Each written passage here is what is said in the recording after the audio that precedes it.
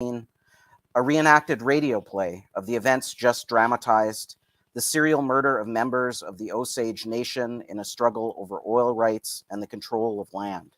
To read the obituary of Molly, played by Lily Gladstone, and underline the way that the film, as critical as it is a form of entertainment. Scorsese traces something conspiratorial, information from both sides of the mouth. I think I'm supposed to be horrified, but I'm numb to the mediation. I let the commentator pre-digest the content for me, and you let me digest that content for you. Deleuze. Repressive forces don't stop people expressing themselves, but rather force them to express themselves. Have I denounced Hamas today? Have I denounced myself today?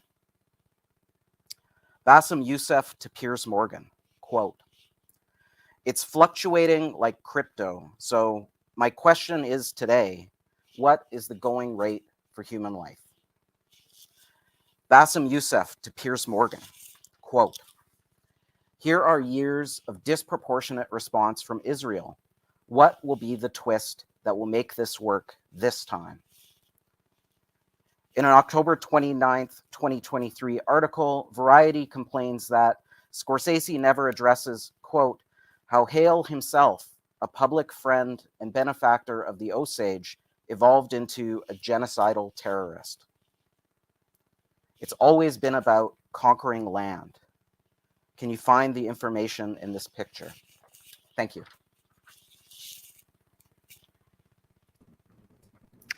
Thanks so much, Ryan. Hope our internet is working okay. Our connection is okay now, and you can hear us. Apparently, you could hear us well, but image has been a little bit not good. Yeah, can people hear us? Unfortunately, the internet seems like it's probably the issue, not the computer. So if you want to go ahead and just turn your camera off and just be on audio, that'll probably help improve the audio quality. And then we can have Zoe go ahead. And you know that the Iranian poet Forough Farrokhzad said it's only voice that remains. So you don't need the image. I will invite Zoe Imani Sharp to read her poem live. And then after that, I will introduce the videos that we're going to air. Zoe. Thank you, Ghazal. Thank you, Ami.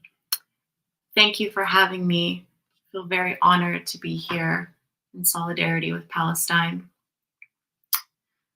I'm going to read two poems, one of my own and one from the late, great Palestinian poet, Zakaria Mohammed, translated by Lina Khalif Tufaha. I'll start with my own. My thoughts near as air, oh apparition. My thoughts skip and skid across their tissue, oh puppeteer. Flying like debris into the night sky, they are dark, dark, darker. Geography's got a body in its bloody mouth. Vesuvius is again at home. The state of cities accelerates scent. I went flying into them. I was a junkie for rushes and departures, driving down the coast of sunshine in the bright corridor of summer. Now there is an orchard. It huddles like a group of sisters. There is so much quiet and uncertainty, so much lostness in the shop fronts, the rayon, the polyester, so much chemical to meanwhile erode. I wish to invite the grid of sensations, that arise in my eye when no mirror is apparent. So much bootleg perfume bursting, called lioness, called pussy, called carry me, called cinnamon street, called carry me, wood, called sweat, carry me, called aftershave, called turmeric and rice, carry me, called choked on chunks of salt, carry me, called ocean, called turquoise, so much held in motion, called carry me home.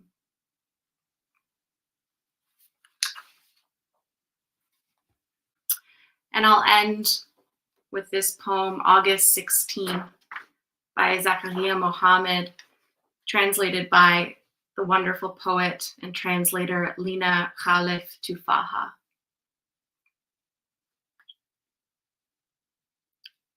I sing of you, migrating heron. I sing of your whiteness and your sauntering gait in fallow land. And I sing of you, resident hoopoe. I sing of your little crown as you gather seeds from a plowed field. This is how I am. My song is confused. It plants one foot in fallow land and another in plowed fields. Sometimes I recite the resident's prayer, other times the prayer of the traveler. Thank you.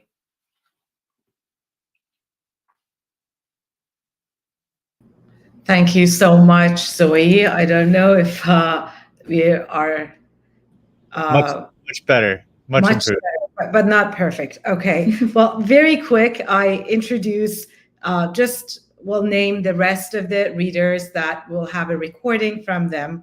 We will hear from Kirby next, and then Sarah Dowling, Ami Jera, who's here with me, will have a video as well that we hear. Joachim Kami Newman and Cassidy McFadzine. And then we will hear again, there'll be videos from Ben Meyerson, Hajer Mirwali, Benjamin DeBoer, Lee Suksi, Amy Lam, and Matteo Slabe Fallen.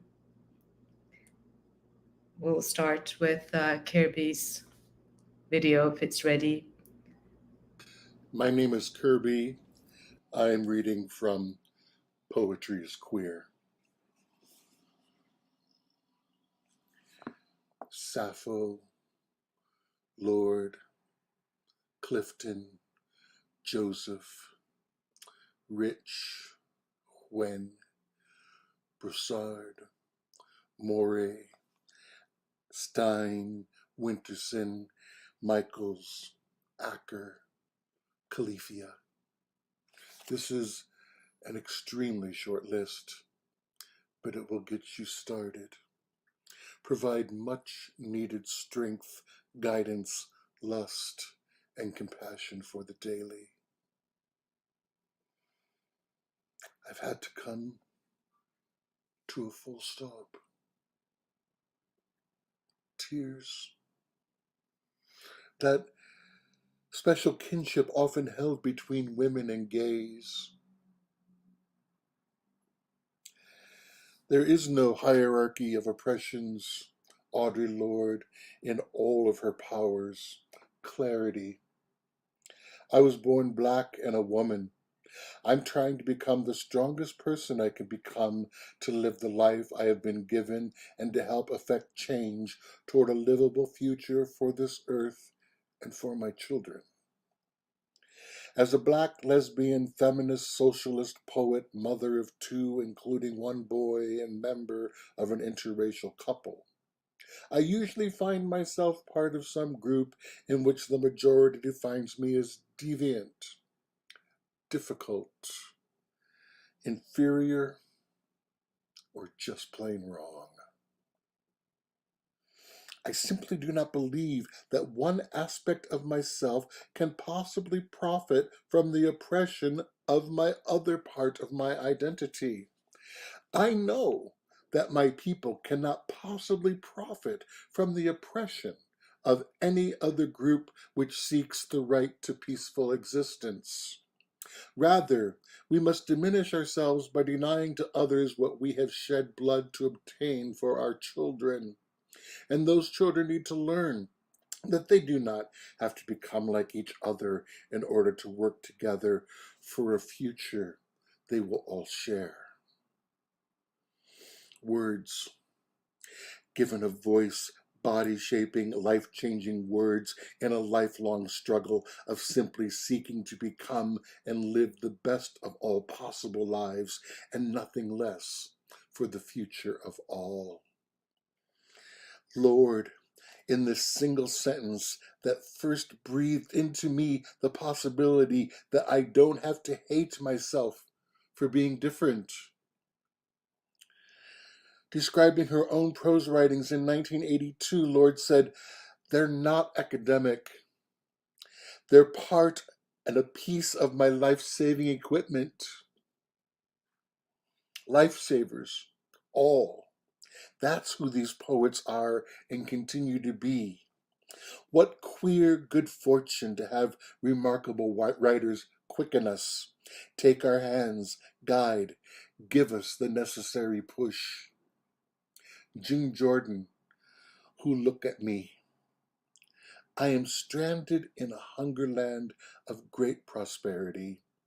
Shelter happens seldomly and like an accident, it stops. No doubt the jail is white where I am born, but black will bail me out. I trust you will remember how we tried to love above the pocket deadly need to please, and how so many of us died there on our knees. I am black, alive, and looking back at you. Adrienne Rich, Heroines. Exceptional, even deviant, the law says you can possess nothing in a world where property is everything. You give up believing in protection, in scripture, in man-made laws. Respectable as you look, you are an outlaw. Hua Wen, fortune cookie, no fortune. Back then, in Vietnam, a mixed child was as good as dead. Remember the small wrapped cakes? They open to see a flower, wet eyelashes. Jeanette Winterston, why be happy when you could be normal? I was a woman. I was a working class woman. I was a woman who wanted to love women without guilt or ridicule. The left has taken a long time to fully include women as independent, as equals, and no longer to unfold women's sexuality into a response to male desire. I felt uncomfortable and sidelined by what I knew of left-wing politics, and I wasn't looking to improve the conditions of my life. I wanted to change my life out of all recognition. I wanted to change my life out of all recognition. A single line, the will to imagine, to not conform, the will to do something completely different, to somehow be in this world. It's not a straight line. It was these women who showed me I had a place at the table, not men, gay or otherwise. And that table was not exclusive, and shouldn't be so now. And Sappho, hear from her wonderful Twitter feed, SapphoBot. And what excites my mind, your laughter glittering. So when I see you for a moment, my voice goes. Because I prayed this word. I want. May you sleep on the breast of your delicate friend.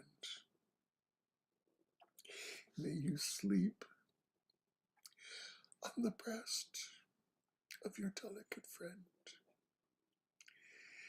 She blazes beckons, coaxes, lights our way.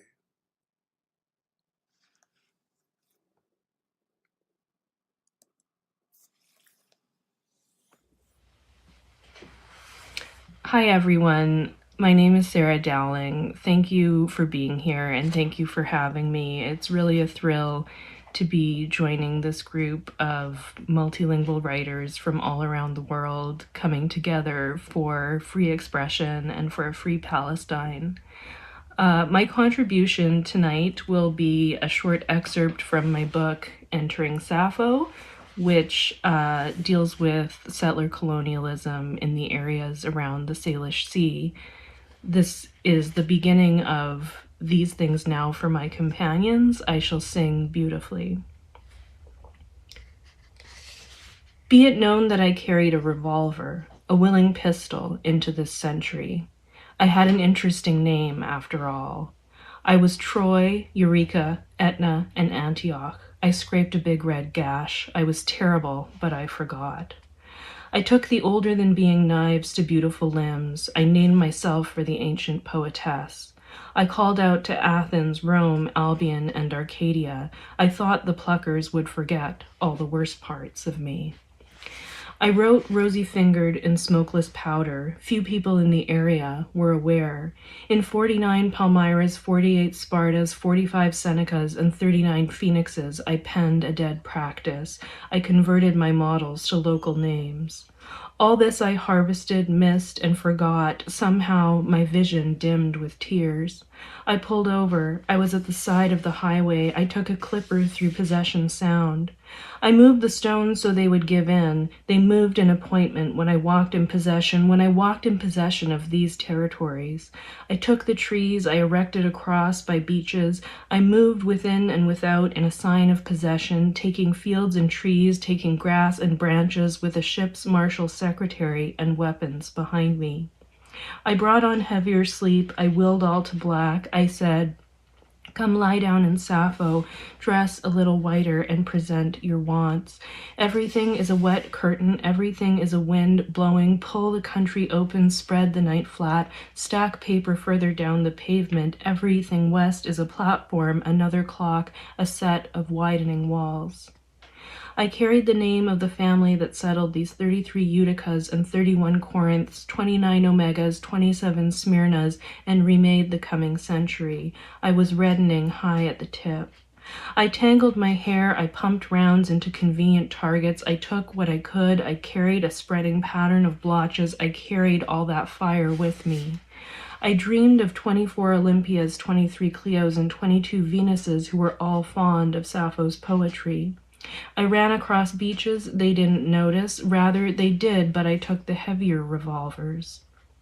In Akron, in Delphi, in Altamont, and Cambria, the apple pickers missed me. I was smokeless, amusingly soft.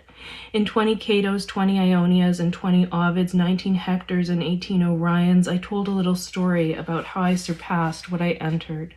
I plucked. I touched that special accuracy of power. I plucked 17 Solons, 17 Atticas, 17 Cincinnatis, 17 Euclids, Platos, Virgils, Ciceros. I was plinking in that terrible somehow. I gashed my own face high at the lips. I thought I was subtle. I was on the topmost branch. I lay down. I said, Free Palestine. Thank you. I'll be reading a Mahmoud Darwish poem, She Has Not Come, first in an Albanian translation, followed by an English translation. Ajo nuk erdhi, dhe me vete thash, as nuk erdhi, as nuk do të vi. Mbrëmjen e sajova si pas shkënjimit tim dhe mungesës së saj. Vika qirin të saj, ndeza dritën, piva gotën e saj të verës, pastaj e theva, dhe ndrova muzikën ritmike të violinave me këngë perse. I thash, nuk do të vish, prandaj do ta hiq kollaren elegante, kështu ndihem më rahat. Do të vish pijamat blu dhe do vërdallosim zbathur. Nëse dëshiron, mund të ulem dhe këmbkryq mbi divan e të haroj. Madje të harroj gjithçka që ka të bëjë me mungesën. I ktheva gjërat që kisha përgatitur për festën tonë brenda ndërsirtare dhe hapa të gjitha dritaret e perdet. Trupi im s'ka asnjë sekret përballë natës, përveç asaj që prisja dhe e humba. Qesha me manin time për të pastruar ajrin për hir të saj. E kisha përfumosur me ujë trëndafili dhe limoni. Nuk do të vi, do ta zhvendos dhe orkidën nga ana e djathtë në të majtë, që ta ndëshkoj për haresen. Mbulova pasqyrën mbi mur me pallton time që të mos shoh shkëlqimin e imazhit të saj e të pendohem. Tash me vete, do t'i harroj dhe citimet e thëna për të ato të gazetet e vjetër, sepse nuk meriton as dhe një poezi, qoftë dhe të vjedhur. E harova, pastaj ushqimin e përgatitur e hëngra në këmbë. Lexova një kapitull nga një libër shkollor rreth planeteve të largëta. Dhe për të harruar mungesën e saj, shkrova një poezi. Këtë poezi. She has not come. She has not come, I said, and she will not come. So I will arrange my evening as befits my disappointment and her absence. I put out the flame of her candles and turned on the electric light. I drank her glass of wine and smashed it. I changed the sound of frenetic violins to Persian songs. I said, she will not come. I will loosen my elegant tie, that's much better, and put on blue pajamas. I will walk barefoot if I want. I will squat down at my ease on her sofa and forget her, and forget everything that is not here. I returned all the things that I got out for our party to their drawers. I opened all my windows and curtains. No secrets in my body as I faced the night, except what I had expected and lost. I laughed at the way I freshened the air for her like a fool. I used rose water and lemon spray. She will not come. I will move her orchid plant from right to left to punish her for her forgetfulness. I covered up the mirror on the wall with a coat so as not to see the radiance of her picture and regret it. I said, I better forget what I quoted for her from the old ghazal, because she does not deserve a poem, not even one that's been plagiarized. I have forgotten her, eaten a quick meal while standing, and I've read a chapter of a school book about remote stars. And I wrote, so as to forget her offense, a poem. This poem. Thank you. Looking in your eyes, I saw time that grows in rings, and through all earthly things, there and back again. And in the desert of hurt, a startle of living green grows from the gravel between now and then. I love you in the span before the gavel's laid, before each grain is weighed into its rightful end. So take me by the hand, and the cards will play their patterns, like wandering without lanterns, or water over wind. Hello, my name is Cassidy McFadden. Thank you to the organizers for putting this together. I'm going to read from Adel Adnan's Janine. We are living within the star-studded perimeter of the nightmare which exacerbates this spring's beauty, a spring inhabited with flowering trees, damp mountains crowned with translucent clouds, and the breeze which keeps itself awake when our eyes lose their way from west to east through the pink hills. Here's the sorrow of the people who are encircled by tanks and incarcerated in the glance of killers who moved through borders which are nothing more than the first lines of their multiple prisons. all that to only aggravate the beauty of a world possessed by another folly, impervious to our predicament. There's a tragic encounter between the death of some and the multiplied life of others, others being the frozen and happy waves of an ocean lowing its pleasure to be born eons before our pitiful consciousness. The difference between that which rots and that which doesn't stop being renewed stares at us. We live in abysses. Elsewhere, the fog engulfs the industrial zones. Emanations from smoke stacks streamlining the horizon fill up the mouths of workers needed but declared undesirable. Gases burn their memories. They forgot that before embarking on the boat they had a name and an address. For their retirement, they will have incurable diseases. Up there on my single mountain, birds emit codified songs, fly in pairs, hit the air with their wings and joy. In our sealed heads, thoughts represent a vomit of poisonous gas and reward themselves. The primordial function of survival is providing excuses for death. That's why nature gave up on us. It remains inaccessible. What we tell about it is a pale reflection of its reality. We made ourselves strangers to our fate, though our childhood showed an exuberant lucidity. What happened to the past? Killers don't stop at the flesh. They aim at the invisible, our former bliss. In the meantime, the universe ages. Billions of years have gone by, and the stars are fighting for life. Their shine is no protection against their ultimate disappearance.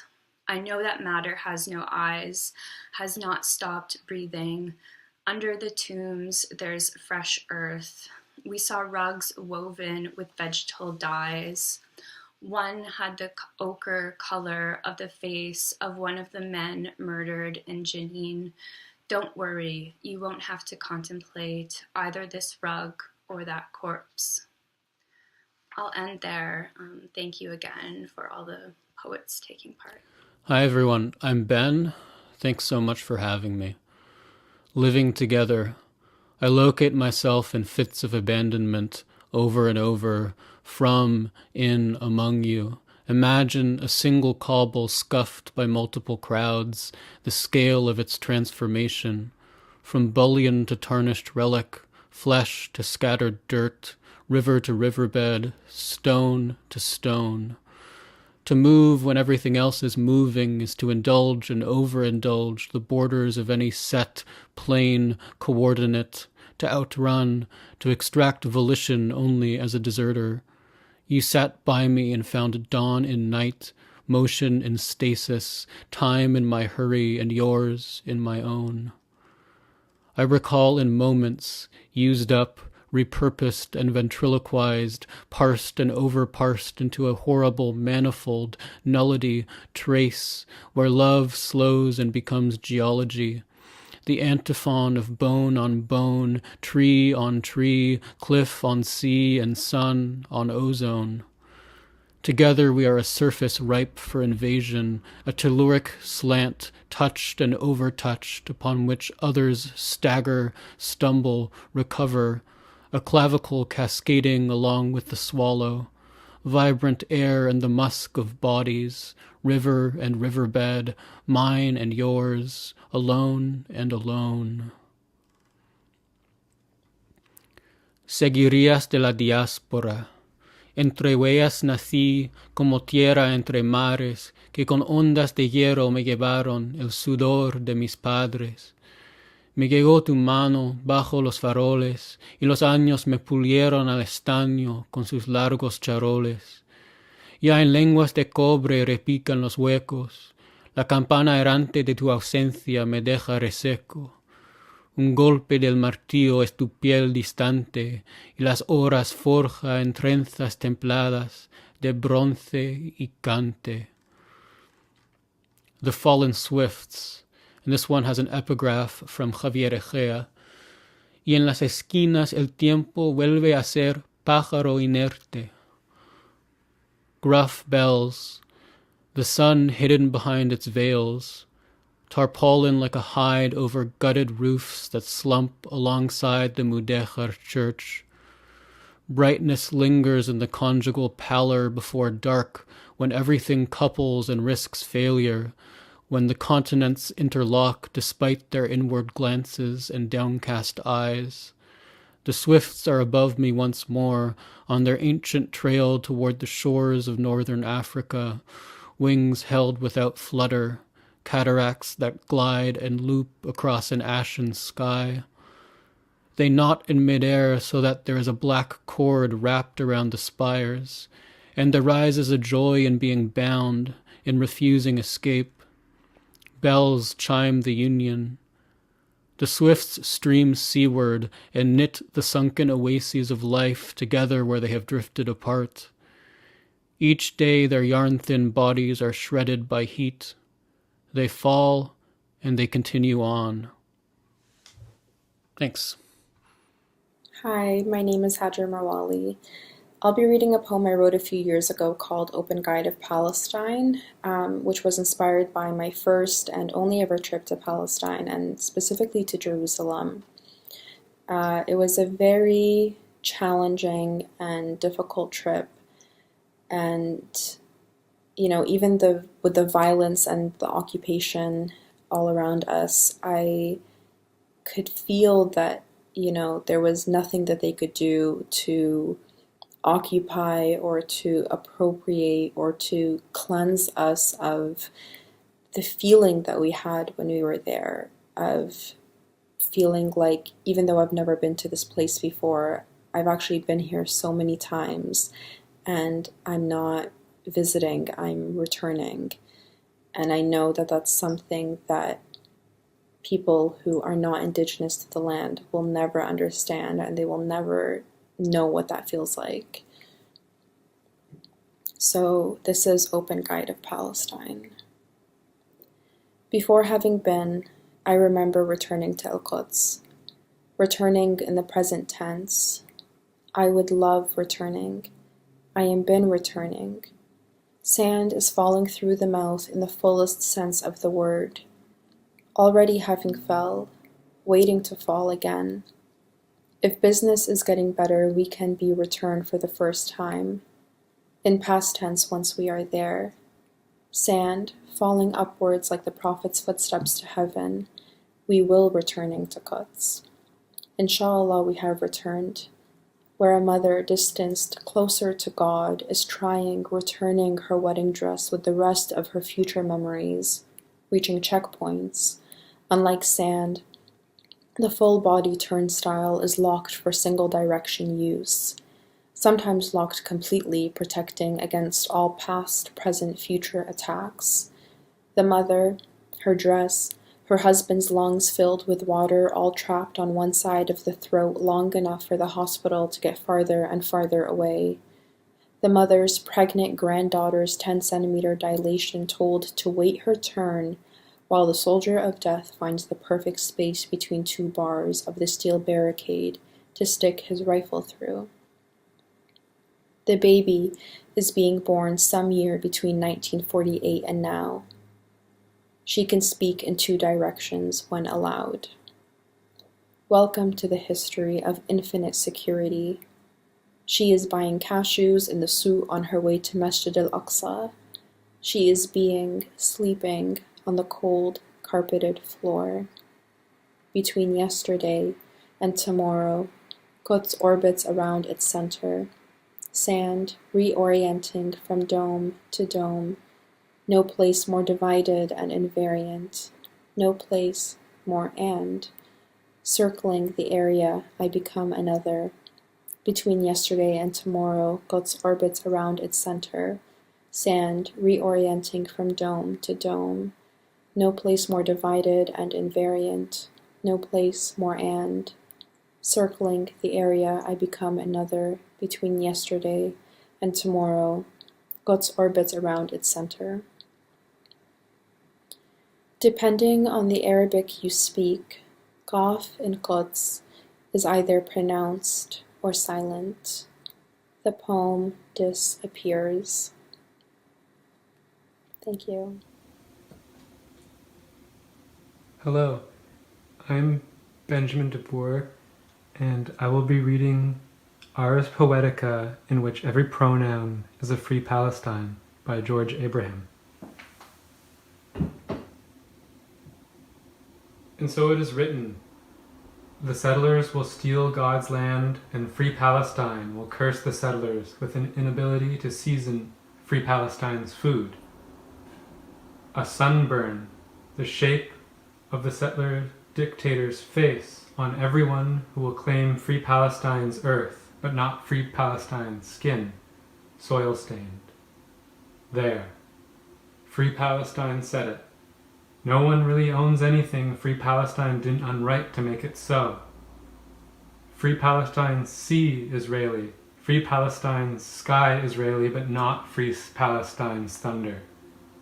The blame will always be free Palestine's, and so this will be called an accurate history. The expense of free Palestine's visibility, willed in bloodied cloth or paper. Free Palestine's longest suicide. Free Palestine will die in jail and become Israeli. Free Palestine will die in protest and become kite on fire. Free Palestine will call Hamas fable of every headline. Israeli falafel so dry, free Palestine could start an intifada with it. Headline: Israeli falafel so dry, free Palestine could free Palestine with it. No, free Palestine will never give free Palestine self a name. Not rooted in upheaval, free Palestine hyphenated by settler flag. Free Palestine hyphenated by settler pronouns. Free Palestine will not pledge allegiance to Arabic or English. Free Palestine will exist in no language. Free Palestine will write poems of olive tree and checkpoint with no free Palestine to be found. Free Palestine will name the violence and never the resurrection, like free Palestine hasn't survived impossible histories to get here. It is written, the blood will be on free Palestine's hands. Might as well paint free Palestine's nails while free Palestine's at it. What? Is this not what free Palestine expected? Did free Palestine not think free Palestine would have the last laugh all along?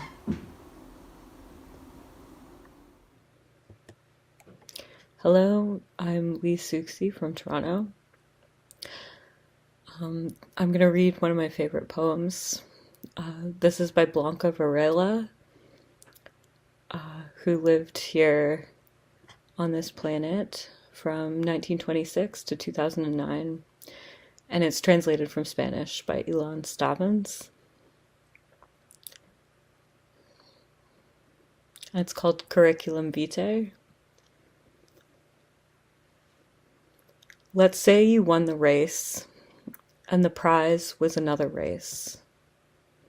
You didn't savor the wine of victory, but your own salt. You never listened to hurrahs, but dog barks, and your shadow, your own shadow, was your only and disloyal competitor.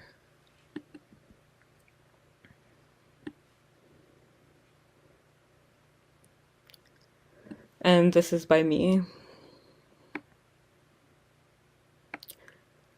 A trillion years before the big rip, you'll pick up the phone and the answer will be proportionate, courteous, generous as bed, a model of conscience that allows you to answer without muteness, without death, without cries, without pleas, without even dreams, but with the kind of conversation held at night between sisters who share a bedroom in the countryside and walk out every morning to swim.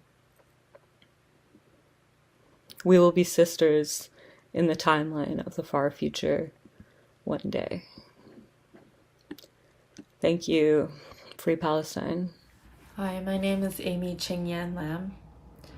I'm grateful to be part of this event in solidarity with the Palestinian people. Before I begin reading, I'd like to reiterate my support for the protesters who have been bringing attention to the complicity of Canadian organizations in the Israeli occupation, specifically Scotiabank Giller Prize and Indigo Books. Drop the charges.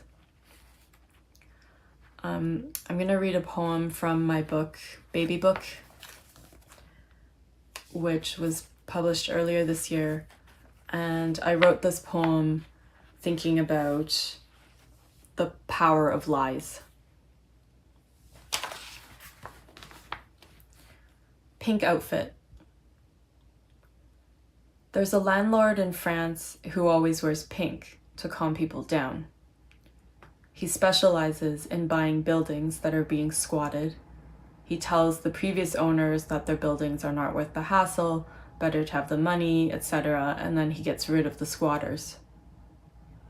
The color of his shirt and pants is directed at the frustrated owners as he offers them a sum that's much less than what they want, and at the angry squatters as he harasses them in their homes. It's also directed at himself in the mirror.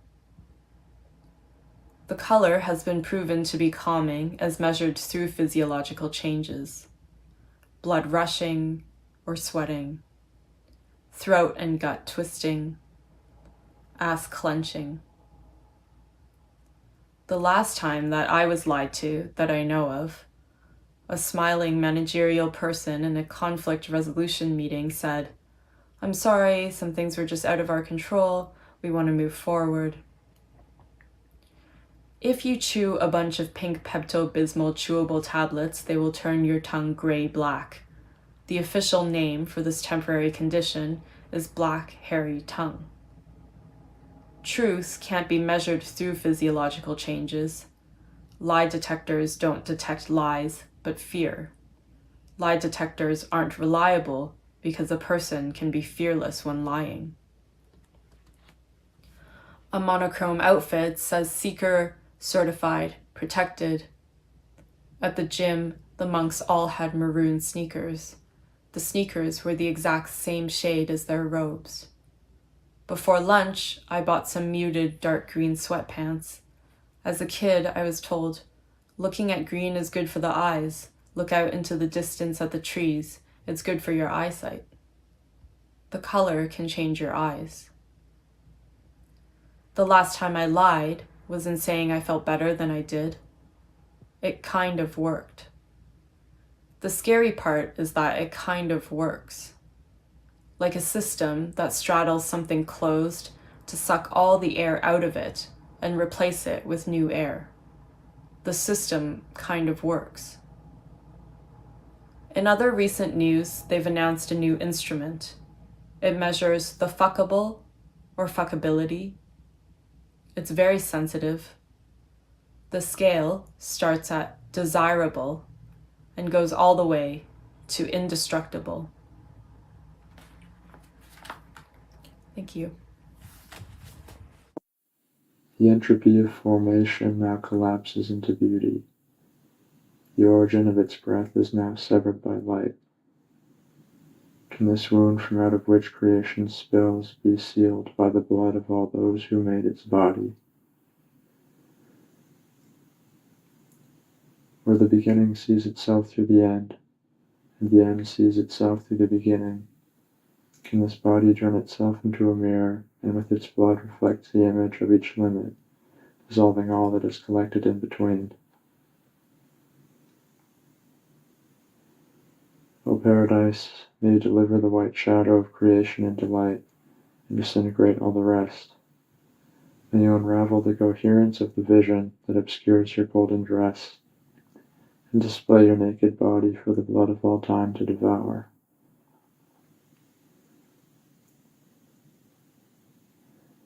Will the origin collapse into infinity, leaving only the creation suspended in its beauty? Will the echoes of this beauty shape the process of rebirth and desecrate its own limits? White shadow turn to light, may you immolate the naked body of creation. May you spread its crystal ashes across the golden dress of paradise, while its beauty hangs across a hollow vertebrae of light that marries the beginning to the end.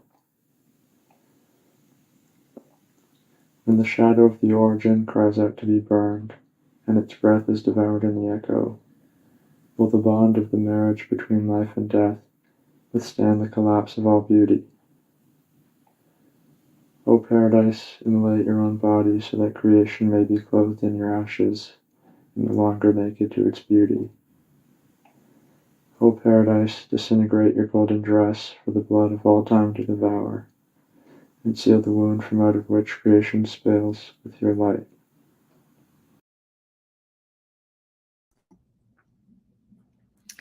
Thank you. And that was it for our recordings for Toronto. I thank all our Toronto readers and apologize for our bad internet connection earlier. I think because perhaps our statement wasn't heard because of the bad connection, we decided to read it again. So Ami, could you please?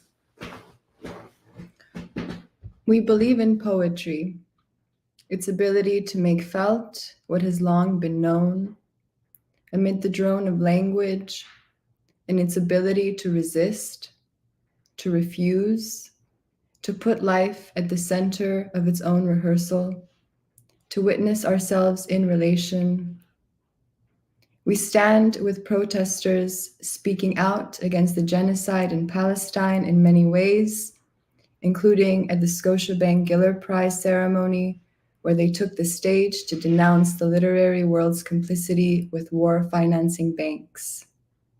We stand by these disruptors alongside 1,700 other writers who signed an open letter demanding these charges be dropped.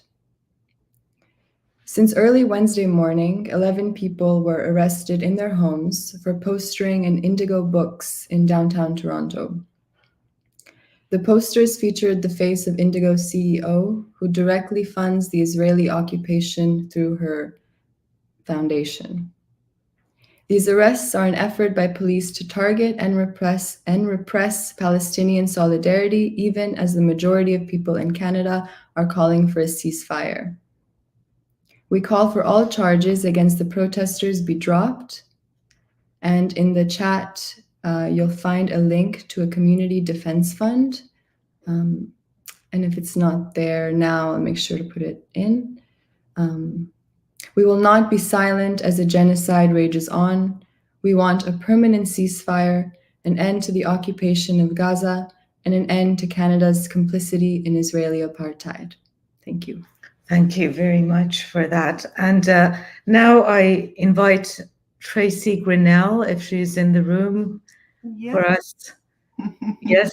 Hi again, Tracy. Thank you, Ami. Thank you for reading that. And Ghazal for the Toronto section. Thank you to all the readers. I also worried about the halfway point. So I just want to acknowledge the tremendous amount of work by the hosts and organizers and all the readers who it's just been so powerful and moving. And our next 12 hours, we'll put a link to the schedule, which Nightboat posted on its blog. And so we can put that in the chat for the next 12 hours, just to give you a little bit of an idea. After the next hour and a half, which will be recorded material, we have readers from Arizona, and then Australia, Afghanistan, Cuba, India and Sri Lanka, Pakistan, Iran, Turkey, and we'll return to Palestine at the 24th hour with Munir again. So I do hope people will stay with us or come and go as you can. So go ahead.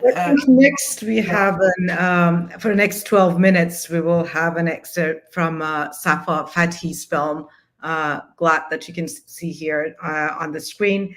The film is called De Tout Cœur, It's only 12 minutes of this film we will see, which is Jacques Derrida's open letter to Palestine that Safa Fatih recorded. And after that, we have In the Shadow Awards by Le Trois Jobran in memoriam of Mahmoud Darwish. Is that right, Tracy? We have Pierre Joris in between, but please introduce and I'll come back after this short film and to introduce Pierre, and then we'll have the Le Trio Gibran and Mahmoud Darwish. Excellent. So yes, we'll see the excerpts of de Tout Coeur by Safa Fatih.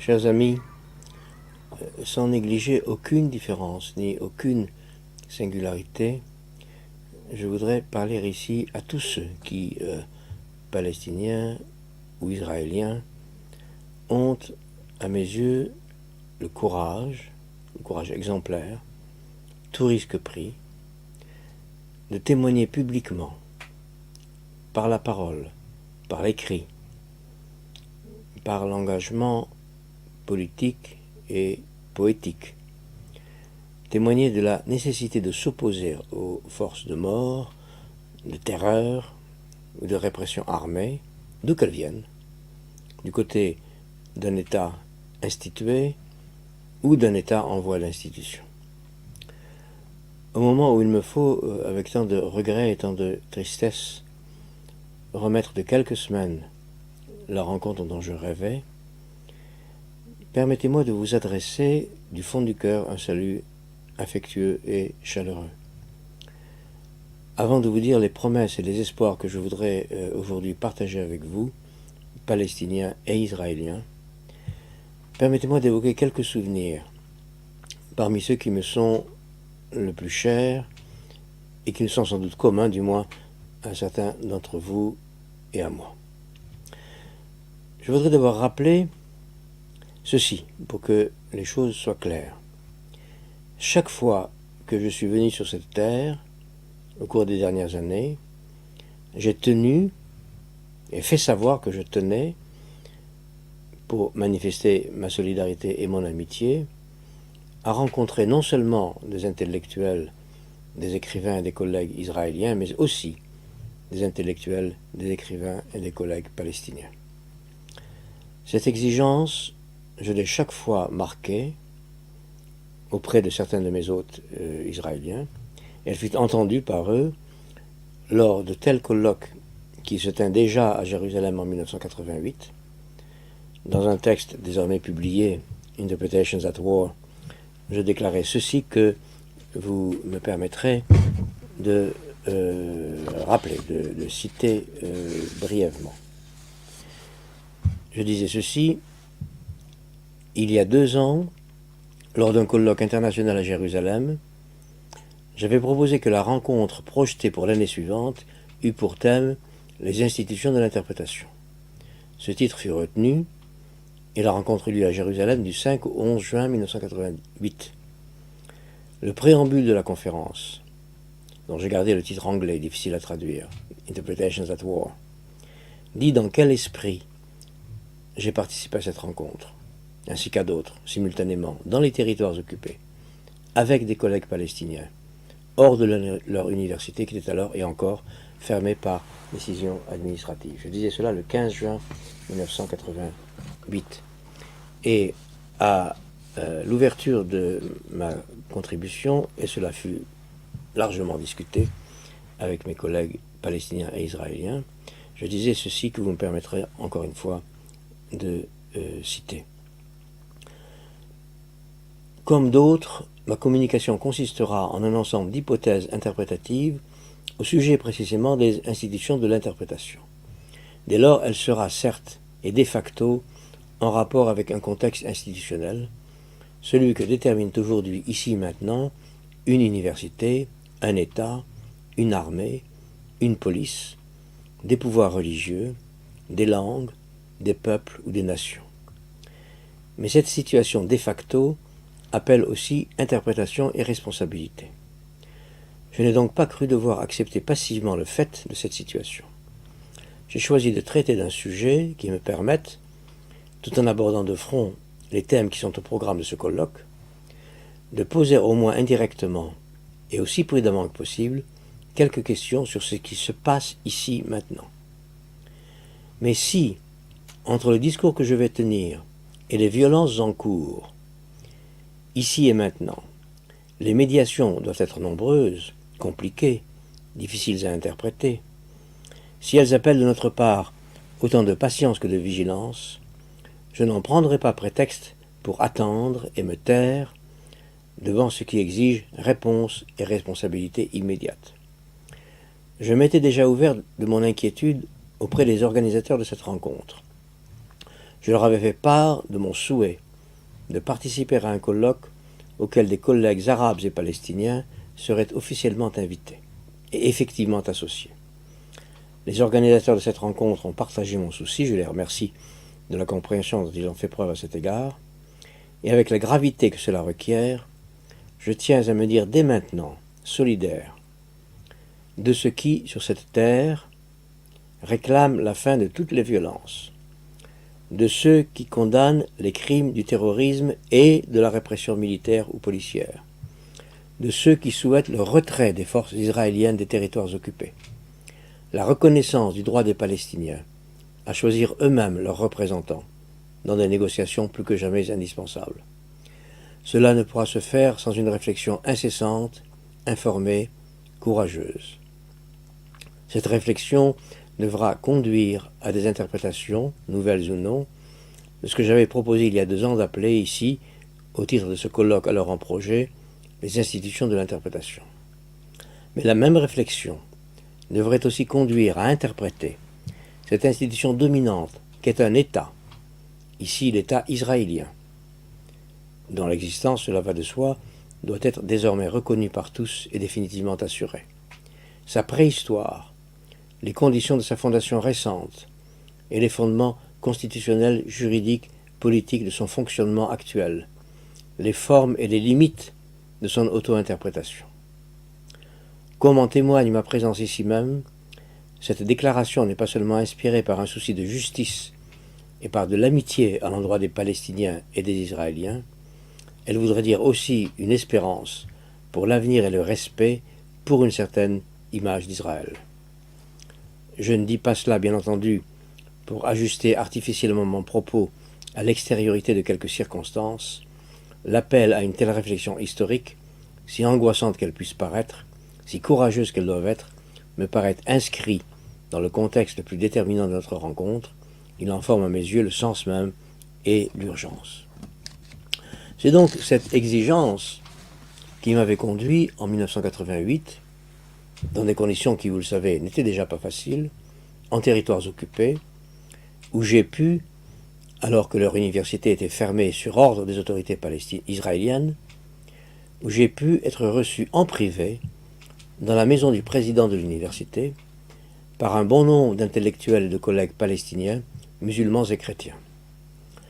Je me rappelle avec émotion et reconnaissance un long après-midi, au cours duquel ils ont pour moi raconté, décrit, analysé leurs souffrances, les limites de toutes sortes qui leur étaient imposées, qu'il s'agisse de passeports, de liberté de déplacement, d'activités pédagogiques ou d'expression politique.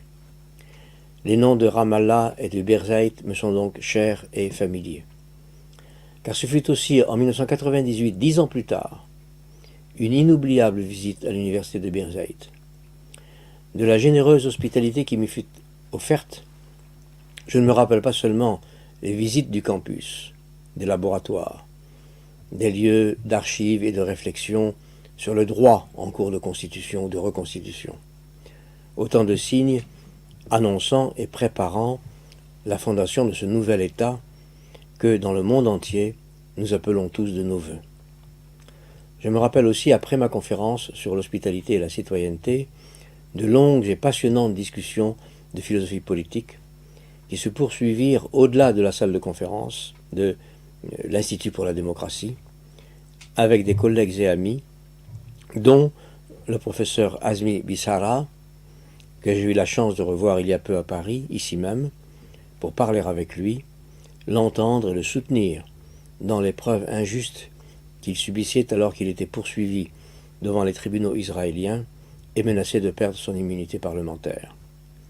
À mon retour il y a 4 ans, sous la forme d'une sorte de carte postale, depuis publiée dans un livre intitulé La Contre-allée, je notais quelques souvenirs. C'est daté de Jérusalem, Tel Aviv, Ramallah, le 11 janvier 1998. Permettez-moi, une fois encore, d'en relire quelques mots aujourd'hui. Je disais donc dans cette carte postale,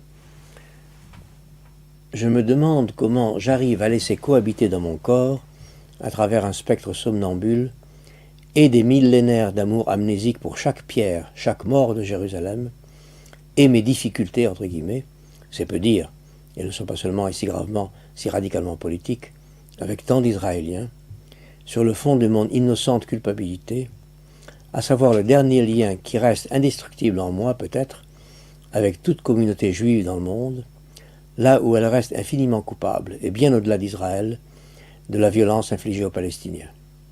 Et mon alliance avec la cause palestinienne, et mon affection, ma compassion sans limite pour tant de Palestiniens et d'Algériens. Énorme sujet de méditation dont je ne peux rien vous dire dans une lettre. Conférence sur le pardon, encore à Jérusalem, une autre mais au fond la même qu'en Pologne à la veille d'Auschwitz, puis une sorte de show organisé par eux dans un grand auditorium de Tel Aviv, 2000 personnes, pour m'entendre parler de « les étrangers que nous sommes » en anglais. Débat relativement paisible, il y avait là des Palestiniens, et à Jérusalem et à Tel Aviv. Conversation avec Pérez le lendemain, je vous le décrirai dans son bureau, avant de danser toute la nuit chez des amis. Le lendemain matin, très tôt, en route vers la Palestine, passage des checkpoints vers Ramallah, l'ami palestinien me dit en souriant amèrement que ces checkpoints, ces chibolettes de la police israélienne, rendent l'entrée à Jérusalem plus difficile qu'avant le peace process. Remarquable discussion à l'université de Birzeit, Institut pour la démocratie, après la conférence sur l'hospitalité et la citoyenneté, avec des collègues palestiniens qui souffrent et résistent de tous les côtés. L'actuel gouvernement israélien, l'autorité palestinienne, les islamistes fondamentalistes, la conspiration internationale.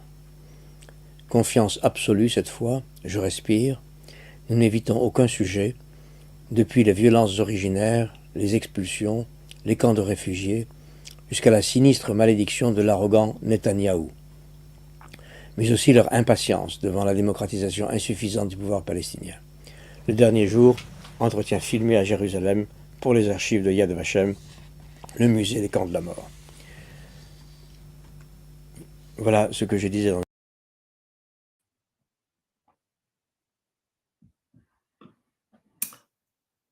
Hi, I'm going to introduce recording of Pierre Joris reading, which I was very happy to include. He was able to send, so I'll read a brief introduction. Poet, editor, and translator Pierre Joris was born in Strasbourg, France, and raised in the town of Ettelbruck, Luxembourg. He has lived throughout the United States, Europe, and North Africa. His editorial projects include the first 2 volumes of Poems for the Millennium, the University of California Book of Modern and Postmodern Poetry, co-edited with Jerome Rothenberg, as well as Poems for the Millennium, Volume 4, the University of California Book of North African Literature, co-edited with Habib Tangour. Joris has translated numerous authors into both English and French, including Safa Fati, Habib Tangour, Abdelwahab Madeb, Edmond Javez, and many others. He has published numerous translations of the work of Paul Celan and is the author of over 30 books of poetry. After Pierre's reading, which is under 10 minutes, we will go to a video, In the Shadow of Words, Le Trio Gibran in memoriam of Mahmoud Darwish. Thank you.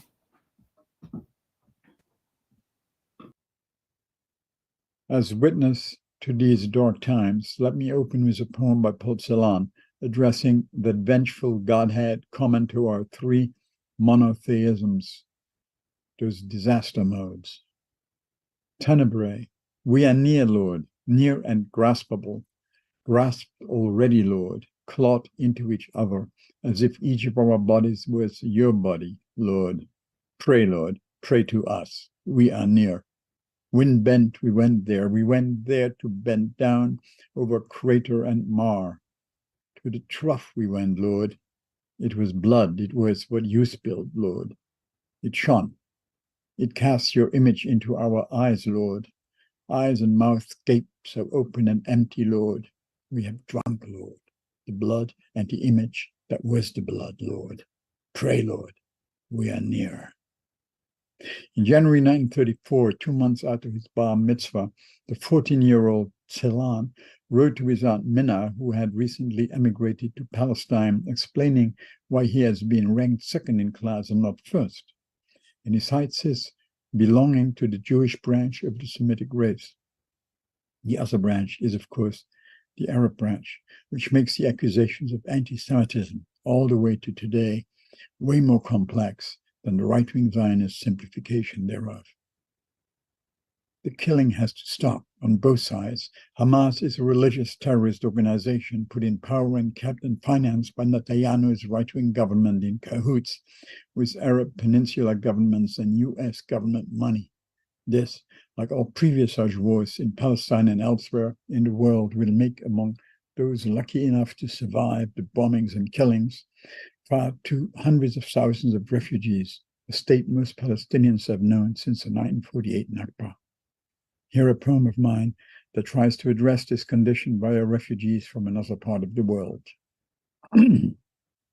Sudanese saying, one of the non-bourgeois of Calais on one of the last days of the great emptying, i.e. the shameless hiding of the eyesore Calais refugee camps called the jungle, where jungle is a translation of Pashto Zangal, meaning forest. One of the non-bourgeois of Calais reported a Sudanese saying to object to the refugees' dispersal, a saying that says solidarity alleviates pain. And this is how it goes. If we die all together, death is a feast. But let me close with the words of Palestinian poet Mahmoud Darwish from the opening chapter of his prose narrative, Memory of Forgetfulness. Out of one dream, another dream is born. Are you well? I mean, are you alive? How did you know I was just this moment laying my head on your knee to sleep? Because you woke me up when you stood in my belly. I knew then I was your coffin. Are you alive? Can you hear me? Does it happen much that you awaken from one dream by another, itself the interpretation of the dream? Here it is, happening to you and to me.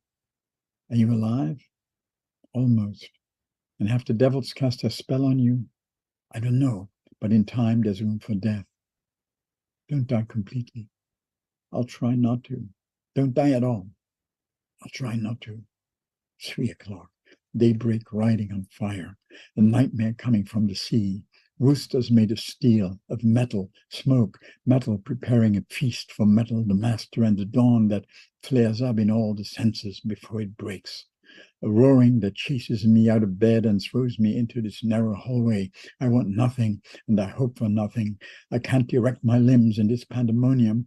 No time for caution and no time for time. If I only knew, if I knew how to organize the crush of this death that keeps pouring forth. If only I knew how to liberate the screams held back in a body that no longer feels like mine from the sheer effort spent to save itself in this uninterrupted chaos of shells. Enough, enough, I whisper, to find out if I can still do anything that will guide me to myself and point to the abyss opening in 6 directions. I can't surrender to this fate and I can't resist it. Still that howls, only to have other steel bark back. The fever of metal is the song of this dawn. What if this inferno were to take a 5-minute break and then come what may? Just 5 minutes, I almost say 5 minutes only, during which I could make my one and only preparation and then ready myself for life or death. Will 5 minutes be enough? Yes, enough for me to sneak out of this narrow hallway, open to bedroom, study, and bathroom with no water, open to the kitchen into which for the last hour I've been ready to spring, but unable to move. I'm not able to move at all. I want the aroma of coffee. I need 5 minutes. I want a 5-minute truce for the sake of coffee. I have no personal wish other than to make a cup of coffee. With this madness, I define my task and my aim. All my senses are on their mark, ready at the call to propel my thirst in the direction of the one and only goal, coffee. The dawn, made of lead, is still advancing from the direction of the sea, riding on sounds I haven't heard before. The sea has been entirely packed into stray shelves. It is changing its marine nature and turning into metal. Does death have all these names? We said we'd leave. Why then does this red, black, gray rain keep pouring over those leaving or staying, be they people, trees, or stones? We said we'd leave. By sea, they asked. By sea, we answered. Why then are they arming the foam and waves with this heavy artillery? Is it to hasten our steps to the sea? But first they must break the siege of the sea. They must clear the last path for the last thread of our blood. But that too they won't do. So we won't be leaving. I'll go ahead then and make the coffee. Killing must stop. A ceasefire now. Peace can only be achieved via a two-state solution. Thank you. With gratitude to Pierre Juris for his poem. And now we will have a video for the next hour, In the Shadow of Words, by Le Trio Jobran in memoriam of Mahmoud Darwish. And then after the film, we will go to Tucson, Arizona with Farid Matouk and the group of poets that he will introduce. Now In the Shadow of Words.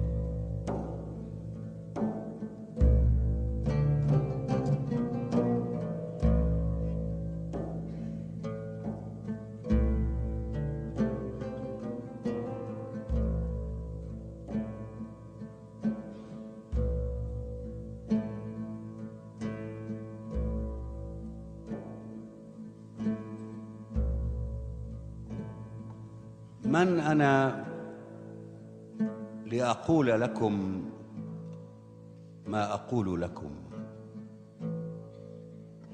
وأنا لم أكن حجراً صقلته المياه فأصبح وجها، ولا قصباً ثقبته الرياح فأصبح نايا. أنا لاعب النرد، أربح حيناً وأخسر حيناً. أنا مثلكم أو أقل قليلاً.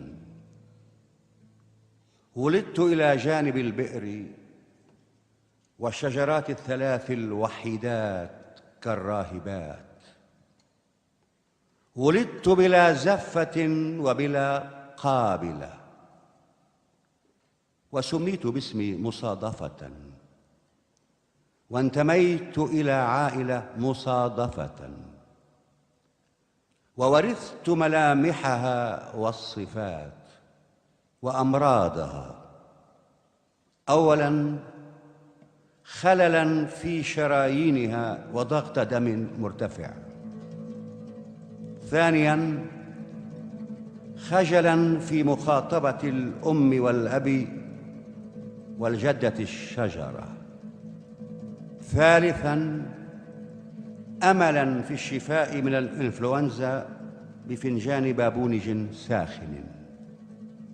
رابعا، كسلا في الحديث عن الظبي والقبرة.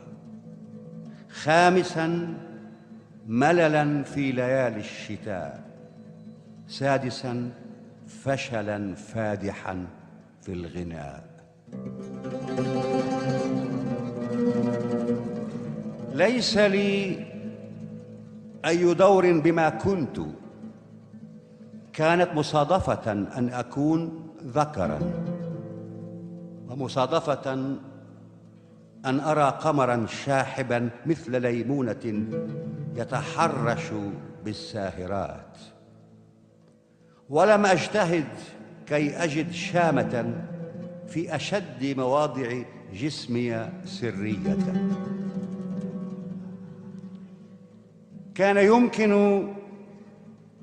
أن لا أكون، كان يمكن أن لا يكون أبي قد تزوج أمي مصادفة، أو أكون مثل أختي التي صرخت ثم ماتت ولم تنتبه إلى أنها ولدت ساعة واحدة ولم تعرف الوالدة، أو كبيض حمام تكسر قبل انبلاج فراخ الحمام من الكلف. كانت مصادفة أن أكون أنا الحي في حادث الباص، حيث تأخرت عن رحلة المدرسية لأني نسيت الوجود وأحواله عندما كنت أقرأ في الليل قصة حب تقمصت دور المؤلف فيها ودور الحبيب الضحية، فكنت شهيد الهوى في الرواية والحي في حادث السير.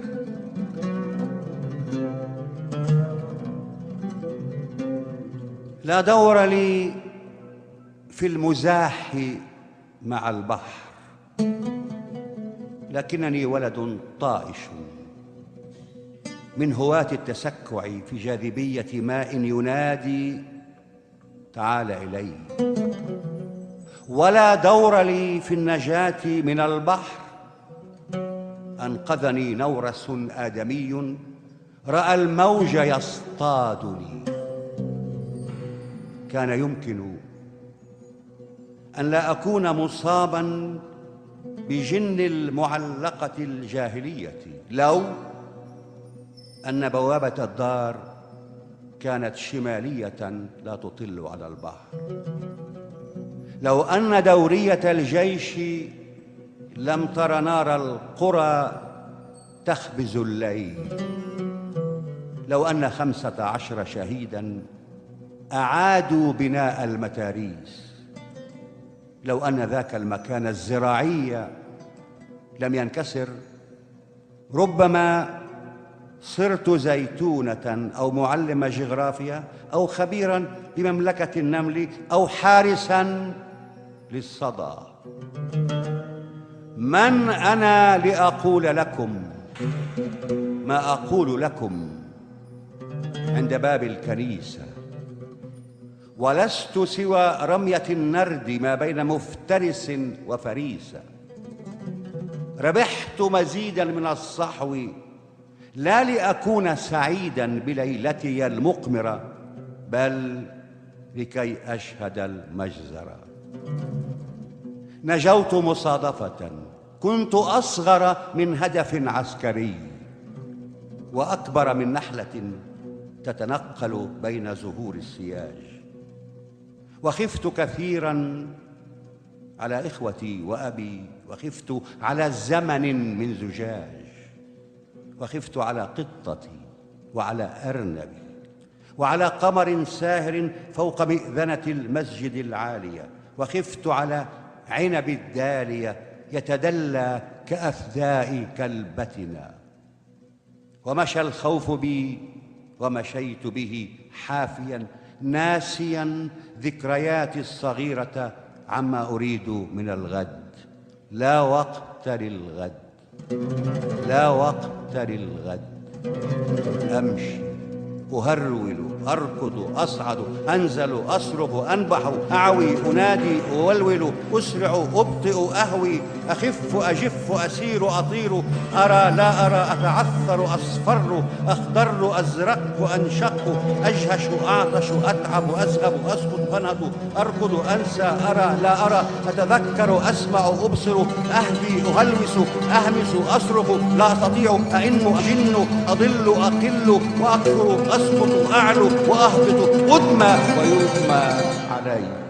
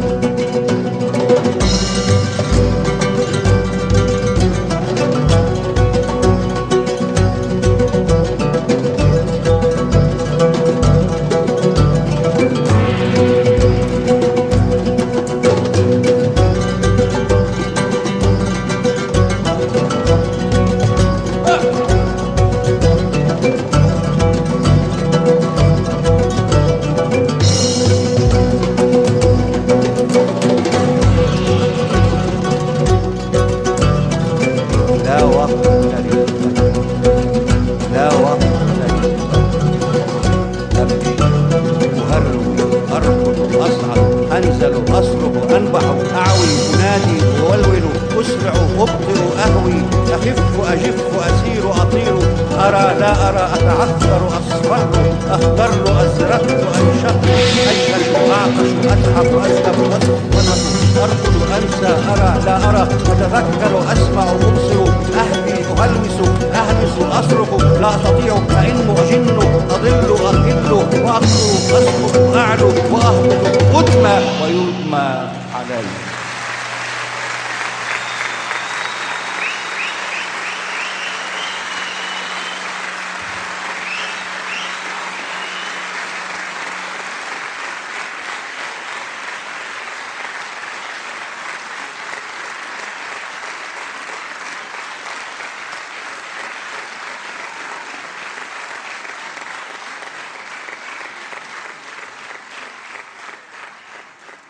ومن حسن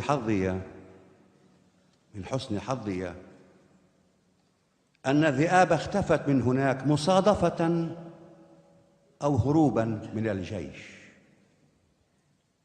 لا دور لي في حياتي سوى أنني عندما علمتني تراتيلها قلت هل من مزيد، وأوقدت قنديلها ثم حاولت تعديلها.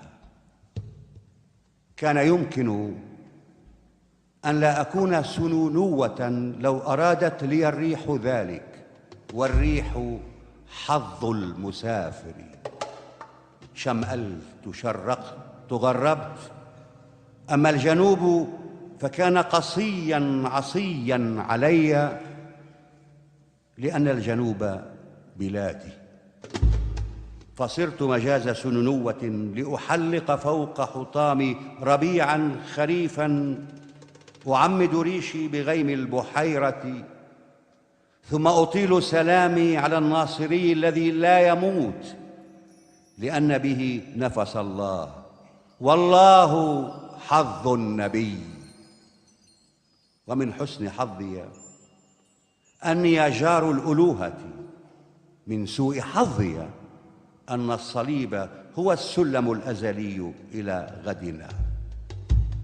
من أنا لأقول لكم ما أقول لكم؟ من أنا؟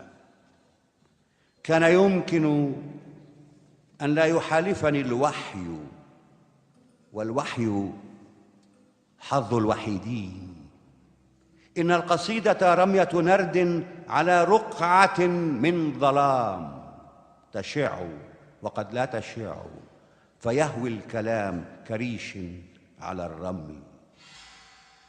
لا دور لي في القصيدة غير امتثالي لإيقاعها، حركات الأحاسيس، حسا يعدل حسا، وحدسا ينزل معنى، وغيبوبة في صدى الكلمات، وصورة نفس التي انتقلت من أنايا إلى غيرها، واعتمادي على نفسي وحنيني إلى النبع. لا دور لي في القصيدة إلا إذا انقطع الوحي، والوحي حظ المهارة إذ تجتهد. كان يمكن ألا أحب الفتاة التي سألتني كم الساعة الآن لو لم أكن في طريقي إلى السينما. كان يمكن أن لا تكون خلاصية مثل ما هي، أو خاطراً غامقاً مبهما. هكذا تولد الكلمات. أدرب قلبي على الحب كي يسع الورد والشوك. صوفية مفرداتي، وحسية رغباتي. ولست أنا من أنا الآن إلا إذا التقت الاثنتان، أنا وأنا الأنثوية. يا حب، ما أنت؟ كم أنت ولا أنت؟ يا حب، هب علينا عواصف رعدية كي نصير إلى ما تحب لنا من حلول السماوي في الجسدي. وذب في مصب يفيض من الجانبين، فأنت وإن كنت تظهر أو تتبطن لا شكل لك، ونحن نحبك حين نحب مصادفة. أنت حظ المساكين.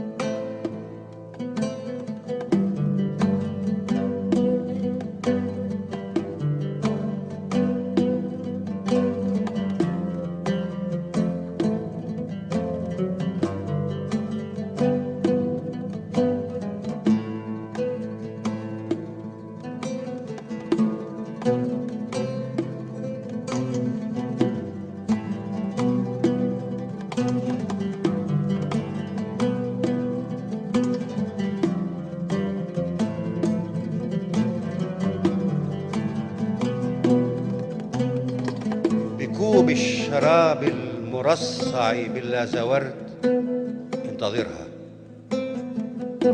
على بركة الماء حول المساء وزهر الكولونيا انتظرها.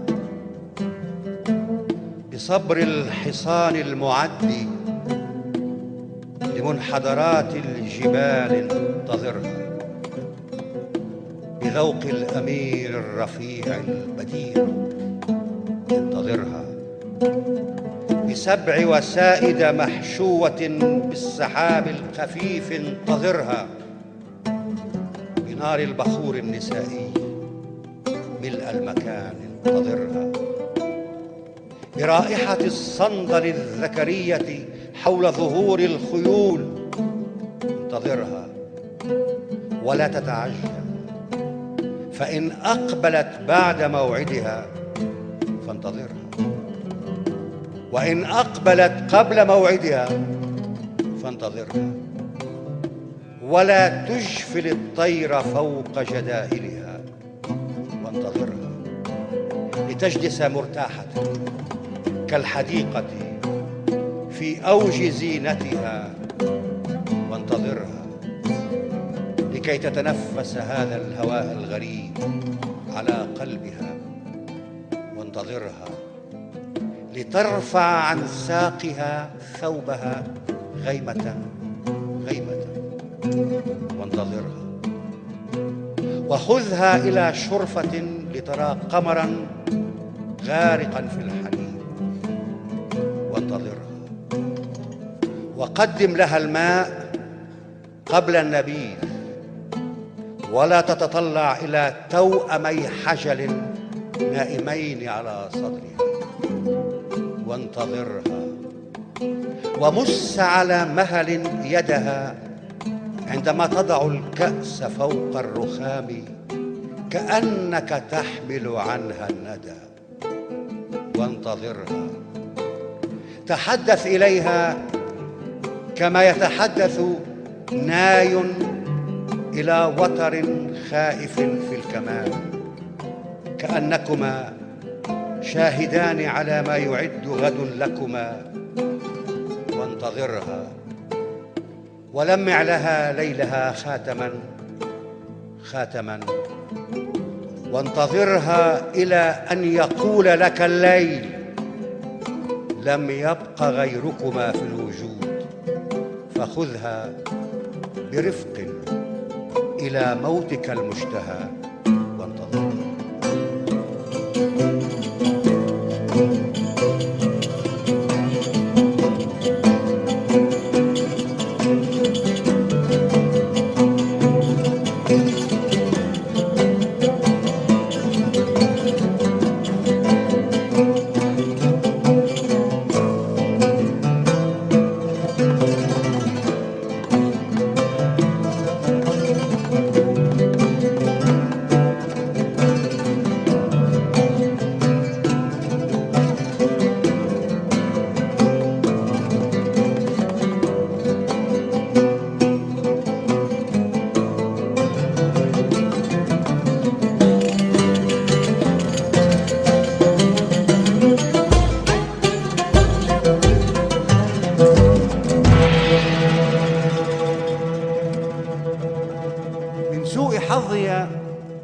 أني نجوت مرارا من الموت حبا، ومن حسن حظي أني ما زلت حيا لأدخل في التجربة.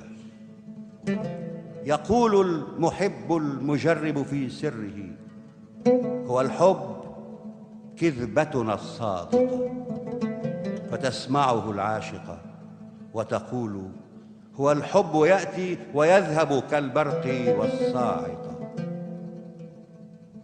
للحياة أقول: على مهلك انتظريني إلى أن تجف الثمالة في قدحي. في الحديقة ورد مشاع ولا يستطيع الهواء الفكاك من الوردة. انتظريني لئلا تفر العنادل مني فأخطئ في اللحن. في الساحة المنشدون يشدون أوتار آلاتهم لنشيد الوداع.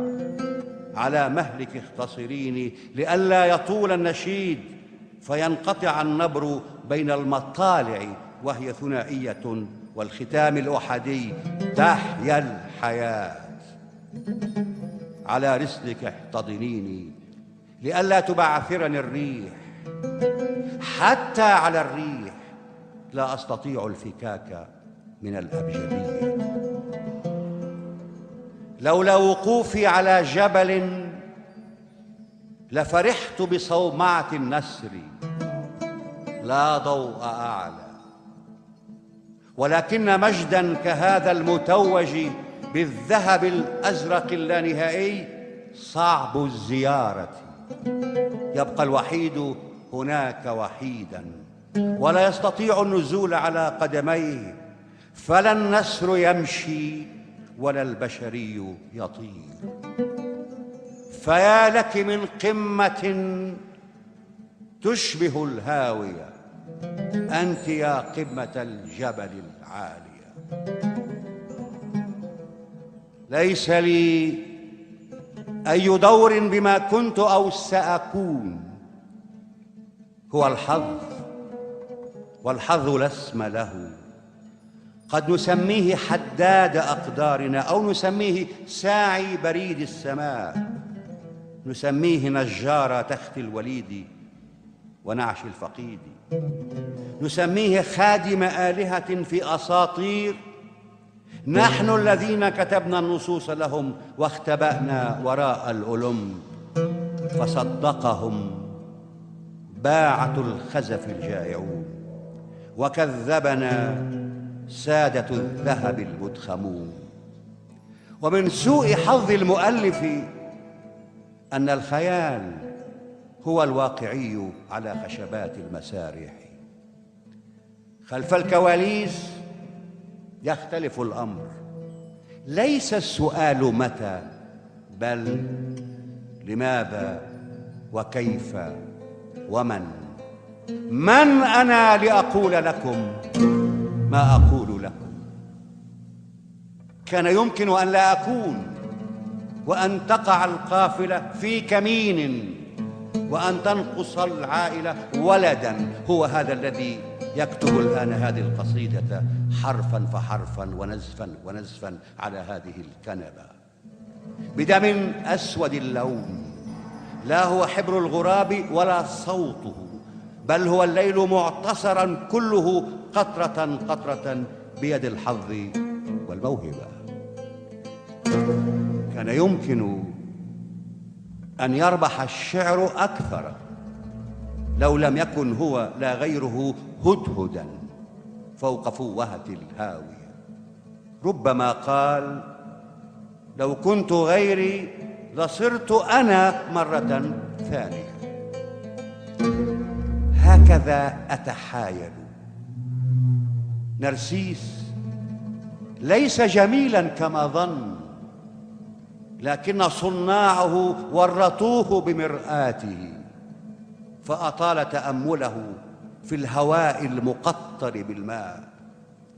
لو كان في وسعه أن يرى غيره لأحب فتاة تحملق فيه وتنسى الأيائل تركض بين الزنابق والأقحوال. ولو كان أذكى قليلا لحطم مرآته ورأى كم هو الآخرون. ولو كان حرا لما صار أسطورة. والسراب كتاب المسافر في البيد، لولا السراب لما واصل السير بحثا عن الماء. هذا سحاب يقول ويحمل إبريق آماله بيد، وبأخرى يشد على خصره ويدق خطاه على الرمل كي يجمع الغيم في حفرة. والسراب يناديه، يغويه، يخدعه، ثم يرفعه فوق. اقرأ إذا ما استطعت القراءة، واكتب إذا ما استطعت الكتابة. يقرأ ماء ماء ماء ويكتب سطرا على الرمل لولا السراب لما كنت حيا إلى الآن.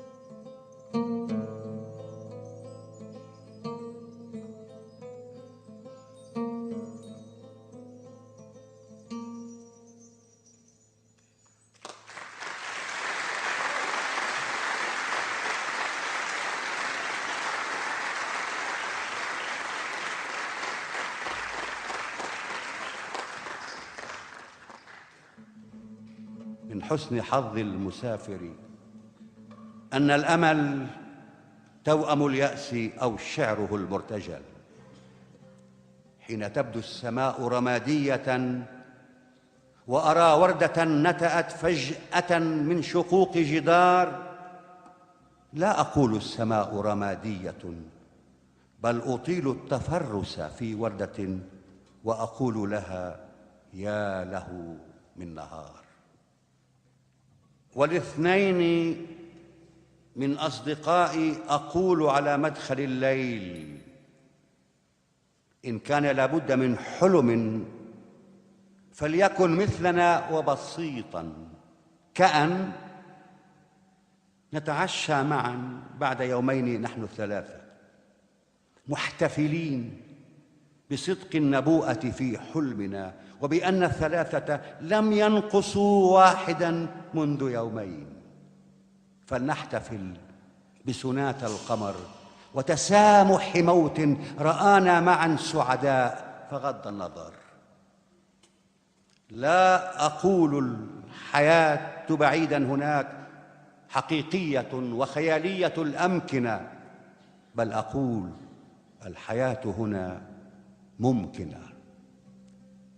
ومصادفة صارت الأرض أرضا مقدسة، لا لأن بحيراتها ورباها وأشجارها نسخة عن فراديس علوية، بل لأن نبياً تمشى هناك وصلى على صخرة فبكت وهو التل من خشية الله مغمى عليه.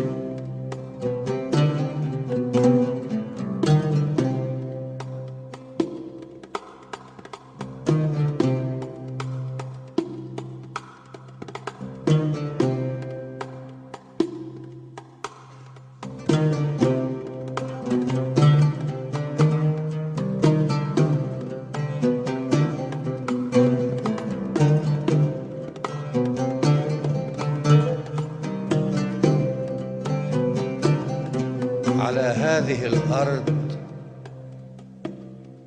ما يستحق الحياة، على هذه الأرض ما يستحق الحياة. تردد إبريل، رائحة الخبز في الفجر، تعويذة امرأة للرجال، كتابات أسخيليوس، أول الحب، عشب على حجر، أمهات يقفن على خيط ناي، وخوف الغزاة من الذكريات. على هذه الأرض ما يستحق الحياة.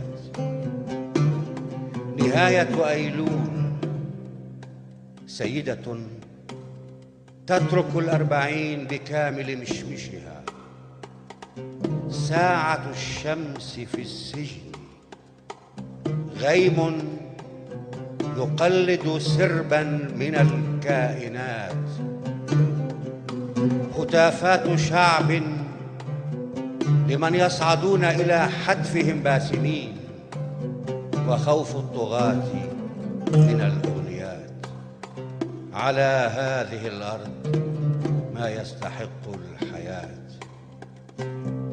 على هذه الأرض سيدة الأرض، أم البدايات، أم النهايات، كانت تسمى فلسطين، صارت تسمى فلسطين.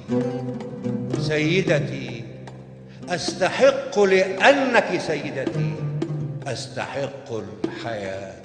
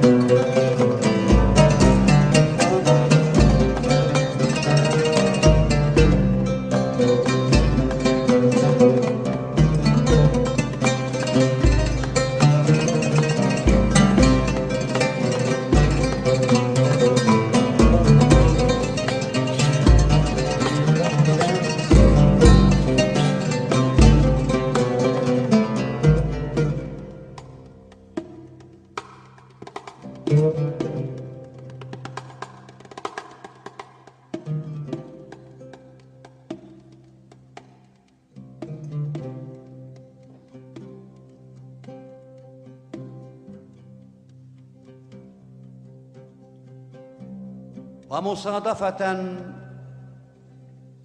صار منحدر الحقل في بلد متحفا للهباء، لأن ألوفا من الجند ماتت هناك من الجانبين دفاعا عن القائدين اللذين يقولان هيا وينتظران الغنائم في خيمتين حريريتين من الجهتين.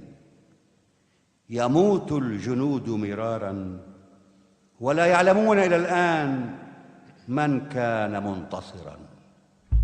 ومصادفة عاش بعض الرواة وقالوا لو انتصر الآخرون على الآخرين لكانت لتاريخنا البشري عناوين أخرى. أحبك خضراء يا أرض خضراء، تفاحة تتموج في الضوء والماء. خضراء ليلك أخضر فجرك أخضر، فلتزرعيني برفق يد الأم في حفنة من هواء. أنا بذرة من بذورك خضراء. أحبك خضراء يا أرض خضراء، تفاحة تتموج في الضوء والماء. خضراء ليلك أخضر فجرك أخضر، فلتزرعيني برفق يد الأم في حفنة من هواء. أنا بذرة من بذورك خضراء. تلك القصيدة ليس لها شاعر واحد، كان يمكن أن لا تكون غنائية. من أنا لأقول لكم ما أقول لكم؟ كان يمكن أن لا أكون أنا من أنا، كان يمكن أن لا أكون هنا، كان يمكن أن تسقط الطائرة بي صباحا. من حسن حظي أني نؤوم الضحى فتأخرت عن موعد الطائرة. كان يمكن أن لا أرى الشام والقاهرة ولا متحف اللوفر والمدن الساحل. كان يمكن لو كنت أبطأ في المشي أن تقطع البندقية ظلي عن الأرزة الساحل. كان يمكن لو كنت أسرع في المشي أن أتشظى وأصبح خاطرة عابرة. كان يمكن لو كنت أسرف في الحلم أن أفقد الذاكرة. ومن حسن حظي أني أنام وحيدا فأصغي إلى جسدي وأصدق موهبتي في اكتشاف الألم، فأنادي الطبيب قبيل الوفاة ب10 دقائق. 10 دقائق تكفي لأحيا مصادفة وأخيب ظن العدم. من أنا لأخيب ظن العدم؟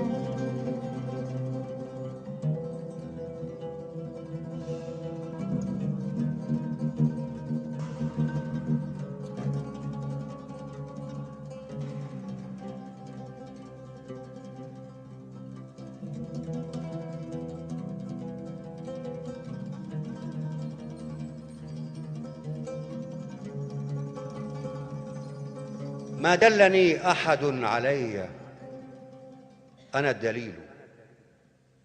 أنا الدليل إلي بين البحر والصحراء. من لغتي ولدت على طريق الهند بين قبيلتين صغيرتين عليهما قمر الديانات القديمة والسلام المستحيل،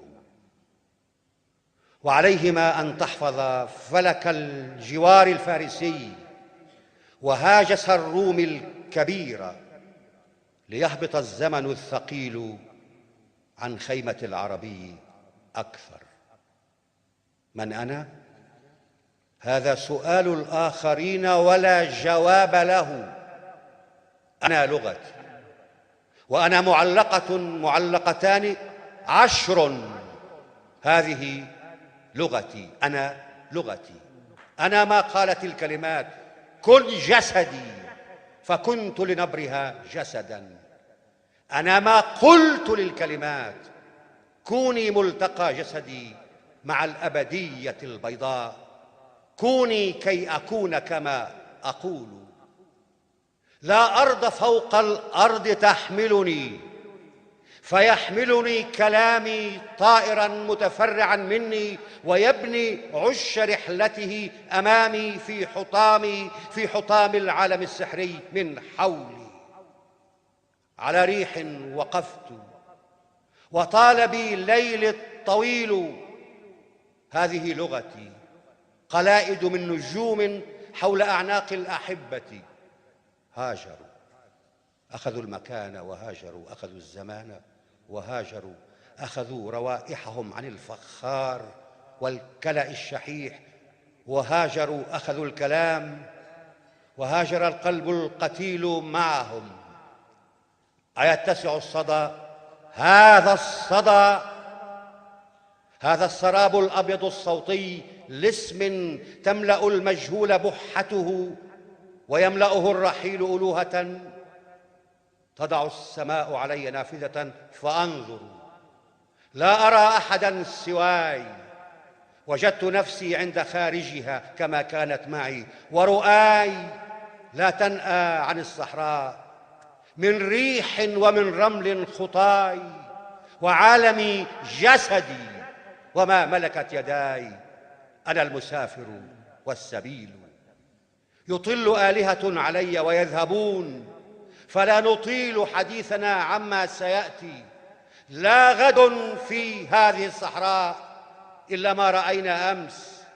فلأرفع معلقتي لينكسر الزمان الدائري ويولد الوقت الجميل. ما أكثر الماضي يجيء غدا. تركت لنفسها نفسي التي امتلأت بحاضرها، وأفرغني الرحيل من المعابد. للسماء شعوبها وحروبها، أما أنا فلي الغزالة زوجة، ولي النخيل معلقات في كتاب الرمل. ماض ما أرى، للمرء مملكة الغبار وتاجه.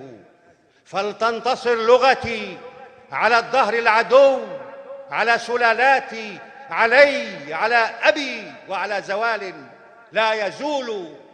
هذه لغتي ومعجزتي، عصا سحري، حدائق بابل ومسلتي، وهويتي الأولى، ومعدني الصقيل. ومقدس العربي في الصحراء يعبد ما يسيل من القوافي كالنجوم على عباءته. ويعبد ما يقول. لا بد من نثر، إذن لا بد من نثر لينتصر الرسول.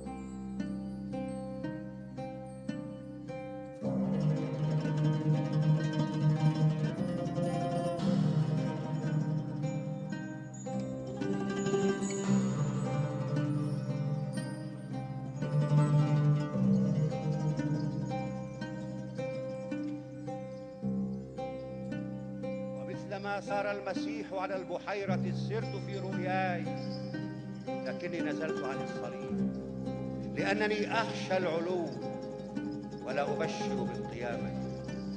لم أغير غير إيقاعي لأسمع صوت قلبي واضحا للملحميين النسور، ولي أنا طوق الحمامة، نجمة مهجورة فوق السطوح، وشارع يفضي إلى الميناء. هذا البحر لي، هذا الهواء الرطب لي، هذا الرصيف وما عليه من خطايا وسائل المنوي لي، ومحطة الباص القديمة لي، ولي شبحي وصاحبه، وآنية النحاس، وآية الكرسي، والمفتاح، والباب، والحراس، والأجراس لي. لي حذوة الفرس التي طارت عن الأسوار لي، ما كان لي، وقصصة الورق التي انتزعت من الإنجيل لي، والملح من أثر الدموع على جدار البيت لي، واسمي وإن أخطأت لفظ اسمي ب5 أحرف أفقية التكوين لي، ميم المتيم والميتم والمتمم ما مضى، حاء الحديقة والحبيبة حيرتان وحسرتان، ميم المغامر والمعد المستعد لموته الموعود منفيا مريض المشتهى، واو الوداع الوردة الوسطى ولاء للولادة أينما وجدت، وبعد الوالدين دال الدليل الضرب، دمعة دارة درست ودوري يدللني ويدميني، وهذا الاسم لي ولأصدقائي أينما كانوا، ولي جسدي المؤقت حاضرا أم غائبا. متران من هذا التراب سيكفيان الآن، لي 1.75 سنتيمترا، والباقي لزهر فوضوي اللون يشربني على مهل، ولي ما كان لي أمسي وما سيكون لي غدي البعيد، وعودة الروح الشريد، كأن شيئا لم يكن وكأن شيئا لم يكن، جرح طفيف في ذراع الحاضر العبثي، والتاريخ يسخر من ضحاياه ومن أبطاله، يلقي عليهم نظرة ويمر. هذا البحر لي، هذا الهواء الرطب لي، واسمي وإن أخطأت لفظ اسمي على التابوت لي. أما أنا وقد امتلأت بكل أسباب الرحيل، فلست لي، أنا لست لي، أنا لست لي.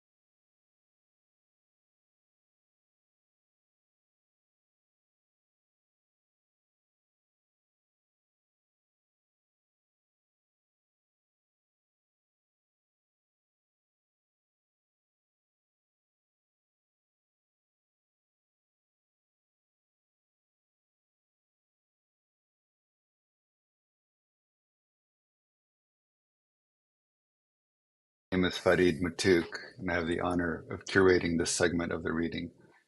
My thanks first to Ghazal Mossadegh of Paminar Press and Tracy Grinnell of Litmus Press for leading this effort. And of course, thanks to all the other hosts and readers and listeners from around the world who are joining us.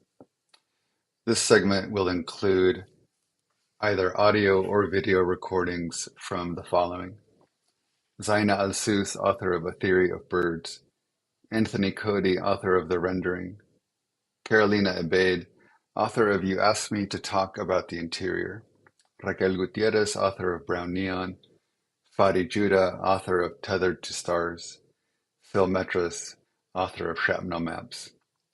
There may be one other contributor to this segment, though that's not confirmed at the time of this recording, so my apologies for leaving them out. I'll begin with 2 poems, then we'll segue to the other readers. Repossessed. I thought the passengers' automatic cheers for each next fighter pilot practicing at the shared commercial runway meant there's a pith inside, any moment available to the state, that wants to be taken to with the balance point of intention and reception lucid dreamers must have. To thread as shared feeling through gelatin in the eye lights hollows, an alibi. But now that the sun in the scene is setting, as in Los Angeles, long thin band of orange between purple plains, it's more as if only a thought ago we'd been carefree under the vastest of honesties. This is Scale Up, and it's for Fadi Judah. It contains a description of a resin technique that indigenous peoples developed long before conquest in what is now the highlands area of Colombia. Scale Up. Dignified or bruised with looking at an inflatable swan in my pool, large as our times, dares all ancestors to scale up.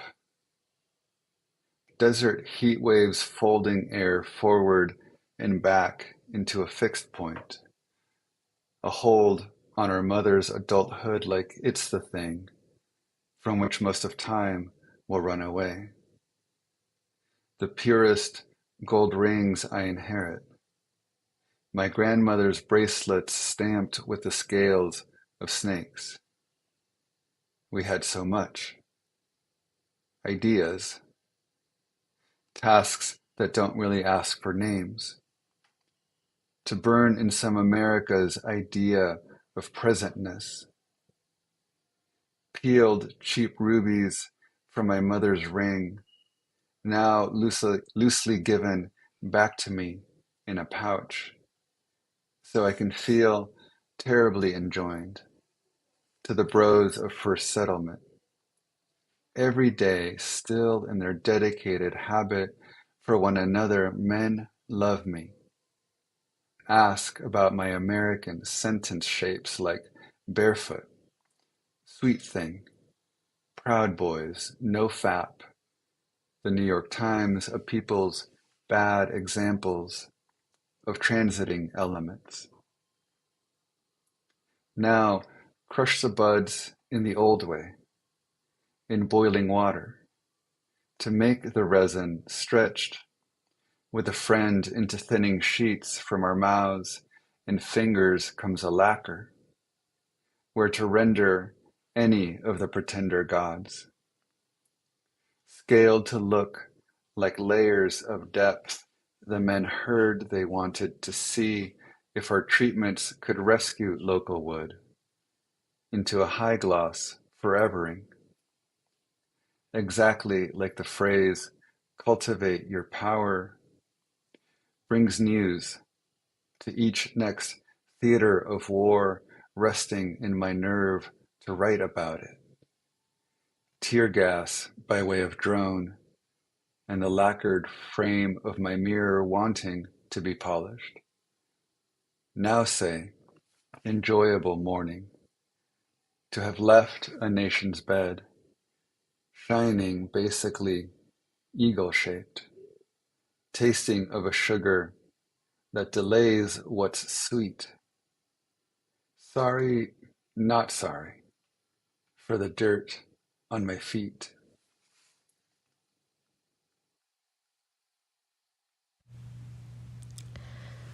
My name is Zainal Sous, and I'm reading Intifada Incantation, poem number 8 for BBL by June Jordan.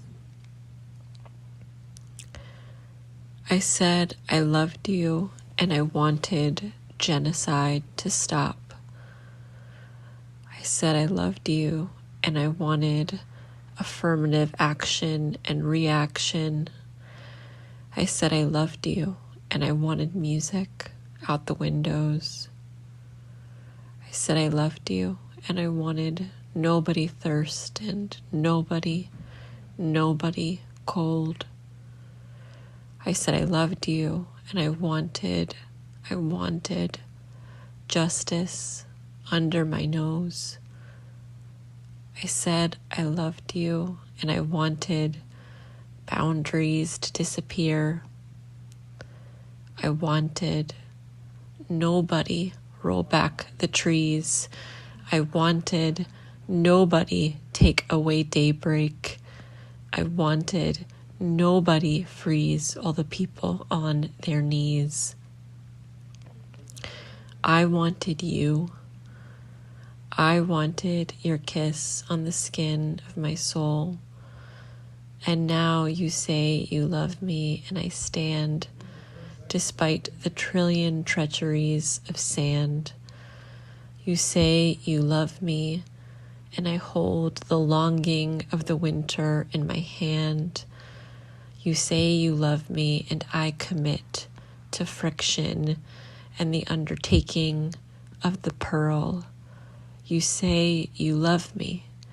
You say you love me. And I have begun, I begin to believe maybe you do. I am tasting myself in the mouth of the sun. Hi, my name is Anthony Cody, and today I'll be reading poems in honor of a free Palestine. This first poem is titled The Nocturne Arrives Temprano. Where there should be day, where there is dark, where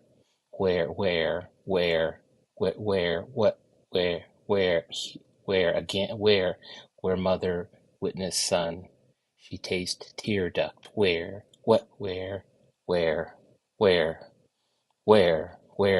metal apparatus, where the trachea clot, where again, where where the laughter of the young, where shriller, where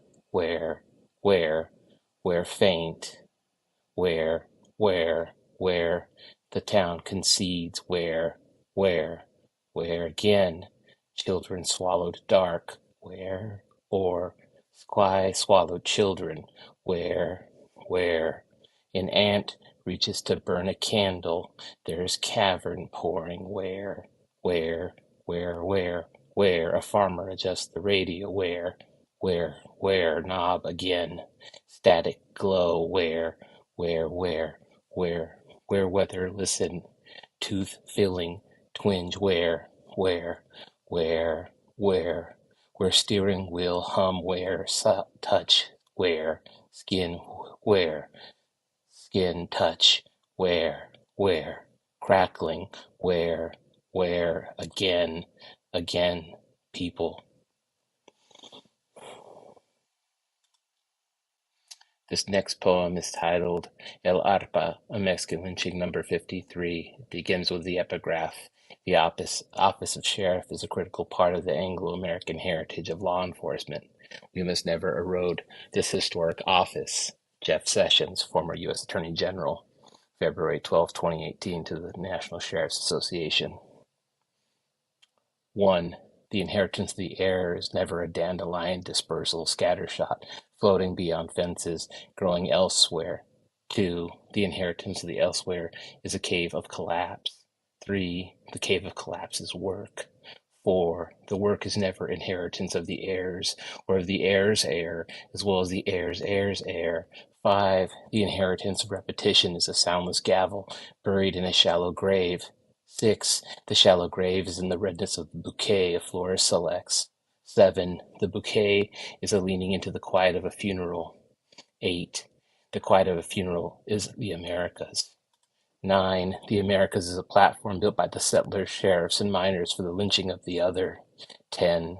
The lynching is in a vigilance committee of NAFTA, Operation Wetback, Maquiladoras, ICE, silences the agricultural prison industrial complex, congressmen, and U.S. presidents. 11. The silences is the gerrymandering of census data. 12. The census data is learning about the word incarceration through the storytelling project playing on public radio. 13. The incarceration is an ombligo of shirts in a forest of screams. 14. The ombligo is feeding again and never hungry. 15. The feeding is a church of excommunication inside a cage of teeth. 16. The cage of teeth is elected in the office. 17. The elected are voting to eliminate whatever and everything. 18. The voting are no longer asking permission. 19. The permission is trafficking. 20. The trafficking is now asked to self-report. 21. The self-report is now asked to fill out a binary form in ink online. 22. The binary is seeking a fourth option during the election. 23. The election is a wall. 24. The wall is a type of silence. 25. The silence is a type of America. 26. The type of America is in the arrest. 27. The arrest is defined as a cessation or stoppage of motion. 28. The cessation or stoppage of motion is the fabric veiling the artifice. 29. The fabric veiling the artifice is a factory of harps. 30.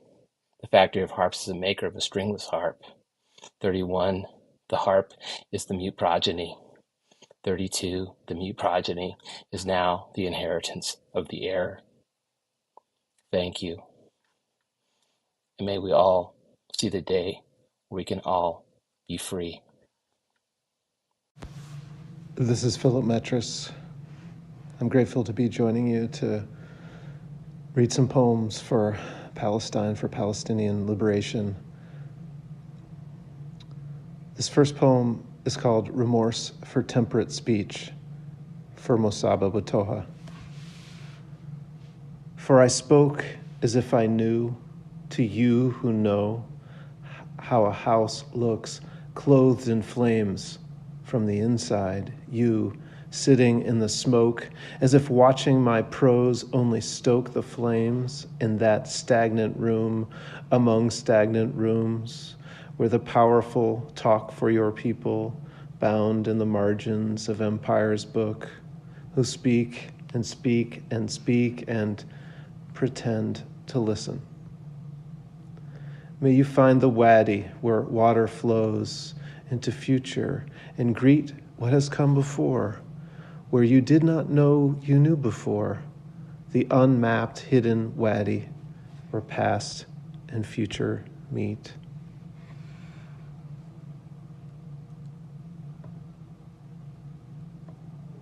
This is a poem by Sameh Al-Qasim called End of a Talk with a Jailer. It's a translation. From the narrow window of my small cell, I see trees that are smiling at me and rooftops crowded with my family and windows weeping and praying for me. From the narrow window of my small cell, I can see your big cell. And also by Sameh Al-Qasim, Tickets.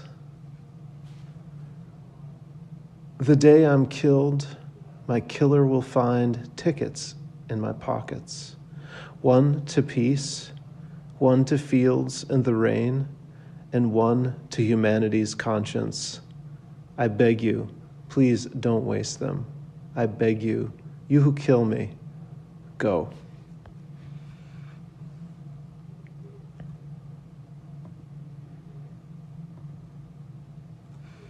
And one last poem, thinking about Mossab today as he was seized by the IDF, and we don't know where he is at this present moment.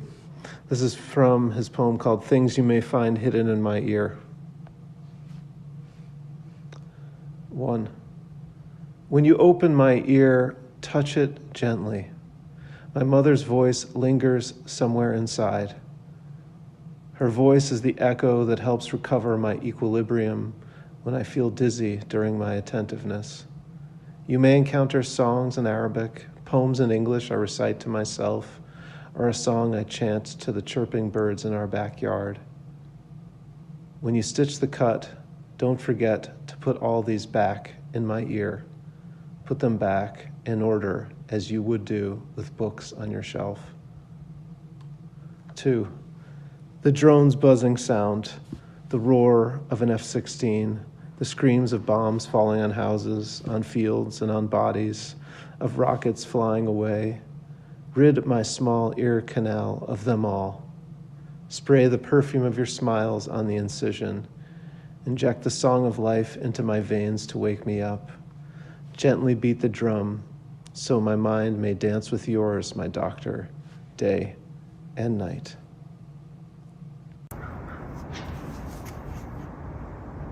I'm Carolina Vade from Denver, Colorado. I can't hear you when you're screaming. Line like a piece of twine. Line like a piece of dried grass, plank, nail, a finger pointing there, a finger shush. Line like a cut sewn up, like a rupture stitched. Like a bicycle cutting snow, a game of telephone. Line like a shift of cord between cans, mouth to ear to mouth to ear repetitions.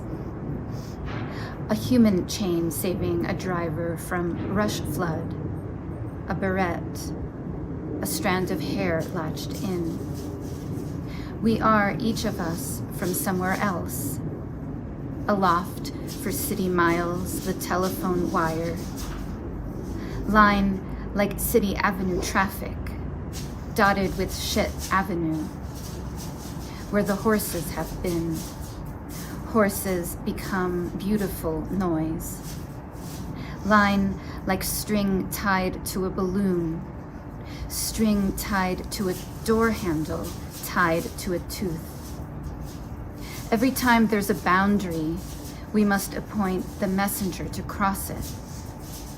Line like the space between a camera and the calamity. Line like an X-rayed rib. Like a track of menstrual blood down the thigh. Parade spectator line. Trombone slide. A column of air inside. A column of air and its spit trap. I can't hear you when you're whispering. A sun wind line. A line of hair blown into the camera eye. The little I know about the forms moving through unlit towns. To open a jar of water from the Dead Sea, to find no flora or fauna living save for the numerous bacteria. This is how it gets its name. This is how it gets death. This is how it gets death into its name. Because that saline content cannot sustain, glitch, life. To lie down in it and float and float. To arrive by boat, by air, by walking across the state line. To see America, that first evening of new homeland. To see the yonder oxen and amber waves of methane. If you feel something, say something. To make a digital map of fear, a shyness map, a map of disappointed lovers. You drink the water. To know where love, sex is wanted, to see it at the bottom of nature, an atom-sized urge fabricating this shoot-'em-up world. To stay quiet a while, not to burn up the house with a box of opinions, to see nuance, to see the wilderness in bewilderment, to hold doubts, a brown carton of groceries, the loaf of bread jutting out, to see response in responsibility, to call across, to call into the whole water forest, to call across into the line break, to wait, to listen. They look motionless, the clouds, crumpled up sheets of stationery. These ideas must be gigantic, to walk under their heft, the heft of their thinking, to walk down and catch the M train. Doesn't it scare you not to have a wherefore? To never know where in the cityscape you are when underground. To flash like bulbs shutting off momentarily as we shuttle through. To see your life on the empty seat there. To note that someone has opened your life to the passage marked joy and company. This is Fadi Judah, and I will be reading two poems, Remove and Sunbird. Remove. You who remove me from my house are blind to your past, which never leaves you, yet you're no mole to smell and sense what's being done to me now by you. Now, dilatory, attritional, so that the past is climate change and not a massacre, so that the present never ends. But I'm closer to you than you are to yourself, and this, my enemy friend, is the definition of distance. Oh, don't be indignant. Watch the video. I'll send you the link in which you cleanse me, item after limb, thrown into the street to march where my catastrophe in the present is still not the size of your past. Is this the wall you throw your dice against? I'm speaking etymologically. I'm okay with the scales tipping your way. I'm not into that. I have a heart that rots, resists, and hopes. I have genes like yours that don't subscribe to the damage pyramid. You who remove me from my house have also evicted my parents and their parents from theirs. How is the view from my window? How does my salt taste? Shall I condemn myself a little for you to forgive yourself in my body? Oh, how you love my body, my house. Sunbird. I flit from gleaming river to glistening sea, from all that we to all that me, fresh east to salty west, southern sweet and northern free. There is a lake between us, and aquifers for cactus and basins of anemone from the river to the sea. From womb to breath, and one with oneness I be, from the river to the sea.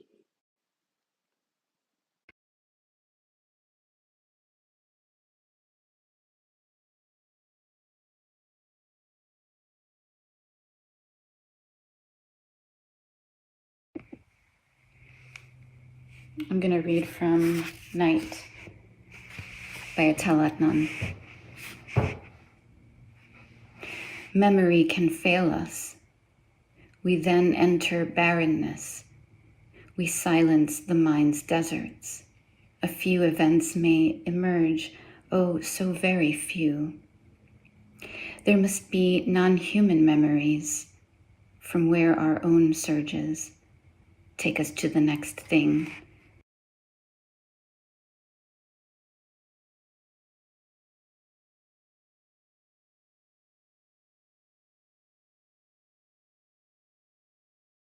Memory and theater work in similar ways.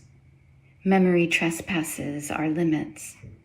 Some animals hear it, some structures own it.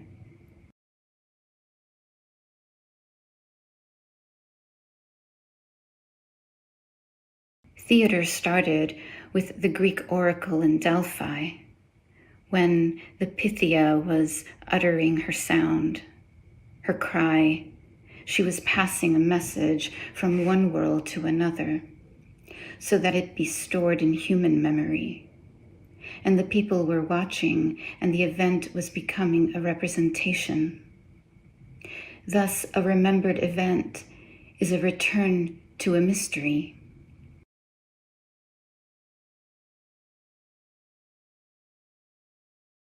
When that happened for the first time, in pre-ancestral times, the creature that witnessed it as a return to the past was shattered.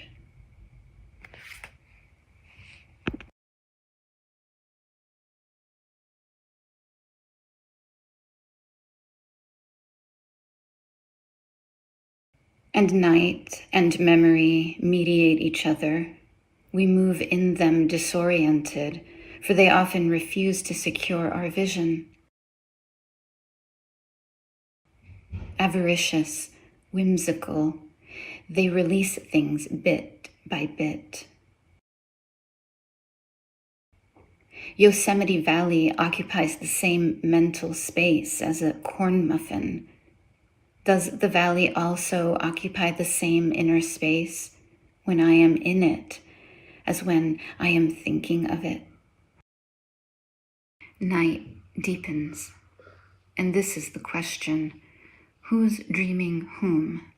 A fault line separates us from our share. Obscurity is half memory, half sensation. My own rhythm, a winter ending, mountains dissolving, waters on the rise. The heat went unnoticed. We didn't hear from the dead as the ocean's roar had covered their sound. Cézanne was right in thinking that nature is interior.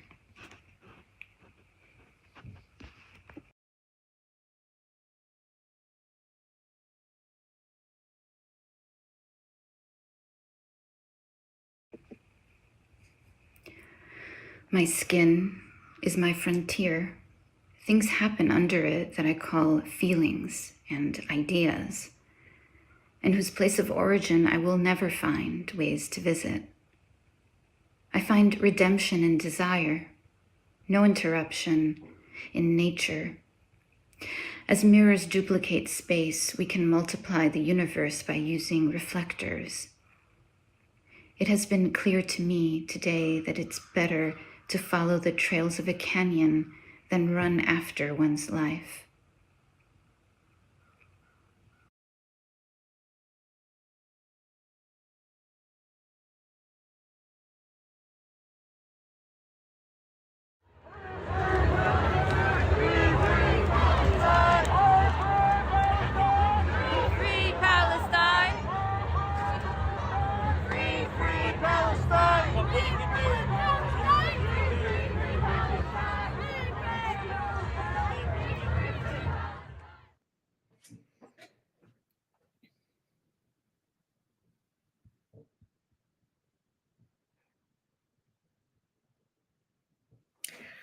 Hi, my name is Samah Sabawi, and I will be your host for the next hour. We will be hearing from 11 exquisite poets who represent the deep ties and unbreakable bonds between Black and Palestine solidarity in this far settler colony of Australia. But first, I always like to begin with a personal acknowledgement to country. I am coming at you from my home on Kulin country in Melbourne. I acknowledge the traditional owners of this land that I live upon and the traditional owners of the land I come from, the Wurundjeri people of the Kulin Nation and the Palestinian people under occupation. And I extend my respect to any Aboriginal and Torres Strait Islander viewers here with us today. I want to pay my respect to all elders, past and present, who safeguard our history, the Hakawatis and weavers of Dreamtime stories forever embedded in our memory. And I stand in outrage for Black children in incarceration and Palestinian children in arbitrary detention and the children of Nakba and the stolen generation. I acknowledge the women who carve life from the sacred earth and breathe into it indigenous pride, and the women who give birth in the rubble and at checkpoints and under Gaza's deadly skies. I acknowledge the men who still stand dignified, filled with courage and with pride, heads held high, unbent by oppression. I acknowledge those who resist the horrors of settler colonies and those who march with us for freedom and equality beyond the rhetorical apology and the meaningless sorry and the dazzling facade of Western civility.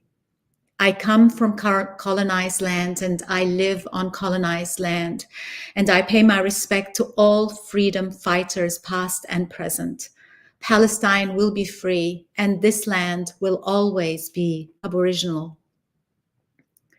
Over the next 30 minutes, you will hear poetry by Janine Lian, who is a Wurundjeri writer, poet, and academic from Southwest New South Wales.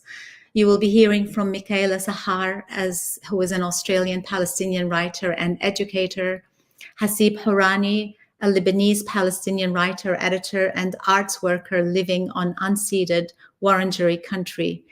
Rosa Press, Andrew Brooks, and Astrid Lorange, who are artists, writers, and teachers who live on unceded Wangal land. And finally, you'll be hearing from Anne-Marie Tiwa, an Australian-born Maori from Aotearoa. She is a poet, weaver, editor, and festival organizer. Enjoy the next half hour. Marang.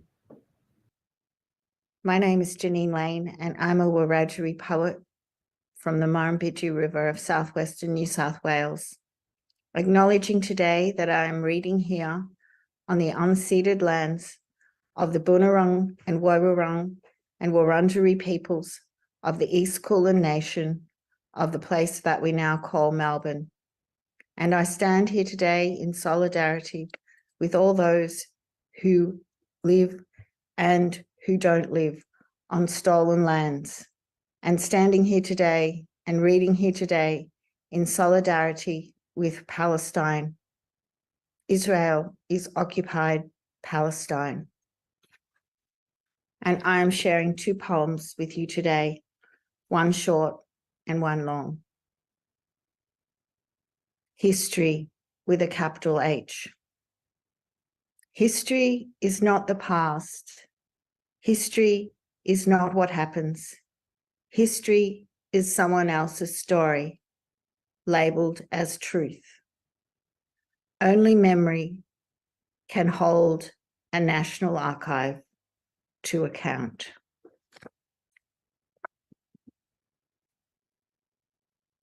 "2020 Vision. I was born on stolen land. My grandmother's grandmother raped, my grandmother too, my aunties and my mother. I am a link in a bigger chain.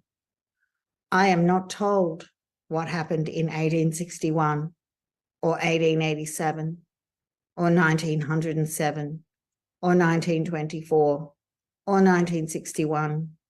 I don't need to. I just live it. I am 7 generations after invasion. First in my family to graduate from high school. My father's addicted to grog, my mother to delusion. I made it through my teenage years. I should have been right, but I still need something to get me through the night. I'm not cured, not even close. I'm recovering, one day at a time. I still laugh. I still feel. I'm not a victim. I'm a survivor. There is no theory for Black trauma, just sheer blunt force. Hit, cut, tear, smash, break. If there are any pieces left, you pick them up, mend them, stick them back together again. Go on. No time to sit down afterwards and write a book. Our good news never makes it to the radio or the TV or the newspapers or the classroom or the office or the street or the bus or the tram or the train. We have victories. Every day is a victory. We are still here. They tell us there's a pandemic on. People are getting sick, losing their jobs, their homes, their lives. When they say people, they mean white people. There's a war on. What else do you call it? Black people dying in police cells, women still not being heard, girls still being raped, young Black fellas 26 more times likely to end up in jail than white fellas. They still take our children over and over and over. I was born on stolen land. My children born on stolen land. There's a pandemic in this country, began in 1788. No vaccine in 2020, only resistance. Wake up stronger every day than all our traumas, again and again and again. Mandanguru in solidarity. I'm joining you from the lands of the Wurundjeri people of the Kulin Nation, sovereignty never ceded. My name is Michaela Sahar.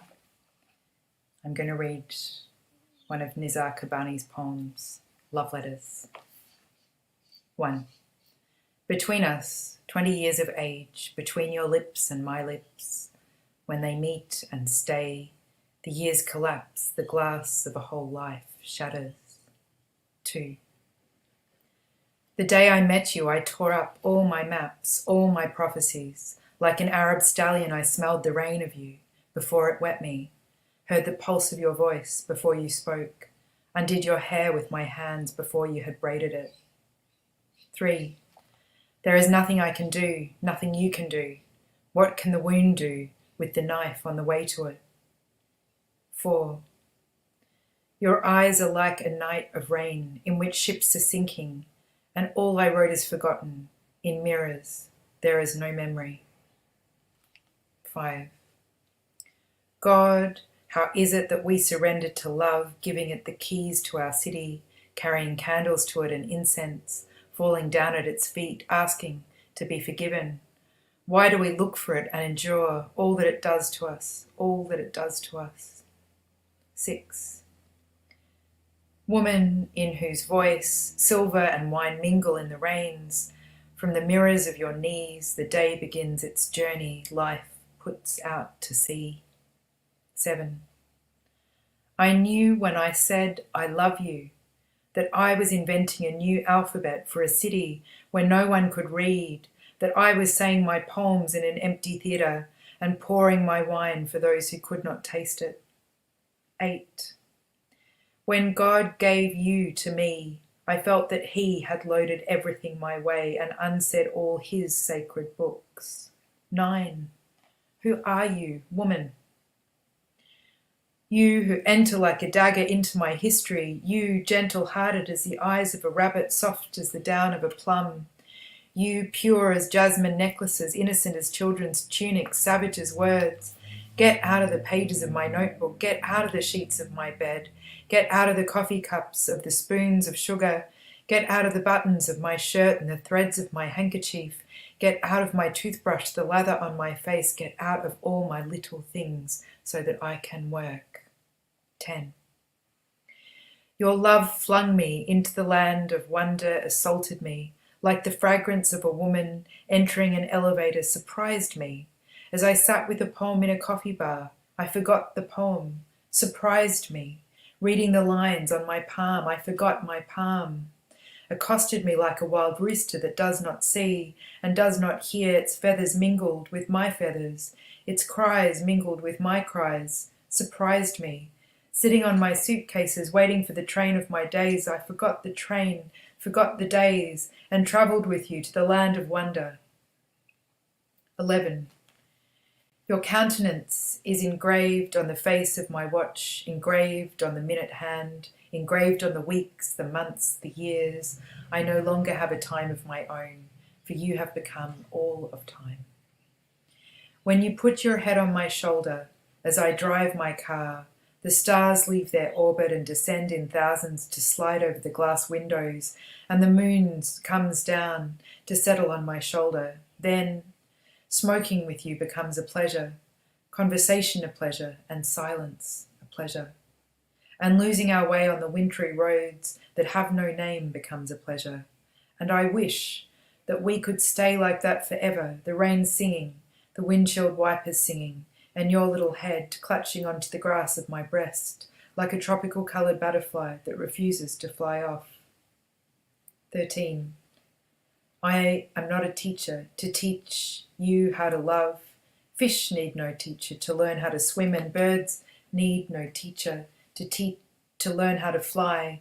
Swim by yourself, fly by yourself. Love has no notebooks, and the greatest lovers in history never knew how to read. 14. I hum your little bright-coloured memories, the way a bird sings, the way the fountain of an Andalusian house sings its blue water. 15. My letters to you transcend me and transcend you, because the light is more important than the lamp, the poem more important than the notebook, the kiss more important than the lips. My letters to you are more important than you, more important than me. They are the only documents in which others shall discover your beauty and my madness. 16. Between us, there are 22 years of living. Between your lips and mine, when they cling together, the years are crushed and the glass of a lifetime is shattered. 17. When I hear men talk eagerly of you and hear women talk irritably of you, I know how beautiful you are. I'm Hasib Blet Hunani, and I'm going to be reading 2 excerpts today, both from my book. One of them is a longer section, and the second one will be quite short. Still governmentally prohibited from going anywhere, I open a web page that will show me a live stream of a window in the world, any window anywhere in the world. I have become accustomed to staying put, forgotten what being elsewhere does to the body. Heartbeat picks up, fingers and knuckles, they shake. I have tonsillitis. I am on the Elsewhere window webpage, and I have tonsillitis, clicking through like swiping Tinder. Next. I'm trying to get myself to Palestine, or Lebanon, or where my parents are. It is snowing in Plön, Germany. It is raining in Kerala, India. It is also raining in Jaipur, even though the 2 cities are 2.2 thousand kilometers away from one another. It is not snowing in Goodwill, Germany. It is sunny, and the waves look lovely. In Melbourne, I hear 2 people having sex out of frame. This is not Elsewhere. Next. And now I am in Haifa. I rearranged my bedroom 3 days ago. The mattress is no longer near the window. All alone, I moved my bed and couch and closet and mirror and clothes rack, and now none of these things are where they were a week ago. I have slept in my new room twice, both sleeps uncomfortable, maybe because I have tonsillitis, and it is affecting the way I breathe and swallow, and now I am in Haifa. The webpage says Haifa, Israel, and the person's name is Annette, so my best guess is that she is a settler. And outside her window looks just like a settlement, so my best guess is that she is a settler. A bird flies across the screen and I say, a metaphor. I have tonsillitis, and it is affecting the way I breathe and swallow watching a bird fly across the screen in an Israeli settlement, and I say, huh, a metaphor. The sky is blue in Haifa today. I sit on the floor of my rearranged bedroom, the empty space awaiting a new desk. By the window, the sky is blue in Melbourne. I'm thinking, maybe here and Palestine are not so different. I'm thinking, what is there to miss if both skies are blue? Before the first file stork, people thought birds in the winter were gone because they were hibernating. Before the first file stork, people thought birds in the winter were gone because they were under the water and sealed with a slip of ice. Before the first file stork, people thought birds in the winter were gone because they became a different kind of bird. In 1822, the first file stork landed near Klutz, Germany, with a 30-inch spear made of African wood pierced through its throat. This is when scientists went, aha. People realized that birds in the winter are gone because they are elsewhere. What marks a peoples as resilient? When there are so few of you that the odds can't be good. When there are enough of you to keep each other going. In trying to build a metaphor, I end up on the living room floor scrolling images of dead water birds, arrows in their bodies. In trying to build resilience, my parents take me to the movies when I am still so young, still so shy, in the baby pink hoodie that zips up and is rhinestoned. Together we watch live footage from the front lines, a supercut of people dying. Boom, and then there is a long ringing, and my little lungs and my little throat both work in unison to hold on to the breath inside me. How to make your own explosion. 1. Blow your cheeks out into spheres. 2. Where does the air come from? 3. It is not air. It is muscle making room for nothing. 25 file stork have been discovered and taxidermied. They are on display in different parts of the world, so close your eyes and think of the great file stork diaspora. Count to 5. Open your eyes. Empty. A verb now, as in emptying something out, genociding. At work, I signed for a parcel. We don't know who sent it. A small brown cardboard box, and inside the box a glass sphere, and inside the glass sphere a fledgling and some formaldehyde. It sits beside my colleague's computer until we pack up our desks and go home. When I check my junk folder, there is just a single email in it, subject Annette, and then a link. Like maybe the settler from the Elsewhere window in Haifa has put me on some kind of list. I leave the email in my inbox and then delete. So this next excerpt is taken from the final section of the book, and it is about a boycott action that took place 10 years ago now to protest the Gaza blockade, just like my peers across the globe are doing again right now. What is dawn good for? A beautiful cusp, a veil for construction, a lift for surprise. Gather at dawn. 500 gather at dawn, picket the port of Oakland, block a ship and its boxes. It's morning, then it's afternoon. Then it's 6 p.m. and still the ship floats bloated in the belly of the bay. Keep it heavy. Massive. Leave it no choice but to spit up and spit out in glorious explosion in plains of non-existence. Thank you. It's great to be here. All our solidarity with Palestinian people and with Palestinian struggles for liberation.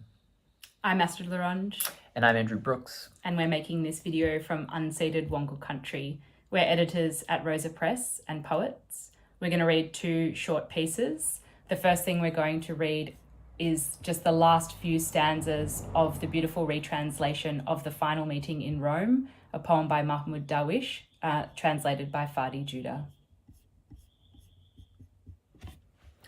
Good morning, Gaza. Get up. Gather your one arm, the one you have left. Good morning, Palestinian flesh on the tables of ministers and presidents.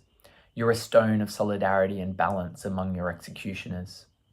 Not even your language protects you, so take a shortcut. Your flesh legitimates the police and the saint, They swap names, take turns, merge, bond, and sometimes split into two kingdoms that war over you. But when you rise, they reunite over your flesh. You're the geography of chaos, the history of this East, so take a shortcut. You're a field of experiments for both heavy industry and light. An encyclopedia of gunpowder from the age of the catapult to the rage of missiles that were manufactured in the West. Palestinian flesh in tribal nations and suited states that disagree over the price of potatoes, leather shoes, beets, crude oil, but agree on expelling you from your blood. Gather in one arm, gather as one, and write the verse of return. The next poem we're going to read is one called Love Song. It was written in 2021 in response to Zionist violence and violence of the Israeli state, and in solidarity with Palestinian people and resistance. Written by us, we should say. Yes. It's simple. You either believe another world is possible or you don't. To believe is to be on the side of rock throwers, to find a rock to throw. Recto. The story of the world contains a chapter for each innovation that found and ruined yet unimagined zones of rest, pleasure, flesh, and study. A chapter for each gadget that extended the zone of work to non-work. A chapter for each technique of watching, holding, frisking, patting, searching, emptying, surveilling, surveying, weighing, shaking. What is it to write a poem about love, or to sound a note that gets lost in the chorus, or to move to the wrong rhythm, which is, of course, the real rhythm? Proudhon once said that all property is theft. The containment of what was stolen is the violence of state, which is another way of describing settlement, which is another way of naming a murderous pathology, which is another way to identify a condition that can never be satisfied. But what if that which is made into property cannot be contained? Moten and Hani say all property is loss, because all property is the loss of sharing. Fuck your property, we say in chorus with those who set fire to the servants and protectors of the commodity form. And yet, as we learn from the burning and the looting, property cannot be contained. We survive only insofar as all property remains vulnerable to sharing, preach Moten and Hani. In our pockets, a handful of stars. In our pockets, miscellaneous crumbs, half-chewed trinkets, scraps of a meal we have eaten before.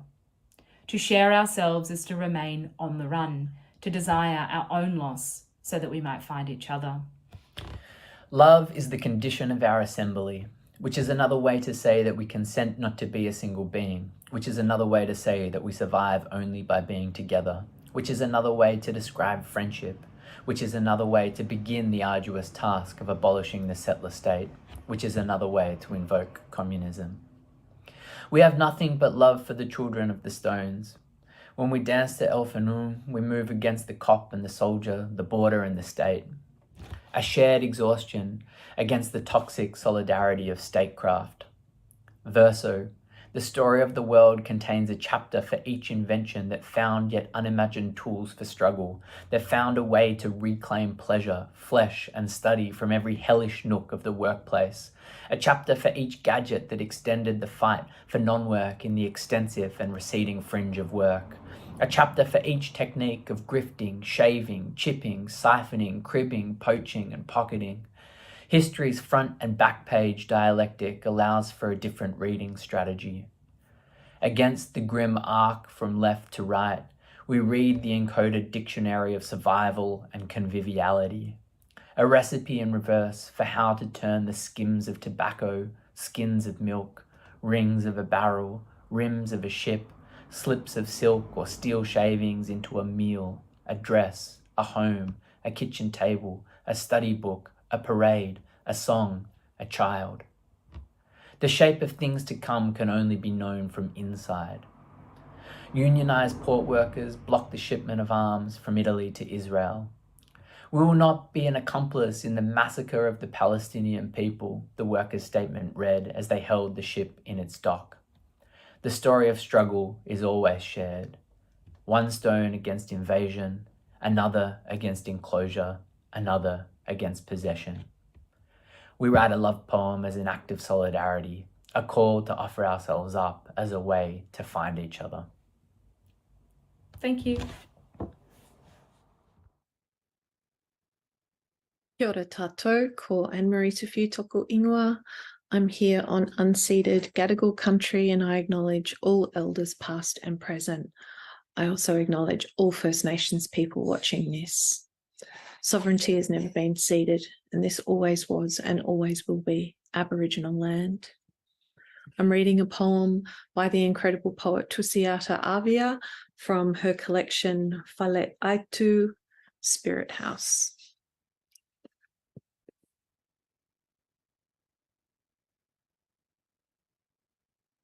I cannot write a poem about Gaza. I cannot write a poem about Gaza because I cannot eat a whole desert. I cannot write a poem about Gaza because I cannot go to bed with the stiff little babies and the bodies of children. There is no room for the little lost limbs, the disembodied arms yanked off like parts in a doll hospital. I cannot write a poem about Gaza because if I speak up for the bodies of babies, for the pieces of children, for the women pulling their own eyes out, you will call me anti-Semitic and I must allow the blood of thousands to absolve me. I cannot write a poem about Gaza because my fury and my grief will rise up out of my chest like a missile plotted on a computer in Tel Aviv. It will track me, pinpoint me, and in a perfect arc, it will wind down out of the surgical sky, enter the top of my head, and implode me. I cannot write a poem about Gaza because Israel has a right to protect itself. Israel has a right to protect itself. Israel has a right to protect itself. Israel has a right to protect itself. Israel has a right to protect itself. Israel has a right to protect itself. Israel has a right to protect itself. Israel has a right to protect itself. And Gaza does not. I cannot write a poem about Gaza because behind every human shield is another human shield and another human shield and another human shield and another human shield and another human shield and another human shield and another human shield. And behind that human shield is a human. I cannot write a poem about Gaza because it's complicated, so complicated, very, very complicated. So I cannot write a poem about Gaza until I finish a PhD in Middle Eastern politics and the Holocaust, until I am reborn a Jew and live under the Iron Dome myself. I cannot write a poem about Gaza because Tamar in Tel Aviv has got to get to the supermarket and the garden centre before the next siren. She's putting plants in their bomb shelter and the kids' favourite toys and treats to make it less depressing. I cannot write a poem about Gaza because Fatima in Gaza City has 58 seconds to evacuate her house with her babies before the missile strikes and the only way out is to the sea. She's seen pictures on TV of babies thrown into pools and swimming instinctively. I cannot write a poem about Gaza because there's an impenetrable iron dome that covers the entire state. It covers each mind and each heart except for the few that line up and demand to be imprisoned. I cannot write a poem about Gaza because of my friends, Tamar, Shira, Yael, Mikal, Noya, David, in Tel Aviv and Nazareth and Beersheba, because every time I point to the blood-soaked, I upset them, offend them, anger them, betray them, let them go. I cannot write a poem about Gaza because of my friend Isilden and his 3 exploded daughters and 1 exploded niece filleted across his living room. I cannot write a poem about Gaza because I can do the maths. If 2,168 dead Palestinians divided by 69 dead Israelis equals, find the true value of one Palestinian.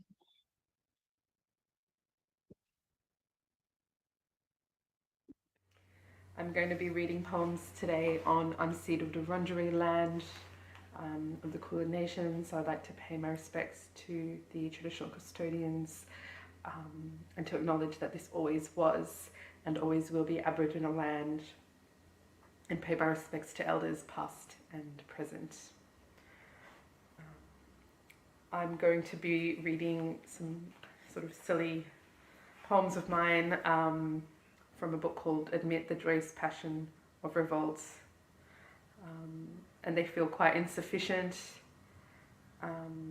And all I know is that poetry continues and will continue. And I sort of am reading to offer voice and solidarity with Palestinians. So these are just going to be some little sections from that. My voice are stuck, are feelings. No wait, they're balls of discarded objects that were superseded by technology. No wait, they're hoarded bobby pins and lip cream, or they are a bunch of snapback caps. They're ready to be weaponized, but mums locked that chest years ago. Chests for cracking open like a sternum, or else there is a tin bowl speech act. Construct your position, leak it smoothly, read the undersides, these instructions.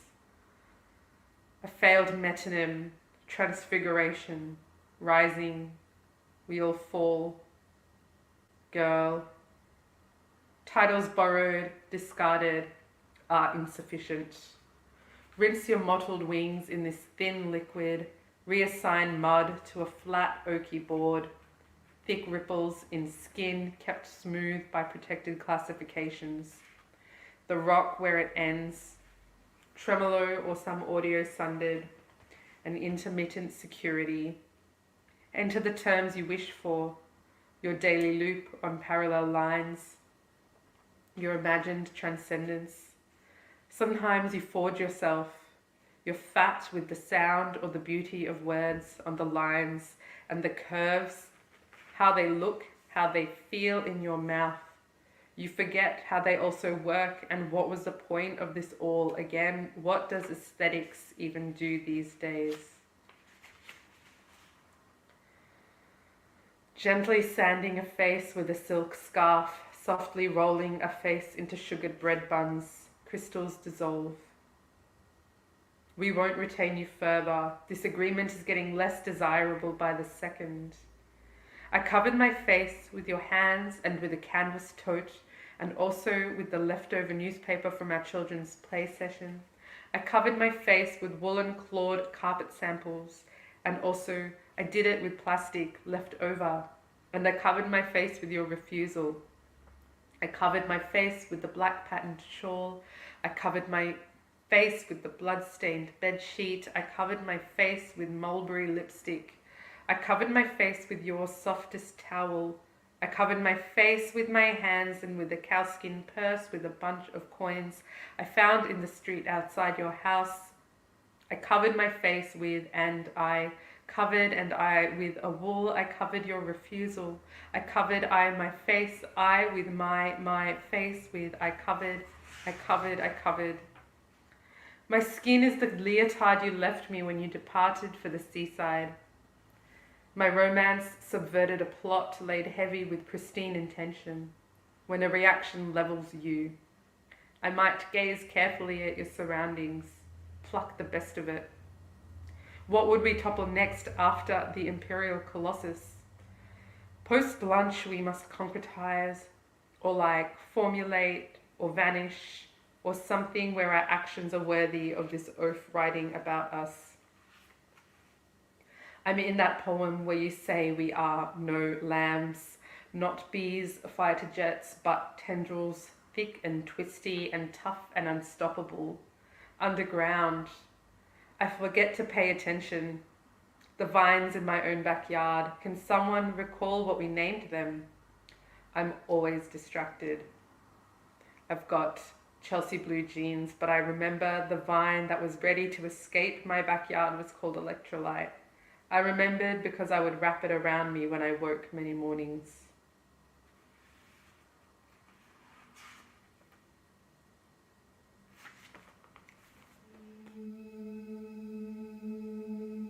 My name's Daksh. I'm here not as a professional poet, but rather someone who's in solidarity with Palestine as a child of multiple genocides. Born in Ilangay, known as Sri Lanka, I'm usually a settler on Woiwurrung and Bunurong land of the Kulin Nation in a place called Nam in so-called Australia. But today I'm speaking to you on the day of mourning for Native peoples here, known as Thanksgiving Day, and I'm on the ancestral and unceded lands of the Massachusetts people whose name was appropriated by this state. And I want to pay my respects to their elders, past and present. This poem is a meditation on grief, displacement of the Tamil peoples, on data, on surveillance in colonial borders. And the sounds that you'll hear have been created by an artist, a Tamil Bengali artist called Charika Helaludan. It's called My Name is a Spell.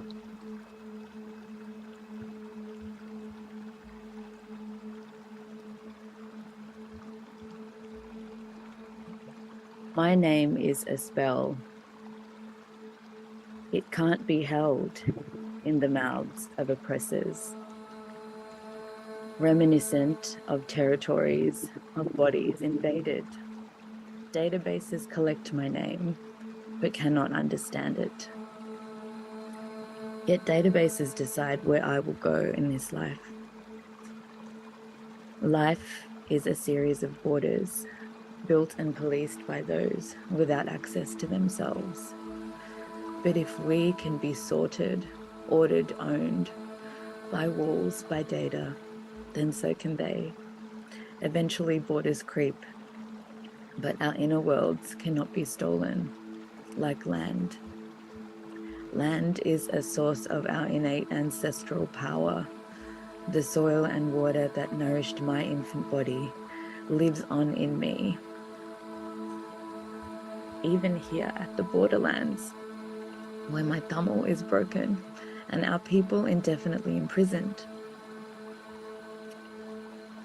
To be imprisoned for seeking safety, for fleeing a genocide, for escaping the erasure of language, of culture, for leaving a broken country, for resisting the regimes that broke this country, for resisting the resistance that broke our people, for being born in a country broken by empire, for being ripped from our homelands, for sacrificing ever being home again, whole again, is to be imprisoned for existing. Existing is not possible without building worlds made up of music, sound and stillness in frequencies their ears can't hear. Ourselves are fluid, complex, interwoven with other, and at the same time non-existent. Not to be contained in ones and zeros, the seeds of liberatory systems. The systems we live in could bend and break under the pressure of a presence, of a stillness so deep it feels close to death. Perhaps even colonizers could access their own stillness, could speak our names, if only they stayed quiet long enough to hear it. Romance in Ramadan. In the kitchen, I watch Mama prepare kibanaya. She drops a large glob of raw lamb into a metal bowl with a dull thunk, pours a golden coil of rich olive oil from the long spout of a metal pourer, and with her fist she kneads the oiled pink mince, tender and malleable like the head of a newborn. Plunging her hands into the freezing cold water, ice cubes clinking together sharply, she wiggles her fingers in the water, trying to stop the meat from sticking to her skin, but traces of innocent flesh always remain. When I was too young to fast from dawn until dusk, I remember she'd let me lick the meat right off her fingertips. I'd let her know if she'd added too much salt or too little. Nothing between us but love, as I nibbled at her fingertips like a suckling lamb. But now I can only watch her as hunger gnaws within me. She chops fresh coriander and minces garlic, adds her special mix of nutmeg, cumin, and black pepper, before measuring out and pouring in the dibs man with more care and precision than I've ever noticed in the past. It's so viscous and glossy I can almost see my reflection in the thick stream. Afterwards, she washes her hands with soap and the silver from a spoon to rid her hands of the smell of meat. Her soapy hands grip the silver spoon, dark and wrinkled, but strong and skilled, and I yearn for them to hold me, a desire buried within me that stretches across time. But I cannot go to her, because she is as far away from me as the heavens are from the earth, though the Prophet ﷺ said that the heaven lies beneath the feet of mothers. He never spoke of the children that have buried themselves at their mother's feet. And as if she can read my thoughts, my mother turns to me and says, "So is she coming tonight?" We sit at the dinner table, with the adhan crackling out of my parents' tower speaker, always on like a minaret in the sacred city, for the full length of the holy month. My father is seated at the head of the table, eyes closed, eyebrows gently furrowed, in quiet contemplation, waiting for the end of the adhan so he can get up to pray Maghrib. My mother sits on his left, her date already half gnawed. She spits the seed on her plate and gulps down some water. She prefers her dates hard and chewy like I do, but I wish we agreed on more than just dates. Amira and I are sitting across from them. Her hands are in her lap beneath the table, and she is picking at the corner of her thumb. And I see crimson beginning to pool inside the torn skin, so I reach over and I place my hand on hers. My date is given our date, sticky, soft, and sweet, as if she too has been fasting from dawn until dusk. A newcomer to our table, but an outsider to our faith, yet we always honor our guests as Prophet Muhammad ﷺ reminds us, let the believer in God and the day of judgment honor his guest. My mother piles Amita's plate up high with kibbanaya and potato chips, and my partner looks to me for reassurance, glancing up from behind her brown locks as if asking for permission. I catch her eyes and I smile. She breathes a sigh of relief and says, "This looks amazing, Kholto, but you've done too much." Kibbanaya, the stuff of hippie vegan nightmares. It's made of raw lamb and makes no attempt to appear otherwise. Each province adds their own extra spice or style, but Mama's special blend of Syrian, Lebanese, and Kuwaiti influence will always be my favorite. I shift and wiggle in my seat, excited at Amira finally getting this special peek into my childhood. I watch her scoop the lamb onto a chip, balancing it carefully, bringing it to her lips. She closes her eyes, savoring, and when she opens them, she is grinning unabashedly, like a child after their first big bite of birthday cake. Wallah Kholto, the best kibba I've ever had, better than my own taitas. And that makes my mother smile, lips widening, lips stretching out wider than the gap between us. She looks at Amira the way I wish she would look at me. She lets her come over more than my other friends, and she thinks she's a good influence. But I could never be the good Lebanese girl Amira is. I'm more interested in bringing them home to meet my mother. "You must give me the recipe. I need to make this for my family." Mama shakes her head, always possessive of her recipes. When Nadal gets married, she nods at me. Then I can teach her. Inshallah, Allah will send her an Ibn al-Halal one day. Amira quietens at this. smile flickering as her eyes meet mine. I smile in return. It's nothing I haven't heard before. Insha'Allah, I say flatly. I piece together a portion of Kibbanaya for myself, thinking I too have submitted my neck to the slaughter, and I dip my chip gently into the mince. Each bite coats my tongue with an intense, rich flavor that's almost overwhelming. But the sourness of the dibist man cuts through the fattiness, a sharp tang that brings me back to reality. I lick my plate clean, scraping the pink off the white porcelain with my rough tongue.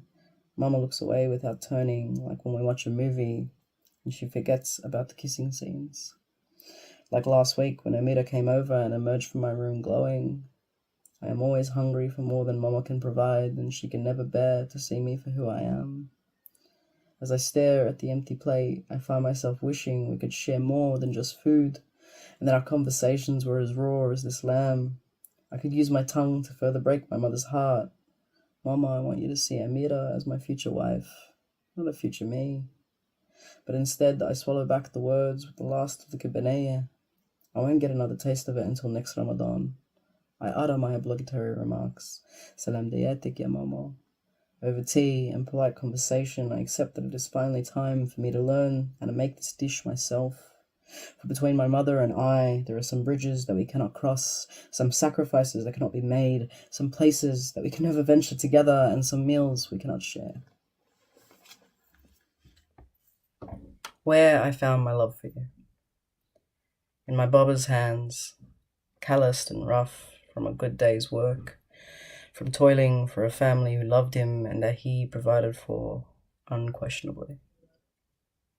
On my mama's table, the way she mixes and matches Levantine cuisine, tantalizing my taste buds and nurturing my nostalgia. There is no Kibbanaya better than the one she serves us on the first day of Ramadan. In my taita and in my juddo, in the allowance they shoved into my pockets away from my mother's eye, and how they always let me eat the cashews out of their makhluta. In my jiddo's sweet cologne, and the way my taita always brought the family together for Eid al-Fitr. In the streets of Lakemba, in the smell and taste of morning manoush before catching the train, za'atar with labna and vegetables, my mother's favorite and now mine.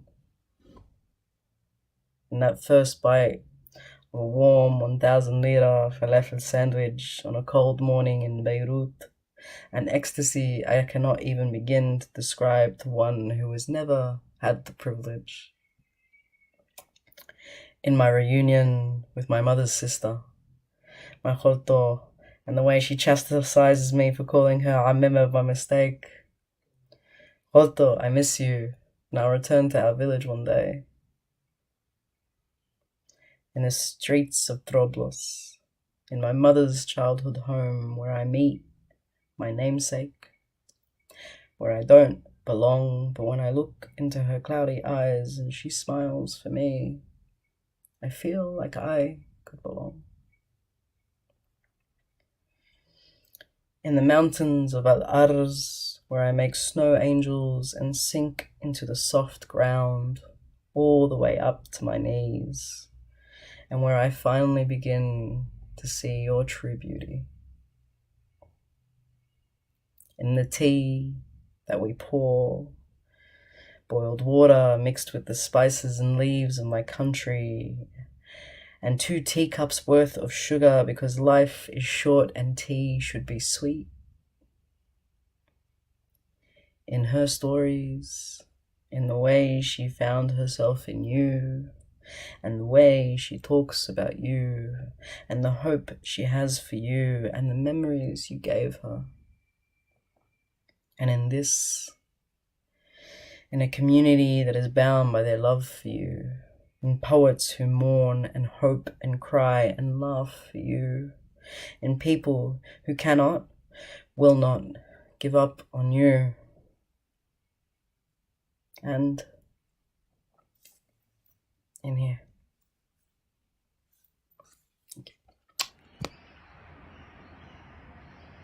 A poem for Palestine. This one's called Spirit Remains. I am as old as time. I am fluid like spoken rhyme. I am still here, even if you refuse to listen to my lesson. I am wise beyond my years, though I wear the clothes of an adolescent. I am hungry for change, but wary of a sinister inner essence. I am confined amongst your goodwill. Please spare me a blessing.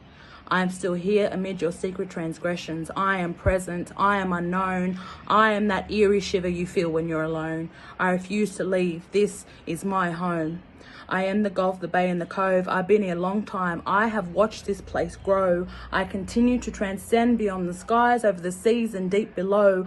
I am a stubborn child, refusing to walk in your shadow. I am the thing in between hereafter, the very thing you were too afraid to know. I forever sing nature's song, my ode to old Father Crow. I inspired the city beats with the sound of my mismatched feet, each step thundering an enormous blow. I will remain here, even if you choose to go.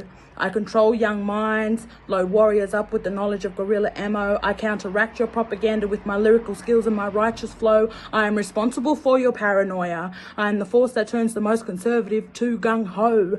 The very acknowledgement of my existence will force closure of your place of business, and from your property you will have to forego. I am chaotic. I am still the same. I make sandstone structures shake and quiver at the mention of my name.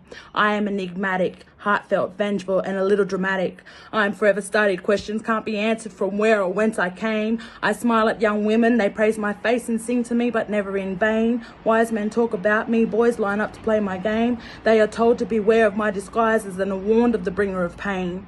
I represent the long line of light, an eternal, unbroken chain. I had a beloved I adored. You destroyed their spirit in your attempt to tame. I am condemned to watch on helpless as you assimilate, torture, and still maim. I shall remain in spite of the permanent tear-flooded stain, with oppressed thoughts of immense disdain. Recognize my right. You have nothing left to gain. What am I, you ask? Who is the cause for such discontent? What is to blame? Know that it is I, the law of this land, the creator, the maker of rain. I am the core, the spirit, the giver of life, and I can take it back again.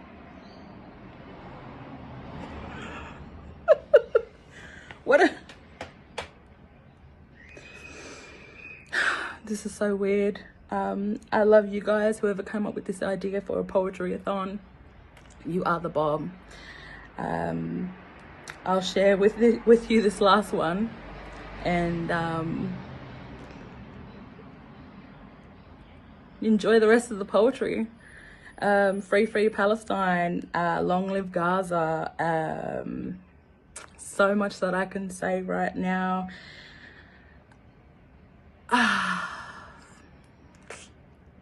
Let me just share a poem. I wrote this poem for the children of the dispossessed, thinking about gentrification in my community. But this poem is a dedication to all children of the dispossessed. It is a universal story for all of our people. And I just want to say, may our campfires burn forever. May that fire in our bellies burn forever. Face me towards the sea forever. Let my bones be the signpost for each dawn breaking even, all that was owed on stolen lands. Gather my dust and paint my children. Gather my dust and paint your children, the way that you were adorned, by waves of the river all consummated and forlorn. Sing my story so that our babies shall never not know the way home, and when they arrive, put my leaves into their palms and my feathers in their hair. Show them how we survived. Show them how we thrived here, long before we were separated by force. Tell them they own their matriarch stories, for I am no longer here to chide, nor do I have the opportunity to teach. Tell them who stood here before them, and who was here before them, and who was here before them. Invoke the roll call of warriors who said no, to whom we all owe. Honor me in your own existence. Bask in the memory of your ancestors' resistance. Hold tight, draw strength, for as long as you remain, I have never left. From the river to the sea, nobody's free until everybody's free. Much love, strength to you all. Long live the resistance. Land back means land back for everybody. Gira Dumarang Nindigo, Jazzu and Nadi, Radri Yina Baladu, Andandi Nunga, Nyurabang Warana. Hello, my name is Jazz Money. I'm recording this video on beautiful Andandi Nunga Budja in the southwest of so-called Australia. I am very grateful to be a guest here on this beautiful country, far from my own homelands, as a Wiradjuri person from the east coast, inland east coast on Wiradjuri country.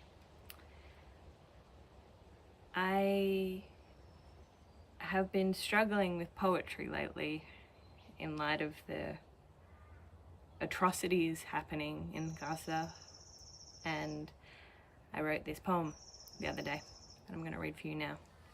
I don't know if it has a title. Truthfully, I'm sick of poems. How these words rattle in our mouths instead of inside the engines of stalling missiles, wrecking mechanics of takeoff in the moments before they attempt to launch into the once sacred sky. I'm exhausted of the way we drone on and on, while unmanned drones fly on and on, dropping bombs on the known, on the precious, on the now gone. I'm sick of poems and everyday choking on the syllables of empire, choking back years, back tears. It's a saltwater story told in the twin rivers, down cheeks that flow always to the sea. This month everyone's writing poems for Palestine, and here's another that won't stop the strikes, won't break down walls, or tear up apartheid lies. But you know what might? What might stop the pain, stop the lies? It's you. It's me, it's us. Maybe it's one poem at a time, so loud, so mighty, until we're a chorus, until we're shaking the walls down with the reverberations of our lungs, of our feet, of our hearts. Because the poem is the people made lyric, and it's the people, it's only the people that can stop a war. With our voices, with our chants, with our boycotts and sanctions, with our bodies on the line, bodies in line with one another. Only, ever, with one another.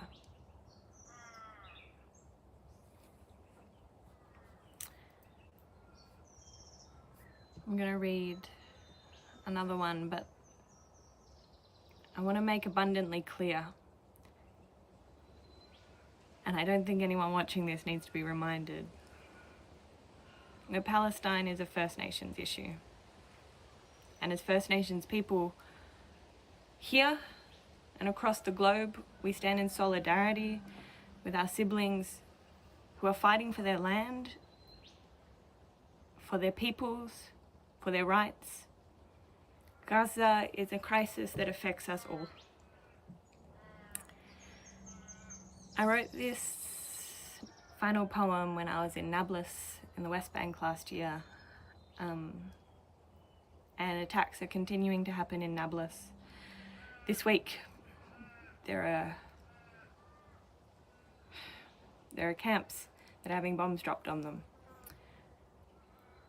This isn't a poem I ever expected to perform, but it seems right. So, this is dedicated to Nablus. There are ways to dream about love, and there are ways to hold water to the lips of a stranger.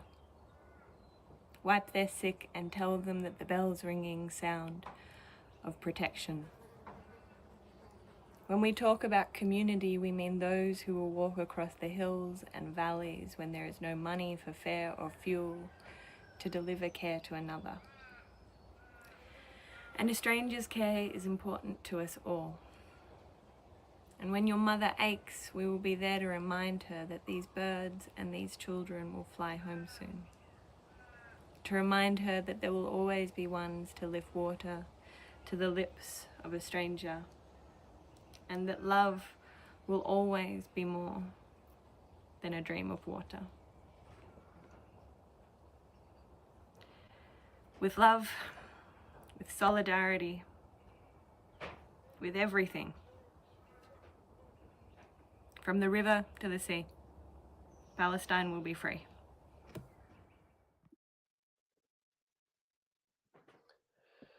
Hi, everyone.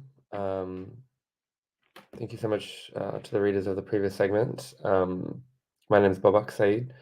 I'm broadcasting from Istanbul, Turkey, and I'm introducing the Afghan diaspora poetry slot. So you're about to hear from 8 poets who are scattered across the world of Afghan descent, read their own poems or the poems of other poets in solidarity with Palestine. And I think it's important that the Afghan poets I've selected, or Afghans in diaspora, are some of the most scattered diasporas in the world, because we have this in common with Palestinians. And our solidarity and our similarity with Palestinians is very historical and unfortunately very deep, as people who have suffered greatly under empire, under border violence, under manufactured impoverishment, under racism, under ethnic cleansing, under displacement. And so I think it's important to be, one kind of representative, or here amongst voices representing the Afghan diaspora who speak out with lucidity, clarity, and commitment to this solidarity between Afghans and Palestinians, because so much of my political education and the political education of so many leftists and radicals and organizers across the United States, Australia, Turkey, Berlin, countries and cities that I've known, has taken place because of the strength, the brilliance, the political courage of Palestinians and the Palestinian resistance. They have taught, educated, mobilized, strategized those of us on the left all over the world. And so it's not for a selfish reason that we owe the world back to the Palestinians living under occupation. It's not for any false notions of reciprocity or exchange. This too, we must remember that if we have made any advances in income inequality, in racial equity, in environmental activism, we owe this to Palestinians for leading the charge, for leading the beacon of decolonization, for teaching us the strength and courage it takes to win when the world, the media establishment, the supremacists are committed to your dehumanization. And so on that point, I want to read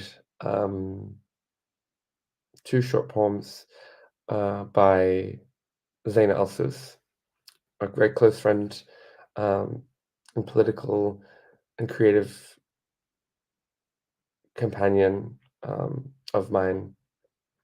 And I'll preface it only by saying that her first full-length poetry collection, A Theory of Birds, ruminates on this question of Palestinian dehumanization, and specifically the technologies of surveillance and classification that cohere around the extinction efforts of a species or a people in the context of Palestinians.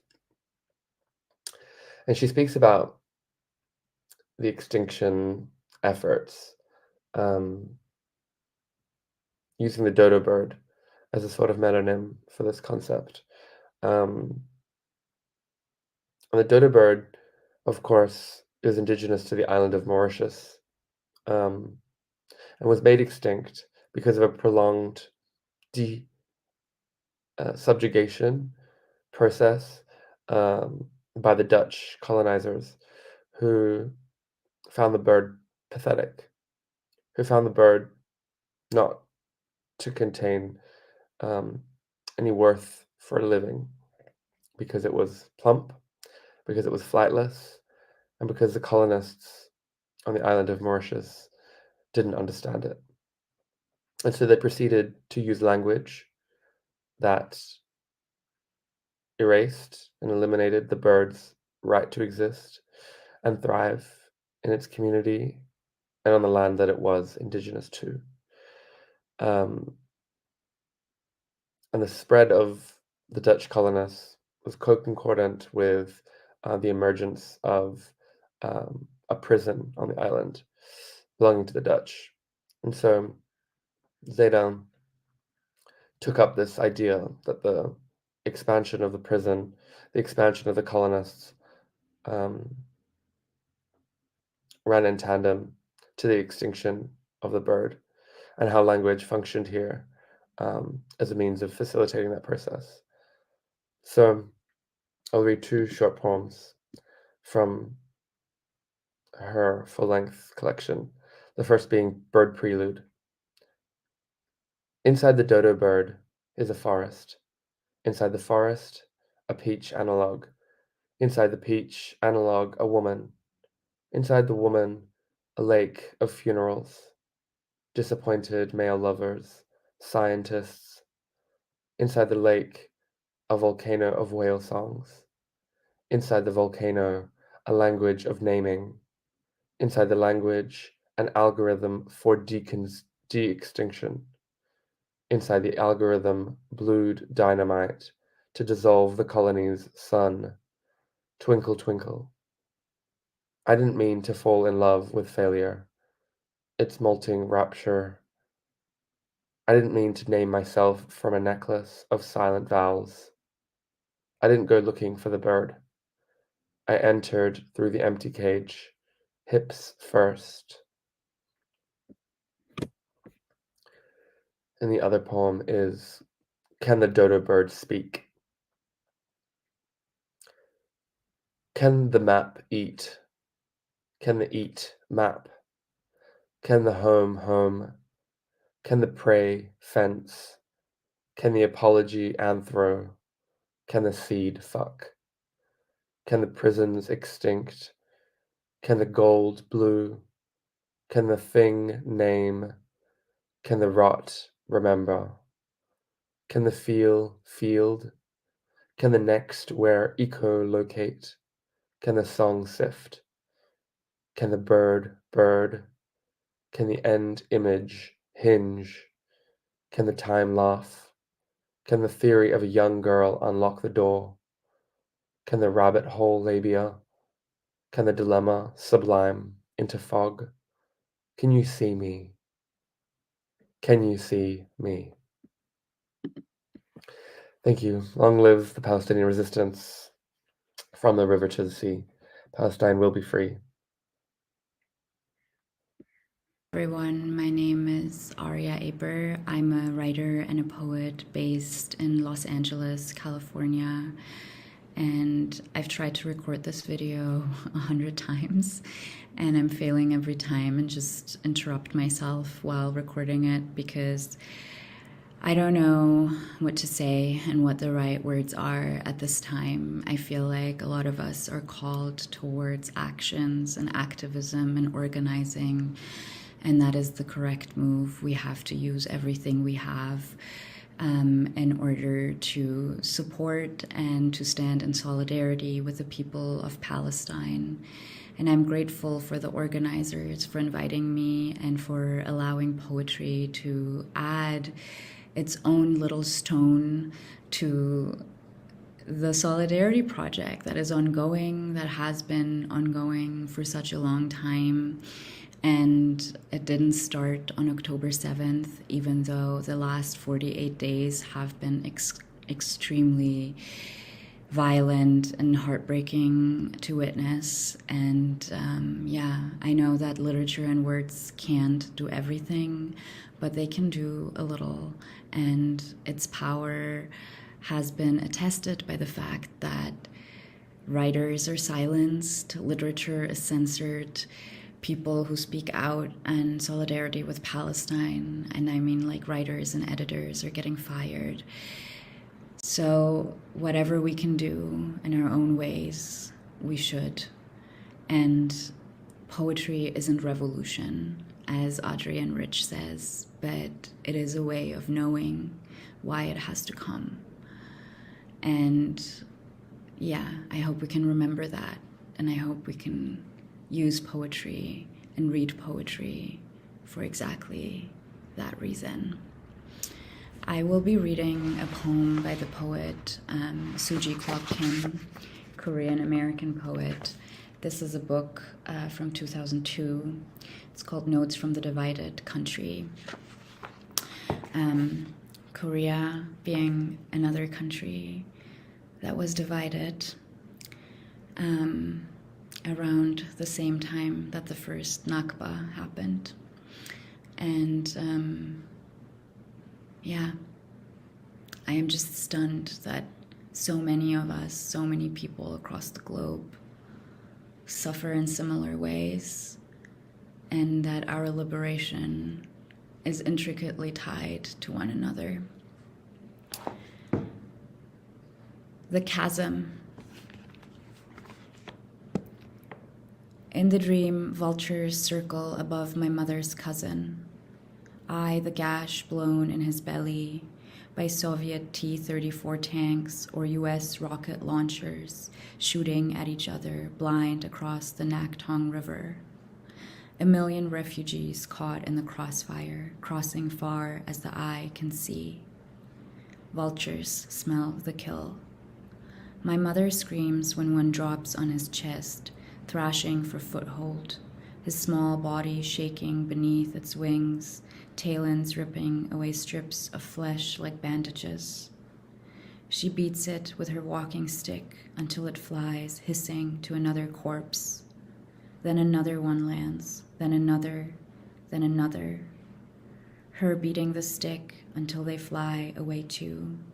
Not for good, swarming again and again to his half-gnawed body, wave after wave.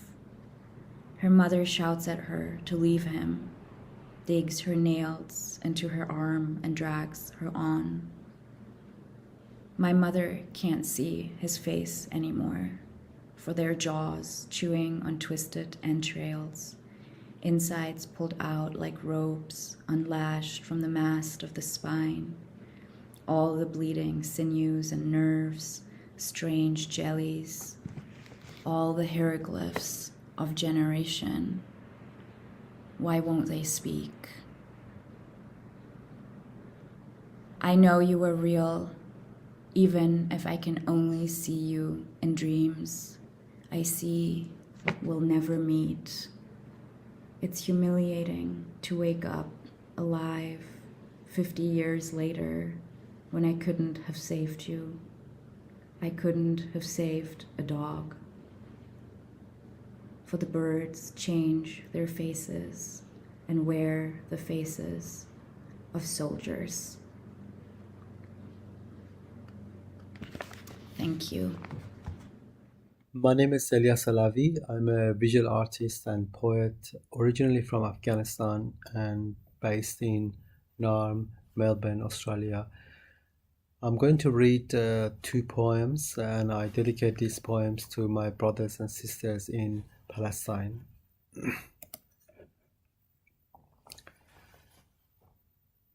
محبوبم اگر مرگ به سراغت می آید کاش به هیئت سل بیاید به هیئت سرما نه حمله انتحاری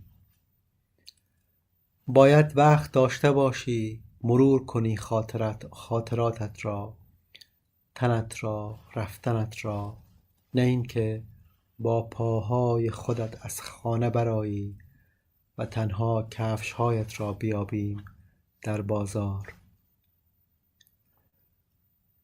My beloved, if death be here for you, let it be in tuberculosis form, or the form of bitter cold, not as prey of bombing. You should have the time to review your memories, to review the particulars of your body, to make plans for your departure, not to depart the house on your feet, and we only find your shoes in the bazaar, not to ever find your hands or your smile, never to locate your eyes. With my own eyes I ought to witness your death, your final breath. My fingers should touch your eyelids to close, otherwise no one will believe. I myself will not believe it. And the second poem, it's called Vatan Kojast, where is the homeland? وطن کجاست؟ وطن میزی چوبی که دور آن چای نوشیدیم دم تازه کردیم پیش از آن که مأموران اداره مهاجرت ما را بیابند. وطن کجاست؟ وطن قایقی کهنه آواره بر موهای وحشی اژه دعا کنید دریا آرام بگیرد بادها آرام ابرها آرام ناخدای پیر می گفت پیش از آن که با موجها برقصیم. Where is the homeland? The homeland, a wooden table at which we drank tea and breathed a sigh of relief just before the immigration police caught us. Where is the homeland? An old boat adrift on the wild tresses of the Aegean Sea. Pray that the sea calms down, the clouds calm down, the winds calm down, the old captain was saying, just before we danced among the waves. Where is the homeland? A detention camp in Torbat Jam in Iran, with high cement walls, with a high barbed wire fence, with long queues, a bread, a letter, shame. Talasya, Quetta, Istanbul, Nauru, Manus Island, Patra, the homeland, perhaps is a hole in a cemetery in Gaza that waits hungrily for my thirsty lips. Where is the homeland? Hi, my name is Hajar Baban. I'm an Afghan Kurdish poet, and I'll be sharing 2 poems. This first poem is by the Palestinian poet Muhammad al-Kurd. No Moses in Siege. On July 16, 2014, 4 boys, aged between 9 and 14, were killed by Israeli naval fire while playing soccer on a beach in Gaza City. Was it because there were no more graves in Gaza that you brought us to the beach to die? Was it because rubbling us in our houses, like our cousins, like our futures, like our gods, would be a bore? Was it because our cemeteries need cemeteries and our tombstones need homes? Was it because our fathers needed more grief? We were limbs in the wind, our joy breaking against the shore, soccer ball in between our feet. We were soccer in between their feet. No place to run, no Moses in siege. Waves stitched together, embroidered, weaved, unwalkable, indivisible, passage, implausible. On most days, we weep in advance. We looked up to the clouds, got up on clouds. Here, we know two suns, Earth's friend in white phosphorus. Here, we know two things, death and the few breaths before it. What do you say to children for whom the Red Sea doesn't part?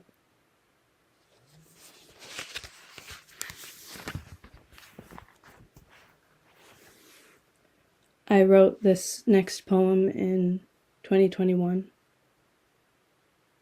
Conventional warfare. I thought it meant any war that was useful, so I called it conventional war that took my grandfathers, the war that brought my father to my mother, that made my father search, I believe, for his brother. Even conventional war that made me born youngest to ask for the details that were my sisters and my brothers and my parents' memory, stories which made me want to be good, even when, of all of us, secretly I wasn't. Assalamu alaikum. Hello, my name is Sahar Muradi, and I'm a poet and educator living in the United States. When I was 3 years old, my family was forced to flee our native Afghanistan in the wake of the Soviet invasion. As a child growing up, I would often hear about Palestine, about how the plight of both of our people was forgotten by the rest of the world, about how that suffering was underwritten by this new country I was supposed to call home, about how we would trade off the title of world's largest refugee population. I would also hear about the incredible strength of our people, our deep faith, our generosity, and our love of poetry. October 7th is forever etched in the Afghan collective memory as the date of the US invasion of the country. And now October 7th is etched in the global collective memory as the beginning of another catastrophe. I share these not to conflate our histories, which are unique and particular, but to point to our shared humanity and our shared struggle for freedom. I firmly believe that our liberations are tied. And as part of this beautiful collective of poets in solidarity, I would like to share a poem of mine titled Salam Alaikum, which speaks to how odd the dailiness of our greetings sound when they meet the normalization of violence. The poem alternates between English, Afghan Farsi, and Malian Bambara. Salam alaikum. Salam alaikum. Once, when I was a girl, Ini Sagoma, I believed in morning like a hot yellow apple. Mondana boshin. We never tired. Father said, God is good. Here sira. We slept in 2s and 3s. Famil chatorest. It was a matter of everyone. Samogo bedi. Someone had work, someone didn't, someone always offered something. Auloda khubastan? We were kids, but we knew everything. We belonged to everyone. I sigina. After prayer, there was tea. After tea, there was fruit. Bifarmain. Mother taught us to draw our feet, to let others go first. Ani to lay. In time, day gave way to night. Jonathan Jodast? Someone would show up asking for my body, then another. I de goche ka kene. We would exchange brothers who were not our brothers. Khodaya shukr. The earth met us in different ways. For some it rained, for others there wasn't water for the stones. Ah barika alaye. We thanked God for blessing us and not our neighbors. Khada hafiz. History was the first to leave and without a trace. Ani wula. Father said the night has hands. Mother reminded me of the apple. Shab b'chayr. In the dark, I held nothing. I just want to close by saying, in response to salam alaikum, wa alaikum salam, as in, I wish nothing more for you, siblings in Palestine, than the peace that comes with safety, with justice, with the restitution of your home and homeland. We are not free until you are free. Hello, my name is Banu Azizian. I live in Turkey, and I'm going to read a poem I wrote when I was 13. It's broken into short segments, and here I go. Heritage of a Homeland, Part 1, Photos. Fremont, California, summer 2021.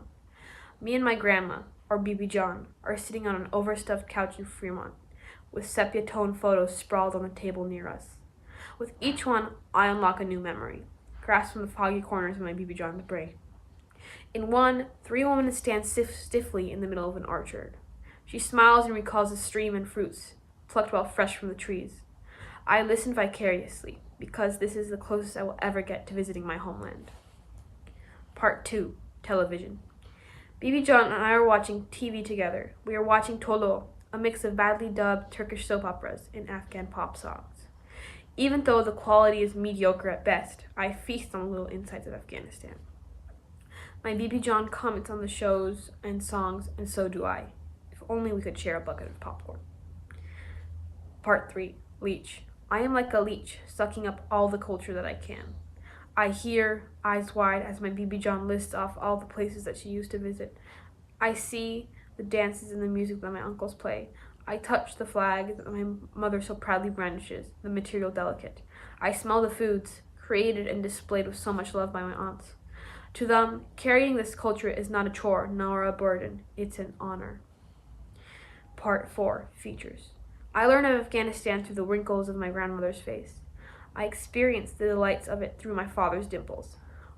I spot the snow leopards and precious gemstones of my homeland through the hazel eyes of my mother. Part 5, Fragments. My identity is scattered into pieces. Conceived amidst the bumps of Kabul, I was born and raised until age 7 in the U.S. Taught that my mother's tongue, Farsi, was a foreign language. I moved to Turkey when I was young, where I will always be a foreigner. If I ever go to Afghanistan, they will see me as different, even though I look and speak like them.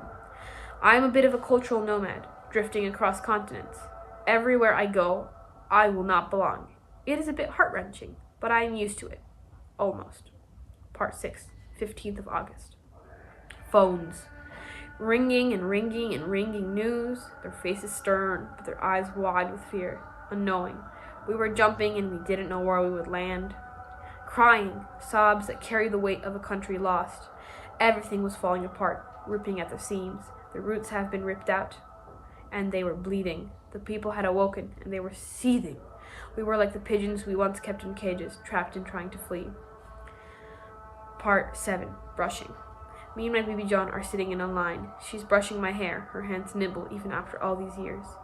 Brushing is like the ultimate bonding. You are allowing someone to touch and push and poke you. She tells me half-forgotten tales about cows and wives.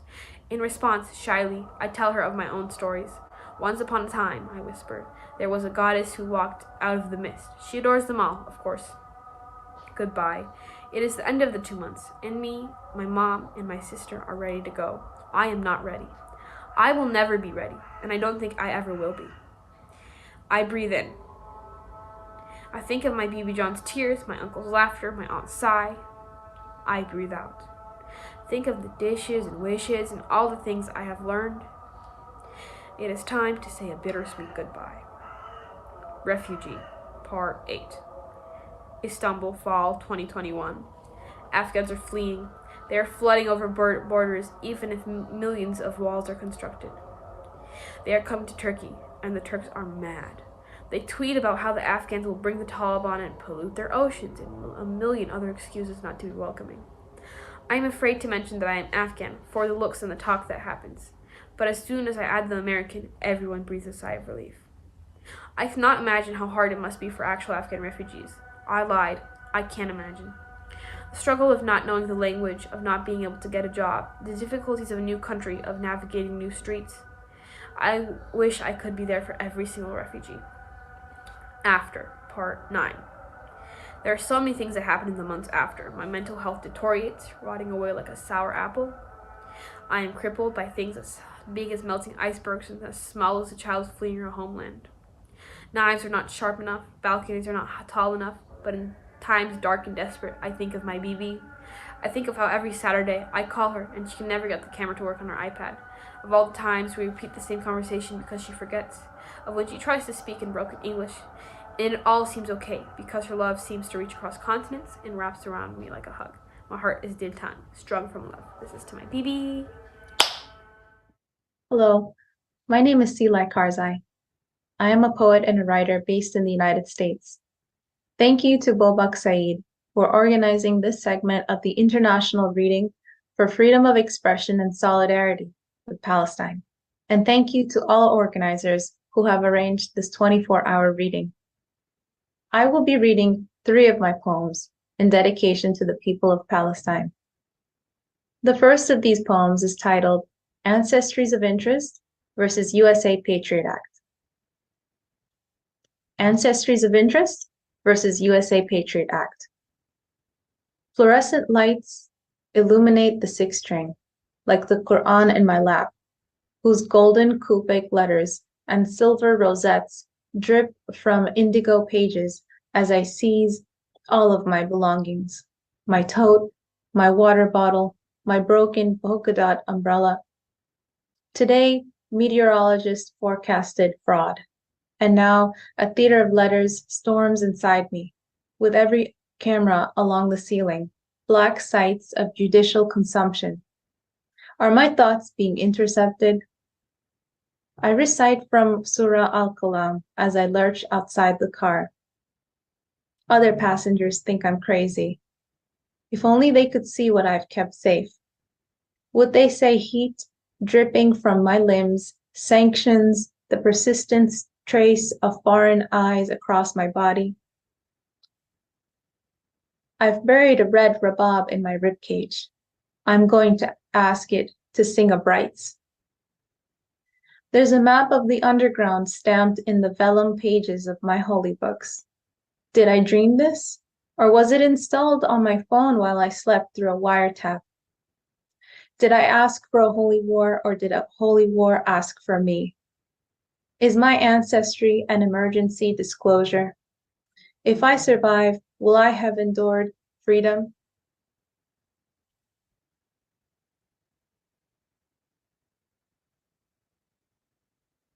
The second poem that I'm reading today is titled Notes on Measuring Time.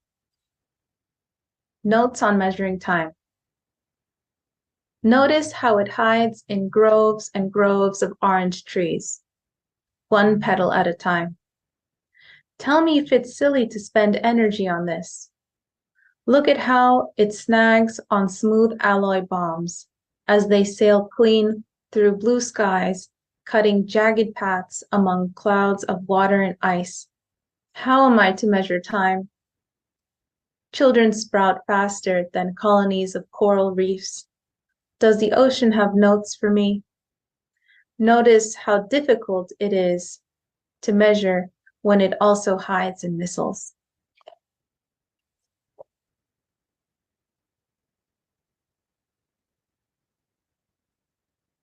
My third and final poem is titled Customs. Customs. The customs agent asks, "Do you have anything to declare?" Your palms blossom pomegranate flowers. Tufts of dried mulberries tumble from your tongue to the tile. Sour green plums trot out from your carry-on suitcase. The customs agent asks, "What is your occupation?" Your toes sprout lapis lazuli. The customs agent asks, "Where will you be staying?" You glance from right to left. The customs agent asks, "How long do you intend to stay?"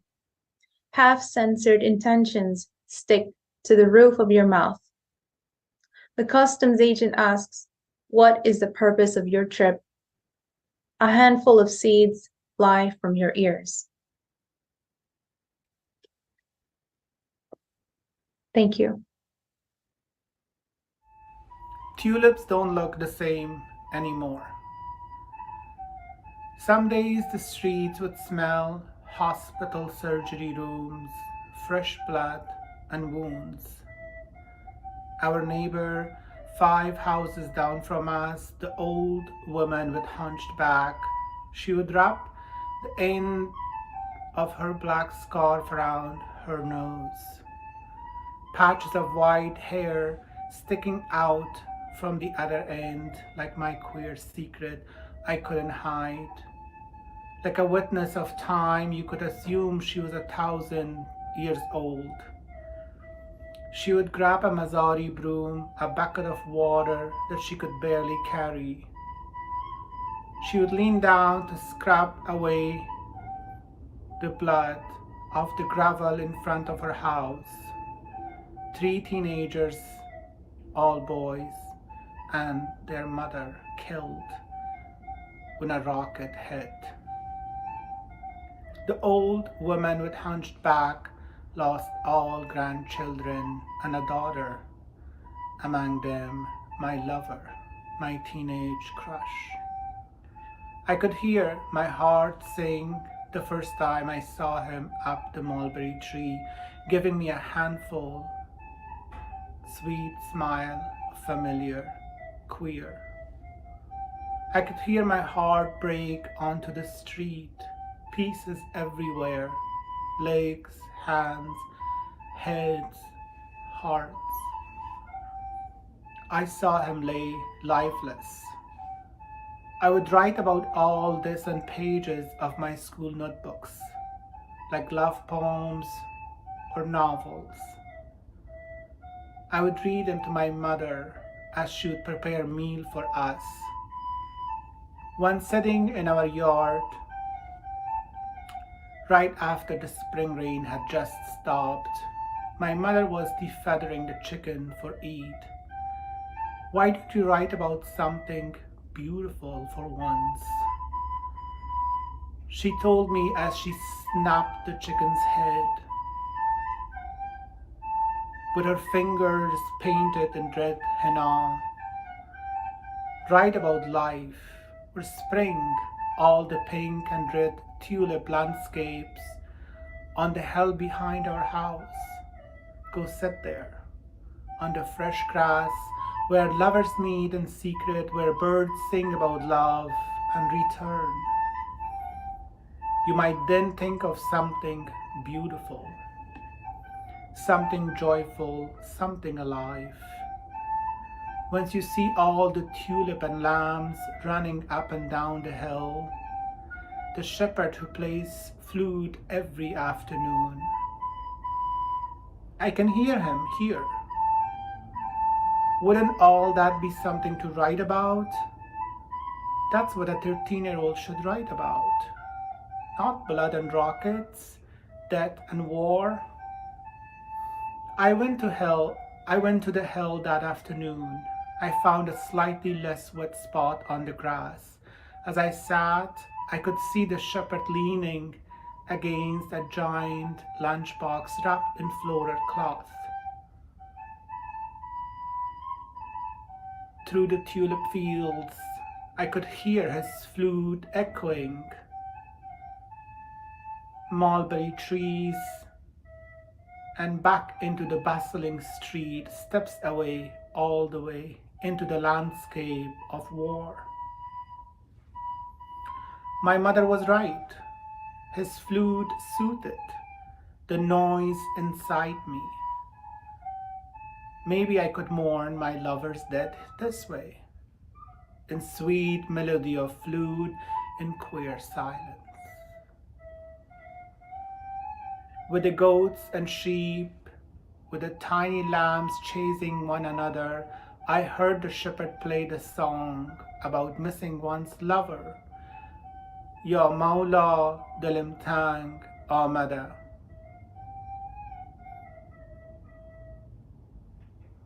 Ya Mawla, my heart aches with longing. I miss them more.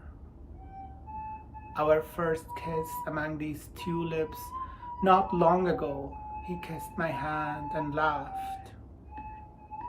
He read a poem about lovers kissing hands. I closed my eyes and imagined him kissing me again. I heard a lamb chasing a goat. I heard a bomb explode. The goats and sheep, the tiny little lambs dragging their bodies in flesh and blood, the shepherd still alive, but I couldn't see his legs next to his body. He lay there, half. I wish the old woman 5 houses down from us could come and wash off the blood. Salam. My name is Alexandra Malotmol. I am a poet and writer and software engineer, normally based in Brooklyn, New York. And I'm going to be sharing a couple of poems with you all today. As a means of introducing each poem, I'm going to talk a little bit about the community that helped put these pieces out into the world, because now, as always, it is very clear that we cannot do our work unless it is in community with one another. This first poem is one that I was really honored to have appear in the inaugural edition of Kokash Review. Kokash is a new journal for writers of Swana heritage. And yeah, I was really, really honored for this to appear alongside really talented works by other folks, including Palestinian American author Sarah Aziza. This poem is called The Most Vulgar Word You Can Think of. My father calls me American when he doesn't agree with me. I remind him that he is too. He says it isn't the same. He's right, of course. So I say, what about Gulalai, studying for nursing exams in her 3rd language? What about Hoharam Jean, turning into a teenager in secret over online tunnels? What about the new baby boy, born safely amidst death to our sighs of relief?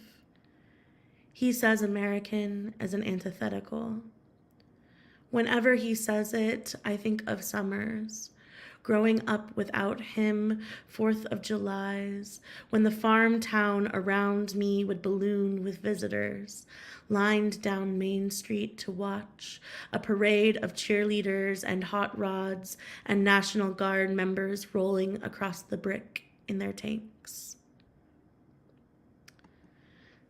The second piece is one that was published by an organization called the Afghan American Writers and Artists Association, which is a wonderful organization for artists and cultural critics that I wish I would have known about when I was younger. This was published as part of an anthology reflecting on the U.S. withdrawal from Afghanistan in 2021. Right now, AWA is doing very important work helping with resettlement for artists from Afghanistan. This is Enduring Freedom 3, which is actually an erasure poem from President Biden's August 16th, 2021 remarks on the U.S. withdrawal from Afghanistan. Enduring Freedom 3. We continue our diplomacy, our international influence, push Afghan women and girls all over the periphery. We're taking over. Afghans who are eligible, vulnerable Afghans, Afghans who otherwise are at great risk, Afghans still hopeful for their country, a mass exodus, a crisis of confidence. American troops performing professionally and effectively have made it clear with devastating force. 20 long years of bloodshed in the graveyard of empires. What is happening now happened 5 years ago, 15 years in the future. To preside over war, pass this responsibly on, claiming just a little more time of America's warfighting laser focus. Our mission to degrade was a success. To overcome centuries of history, remake Afghanistan, endlessly life-shattering, leaving families broken. The American people would bring Afghanistan to an end, hard and messy, far from perfect, a commitment. Our leaders will pass this decision on to another because it is right for America. May God protect all in harm's way. Thank you.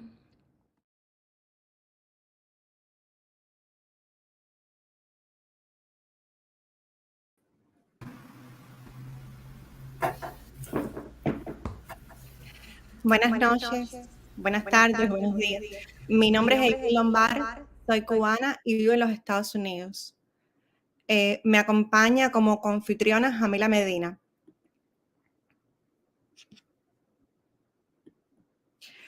Agradecemos especialmente a Mara Pastor por contactarnos. Para nosotras es un honor formar parte de esta canción colectiva.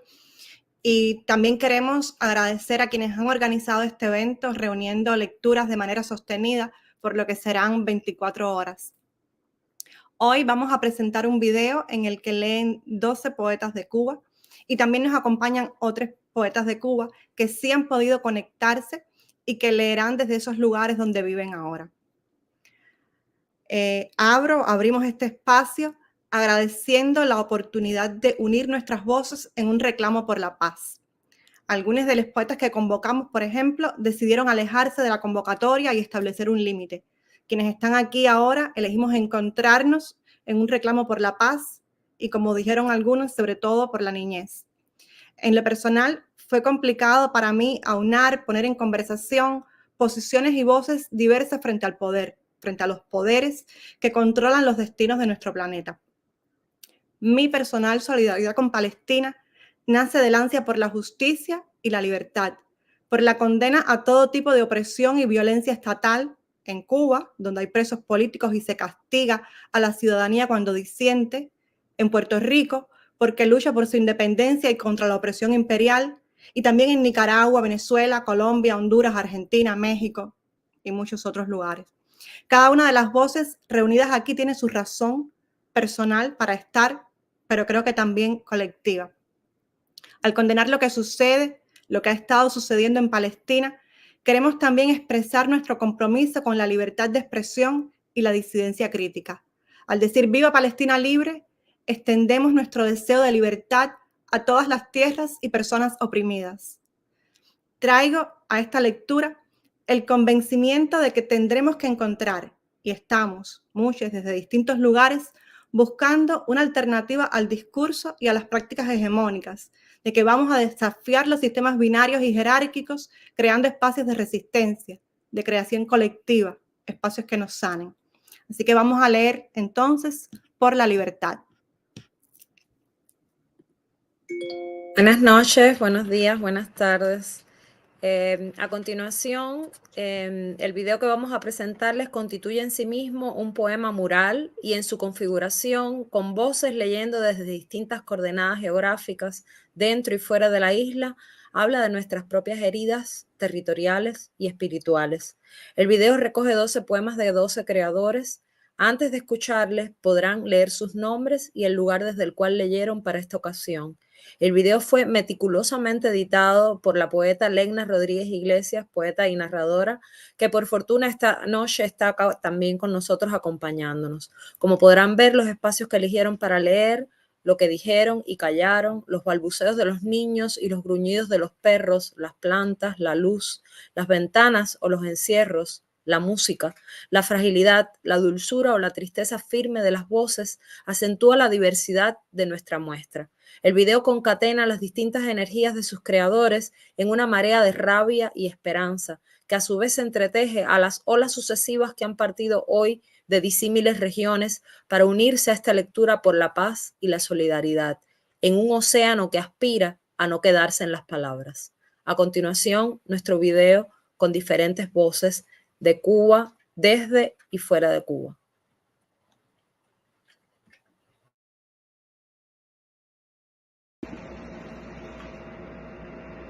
¿Cómo quieres que sea el futuro? Como las fotos de otra época donde uno cierra los ojos y ve mejor. Como las 12 uvas a medianoche y los 12 deseos que uno pide el último día del año o el primer día del otro. Como el mismo deseo repetido 12 veces en la mente, con los ojos bien cerrados. Como el último día, como el primer día, como los ojos abiertos, como las fotos, como un palacio lleno de uvas, niños y años.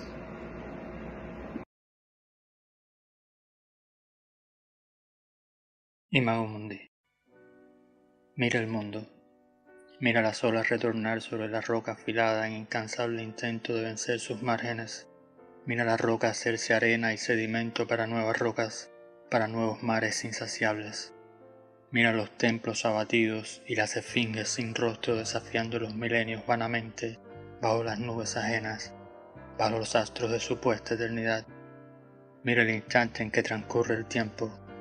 Mira el tiempo y la existencia atados en el breve chispazo del rocío y en el lento suplicio de la historia y en el insondable pozo de nuestra incomprensión. Mira la lluvia anegar los valles y los témpanos flotar a la deriva, disolviéndose, evaporándose, dejando en el agua su rastro de agua antigua y libre. Mírate flotar a la deriva, mira tu rastro, tu libertad, tu disolución entre otros rastros como estelas que se borran, como guerras que se olvidan, con sus causas y sus víctimas y su heroísmo de agua.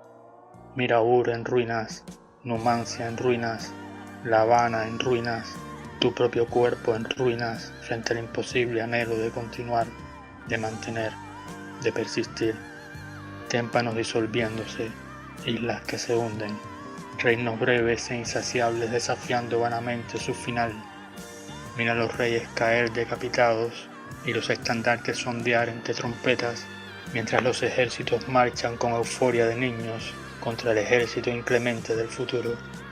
Mira el futuro, mira las selvas arder, las turbulencias del fuego crepitar y erguirse, dejando su resplandor de oro en el azul, para ser blanco de nube y luego barro, luego polvo y raíz para otras selvas, otros fuegos, otro barro idéntico e inerte. Mira el barro cobrar vida, aspiración de abstractas lejanías, orgullo de existir allá en la cumbre, en Ur, en los versos de Nirvana o Shakespeare y en la memoria de tus hijos, indeleble. Mira el barro en su porfía con la muerte, venciendo sin vencer, día tras día, extinciones, nacimientos, supernovas en la noche húmeda de sexo y tempestad, de sangre y semen. Mira la noche, la oquedad del cielo sobre tu cabeza, la oquedad de tu cabeza construyendo templos bajo el cielo, esfinges ya sin rostro, ya abatidas antes de su creación, ejércitos flotando a la deriva, estandartes disolviéndose, trompetas, reinos, rastros leves, pugilato de agua antigua y libre, contra la roca afilada, contra el lento suplicio de las causas. Mira las causas y sus víctimas. Mira la guerra de los muertos eufóricos, crepitar y expandirse bajo las nubes ajenas, bajo el peso de su propio anhelo, máscaras para llenar de supuesta eternidad la historia de un instante, el mundo en una chispa de rocío. Mira el rocío evaporarse, mira el futuro, mira el mundo. En contra de la guerra, todas las guerras, la guerra contra Palestina, la esencia y la energía de la vida. Nosotros saltamos esencias, no miramos dentro del pensamiento, somos la cáscara de los sentidos, cáscara efímera que envejece, la máscara que cubre el cuerpo. Cáscara y fruta tienen su significado. No se aprende queriendo tener sin la esencia de los sentidos. Somos frágiles cáscaras que se desintegran en el universo. Muchas gracias por la invitación. En contra de la guerra, en contra de todas las guerras. Buenos días a todos, Idiel García desde Cuba. Muchas gracias por la invitación a ser parte de este proyecto contra la guerra. El poema se llama Este poema no debería existir. Este poema no debería existir, como no debería existir su objeto, es decir, ella, la guerra, pero existe. Como existen estrellas que caen de la noche y estallan en las cocinas y las cunas, en las piscinas y los hospitales. Estrellas que estallan bajo los sueños llevándose todo lo humano y lo divino del hombre, abriendo en pedazos la madrugada de un día de reposo donde no reposan los corazones, solo los esqueletos tendidos bajo las alambradas y el granito de las sinagogas y las mezquitas, cadáveres que no nacieron cadáveres, sino cuerpos vivitos que sonreían más allá de la esperanza. Pero la esperanza también voló en pedazos llevándose consigo los cuerpos del futuro. Por eso existe este poema que no debería existir, este poema innecesario como las rosas que caen sobre Gaza, esparciendo sus pétalos envenenados. Mientras escribo este poema, este verso que también será volado en pedazos, como rabiosas arañas, caen en la franja de Gaza las rojas manzanas de la muerte. Muchas gracias.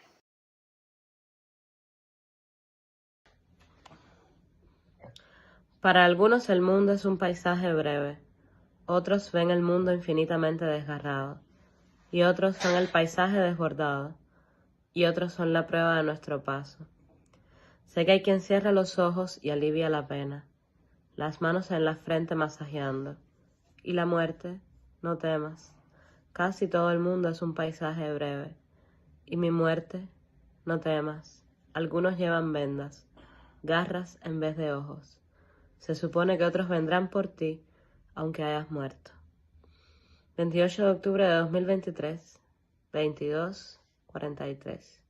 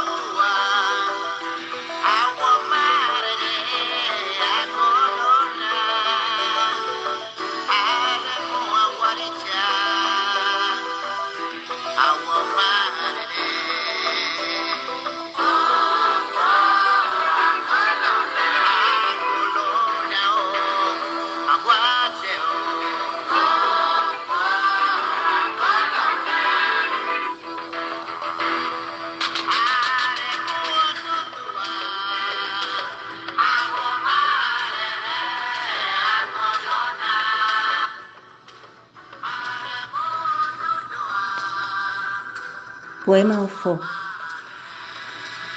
a la manera de la poesía oral de los antiguos yorubas africanos.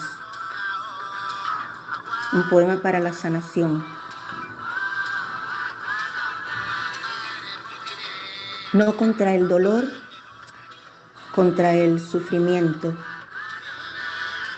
No contra la ceguera, contra la rabia. No contra la necesidad, contra el imperio del deseo. No contra el enemigo, contra la enemistad. No contra la pequeñez, contra la disminución. No contra la imaginación, contra el exceso de fantasía. No contra el poder, contra el abuso de poder. Antes que la defensa, la protección. Jamás golpea la muerte a una roca y jamás corre un río hacia atrás.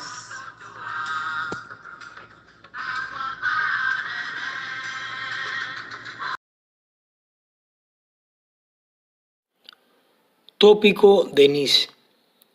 Revelación del Tao rinde culto a la forma.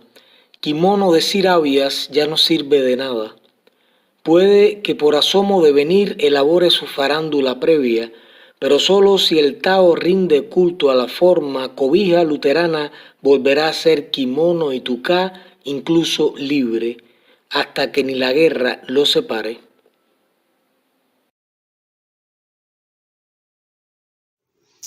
Mi nombre es Amel Echevarría, vivo en Cuba y les voy a leer el texto titulado Acerca del Hijo, que pertenece al libro Caballo con Arzones. Sobre la cama un álbum de fotografías.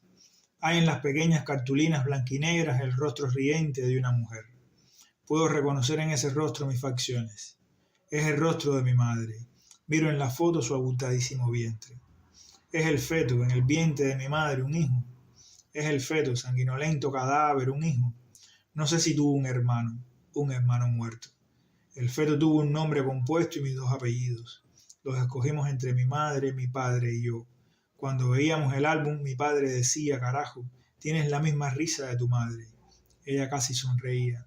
Nunca más lo intentaron. ¿Es acaso el aborto inesperado parto? Si el aborto no es parto, es el feto muerto, un hijo muerto. Era el feto muerto, mi hermano muerto. A nadie digo tuve un hermano muerto. Miro en las fotos el abultadísimo vientre.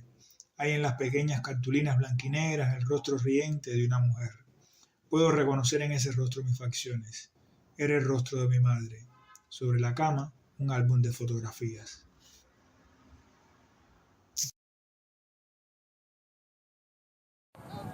José Ramón Sánchez, palestino.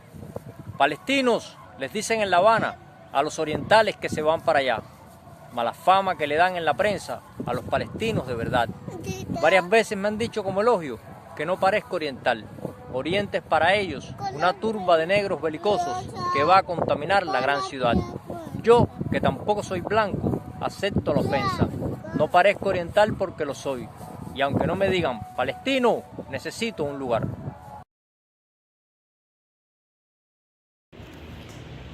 Marcelo Morales, Cuba. ¿Qué estás pensando? Facebook. Yo pienso en todo ese humo contra los mosquitos, en todas esas cadenas de oro falso, en mi esqueleto en una caja allá en La Habana, en todas esas rayas que dividen la calzada, y pienso en el destino y en las moscas que tropiezan contra el vidrio, y en todos esos bancos de hospitales bajo el alma, y en mis padres que envejecen y en mis padres juntos, y pienso en el amor.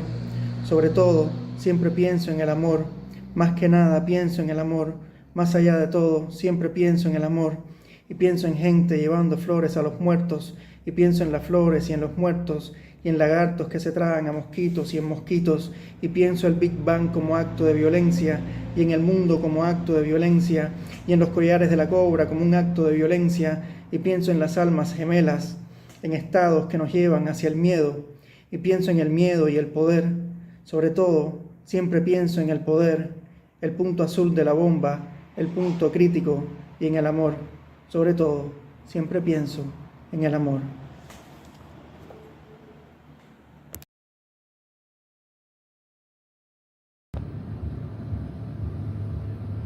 Netanyahu, primero, asesinar al hijo y descuerar su cara, ofréndalo, desuella a su hembra sobre la grava. Matamos para que Dios esté tranquilo, para fraguar una unión que vaya más allá de nuestra franja. Llega y ven a redimirnos. Así se reforma el mundo y mi pingón se para.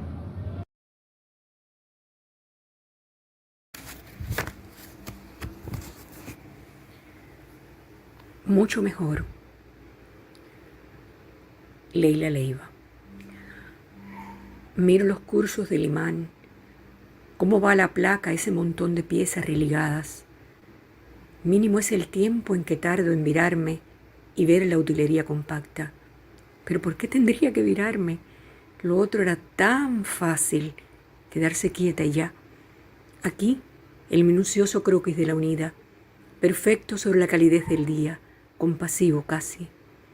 Ala la piedra colindante, ala hasta que soy presilla, arandela, sintiendo entre ranuras la libre asociación.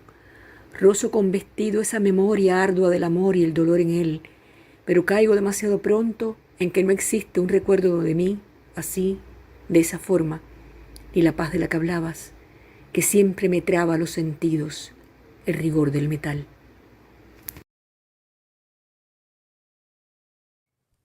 Por Palestina, por que pare la guerra, los bombardeos a la población, porque la política exterior de nuestros países se haga en nombre de la extensión, la paz, en contra de la carrera armamentista, de la producción de armas, de cómo los imperialismos del mundo nos manipulan y nos convierten en criaturas y en objetos del mercado siempre. Soy Nara Mansur, poeta cubana, leo desde Buenos Aires, Argentina. Sueño de mi hermano muerto. Encontré la mano de mi hermano en el campo de caña, la que tiene el dedo meñique más crecido. Así que supe que era mi hermano, así que supe que mi hermano estaba muerto. Yo también me supe muerta, con mis manos perfectas, con las 10 uñas de manicure en plena guerra. Me quedé allí. Me quedo allí hasta siempre, tirada, con la mano de mi hermano en mi mano, con las manos de todos los muertos en mi mano, con las manos de todos los ahogados muertos, con las manos de todos los desempleados en mi mano, en la mano de mi hermano. Me quedé dormida. Hace 2 horas ya. Me levanté, busqué algunas ramas, alguna florecita silvestre, algo evidente vivo y sano. Enterré la mano de mi hermano en un montón de bagazo y tropecé con un pedazo de la bandera. Escribí algo con su sangre, su nombre. Él, el único que tiene un nombre reconocido. 1, 2, 3, 4, 5 letras. Comencé la huida. Otra vez me fui. Comencé el caminito de la muerte, pequeñita, yo también, mi hermano también, muerte, bebé. Muerte recién nacida, muerte que tiene toda una vida por delante. Muchas gracias.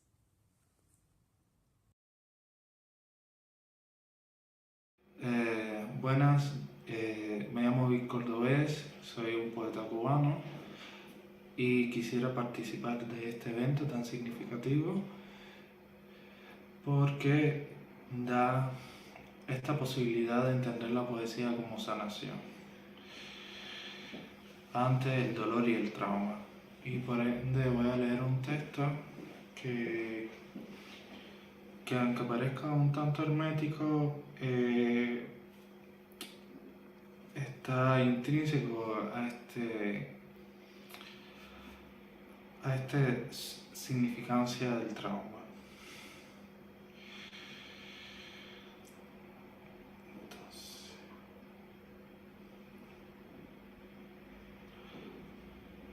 Car. ¿Se me escucha bien? En suaca de dopo longe, estribo sin arribita, jaspiado de sí, angina. Un jimangú en gomo, curucutú, tras róbalo cras ignio. Acuno, o de cantonés espumarajo, sopé manguila, por baifo remí in mater prosodica. A pelotone gibastrato etimo rosacio. Oí, Aikinoja, X, acoplándose con su careto rojizo a las siempre vivas, y señinga minchan y zancadilla, jeje. Ebrio, por el pasto albino se me catiusca como alter, sin ombligo. Si guato anduvo, dijo Júperto de Ringa, achinó de eterno retorno calvazo de tocto, punto. Aes, tintin. Acordono su estómago a mis trenzas y en yegua, desarro hasta sus cojones. Es non quo, así pues, ausente de grandis, zafalauta, vidria cortante entre seno, arroz de arma, y, desfondado, rasca la cocada al jardincito, zapa tum tum.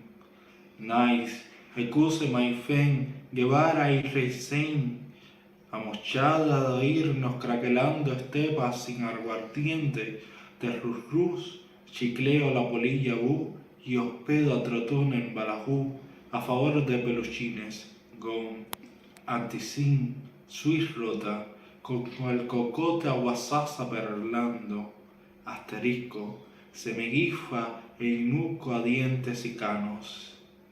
Movíase de Yafarzán hasta Piquito su non sasá, punto.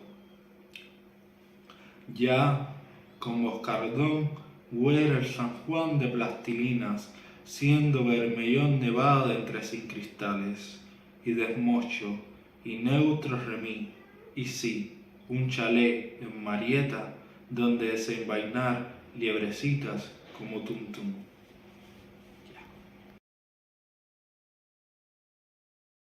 Antonio Rada, poeta cubano. Contra las guerras y contra todas las violencias.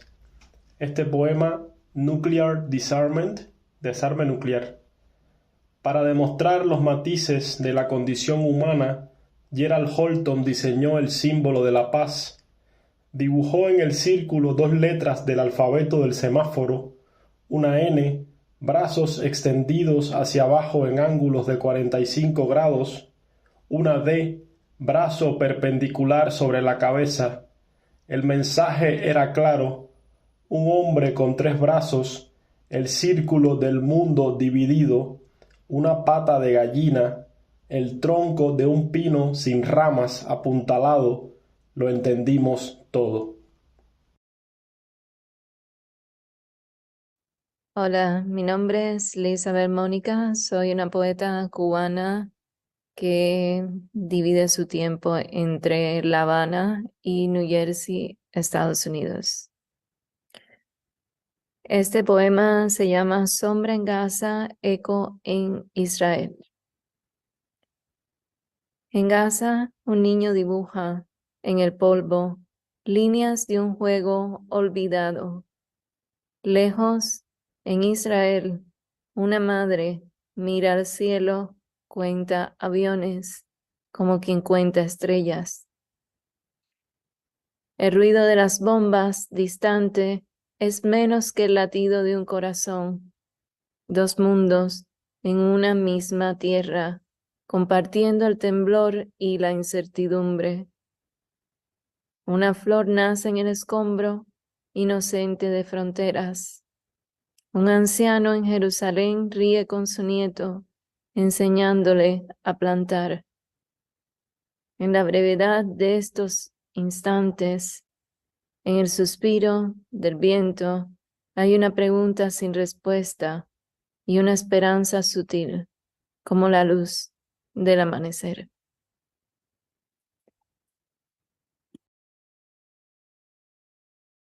Agradezco la invitación de las poetas Jamila Medina y Eileen Lombard para esta posibilidad de la poesía como un acto de paz. Soy Liuban Herrera, poeta cubano residente en Ecuador. Negación de la Ofelia. A falta de un rubí en los labios, encuentra un roído maquillaje en el fango detenido. Su ojo Made in Bulgaria, años 80, aún no se sumerge, como si en el éxtasis que supone la desnudez ante la cámara se salvara de naufragar en el cauce de fin de siglo, donde la niñez se taja con el filo de la bandera. No te deshagas de tus antiguos trofeos. Mírala allí, en su volga imaginario, confinada a la democracia del estiércol, donde frascos de leche amarga, uñas moldeadas por el acrílico y lápices de ordinario diamante navegan sin distinción en el agua mortuoria. En un giro perdió las piernas, que dan al brazo emergido el poder del signo, gesto de ahogada feliz, sin guinga ni sombrero. Si la comparara con el cadáver de una mujer de sexo, no conservara quizá la postura del ojo cerrado por la vergüenza. Cierto es, creer en el Volga como único espejo donde mirarnos hizo de nosotros cuerpos vacilantes de la mudanza. Sin embargo, aún desconfiamos del falso rubí en el ojo glamoroso de la Barbie made in China.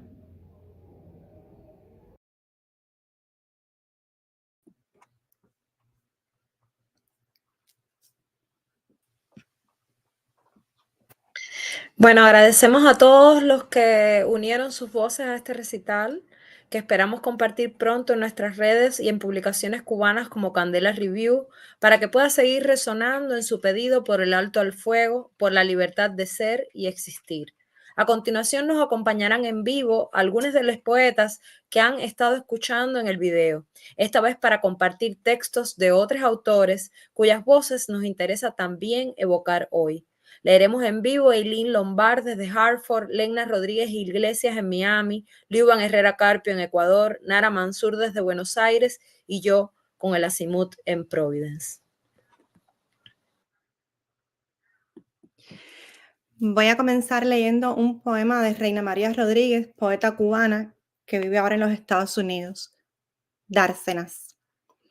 Hemos pasado sobre barquitos, descascarados, apostados a ellas, esperando partir cuando decíamos que eran marinas para hacerlas más soportables y hasta románticas a la distancia, porque creíamos que al nombrarlas como recuerdo, no como fin, tendríamos posesión sobre algo salobre que dejaba a su libre albedrío una resignación necesaria cuando no teníamos nada.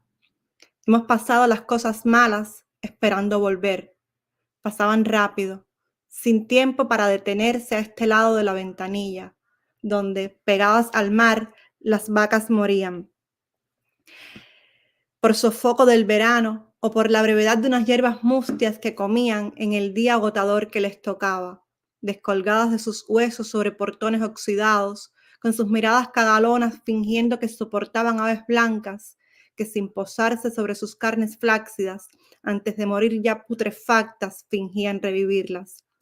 Hemos resistido las horas del engaño, buscando noticias que revoloteaban, mariposeando, sin cesar, sobre una nada porosa, con su vacío cómplice, desproporcionado, que corrompe al mediodía las islas, las despedidas, alrededor de los edificios recostados con ira al paisaje, de esos girasoles plásticos que Van Gogh haría y que sobresalen desde las ventanas, esperando algún día atravesar los campos, la desidia, en esas películas que veíamos, acostumbrados a fugarnos de la realidad, gracias a ellas, y donde la tierra parece como un agujero, calcinada por la tiranía de lo que no fuimos, un celuloide borroso donde dejamos partículas de supuesta bondad o cariño que nos quedaba a la deriva, todo lo que evitaríamos si hubieran sido dársenas, campos de girasoles y no lúgubres postales, proposiciones de cartón que entraron por los ojos, los oídos,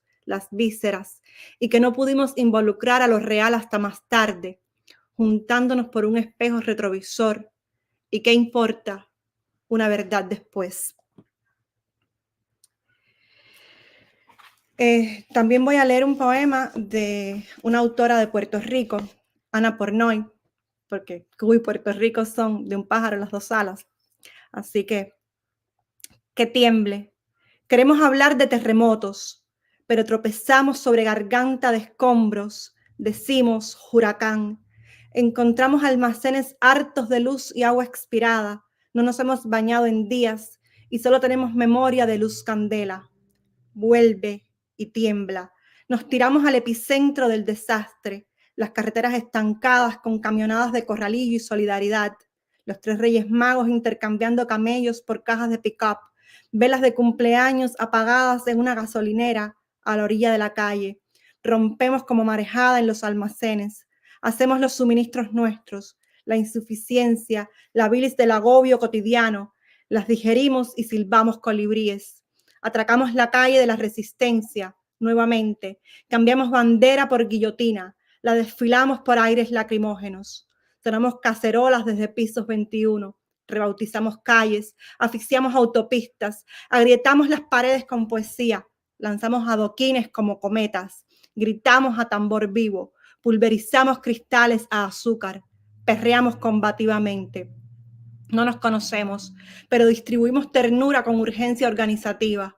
Cosemos mosquiteros por montones a montañas. Montamos duchas ambulantes, circos de Londres itinerantes. Cocinamos para barrios enteros. Nos aguantamos cuando cae el telón de la noche y seguimos a oscuras. Nos apretamos cuando tiembla una vez más.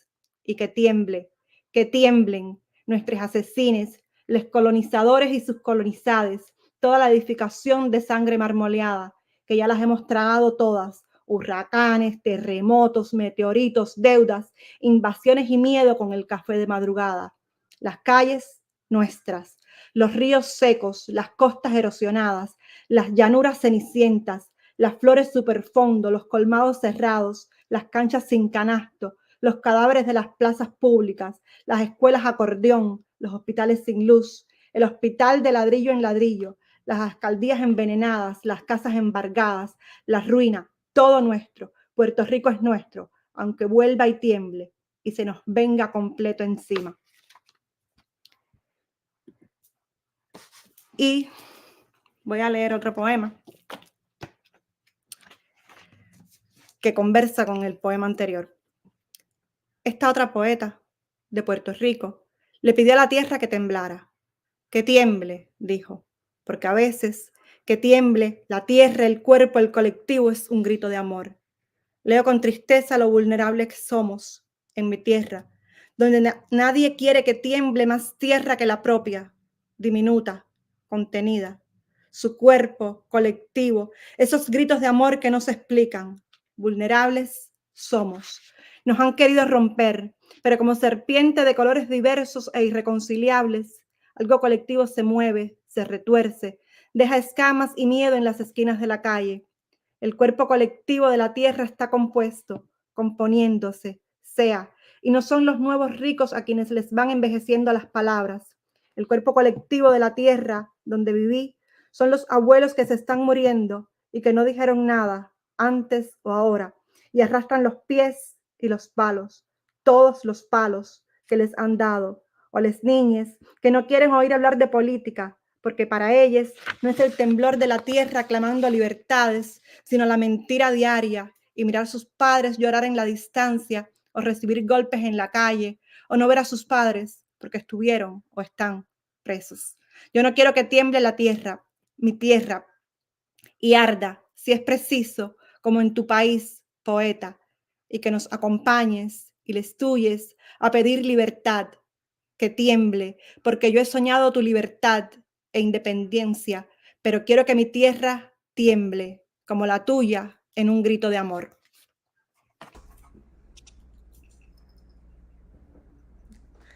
Buenas noches, yo me llamo Legna Rodríguez, soy poeta cubana y quiero dar las gracias por poder sumar mi voz hoy y rechazar toda la masacre, toda la guerra, toda la violencia que está pasando hace tanto tiempo. Y bueno, quiero leer un poema que se llama Mis piernas me pertenecen. Nuestra casa construimos al lado del acueducto para que nunca abrevien las piernas. El agua empezó a faltar a pesar de todo esto y nada abre bien las piernas. Deshizamos la bandera pensando que con el asta tal vez abrevíen las piernas, pero hacer un pozo hondo no podía ser tan fácil como ir abrevíen las piernas. Y llegaron las gallinas brincando bajo la lluvia porque no abrevíen las piernas. Entonces abrí mis piernas, iguales a palmas blancas, iguales a flores blancas, nacionales, por supuesto. Además, quería leer un poema de un poeta que es para mí muy importante, que se llama Juan Carlos Flores, es un poeta suicida cubano.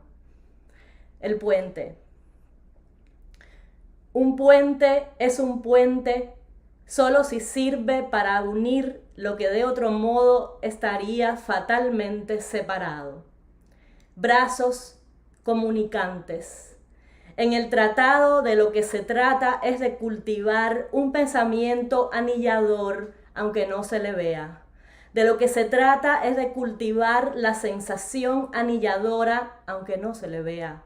Sin olvidar que lo importante a construir no es el objeto, sino el vacío que el objeto procrea en su interior. Brazos comunicantes. Un puente es un puente solo si sirve para unir lo que de otro modo estaría fatalmente separado. Y para terminar, quiero leer La presencia de Ángel Escobar, otro poeta cubano muy importante, también suicida, muy fuerte. No te he abandonado, estoy aquí contigo, te han atado en la costa a un madero, entre el mar que desdeñas y la tierra que amas. La marea sube, el poste resistirá. Mientras tanto, los cangrejos pueden comer tus vísceras. Al amanecer, si la marea no te ahoga ni los cangrejos te devoran, las lanzas se cebarán en tu carne, tendrás frío, es de noche, de algo te servirán tu desdén o tu amor. Yo no te he abandonado, estoy aquí contigo. Gracias. Buenas noches, para mí es un privilegio estar en este acto de paz, bajo calibre.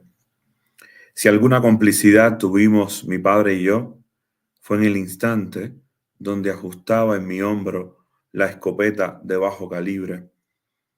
En la explanada del potrero me hacía apuntar al manojo de codornices, ínfimo pájaro.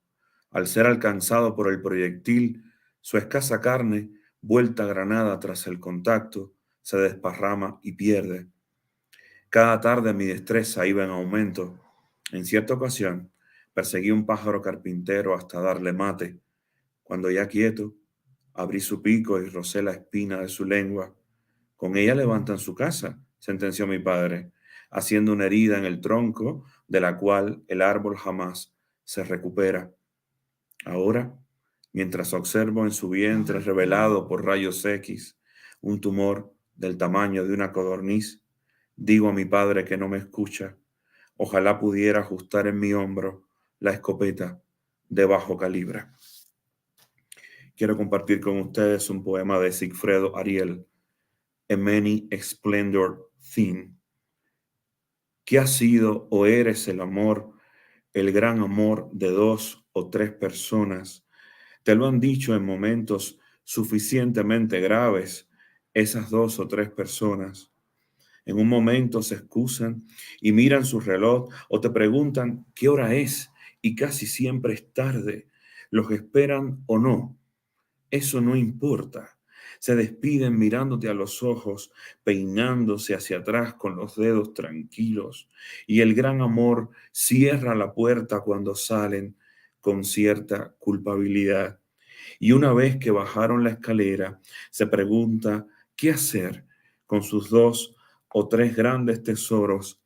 Ahora mismo, ¿qué? Cura de caballo, Luis Suar Díaz. Para que salga de la melancolía el animal, se le baña con ensañamiento desde los belfos a la luna casi llena de los cascos. Las ramazones Los guijarros trazaron cangilones desiguales, en el trapecio la grupa, las coronas, y en ellos entró con rapidez el fuete. Para el despeje, los agrios olores del monte, se le baña de norte a sur y se le aplica el fuego en sus dolores. Es una ciencia aguada, una cura bárbara que despliega una herida grande sobre las muchas heridas imprevistas. Sus ojos de gente en agonía ven llover los pájaros, remedios, para salvar al animal, para que vuelva entero a los peligros, de nuevo a los arroyos, de nuevo a la rosa de los vientos, para que monte en pelo la aventura en su lomo, para que no haya lejanías más duras que sus ancas. La cura es un dolor desnudo y es un rayo que alza en dos patas la bestia y le hace morder y cargar contra el viento. La cura pone su galope en el vacío y una creciente espuma tibia en sus hollares para que se enderece el animal, para que brillen sus ijares y vuelva entero a los caminos. Para culminar un soneto de Fina García Marrús. Árbol podado. Este árbol ya no parece un árbol, lo han dejado sin brazos, sin cabeza. Mira con solo un ojo desmochado las casas bien guardadas tras las verjas. Por la noche parece un espantajo y cuando la luz cruda lo atraviesa, ni la piedad se queda entre los gajos que arbolados mecían la tristeza. ¿Qué secreto del alma nuestra guardas? Fiero dar guerra a muerte, al bello abrigo, a las asombrosas calmas. Solo amas el sol de la intemperie, solo te identificas con la palma, flor de desierto, alta, sola, abierta a la luz que se zafa lo caduco. Mírala con qué enojo tira la penca vieja. Muchas gracias y que haya paz.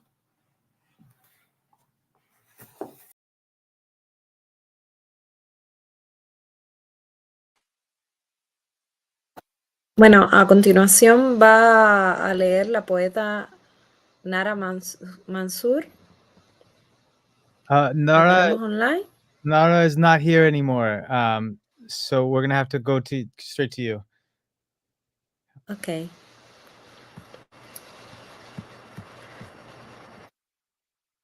Bueno, en mi turno quiero dar voz a otras mujeres. Primeramente, una poeta cubana que vive en los Estados Unidos, otra cubana que vive en Chile y una poeta argentina que vive en Cuba desde hace décadas y que consideramos parte de nuestra literatura. Patria del idioma, de Alessandra Molina. El invierno no había terminado, pero en los árboles sonaba el corazón de una hoguera, el rumor de los brotes que hinchan la vieja piel y parten las puntas más finas de las ramas, una a una, con sus alas, con su breve posarse, con su pico y sus garras minúsculas. Los pájaros llenaban el aire del color y los fragmentos de aquel fuego primaveral que volvía a hacer sus primeros anuncios. A semejanza, teníamos el ánimo de unos estudiantes extranjeros que hubiesen llegado al país un poco antes de la fecha acordada. Sobre la mesa, los cítricos mostraban un lustre incandescente que aquella mañana no nos parecía artificial. Convidábamos y hasta hubo un momento de refutación poco solemne, alborotada, cuando alguien advirtió, se lo había dicho su madre, que comer mandarinas en exceso era causa de una enfermedad llamada escorbuto. El invierno volvió, arremetió, el rumor de los brotes se apagó contra el viento, los pájaros aparecían a deshora, solo las frutas, con sus pulidos destellos, conseguían retener aquella promesa de la primavera. Primavera, mandarinas, escorbuto, de qué gajo secreto, torcido y nudoso colgaban las palabras y hacia dónde colgaban con su error o su verdad. Recordé con vergüenza tan fácil refutación y su madre, que desde hacía años estaba muerta.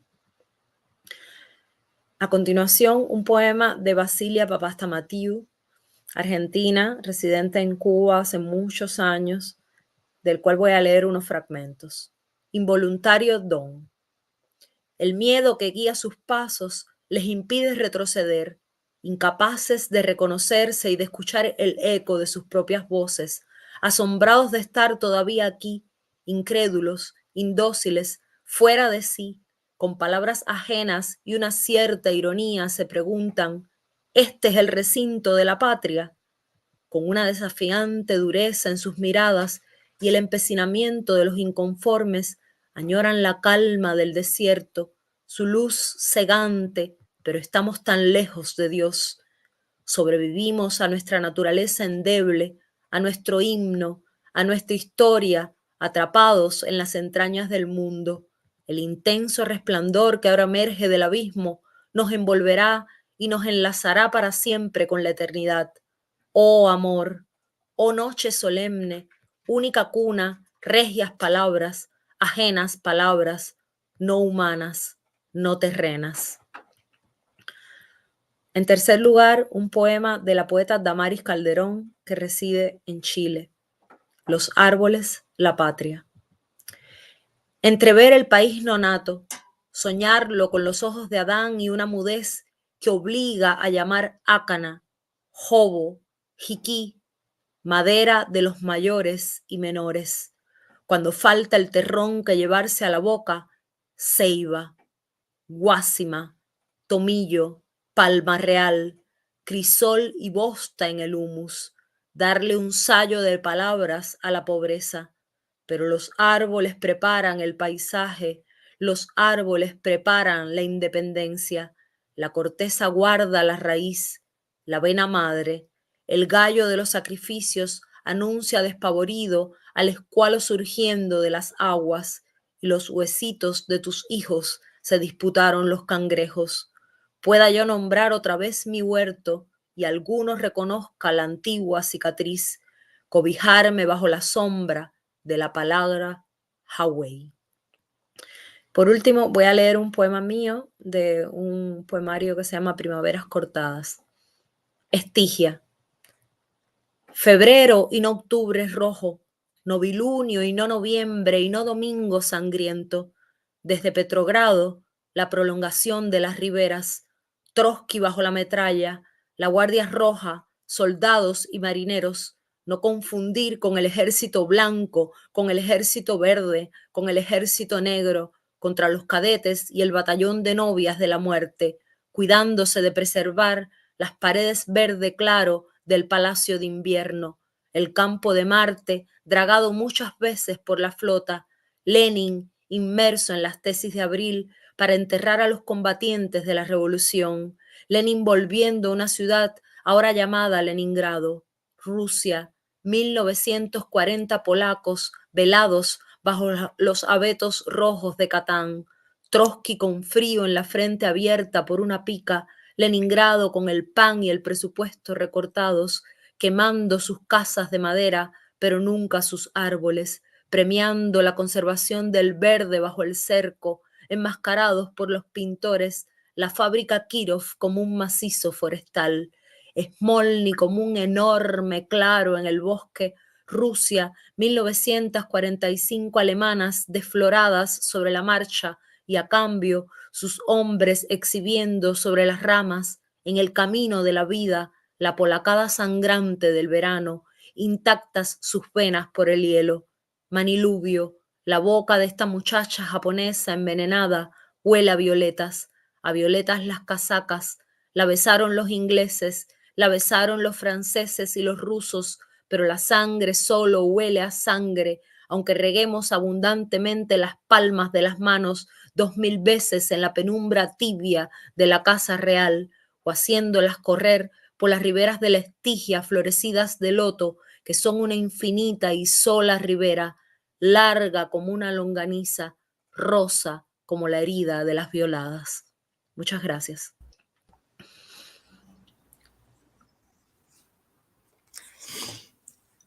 Hola, buenas noches. Soy Nara Mansur, poeta cubana. Desde Buenos Aires participo. Agradecida por la posibilidad de participar de esta acción por la paz, contra la guerra, porque cese el genocidio contra el pueblo palestino. Y sobre todo pienso también por lo, como decía, mi participación contra la carrera armamentista y por el que el conglomerado de producción de armas nos rija los destinos de nuestras vidas. Voy a leer dos poemas. Quiero leer un poema primero de Meriem Sassi y Sundus Abdul Hadi, de su producción Worcestra. Todas las armas que usaron contra los demás, ellos las usan contra nosotros. Todas las armas que ellos usan contra nosotros, nosotros ahora las usamos contra ellos. Todas las armas que nosotros usamos contra ellos, nosotros ahora las usamos contra nosotros mismos. Todas las armas que nosotros usamos contra nosotros mismos, ellos las usarán contra nosotros. Y quiero leer un fragmento de un poema de Nicolás Guillén, un gran poeta cubano, ya muerto, que se llama un fragmento de su poema El apellido. Siento la noche inmensa gravitar sobre profundas bestias, sobre inocentes almas castigadas, pero también sobre voces en punta que despojan al cielo de sus soles, los más duros, para condecorar la sangre combatiente de algún país ardiente, perforado por la gran flecha ecuatorial. Sé que vendrán lejanos primos, remota angustia mía disparada en el viento. Sé que vendrán pedazos de mis venas, sangre remota mía, con duro pie aplastando las hierbas asustadas. Sé que vendrán hombres de vidas verdes, remota selva mía, con su dolor abierto en cruz y el pecho rojo en llamas. Sin conocernos, nos reconoceremos en el hambre, en la tuberculosis y en la sífilis, en el sudor comprado en bolsa negra, en los fragmentos de cadenas, adheridos todavía a la piel. Sin conocernos, nos reconoceremos. En los ojos cargados de sueños y hasta en los insultos como piedras que nos escupen cada día, los cuadrumanos de la tinta y el papel. ¿Qué ha de importar entonces? ¿Qué ha de importar ahora? Ay, mi pequeño nombre de 13 letras blancas. Ni el mandinga, bantú, yoruba, daomeyano, nombre del triste abuelo ahogado en tinta de notario. ¿Qué importa? Amigos puros. Oh sí, puros amigos. Venid a ver mi nombre. Venid a ver mi nombre. Mi nombre interminable, hecho de interminables nombres. El nombre mío, ajeno, libre y mío, ajeno y vuestro, ajeno y libre como el aire. Muchas gracias.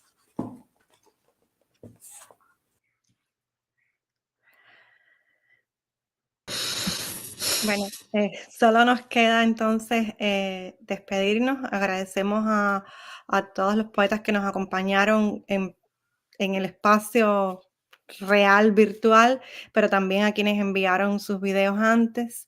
Y bueno, como decía al inicio, también a Mara Pastor por habernos invitado a formar parte de este canto colectivo por la paz.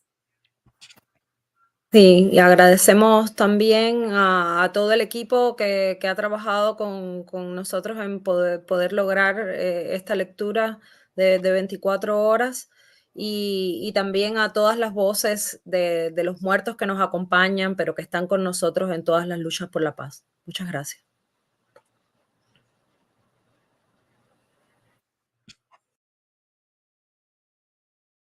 Mamta, you're muted currently. There you go. Hello, good morning.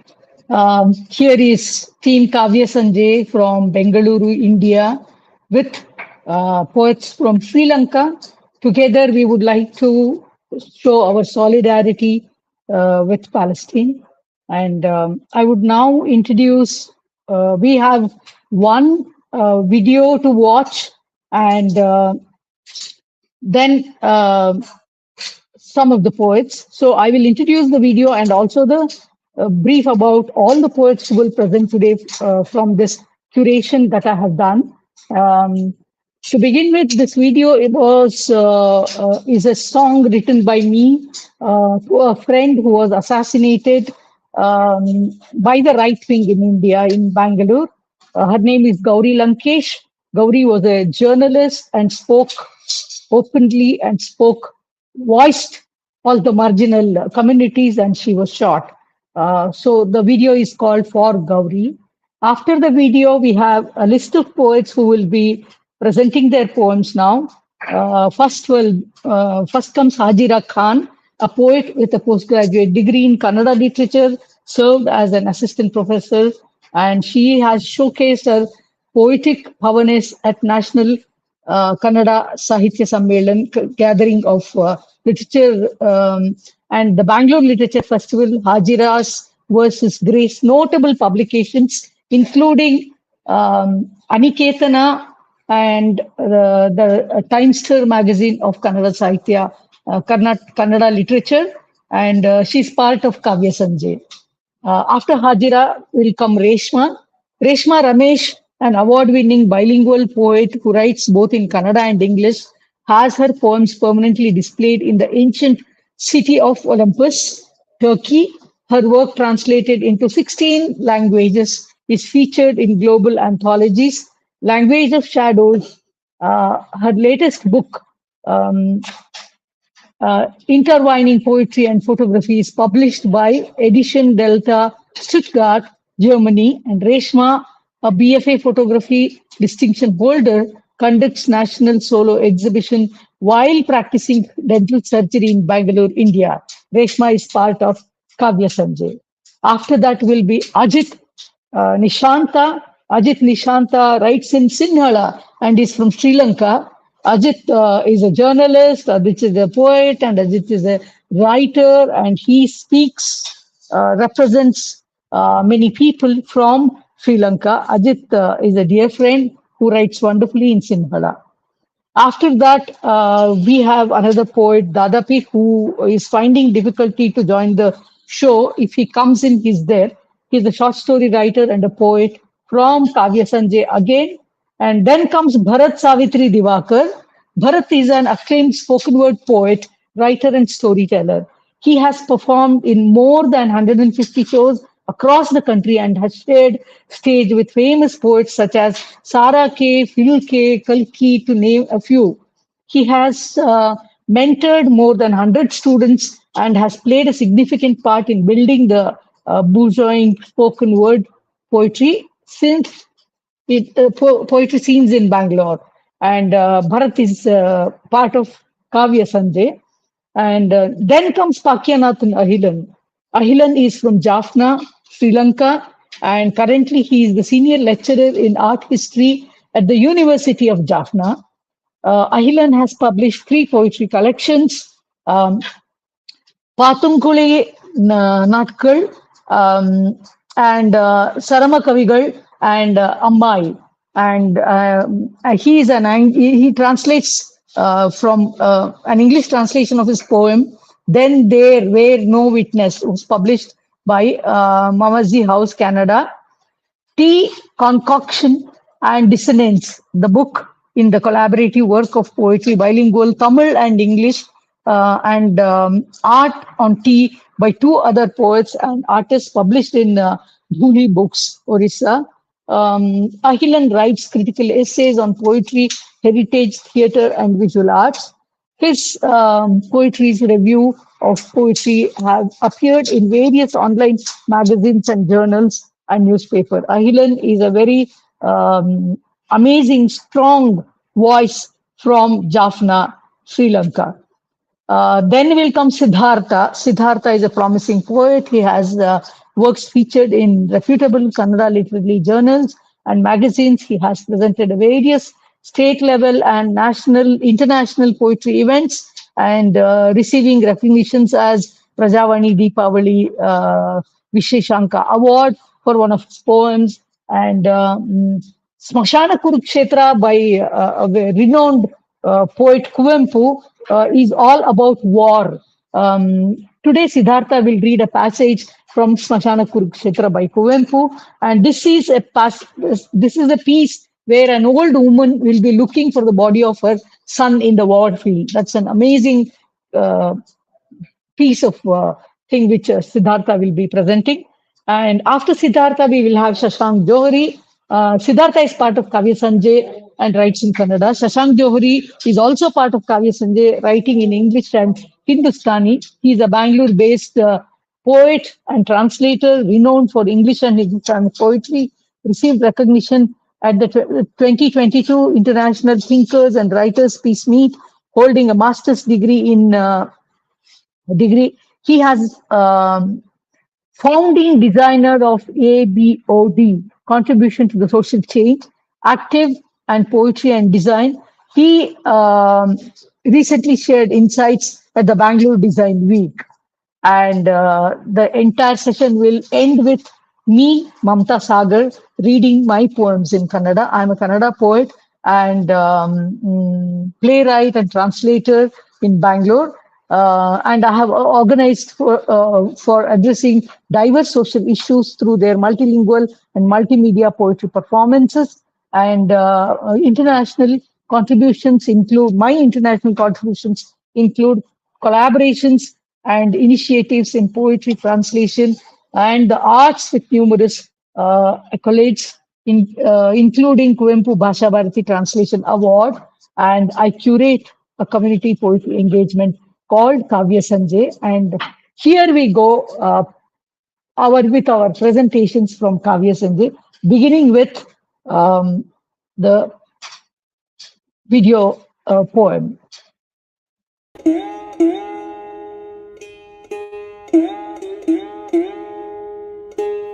Dhada dhada, dhada dhada, dhada dhada, dhada dhada, dhada dhada isi gundu, dhada dhada isi gundu. ಒಂದಲ್ಲ ಎರಡಲ್ಲ ಸಾಲಾಗಿ ಏಳು, ಒಂದಲ್ಲ ಎರಡಲ್ಲ ಸಾಲಾಗಿ ಏಳು. ತೂರಿದ್ದು ಗೌರಿಗೆ ತಾಕಿದ್ದು ನಮ್ಮೆದೆಗೆ, ತೂರಿದ್ದು ಗೌರಿಗೆ ತಾಕಿದ್ದು ನಮ್ಮೆದೆಗೆ. ಧಡ ಧಡ EC ಗುಂಡು, ಧಡ ಧಡ EC ಗುಂಡು. ಹರಿವ ರಕ್ತದ ಕೊಡಿ ನಿಲ್ಲಲೊಲ್ಲದು ನೋಡಿ, ಹರಿವ ರಕ್ತದ ಕೊಡಿ ನಿಲ್ಲಲೊಲ್ಲದು ನೋಡಿ. ಹೆಪ್ಪುಗಟ್ಟಿದ ನೋವು ಮೀಗಲೊಲ್ಲದು ನೋಡಿ, ಹೆಪ್ಪುಗಟ್ಟಿದ ನೋವು ಮೀಗಲೊಲ್ಲದು ನೋಡಿ. ಏನಾಯ್ತು ಯಾಕಾಯ್ತು ಹೇಗಾಯ್ತು ಕೇಳದಿರಿ, ಉಸಿರು ನಿಲ್ಲುವ ಮುನ್ನ ಮಾತಾಡಿರಿ, ಮಾತಾಡಿರಿ. ಧಡ ಧಡ ಧಡ ಧಡ, ಧಡ ಧಡ ಧಡ ಧಡ. ಪ್ರೀತಿ ಬಿತ್ತಲು ಬಂದ ಎಲ್ಲರನ್ನೂ ಕೊಲ್ಲುವರು, ಪ್ರೀತಿ ಬಿತ್ತಲು ಬಂದ ಎಲ್ಲರನ್ನೂ ಕೊಲ್ಲುವರು. ದ್ವೇಷ ಬಿತ್ತಲು ಇವರು ಮುಂದಾದರು, ದ್ವೇಷ ಬಿತ್ತಲು ಇವರು ಮುಂದಾದರು. ಯಾರಿವರು ಯಾರಿವರು ನಾವಲ್ಲ ನೀವಲ್ಲ. ಸಾಕಿನ್ನು ಸಾಕಿನ್ನು ಸತ್ಯಕ್ಕೆ ಗುರಿಯಿಟ್ಟ ಈ ಸಾವಿನಾಟ, ಸತ್ಯಕ್ಕೆ ಗುರಿಯಿಟ್ಟ ಈ ಸಾವಿನಾಟ. ಧಡ ಧಡ ಧಡ ಧಡ, ಧಡ ಧಡ ಧಡ ಧಡ, ಧಡ ಧಡ ಇಸಿ ಗುಂಡು, ಧಡ ಧಡ ಇಸಿ ಗುಂಡು. ಒಂದಲ್ಲ ಎರಡಲ್ಲ ಸಾಲಾಗಿ ಏಳು, ಒಂದಲ್ಲ ಎರಡಲ್ಲ ಸಾಲಾಗಿ ಏಳು. ಸಪ್ತ ಸ್ವರಗಳ ಹಾಗೆ ಎದೆ ಸೀಳಿ ನೋವ ಹೊತ್ತು ಸಪ್ತ ಸ್ವರಗಳ ಹಾಗೆ ಎದೆ ಸೀಳಿ ನೋವ ಹೊತ್ತು ಹಾಡಾಯ್ತು ಈ ಹೊತ್ತು ಹಾಡಾಯ್ತು ಈ ಹೊತ್ತು ಹೊತ್ತು ನೋವಾಯದೆಯೊಳಗೆ ಹೊತ್ತು ನೋವಾಯದೆಯೊಳಗೆ ಬನ್ನಿ ಪ್ರೀತಿ ತನ್ನಿ ಬನ್ನಿ ಪ್ರೀತಿ ತನ್ನಿ ಬನ್ನಿ ಪ್ರೀತಿ ತನ್ನಿ.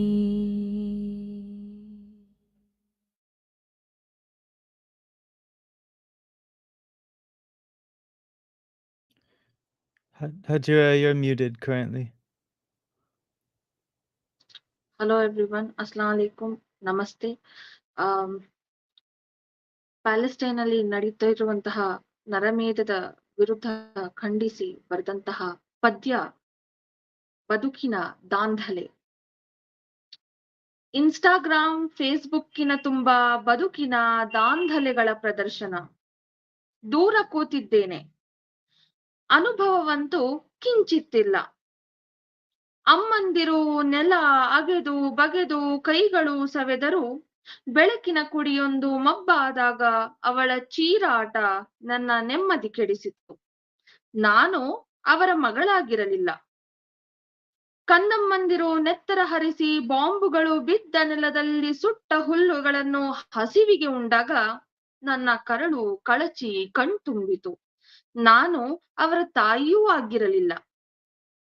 ಐಡಿಸಸ್, ಜಾಂಕ್ವಿಲ್ಸ್, ಕಾಡು ಗಸಗಸೆಗೆ ಬೆಲೆ ಇಲ್ಲದಂತಾಗಿ ನಡೆದಾಡುವ ಹೂವುಗಳ ಜೀವಕ್ಕೆ ಈಗ ಬೆಲೆ ಕಟ್ಟಲಾಗಿದೆ.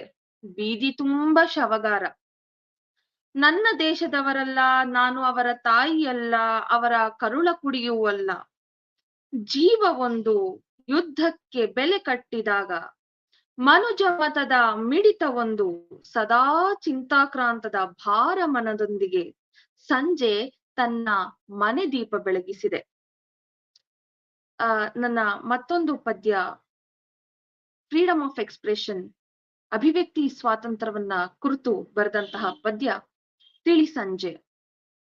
ಒಂದು ನಿರ್ಲಕ್ಷಿತ ಗ್ರಾಮದಲ್ಲಿ ಒಂದು ತಿಳಿ ಸಂಜೆ. ಮಲಗಿವೆ ಎರಡೂ ಕಣ್ಣುಗಳು. ನಾನು ಪುನರಾಲೋಚಿಸುತ್ತೇನೆ ಆ 2 ದಶಕಗಳು ಮತ್ತು 5 ಯುದ್ಧಗಳು. ಆ ಘಳಿಗೆಯಲ್ಲಿ ನಾನೇ ಸಾಕ್ಷಿ. ನನಗೇ ಮರೆಮಾಚುತ್ತದೆ ಈ ಗೋಧಿ ಕಾಂಡ. ನಾನು ಬರೆಯುತ್ತೇನೆ ಅಗ್ನಿ ಮತ್ತು ಪರಕೀಯರ ಬಗ್ಗೆ. ಆ ಸಂಜೆ ಸಂಜೆಯಾಗಿಯೇ ಇದೆ. ಕವಿತೆಯನ್ನು ಗೀಚುತ್ತಲೇ ಇದ್ದೇನೆ. ವಿಚಾರಣೆ ಆರಂಭವಾಗಿದೆ. ನೀನು ಯಾಕೆ ಬರೆಯುತ್ತಿರುವೆ? ಏಕೆಂದರೆ ನಾನು ಬರೆಯುತ್ತೇನೆ. ಎದೆಯನ್ನು ಬಗೆದರು, ಕಂಡದ್ದು ಹೃದಯ ಮಾತ್ರ. ಹೃದಯದಲ್ಲೂ ಹುಡುಕಾಟ ನಡೆಸಿದರು, ಅದರಲ್ಲಿ ದಕ್ಕಿದ್ದು ನನ್ನ ಜನರು. ಅಕ್ಷರಗಳನ್ನು ಪರೀಕ್ಷಿಸಿದರು, ಅದರಲ್ಲೂ ಅಳಲು ಮಾತ್ರ ತುಂಬಿತ್ತು. ಅಳುಕನ್ನೂ ಕೆದಕಿದರು, ಕಡಕತ್ತಲಿನ ಸೆರೆಮನೆ ಕಂಡರು. ಸೆರೆಮನೆ ಒಳಗೂ ತನಿಖೆ ನಡೆಸಿದಾಗ ಅಲ್ಲಿ ತಾವೇ ಬಂಧಿತರಾಗಿದ್ದರು ಸಂಕೋಲೆಗಳಲ್ಲಿ. ಸಂಜೆಯಾಗಿಯೇ ಉಳಿದಿತ್ತು. ನಾನು ಕವಿತೆಯನ್ನು ಗೀಚುತ್ತಲೇ ಇದ್ದೆ. ಸೊ ಗೌರಿ ಲಂಕೇಶ್ನ ಈಗ ವಿಡಿಯೋ ನೋಡಿದ್ರಿ. ಅವರ ಒಂದು ಹತ್ಯೆಯನ್ನ ಕುರಿತು ಬರೆದಂತಹ ಒಂದು ಕೊನೆಯ ಪದ್ಯವನ್ನ ವಾಚಿಸ್ಬಿಡ್ತೀನಿ. ಬೆಳದಿಂಗಳ ರಕ್ತೋಕ್ತಿ. ಎಸೆದ ಕೆಂಡದ ಉಂಡೆ ಸುಡುತ್ತಿದೆ ಹೃತ್ಕಕ್ಷಿಗಳ. ನೀಗಿಸಲು ತಾಪೋಷ್ಣ ಅದರೊಳಗಣ ಕಾವ್ಯದ ಗುಳಿಗೆ ಸರಿ. ಎಲ್ಲೆಲ್ಲೂ ಕಾಣುತ್ತಿಹೆವು ಚಿಂತಕರ ಹಣತೆಯ ನೆತ್ತರದ ನದಿಗಳು. ಆವಿಯಾಗಿ ಕುಸಿಯುತ್ತಿವೆ ಕಾರ್ಮೋಡಗಳು ಬೆಳದಿಂಗಳ ಶಾಂತಿಯನ್ನು. ಕೆಂಪು ಕೈಗಳಿಗೇನು ಗೊತ್ತು, ಚಿಂತಕರ ಚಿತೆ ನಮ್ಮೆಲ್ಲರೊಳಗಣ ಒಂದೊಂದು ಹಣತೆಯ ಹಚ್ಚಬಹುದೆಂದು. ಶಾಂತಿಗೂ ಬದ್ಧ ಕ್ರಾಂತಿಗೂ ಸಿದ್ಧ ನಮ್ಮಿ ಶಾಹಿ. ಜಗವ ಅಗಲಿದ ಮೇಲೂ ಅಮರವಾಗಿಸುತ್ತದೆ ಅಮರ್ ರಹೆ ಎಂದು. ನೆತ್ತರ ಹೀರಿದ ನಿನ್ನ ಪಿಶಾಚಿ ಶಸ್ತ್ರ, ಬದುಕಿದ ಆತ್ಮವು ಜೀವಂತ ಶವ. ನಿನ್ನ ಹತ್ಯೆಯ ಅಮಾವಾಸ್ಯೆಗೆ ಕುಂದದವರು ನಾವು. ಕಾರ್ಮೋಡದ ಆಮ್ಲಮಳೆಯಾದರೂ ಸರಿ, ಯಾವುದಕ್ಕೂ ಎದೆಗುಂದದವರು ನಾವು. ಎಲ್ಲವೂ ಮೀರಿ ಮೆಟ್ಟಿ ಮುನ್ನಡೆವೆವು ನಾವು. ಧನ್ಯವಾದಗಳು.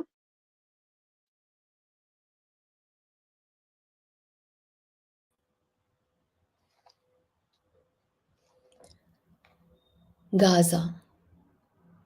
Soon before your next meal, I will lose an ear, some ribs, or my liver will bleed till it becomes a part of the rubble, a part of my neighbor's azan, sister's mangled pelvis, my aunt's nightmares, all buried with my eye.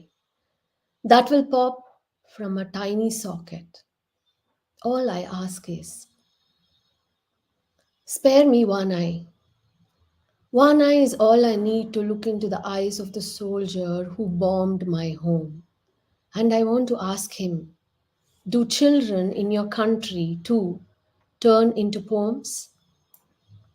When they die, do they become words that will be banned from every lips of every human from whispering, Gaza, will you be free ever? When you bomb my home, just spare my mother's one finger. One finger is all she needs to tidy my toys strewn around with pieces of my legs. And look frantically for her husband's lungs. Lungs screaming our names. Just spare my father one lung at least. For he dreams of someday going to work like everyone else and breathe freedom. Just spare one tiny feet for my little brother when he learns to walk. Then he will walk all over this land that is soaked in so much blood that tomorrow every river, every sea will be a ruin where your silence will echo forever.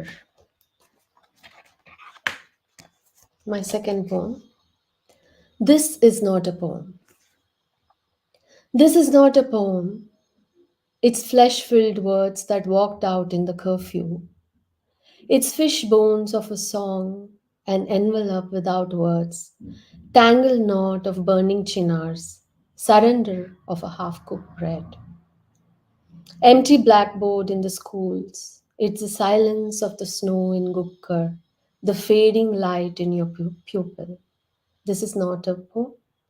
It's a testimony that the bullet found a maternal uncle's madness, the sharpener of forgiveness in a pellet-ridden eye or a tilted tongue, a periwinkle soaked in prayers. This is not a poem, because who has the time to write poems to a place that you will never visit? Who has the time to listen to the voices of an empty house? Who has the time to look into the eyes of people who may disappear tomorrow into graves?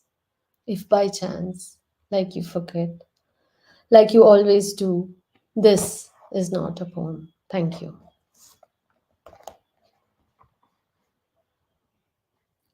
Ajith, if you can turn your camera on and microphone on, we're ready for you.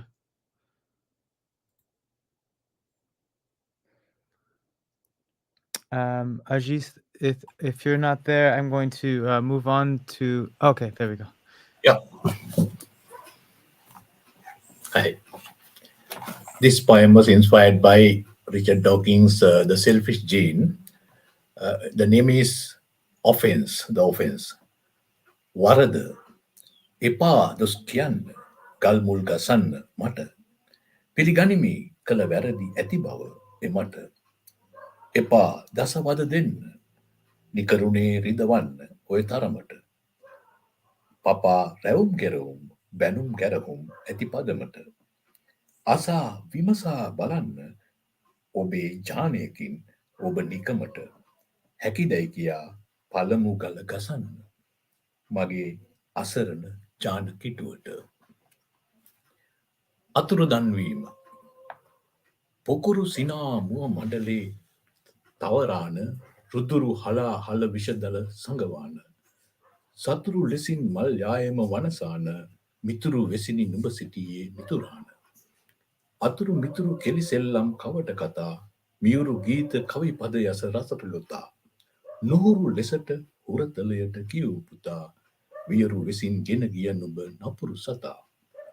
රුහිරු සොයා ඇවිදින් ගම් තුලානට නපුරු දැස වැගිරූ ගිනි වලාවට. ලහිරු මල සදිසි පුතු නැගූ විලාපෙට කපුරු පෙති සැලිනි කඳු ලැලි විලාසෙට. ඉවුරු දිකට ගඟ අද්දර කඳු යාය පවුරු විලස ගම වට කර සිටියාය. නොදුරු සිනා මල් සිහිනෙන් දුටුවාය දැදුරු ඔයත් දිය කඳුලක් සැලුවාය. Thank you.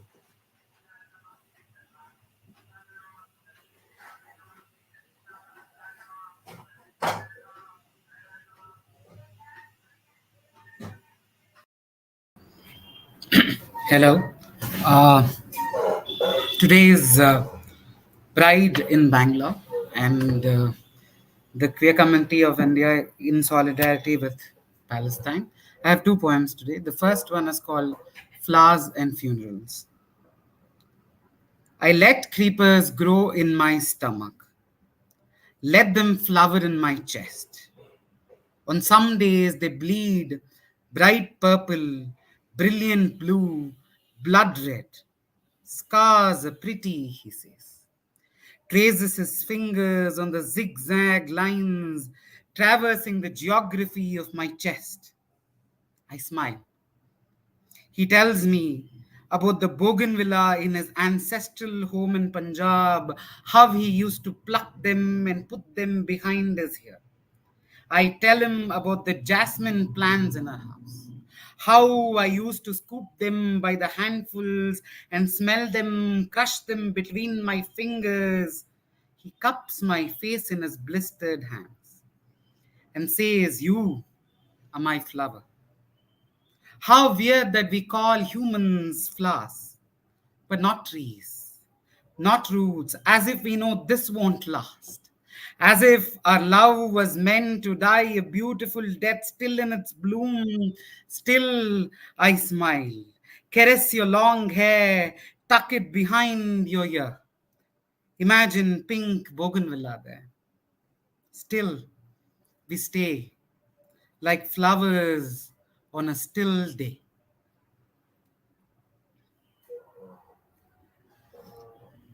The second poem is called Unmarked Graves. I used to think my body is a graveyard. My mouth felt like a casket carrying all the dead words my tongue strangled trying them to say out loud. I used to think my limbs are pallbearers quivering under the weights of the bodies. I know it is obvious, but I state it to remind myself that every omission of truth is abetment to murder. Every time I nod my head absently without correcting someone's assumption, I am an accomplice to a crime, and I try myself in a court hall built out of guilt. I resurrect my old memories, make them play jury. I whisper in their ears, nothing less than death will do. How else do you think my limbs quiver? I used to think my life is just until another death, then until another one, when my body is a catacomb of martyr truths and the flowers the visitors left on the blue tombs wilt. But there are no visitors. But nowadays, I do not think of death. I lie. Everyone thinks about death. Every day we all do, you all do. Death is how we make sense of life. But that of all the lies we think we live after we kill ourselves, with shanks we are fashioned from lies. So let me correct myself. I think about death, but not in the way you think. You see, when you live in a graveyard, death is common, mundane, nothing special. I see these unmarked graves of all the truths I buried with my bare hands. I sit in front of them, clean them with my bare hands. I carve gravestones for them with my bare hands. Remember them with my bare hands, and I sing. I sing hymns. I sing love ballads, Sufi, ghazals, Kishore Kumar. I sing all the songs my mother sang that brought a smile to my face. I let the music wash over the grave. It breaks through the skin, flows like a mythical river, like Styx, like Vaitarini, like the bridge between life and death. Like how my mouth is, how my tongue is a swaying bridge, cradle carrying songbird singing the songs that my mother taught. They hear in your mind, they're all singing together. I hear them in the graveyard. Listen to what they sing. The prettiest flowers grow in graveyards. Thank you.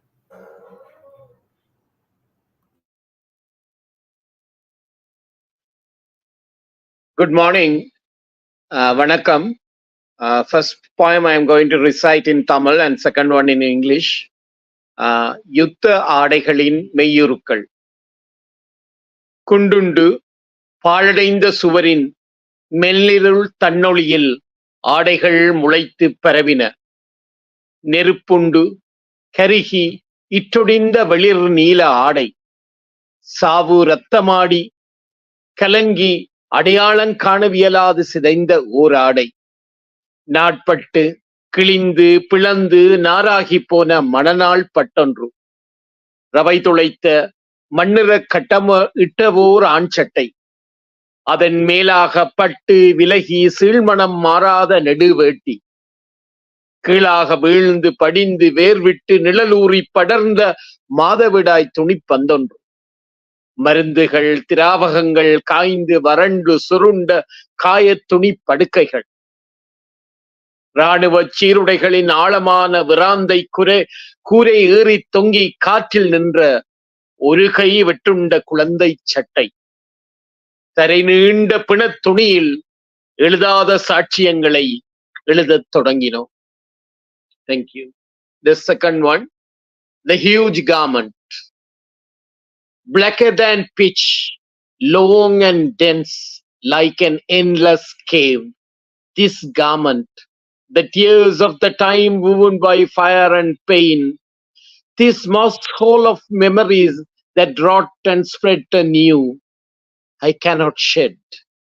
This ember garment, swollen with the fate lines of generation, this rib-veiling grab stained with congealed blood and pus, this thorny rope of centuries, which no one chooses to wear, this watery body of tears, can anyone shed at all?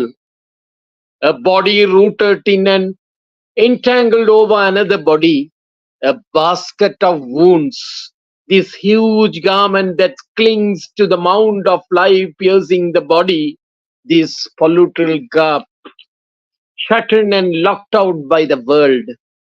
If I could shed, I will disappear, shedding myself. Thank you.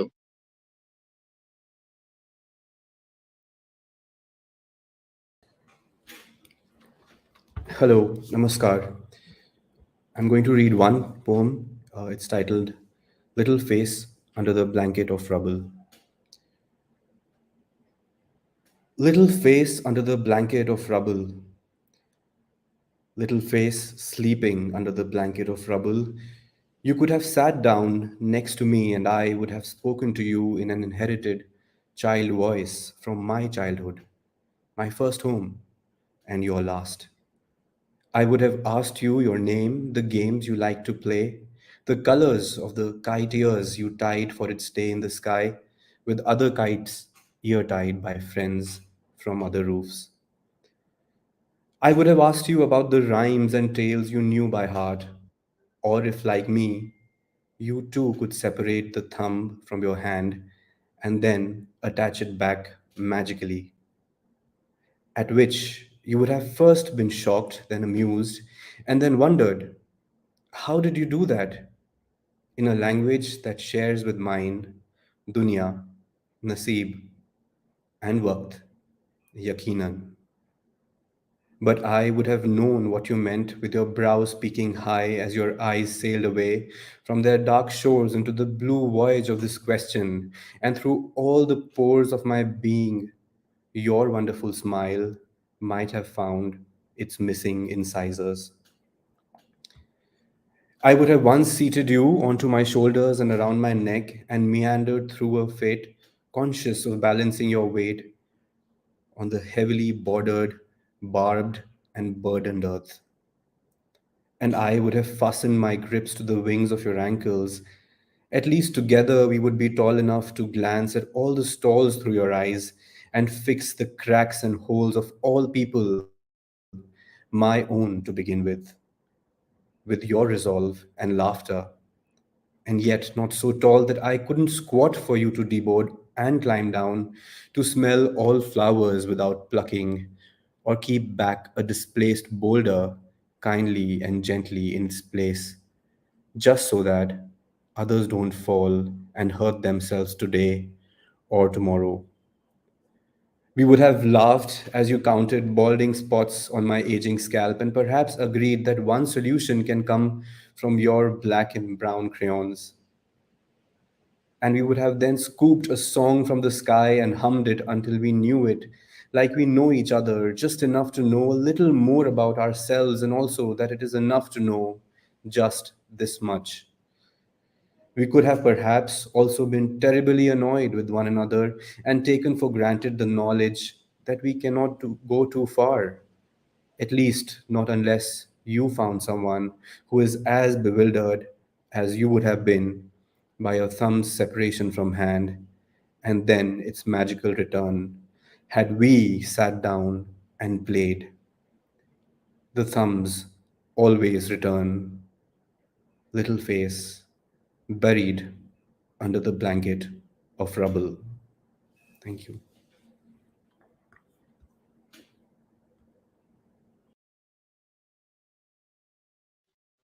I will now read two translations and then read my poem. The first one is translated from English into Kannada. The English translation is by Fadi Joda. This is a poem by Ghazan Zaftan from Palestine. ದಿಂಬು, ಇನ್ನೂ ಸಮಯವಿದೆಯಾ ಅವಳಿಗೆ ಹೇಳೋದಕ್ಕೆ? ಅಮ್ಮ, ಮರಳಿ ಬಂದಿದ್ದೇನೆ.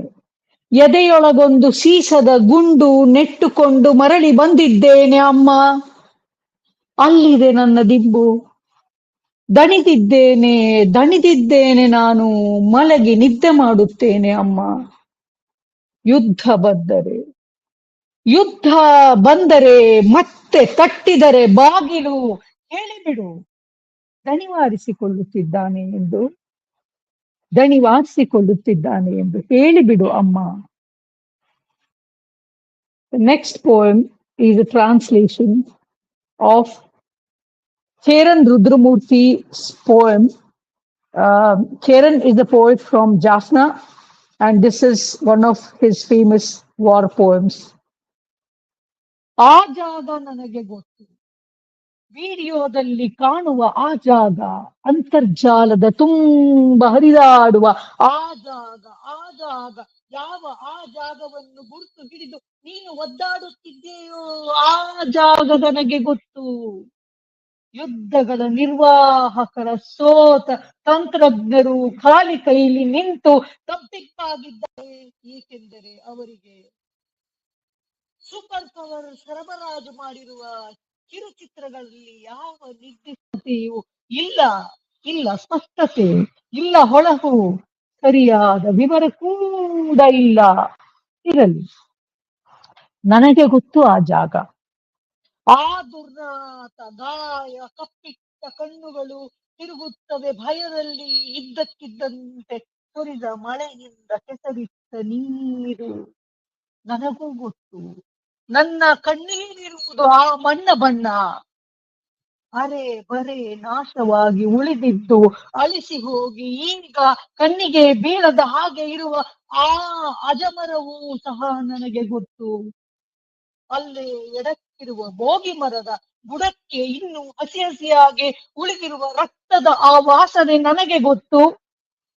ನನ್ನ ರಾಷ್ಟ್ರೀಯತೆಯ ಮೊನಚು ನೇಗಿಲ ನಡೆಸಿ ಆ ಹೆಂಗಸರನ್ನು ಉಳುವ ಹುನ್ನಾರದಲ್ಲಿ ದರ ದರ ದರ ದರ ಎಳೆದೊಯ್ಯುತ್ತಾ ಗಾಗಹಿಸಿ ಗಹಿಸಿದ ನಿನ್ನ ಆ ನಗುವಿನ ಮೇಲೆ ಹಿಡಿಮಣ್ಣು ತೂರುತ್ತೇನೆ ನಾನು. ನನಗೆ ಗೊತ್ತು ಆ ಜಾಗ ನನಗೆ ಗೊತ್ತು. ಅಲ್ಲಿಯ ಮಣ್ಣ ವಾಸನೆಗೆ ಕರಗುವ ಒದ್ದೆಯಾದ ನನ್ನ ಕಾಲುಗಳು ಕೆಂಡ ಕಾರುವ ಕಣ್ಣುಗಳಿಗಿಂತ ಬೇರಾವ ದಾಖಲು ಬೇಕು ನಿನಗೆ? ಆ ಜಾಗ ನನಗೆ ಗೊತ್ತು. ಆದರೆ ನಾ ಹೇಳುವುದಿಲ್ಲ ನಿನಗೆ. I know that place.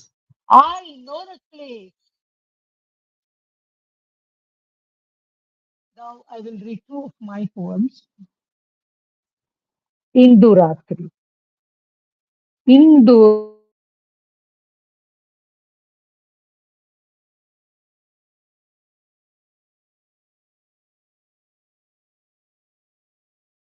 ಬತ್ತಿಯ ಬೆಳಕು ಕಣ್ಣ ಕುಕ್ಕುತ್ತಿದೆ. ಇಂದು ರಾತ್ರಿ ಉಫ್ ಎಂದರೆ ಗಾಳಿಯಲ್ಲಿ ಆರಿದ್ದು ಆಕಾಶದ ನಕ್ಷತ್ರಗಳು, ಸುರಿಯದೆ ಸರಿಯದೆ ಉಳಿದಿದ್ದು ಕಾರ್ ಮೋಡಗಳು. ಇಂದು ರಾತ್ರಿ ಕೈ ಬೀಸಿ ಬಾಚಿಕೊಂಡರೆ ಸಿಕ್ಕಿದ್ದು ಅಷ್ಟು ಅಳು, ಇಷ್ಟು ನಗು, ಇನ್ನಷ್ಟು ದುಗುಡ ದುಮ್ಮಾನಗಳು. ಇಂದು ರಾತ್ರಿ ಇನ್ನಷ್ಟು ದುಗುಡ ದುಮ್ಮಾನಗಳು. ಕಟ್ಟಿಕೊಂಡ ರೆಕ್ಕೆ ಪುಕ್ಕ ಕಿತ್ತಿಟ್ಟು ಕುಕ್ಕರು ಕೂತ ಬಯಕೆಗಳು. ಇಂದು ರಾತ್ರಿ ಕಣ್ಣೊಳಗೆ ಬಯಕೆಗಳು, ಕಣ್ಣೊಳಗೆ ಕಡಲು ಎದೆಯೊಳಗೆ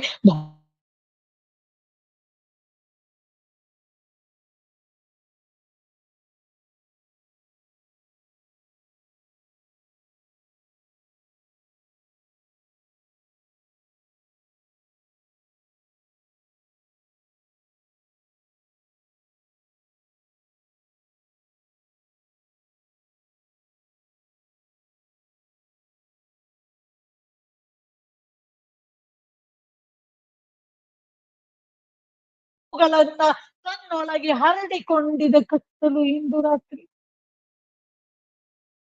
ಹೃದಯದಾಳ, ಮನದಾಳ, ಪಾತಾಳ ತಳ, ಗಗನ ಮಂಡಲದ ಉದ್ದಗಲ ಕೈ ಬೀಸಿಕೊಂಡು ತಾರಾಡುತ್ತಿದ್ದೇನೆ, ಕತ್ತಲಲ್ಲಿ ತಡಕಾಡುತ್ತಿದ್ದೇನೆ.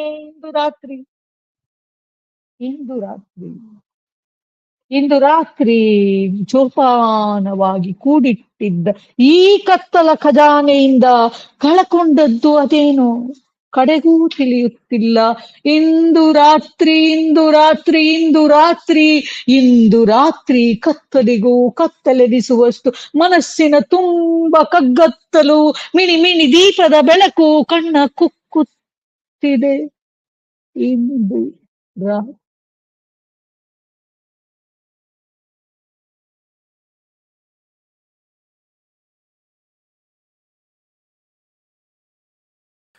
Mamta, I'm sorry, you just became muted. We can't hear your mic anymore.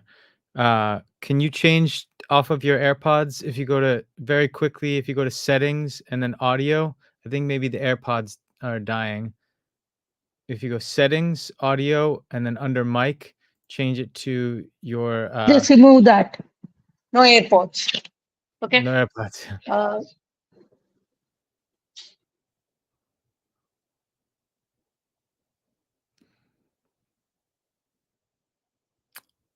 You're muted now, but if you unmute, I think we'll be able to hear you.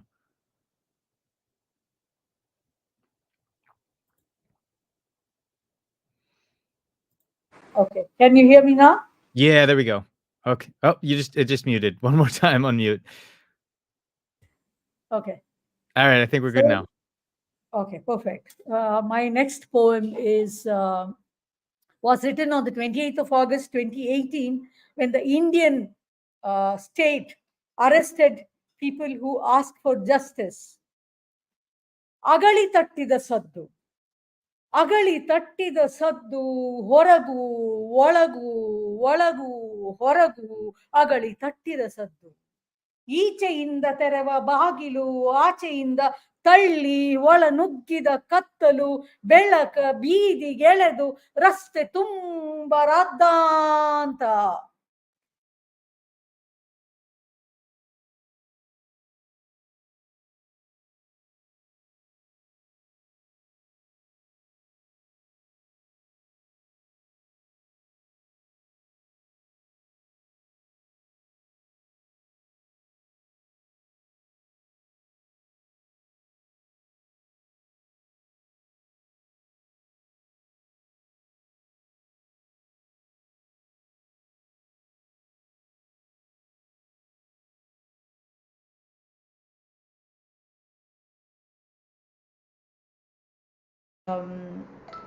And there was an attack on the Muslims, and hijab and halal were the issues, and this was written during that time. ಕಾಡು, ನನ್ನೊಳಗೊಂದು ಕಾಡು, ದಟ್ಟ ಗಿಡ ಮರ ಬಳ್ಳಿ ಹಬ್ಬಿಕೊಂಡು, ಹಗಲಲ್ಲೂ ಕತ್ತಲು ಹರಡಿ ಕುರುಡಾಗಿಸುತ್ತದೆ ಕಾಲುದಾರಿಗಳ. ಕಣ್ಣಿಗೆ ಕಾಣದ ಜನಗಳು ಹಾದಿ ಹುಡುಕುತ್ತಾರೆ, ಎಡವಿ ತಡವರಿಸಿ ಓಡಾಡುತ್ತಾರೆ, ಅಡಗಿಕೊಳ್ಳುತ್ತಾರೆ, ಹುಡುಕುತ್ತಲೇ ಇರುತ್ತಾರೆ. ಕಾಣದ ಅದೇನೇನನ್ನೋ ಅರಚುತ್ತಾರೆ, ಕಿರಚುತ್ತಾರೆ, ಸದ್ದೇ ಮಾಡದೆ. ಅಲ್ಲಲ್ಲಿ ಅಪರೂಪ ಕರಳುವ ಹೂವುಗಳ ಕೊಯ್ದು ಮುಡಿದು ಕಿವಿಯ ಮೇಲಿಟ್ಟುಕೊಂಡು ಭಜನೆ ಮಾಡುತ್ತಾ ಜಾತಿ ನೀತಿ ನುಡಿಯುವವರು ಕೊರಳ ಹಿಸುಕಿ ಕಚಕ್ ಅಂತ ಕರುಣೆ ತೋರುತ್ತಾರೆ. ಕತ್ತಲಾವರಿಸೋಲ್ಲ ಇಲ್ಲಿ. ಈ ಕತ್ತಲಲ್ಲಿ ಕಾಣುವುದೆಲ್ಲ ಕಲ್ಪಿತ ಕಾಣ್ಕೆಯ ಅಗೋಚರ ಹಗೆ ಹೊಗೆ ಹಗರಣದ ಧಗೆ. ಈ ಕಾಡ ಕತ್ತಲ ಕೀಟಲೆ ತಡೆಯಲಾಗದೆ ನಾನೀಗ ಸೂರ್ಯನನ್ನು ನುಂಗಿದ್ದೇನೆ, ಕಡಲ ಕುಡಿದಿದ್ದೇನೆ. ಸೂರ್ಯನನ್ನು ನುಂಗಿದ್ದೇನೆ, ಕಡಲ ಕುಡಿದಿದ್ದೇನೆ. ಕಾಡು ಕತ್ತಲು ಕಳೆದು ಹೋಗುವ ಕಾಲ್ದಾರಿಗಳು, ದಿಕ್ಕು ದೆಸೆ ಹುಡುಕುತ್ತ ತಾರಾಡುವ ಜನ, ಕಾಡೋ ಕಟುಕರು ಈಗ ನೆಲದುದ್ದಕ್ಕೂ ಹರಡಿಕೊಂಡಿದ್ದಾರೆ. ಅರಳುವ ಹೂವ ಕೊಯ್ಯೋ ಹಲಾಲ್ಕೋರರು ಚಂದ್ರನ ಬೆನ್ನಟ್ಟಿ ಹೊರಟಿದ್ದಾರೆ. ಸೂರ್ಯನ ದಾರಿ ಕಾಯುತ್ತಾ ಅವನು ಮುಳುಗುವ ಕಡಲ ತಡಿಯ ಹುಡುಕುತ್ತಾ, ಮೋಡಗಳ ಮರೆಯಲ್ಲಿ ಹಾಸು ಹೊಕ್ಕು ಒಂದೇ ಸಮ ಓಡುತ್ತಿರುವ ಚಂದ್ರ ಬೆಳಕ ಚೆಲ್ಲುತ್ತಾನೆ ಆಗಾಗ. ದಣಿದ ಚಂದ್ರನ್ನ ಕೈಗೆಟುಕದಿದ್ದರೂ ಸೆರೆ ಹಿಡಿಯುವ ತರಾತುರಿಯಲ್ಲಿರುವ ಈ ಜಾತಿವಂತರಿಗೆ, ದಣಿದ ಚಂದ್ರನ್ನ ಕೈಗೆಟುಕದಿದ್ದರೂ ಸೆರೆ ಹಿಡಿಯುವ ತರಾತುರಿಯಲ್ಲಿರುವ ಈ ಜಾತಿವಂತರಿಗೆ ತಮ್ಮನ್ನು ಕತ್ತಲು ನುಂಗಿದೆ ಅನ್ನುವುದು ಇನ್ನೂ ಗೊತ್ತಿಲ್ಲ. ನನ್ನೊಳಗೊಂದು ಕಾಡು, ದಟ್ಟ ಗಿಡ ಮರ ಬಳ್ಳಿ ಹಬ್ಬಿಕೊಂಡು, ಹಗಲಲ್ಲೂ ಕತ್ತಲು ಹರಡಿ ಕುರುಡಾಗಿಸುತ್ತದೆ ಕಾಲುದಾರಿಗಳ. ನಮಸ್ಕಾರ. Thank you. Thanks a lot to all the poets who have been part of Kavya Sanjay from Sri Lanka and India, from Kannada, Tamil, Sinhala, English, and we represent a small little India. Thank you very much.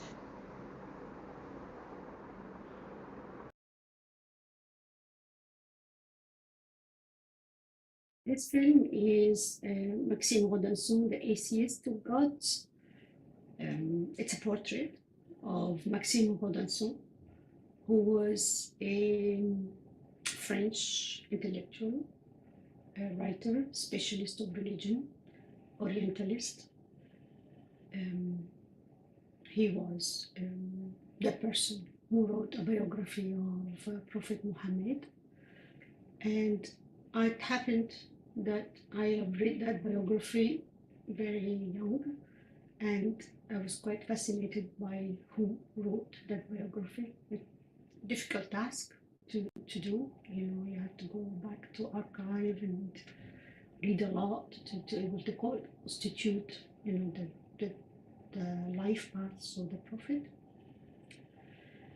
And by chance, as I said before in my introduction, my general introduction, I always do things because of a personal reason. What happened, I met Maxime Audenson at a friend's house for dinner, and I was fascinated by him again, by the way he spoke, by his presence, and by his energy. And as soon as I could, I managed to propose a film about him, to make a portrait of him and his work. So I started filming with Maxime Audenson, who is 84 by the time. I didn't know, of course, his personal story, which I discovered while I was filming. Maxime Audenson comes from a very communist background. His parents were members of the Russian Communist Party, and he fled Russia because of pogroms. They settled in Paris, and they were working class to the point that Maxime Audenson himself was not sent to high school.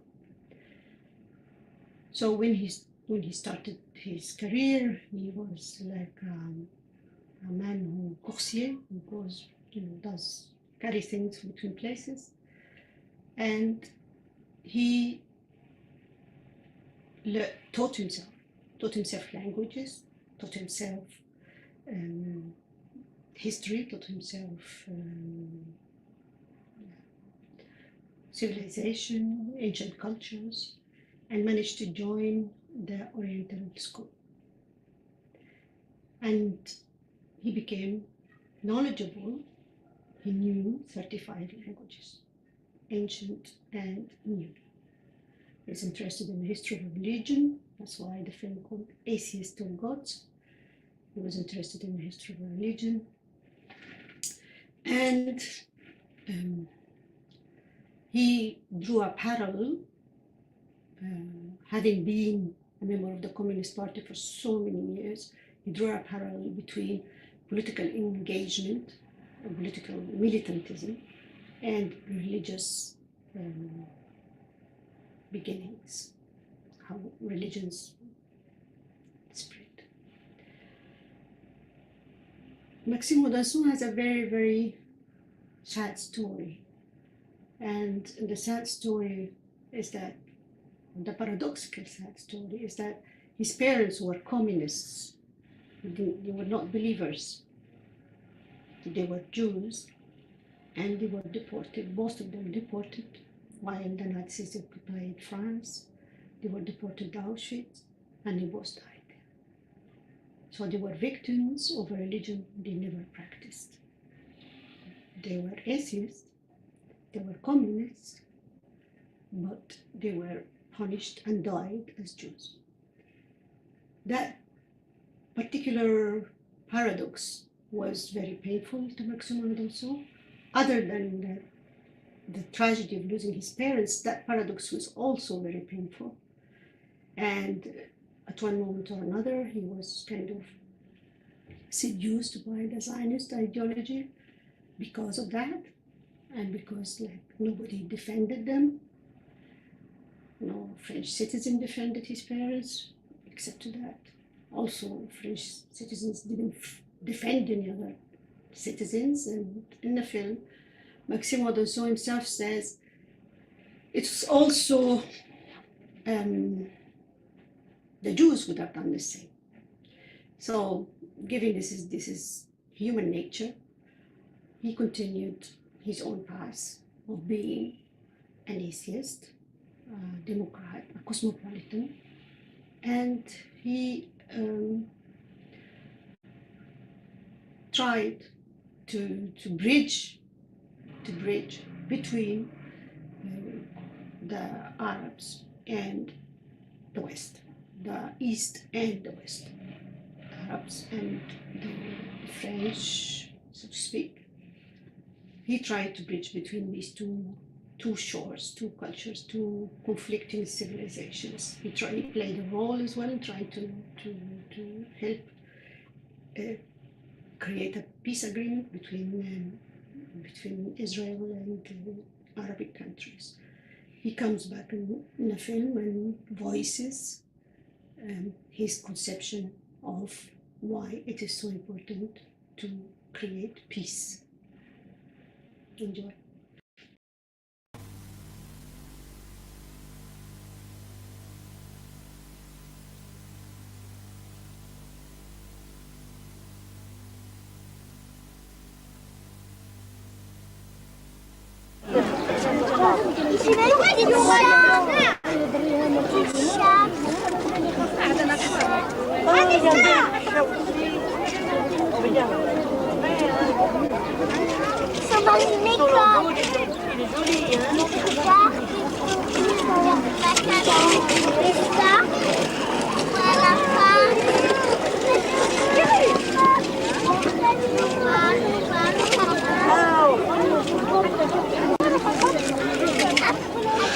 Si on choisit la valeur de l'homme comme étant la valeur suprême, eh bien évidemment, la conclusion, la conséquence est qu'on voudrait que l'homme soit le moins malheureux possible. On veut qu'il y ait le moins possible de conflits, de guerres, où on se tue au nom de ceci ou de cela. Alors là, ça implique en effet une certaine compréhension des autres doctrines, des autres idées, des autres théories. On voudrait, et particulièrement des autres organismes de mobilisation, comme je dis, bon, disons, religion ou idéologie. Si on est pour l'homme, on voudrait qu'il y ait une entente maximum au sein des différents groupements humains. Ça implique la tolérance des idées des autres. C'est une conséquence logique de ce choix qu'on a fait. C'est tout. Et je crois que c'était justement dans ça que un des points sur lesquels je rejoins l'idéal marxiste tel qu'il avait été défini, mais celui de beaucoup d'autres gens avant, les philosophes grecs anciens, au moins une bonne partie d'entre eux, c'était aussi cela. Et quelquefois, sous le déguisement de la nation ou sous le déguisement du Dieu, on voit apparaître l'idéal humain. Et vous savez, il y a un penseur grec dont j'ai oublié le nom, qui a été le premier à dire « Je suis un citoyen du monde ». Cosmopolites, cosmopolite. En tout, qu'un homme soit citoyen du monde, c'est ce que je suis toujours enclin à défendre comme choix de vie. C'est un choix d'idéal, d'option. Mais je sais très bien qu'il y a qu'on ne peut pas exiger ça de tout le monde, qu'il y a des forces extrêmement puissantes et que bon, je suis capable en partie, d'analyser du point de vue sociologique qui pousse vers les autres options, l'option théologique si vous voulez, ou religieuse pour parler vite, ou l'option nationaliste, patriotique, et tout ce que vous voulez. Il y a des forces très puissantes. Je ne prétends pas convertir tout le monde à mon point de vue, loin de là. Loin de là, je suis persuadé même qu'il ne l'emportera pas. Je suis persuadé, je me mets du côté des vaincus, avec une pleine conscience et sans trop de chagrin. Et tant pis si je suis seul à le défendre. Toujours Victor Hugo, et s'il n'en reste qu'un, je serai celui-là.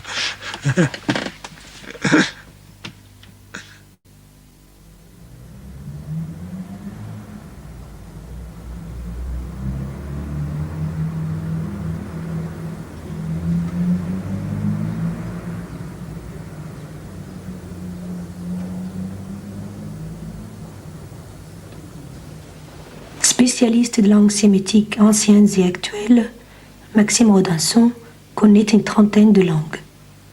En plus de nombreux articles, il a écrit une dizaine de livres, notamment une biographie de Mahomet qui ne cesse de faire le tour du monde. Maxime Rodinson, l'un des plus importants érudits et orientalistes aujourd'hui, est un autodidacte.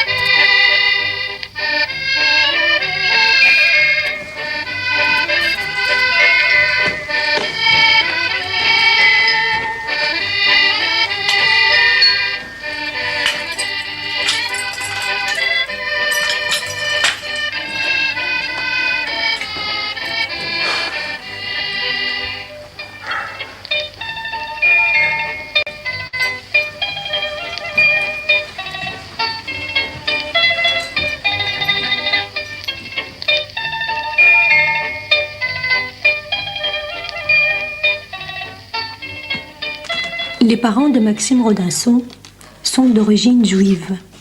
Ils fuient les pogroms de l'Empire russe et émigrent à Paris à la fin du XIXe siècle. Le père, un intellectuel, se voit contraint de travailler dans les vêtements imperméables et installe son atelier dans le 13e arrondissement à Paris. Après avoir baigné dans le socialisme des débuts du siècle, les deux parents deviennent militants ardents du Parti communiste français dès sa fondation en 1920.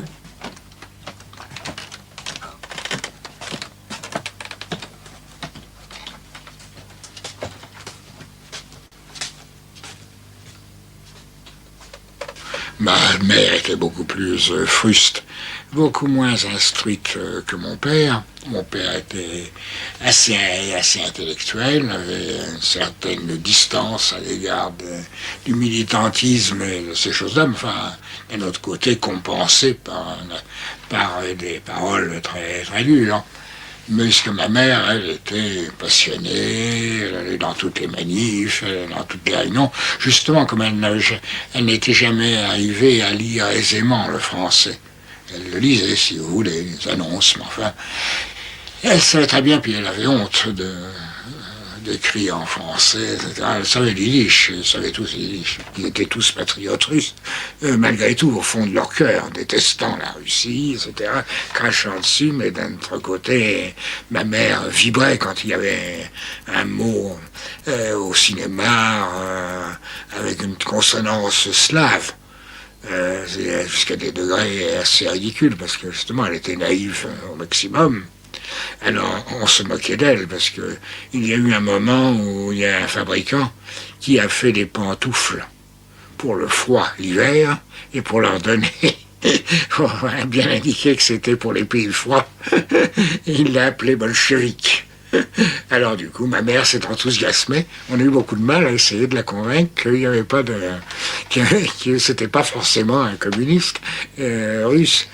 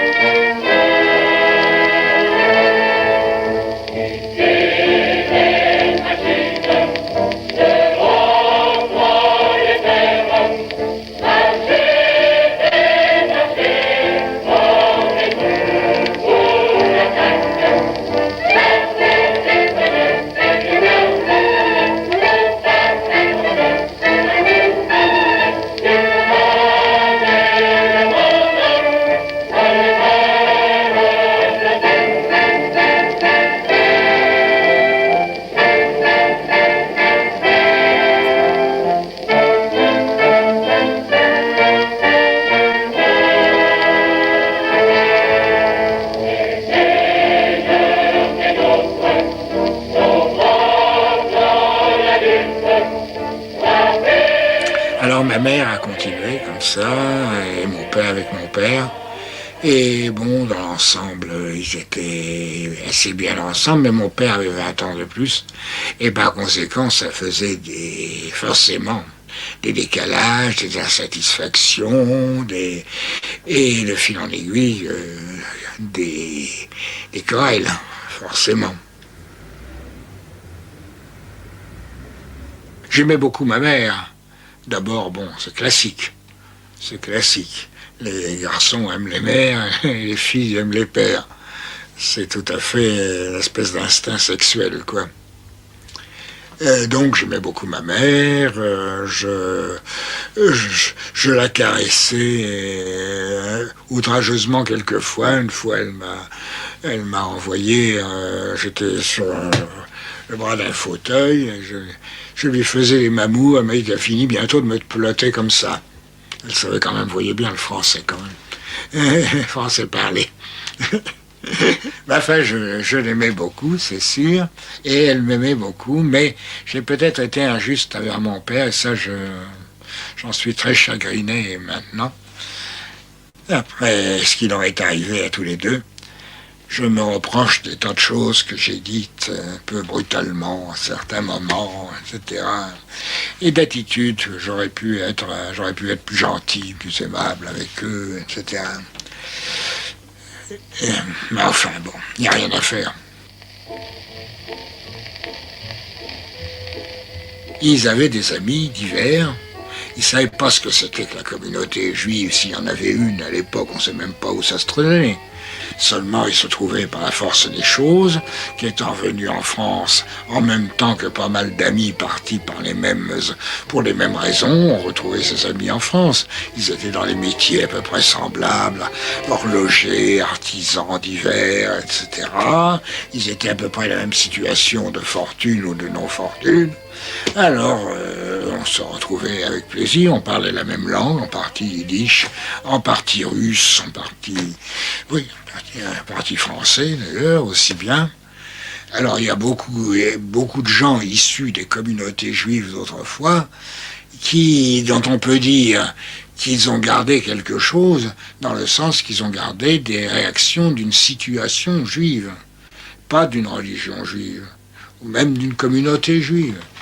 Alors je pense en effet que le goût de l'intellectualité s'était transmis dans les communautés juives et que mes parents en étaient encore très imbibés.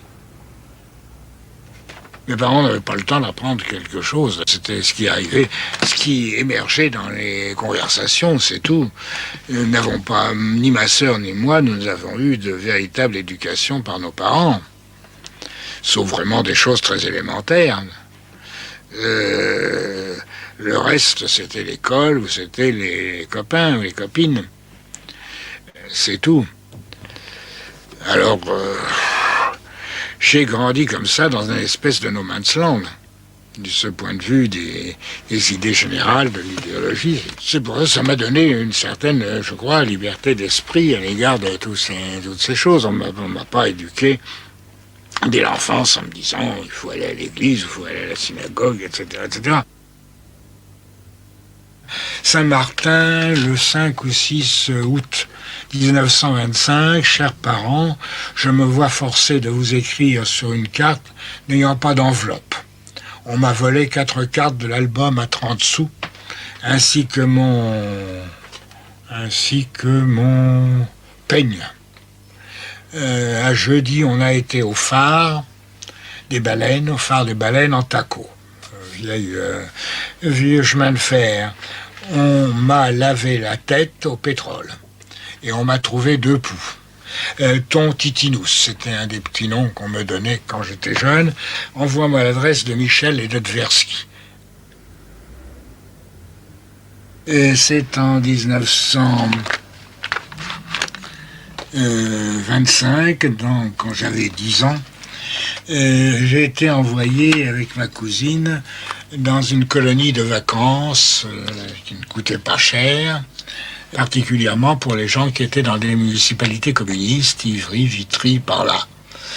Mais alors, par conséquent, il y avait des gens qui n'étaient pas du tout communistes là-dedans, et nous discutions quelquefois de façon très infantile, et c'était assez amusant parce que, vu de l'extérieur, quand nous défilions dans les bois de l'île de Ré, les uns chantant des chansons révolutionnaires et les autres chantant des cantiques. Donc à Saint-Martin-de-Ré, en discussion entre enfants d'une dizaine de 10 ans ou quelque chose comme ça, et on m'a demandé une fois, moi je suis, les garçons, les filles, moi je suis socialiste, etc. Moi je suis communiste, et toi? Alors moi à ce moment-là j'étais décidé à affirmer mon indépendance.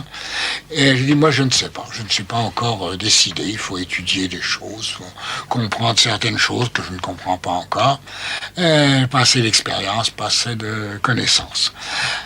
Alors, impatienté par cette réponse dilatoire, un des jeunes m'a dit, mais enfin, tes parents, qu'est-ce qu'ils sont? Ah, je dis, ils sont communistes.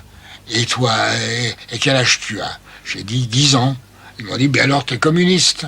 Alors j'étais furieux, j'ai dit, c'est pas vrai, je suis un être indépendant, c'est pas parce que mes parents sont quelque chose que je suis comme eux. Je déciderai plus tard, peut-être je serai communiste, mais peut-être je ne serai pas.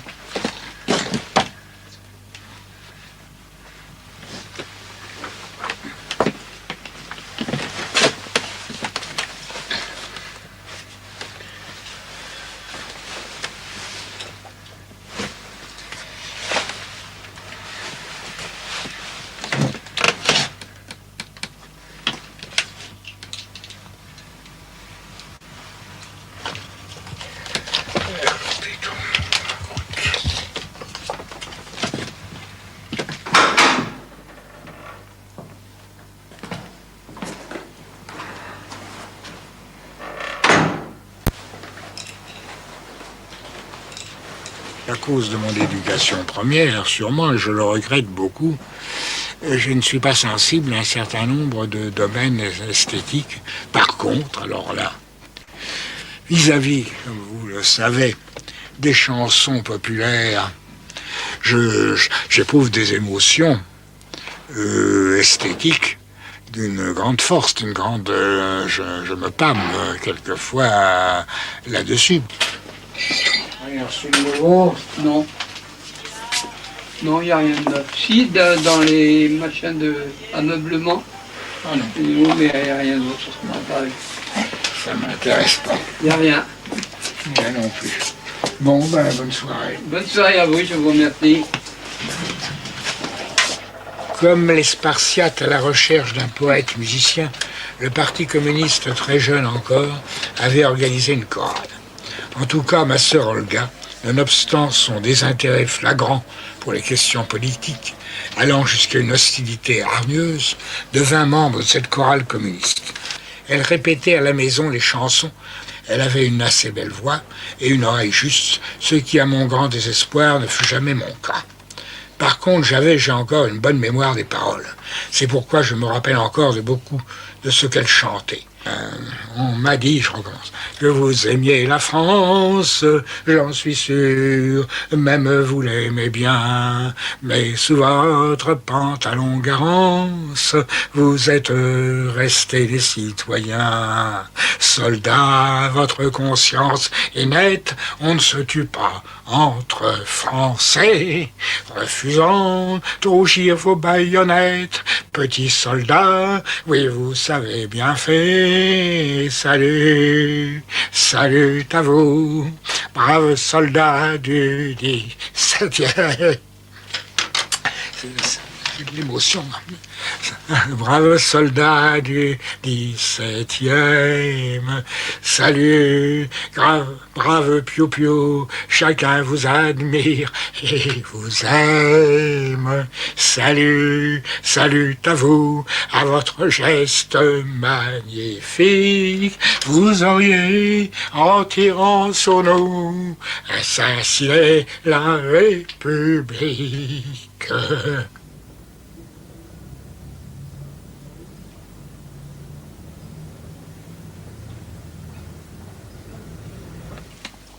Eh bien, j'ai passé toute mon enfance et mon adolescence avec ma sœur Olga, et même longtemps après, jusqu'à sa mort, il n'y a pas tellement longtemps, à 80 ans, 87 par conséquent, puisqu'elle est née en 1907. Alors, je n'ai appris qu'assez tard, relativement. J'ai appris, je sais pas, je devais après avoir près de 20 ans quand j'ai appris ça, qu'elle n'était pas exactement ma sœur, n'était pas pleinement, elle était ma demi-sœur. Ma demi-sœur de la même mère, mais pas du même père.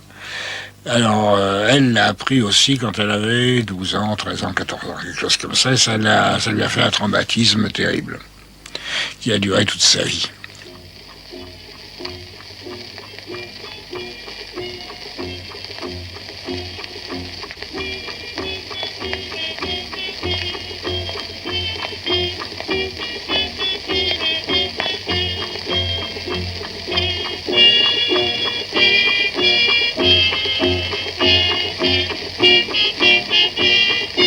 J'avais une espèce de haine, surtout quand elle essayait de faire de l'autorité avec moi.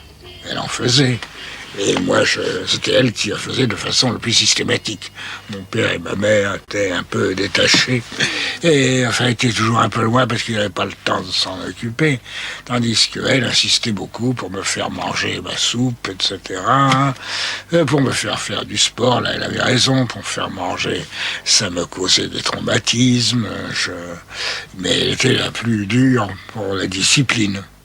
D'un autre côté, je l'aimais beaucoup aussi, et il y a des moments où j'ai dit, paraît-il, à cette époque, moi, quand je serai grand, je me marierai avec Olga, des choses de ce genre. Alors, toute ma vie, ça a été un peu comme ça, j'étais balancé aussi, ballotté aussi, entre son affection que j'avais quand même pour elle, qui était quand même veillée sur toute mon enfance. Et nous avions fait beaucoup de choses ensemble quand même quand nous étions petits, plus ou moins. Elle avait toujours 7 ans de plus que moi, bien sûr.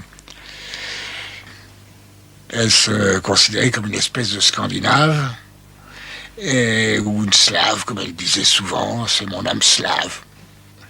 Et il y avait un petit air, effectivement, pendant sa jeunesse, tout le monde était en admiration devant sa beauté. Et alors évidemment, celle à qui on pouvait la comparer tout de suite à cette époque, c'était Greta Garbo.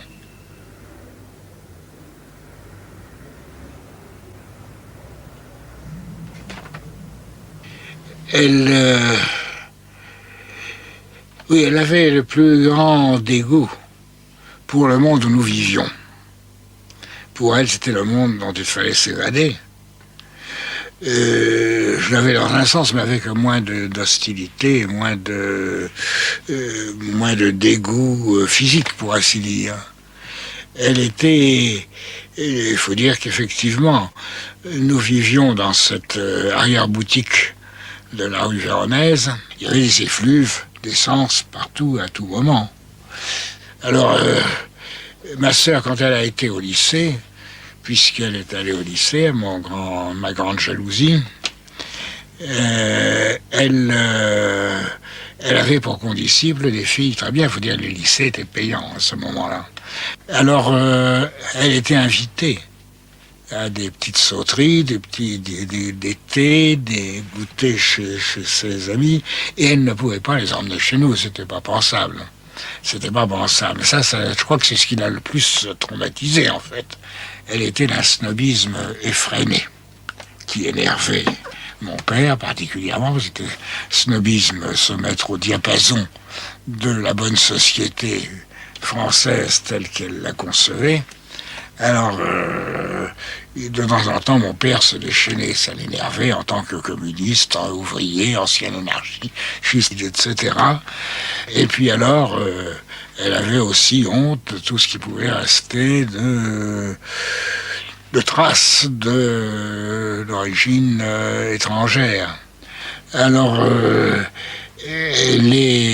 les gens qui venaient chez nous, dont certains parlaient mal le français, qui avaient un accent yiddish, certains, pas tous, à couper au couteau, qui lui paraissaient des gens ridicules, stupides, etc., et plongés dans cette politique qui l'a dégoûté complètement, ça lui causait une grande répulsion. Et toute sa vie, il a voulu s'écarter de cela.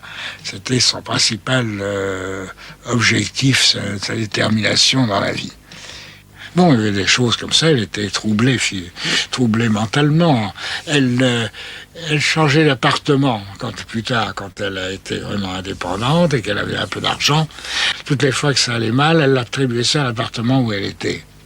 Et alors, le grand remède, c'était d'aller dans une agence de location sans faire attention du tout au prix, ni à quoi que ce soit. Elle prenait un nouvel appartement, qui allait être splendide, magnifique, là, elle se sentirait bien et tout et tout. Et ça durait quelquefois à peine 8 jours.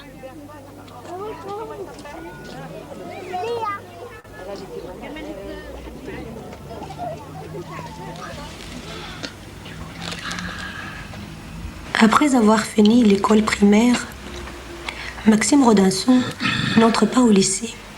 Le revenu modeste de ses parents et la pression d'Olga, qui manifeste une haine pour les études intellectuelles, poussent Maxime à travailler. Cependant, il continue des études en autodidacte grâce aux cours du soir et en fréquentant un grand nombre de bibliothèques. Maxime Rodinson se fait embaucher comme garçon de course dans une maison de transport internationaux à Paris entre 1929 et 1932.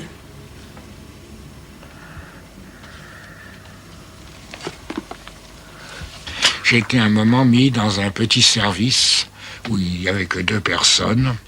Alors j'étais seul avec la secrétaire celle qui faisait le travail à côté du patron de ce service semi-indépendant, mademoiselle René, appelée, et qui était assez sévère, assez garce, dire.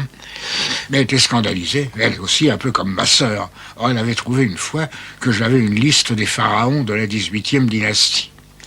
Alors elle a montré ça à tout le monde, voilà ce qu'il fait, lui, pendant que les autres travaillent à s'occuper au service de la maison, ben lui il fait la liste des pharaons, vous vous rendez compte?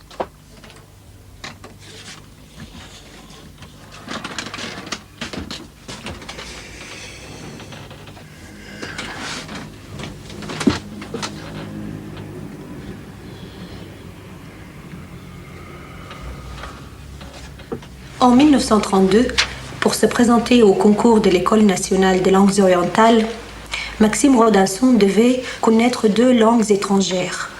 Il n'en connaissait qu'une, l'anglais. Il a donc appris rapidement l'espagnol en 30 leçons, d'après une encyclopédie qu'avait son père à la maison. Ça a été pas mal sur divers sujets, particulièrement sur l'histoire. Mais alors là, il y avait un hic. C'est que, étant né dans cette famille communiste, ayant connu le milieu prolétarien surtout, j'étais épouvanté à l'égard du monde bourgeois dans lequel j'allais plonger. Je me suis dit, il faut faire très attention. Ne pas laisser passer des traces de mes opinions, les opinions de mes parents extrémistes, etc. Il ne faut surtout rien dire là-dessus. Parce que ces bourgeois me guettent.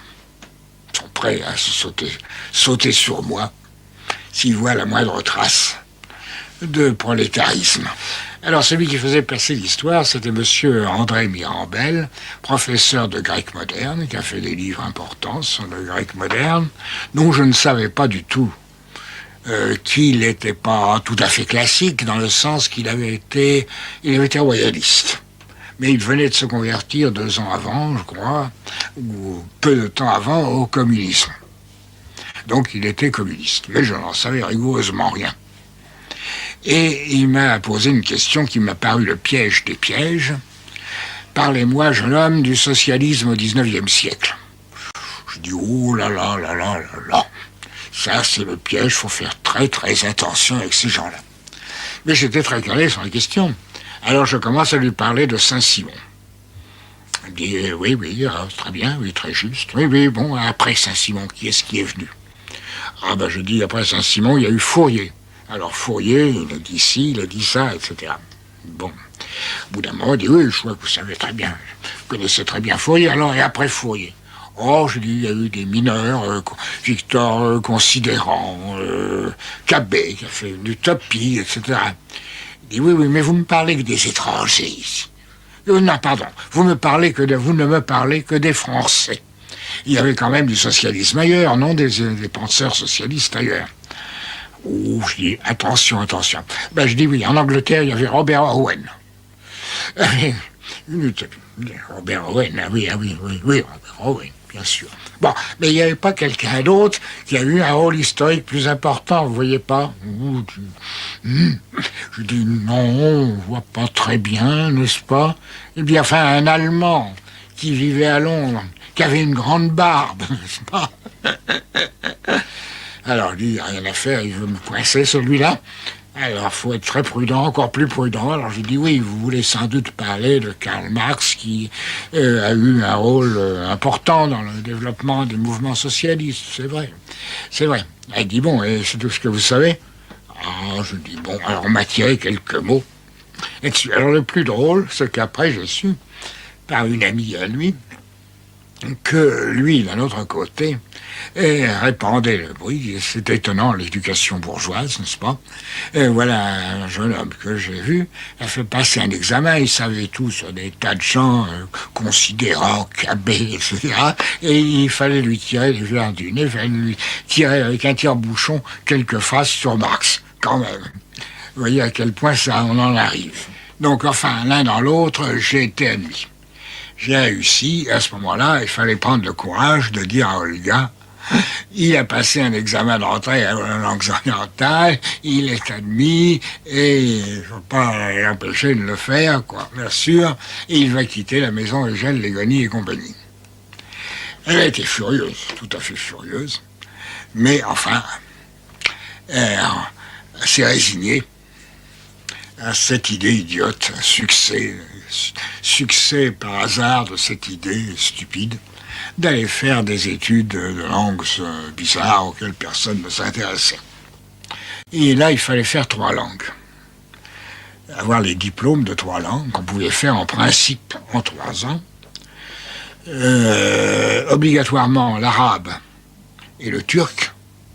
Et troisièmement, pour la 3e langue, était à volonté, était facultative, soit le persan, soit l'amharique, langue administrative d'Éthiopie. Bon, l'amharique, pourquoi pas. Dans tout cela, effectivement, j'avais un sentiment de revanche ou un sentiment de classe, enfin. J'ai été furieux d'avoir été comme ça défavorisé par rapport à ceux qui avaient été dans les lycées, qui étaient désormais mes nouveaux condisciples à l'école des langues orientales. Alors j'essayais d'en faire plus pour les montrer que moi, tout seul, j'étais arrivé à mieux qu'eux. Alors quand je trouvais une chose, particulièrement dans les histoires grecques et romaines, qu'ils auraient dû apprendre pendant 5-6 ans au lycée, et que moi je savais mieux, naturellement, je faisais du pédantisme, et je leur disais comment vous ne savez même pas ce que c'est qu'un flamine dialis, par exemple, et vous avez fait 5 ans de latin, c'est bien la peine. Moi, j'en ai pas fait du tout. Enfin, j'ai fait ça tout seul et je le sais, etc. Des choses de ce genre, quoi. C'est pendant ses études aux langues orientales, alors que le fascisme devient de plus en plus menaçant, que Maxime Rodasson adhère au Parti communiste français.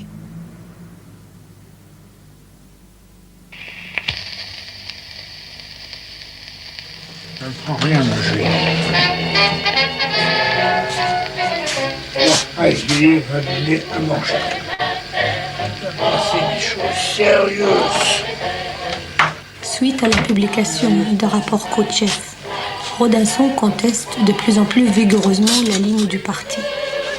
Le comité central décide de lui faire une sorte de procès, à la suite duquel il sera exclu en 1958.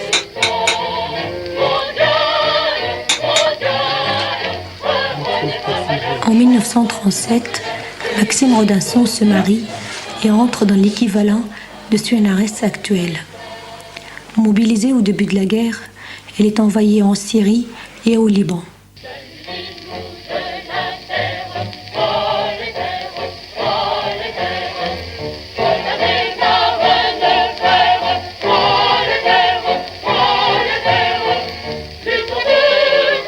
Il n'aura aucune nouvelle de ses parents jusqu'au moment du débarquement. C'est au Liban qu'il apprend que ses 2 parents ont été déportés en 1943. Alors, en somme, ce que j'ai su finalement, et qui est à peu près sûr, c'est surtout grâce aux recherches du couple Klarsfeld et aux textes allemands qu'ils ont édités, c'est le 9 février 1943 que ma mère a été déportée, arrivée à Auschwitz le 11 février, et le 2 mars, mon père à son tour, déporté, arrivé à Auschwitz le 4 mars. Ma mère a été donc arrêtée la première. Arrêtée n'est pas tout à fait le mot exact. Elle a été convoquée au commissariat de police qui était près de chez nous, dans le 13e arrondissement, près de la rue Véronèse, rue Rubens, par des policiers, enfin des policiers français, comme pour tout ça, c'était des policiers français, pour lesquels nous faisions des imperméables quelquefois. Et alors on avait averti, paraît-il, ma mère de ne pas y aller, et elle avait dit non, pourquoi, moi je suis convoqué par les policiers, je suis très bien avec eux, il n'y a pas de raison, je vais y aller. Et paraît-il, ma sœur est arrivée, a été avertie, est arrivée au moment où on la mettait dans un fourgon.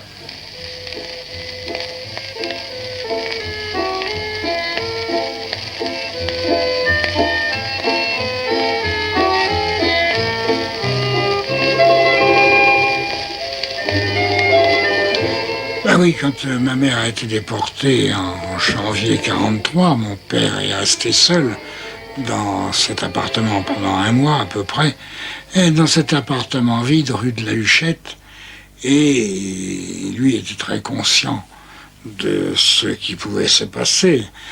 Je l'ai dit, je crois, déjà, dès 1939, il y a une lettre de lui dans laquelle il dit « Je ne voudrais pas tomber au pouvoir de Hitler ». Et ça, c'était bien vu. Alors, et à un moment donné, il a compris qu'il était très exposé. Et qu'après sa femme, qui était déjà partie, alors il est allé trouver Olga, ma sœur, et dont il était pour ainsi dire le père adoptif, et lui a demandé de le cacher chez elle.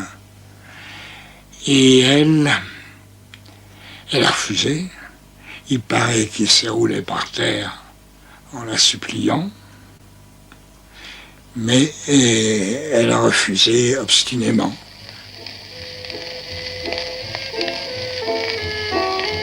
Mon père est venu le chercher et on lui a dit de s'habiller. Il avait à ce moment-là mon âge actuel à peu près, 81 ans. Et il était beaucoup plus fatigué parce qu'il avait mal mangé depuis 2 ans ou 3 ans. Et il ne pouvait plus s'habiller et c'est le concierge qui l'a habillé. Olga était alors mariée avec Bob Lancement, un résistant arrêté et déporté à Buchenwald. Elle accumulait les vivres pour le retour de son mari. Et elle avait peur de perquisition. Bon, ça, elle avait raison d'avoir peur de perquisition. Et elle ne voulait pas que son père, ou beau-père, enfin, ou père adoptif, compromette, que son père compromette tous ses efforts qu'elle avait faits pour que son Bob soit à l'aise et bien content de revenir chez lui. En tout cas, pour elle, toutes ces histoires politiques, c'était de la blague. Les Allemands n'étaient pas si méchants que ça. Les Juifs se plaignaient toujours, c'est bien connu. Par conséquent, elle croyait que la moitié, au quart ou au 10e de tout ce qu'on racontait.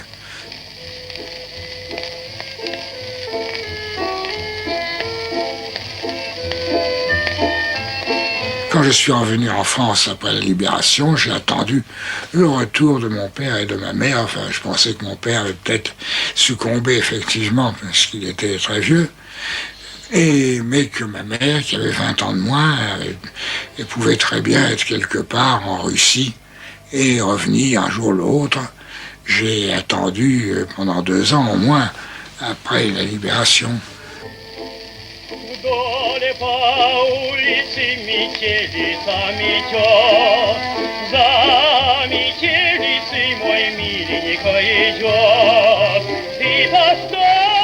Ben, j'ai été vraiment très, très choqué. Très, très choqué. Je suis resté 1 semaine ou 2 sans parler. Et effectivement, à un moment, je me suis senti proche du nationalisme juif. Me disant, après tout, c'est les Français qui l'ont arrêté. On a eu beau faire, ils nous traitaient toujours comme du bétail ou comme des gens qui n'étaient pas de l'enfer. N'importe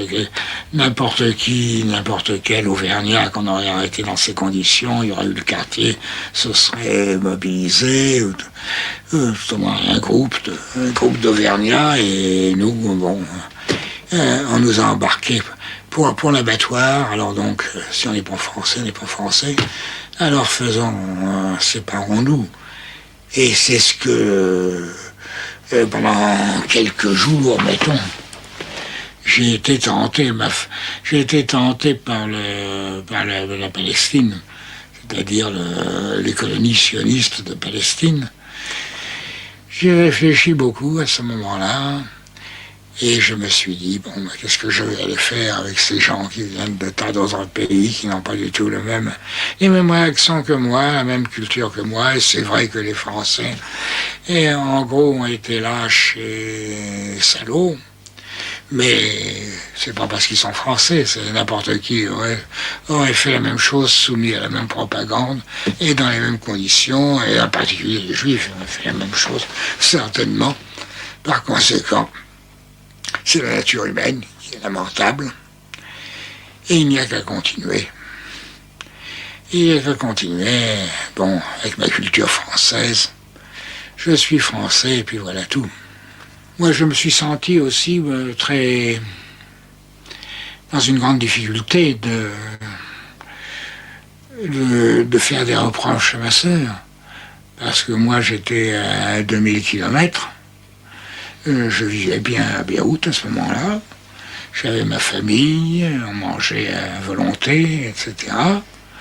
Comment pouvais-je faire des reproches à ma sœur qui, elle, était dans un pays occupé, où elle devait se démener pour gagner sa vie, loger ses parents, etc. Ça m'était difficile de lui faire des reproches. Qu'est-ce que tu aurais fait si tu avais été là? Et puis, t'avais qu'à être là, une chose comme ça. Bon, alors, j'ai laissé... Et puis en plus, bon, je suis d'une nature évangélique. J'ai toujours... eu en tête le précepte du Christ, ne jugez pas, et vous ne serez pas jugés, parce que j'ai bien très intimement la conviction que nous sommes tous faibles et pécheurs, si on veut, pour employer le vocabulaire religieux, enfin capables de faire des saloperies.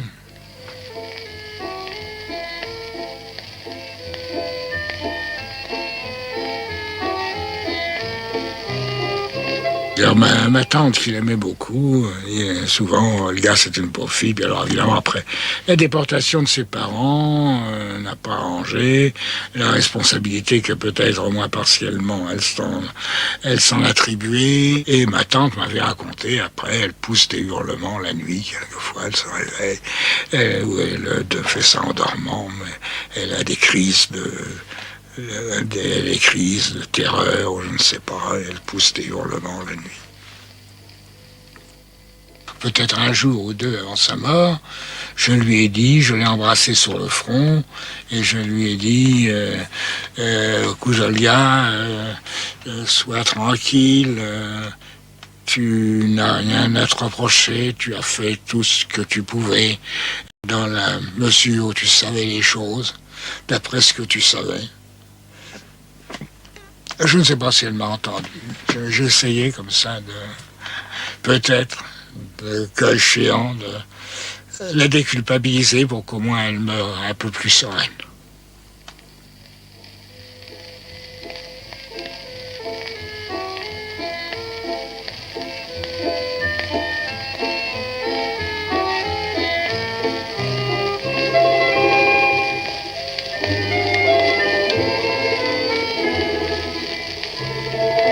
Et je lui j'étais plein de pitié quand même, bon, avec tout ça. Et je lui ai dit, tu te rappelles la chanson que te chantait maman? Il aimait beaucoup, qu'il appelait Olinki, un diminutif russe. Alors je me rappelais vaguement, Ola, Olinki. Je lui ai chanté un peu ça. Et puis, bon, je ne sais pas si ça lui a fait le moindre effet. Peut-être, qui sait.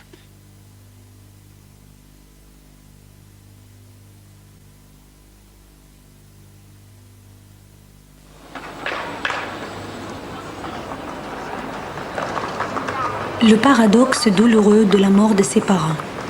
Martyr involontaire d'une religion qu'il ne pratiquait pas. Illustre les dangers d'une idéologie qui se permet tout. On peut faire le meilleur aussi bien que le pire au nom de croyances. Dès son adolescence, Robinson va s'intéresser aux mécanismes qui font émerger telle ou telle doctrine dans un contexte social et historique donné. Il découvre des similitudes entre le militantisme politique qu'il a connu très jeune dans le milieu familial et la foi religieuse.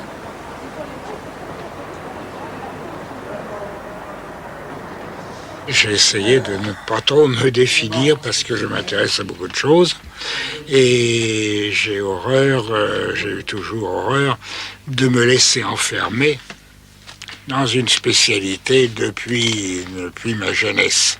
Alors j'ai essayé de m'en tirer en ayant plusieurs spécialités, si vous voulez, particulières, dans lesquelles je pousse très loin la formation, l'étude. Par exemple, la langue arabe, la linguistique sémitique, les études éthiopiennes, les études sur l'histoire du marxisme, etc. Mais ce sont des domaines séparés les uns des autres, de sorte que j'essaye de me frayer un chemin en mettant quand même une certaine cohérence entre tout ça.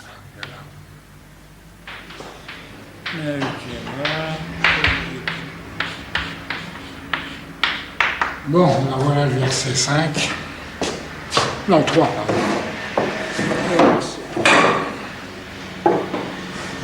Je vais vous détailler. Samson, c'est la forme telle qu'elle est prononcée en Éthiopie du nom de Samson, apparemment. Nessour. Alors, Nessour, ça veut dire pur, innocent, chaste, sincère, etc. Verbe nasera, toute une racine qui a des correspondants dans le reste du sémitique, qui veut dire donc pur, innocent. Je suis maintenant, et Samson dit, Nesso, Anna, proposition nominale, Anna, moi, comme en arabe, pur, moi, je suis innocent.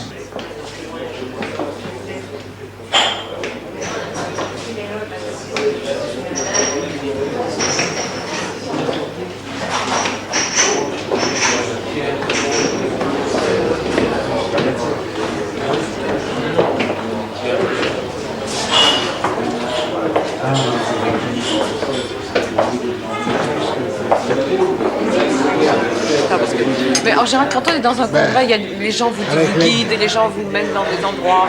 Avec l'aide d'Audricourt, faites un travail sur caoutchouc. Le mot coche en français. Coche. Le coche. Qui vient cocher, etc. Cocher, etc., oui. Ça vient d'un véhicule qu'on fabriquait, un patelin s'appelant Kochi en Hongrie. Ah bon? Et ça a été vers l'est et vers l'ouest. Et à peu près en même temps. Ça, alors ça est venu en France et ailleurs, coach en anglais, cocher c'est dans la fontaine, etc. Et coche. Mais à peu près à la même époque, ça s'est répandu vers l'est, en Turquie, des caoutchoucs. Et c'est aussi un véhicule du même genre. Et tout ça vient de la ville de Kochi en Hongrie.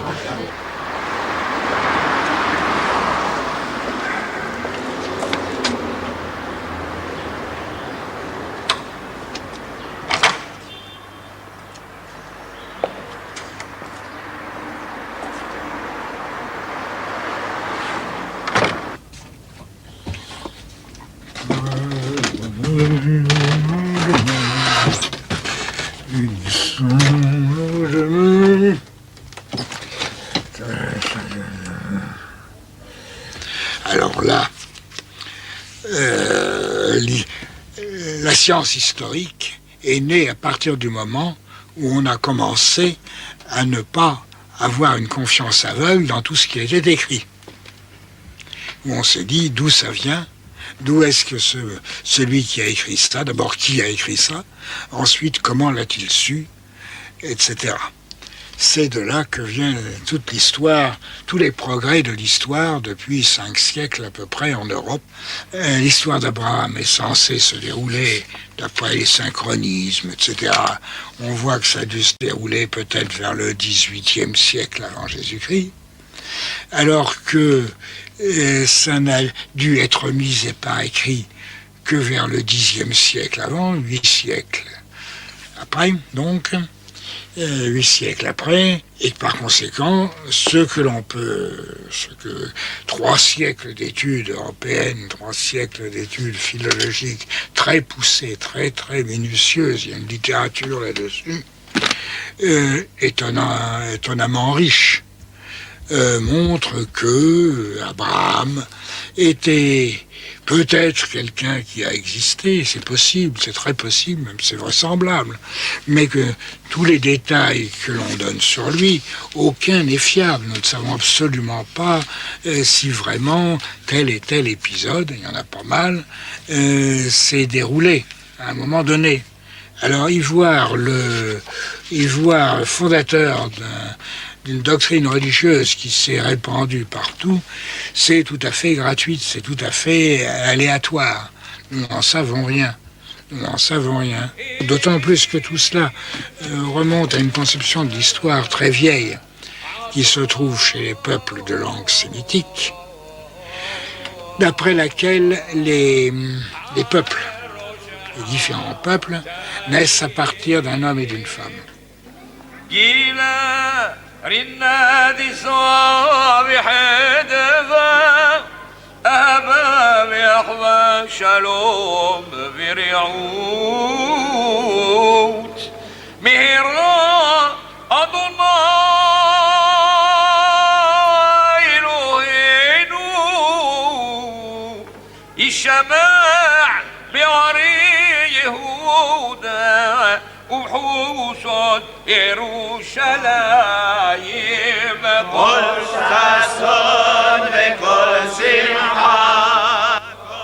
Abraham n'a pas fait une masse de fils qui ont été dans une partie par son fils Ismaël, une partie par son fils Isaac, etc., qui ont engendré ensuite des tas de gens. Tout ça, c'est une construction de l'histoire complètement fausse.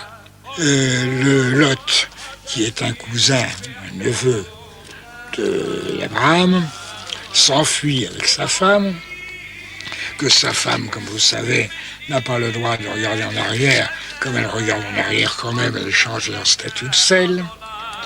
Et alors, il s'installe, Lot s'installe dans une grotte, lui et ses 2 filles. L'aîné dit à la cadette, « Notre père est âgé, il n'y a pas d'homme dans le pays pour s'unir à nous, à la manière de tout le monde. Viens, faisons boire du vin à notre père et couchons avec lui.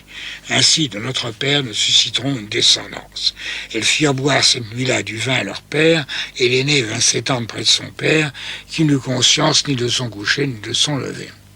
Bon, alors elles ont fait boire du vin, etc. Et il y a eu 2 enfants qui sont nés de cette copulation. Dans l'ébriété, les 2 filles de Lot devinrent enceintes de leur père. L'aînée donna naissance à un fils et elle l'appela Moab. C'est l'ancêtre des Moabites d'aujourd'hui. La cadette aussi donna naissance à un fils et l'appela Ben Ammi. C'est l'ancêtre des Bené Ammon ou Ammonites d'aujourd'hui. Alors, il semble bien que ce récit truculent a pour objet de déconsidérer les Ammonites et les Moabites, qui étaient les voisins d'Israël contre lesquels ils luttaient sans arrêt. Et que naturellement, comme toujours, il y avait des histoires méprisantes sur eux. Alors, qu'est-ce que c'était que les Ammonites et les Moabites? C'était les fils d'une fille qui avait couché avec son père en l'enivrant.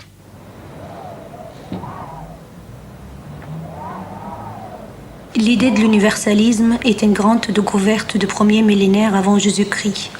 La création de la monnaie, la multiplicité des échanges économiques et l'invention de l'écriture alphabétique favorisent et accompagnent l'apparition de premières religions universalistes. Désormais, il est possible pour une religion de s'adresser à l'humanité entière au lieu de s'adresser à un peuple ou à une tribu particulière. Le masdéisme, le culte de Zarathustra, avec ses anges et ses démons, son paradis et son enfer, est la première religion universaliste à influencer les autres. Le judaïsme est le premier à assimiler ses influences, qu'il transmet à son tour au christianisme et à l'islam. Ces 3 religions universalistes sont également des religions monothéistes.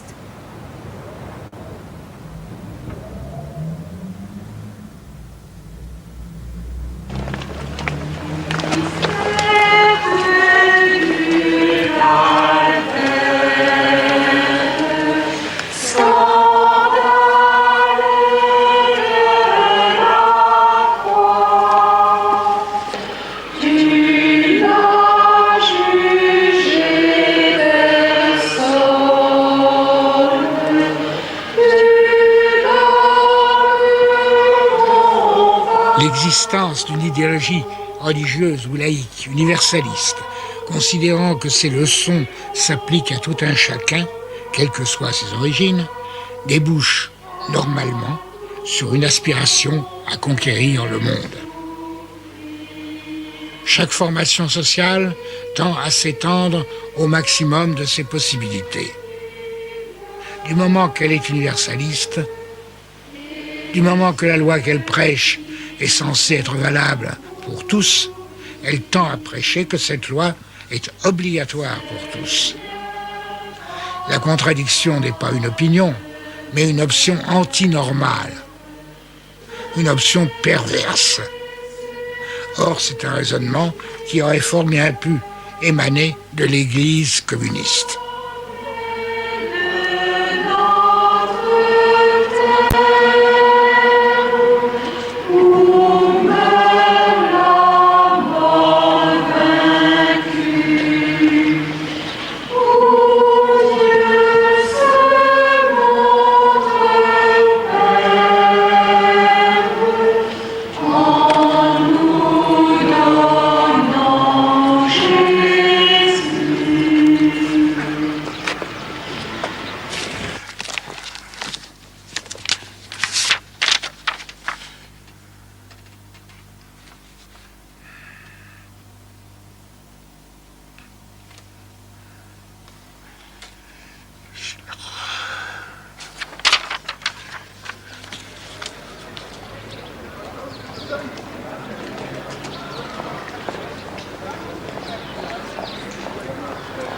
Si je définissais, c'est toujours par opposition à quelque chose, ça serait contre, et j'ai la tentation souvent d'écrire quelque chose, mais je n'ai pas beaucoup le temps, contre l'idéalisme, et particulièrement contre l'idéalisme historique, qui est très fréquent, qui est spontané, même à mon avis spontané, et dans certains cas peut-être inhérent à l'espèce humaine, à la psychologie humaine générale, et qui me paraît avoir des conséquences très néfastes pour la pensée.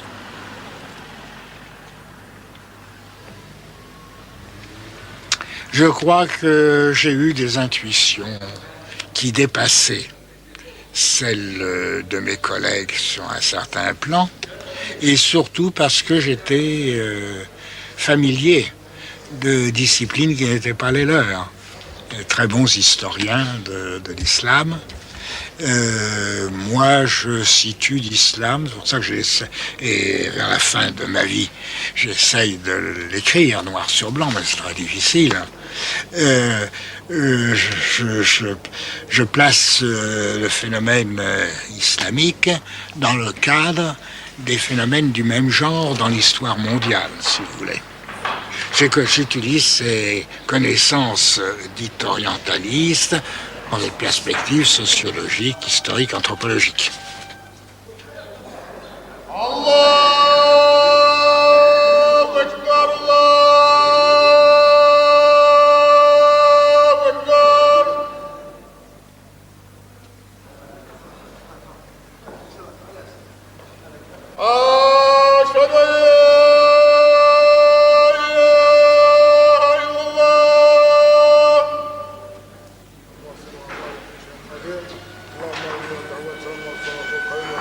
Je crois qu'une des choses qui m'ont distingué, c'est que je n'étais pas amoureux de la religion musulmane, des hommes qui la professaient, de ses formes, etc.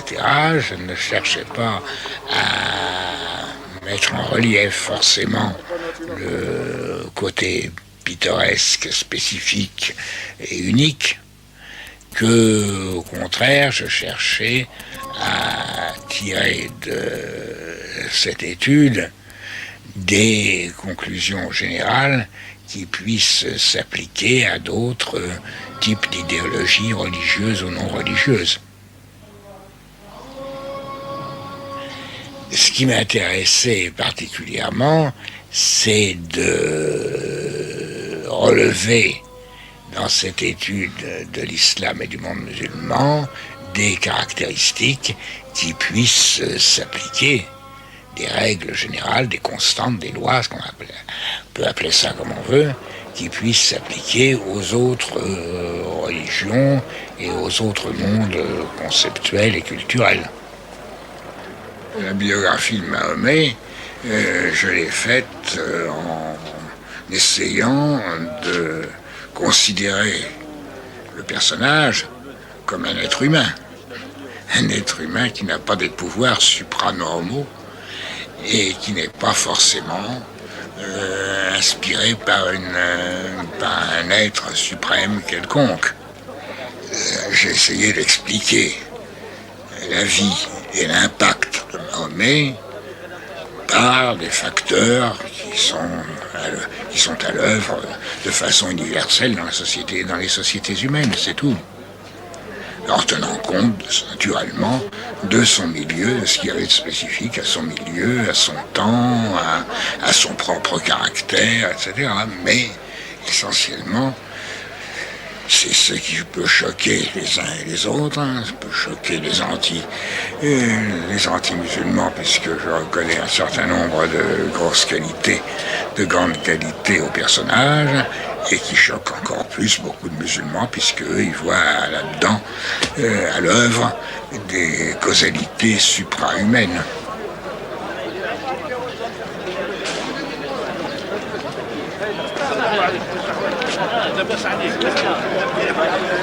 Eh bien oui, c'est une règle, je crois, à peu près générale, que dans toute idéologie, mouvement idéologique, comme je dis, laïque ou religieux, on a toujours tendance à regarder vers l'époque du fondateur comme étant l'époque où la doctrine apparaissait dans sa pureté. Si on avait suivi la bonne doctrine du bon fondateur, Moïse, Mahomet, Jésus, Marx, etc., eh bien les choses auraient été beaucoup mieux. Et la remède, par conséquent, c'est de revenir à cette époque bénie. Voilà, alors ça c'est c'est la règle générale. Maintenant, les applications dans chacune de ces religions, on peut les trouver aisément. Seulement, l'ennuyeux pour les croyants, c'est que, en croyant remettre à jour les idées et les structures telles qu'elles étaient du temps du fondateur, en général, les réformateurs s'aperçoivent pas, excusez-moi, ils ne s'aperçoivent pas qu'en réalité, ils réinjectent les idées de leur temps. Prenons les intégristes iraniens. Bon. Avec leur figure de proue, le feu Khomeini. Bon. Khomeini arrive au pouvoir en 79 en Iran et veut établir le vrai islam tel qu'il était du temps du prophète, etc., etc. Bon, dans sa pureté première. Qu'est-ce qu'il fait? Une des premières choses, un référendum, une élection. Bon, alors on peut dire qu'il était truqué, vous pouvez dire tout ce que vous voulez, mais en fait, il n'était jamais question d'élection dans les premiers siècles de l'islam, au moins, sauf pour 4 ou 5 personnes. Les musulmans d'aujourd'hui essayent toujours, comme ils sont pris entre deux feux. D'un autre côté, il y a une certaine popularité. Pendant un siècle ou deux, il y a une certaine popularité qui a été acquise dans les pays musulmans comme ailleurs par l'idée d'élection. Et par l'idée, qui était tout à fait nouvelle, aussi bien en Orient qu'en Occident, enfin un peu plus loin en Occident, un peu plus loin en Orient qu'en Occident, mais c'est tout, suivant laquelle les gouvernants devaient représenter la volonté des gouvernés. Bon, mais il n'y avait pas cette idée il n'y avait pas dans l'islam, il n'y avait jamais eu cette idée qu'on allait convoquer le peuple entier pour aller déposer un bulletin dans une urne et compter après combien il y en avait pour et combien il y avait contre, tel et tel. Or, c'est ce qu'il établit en premier, qui est complètement en dehors de la doctrine de l'islam.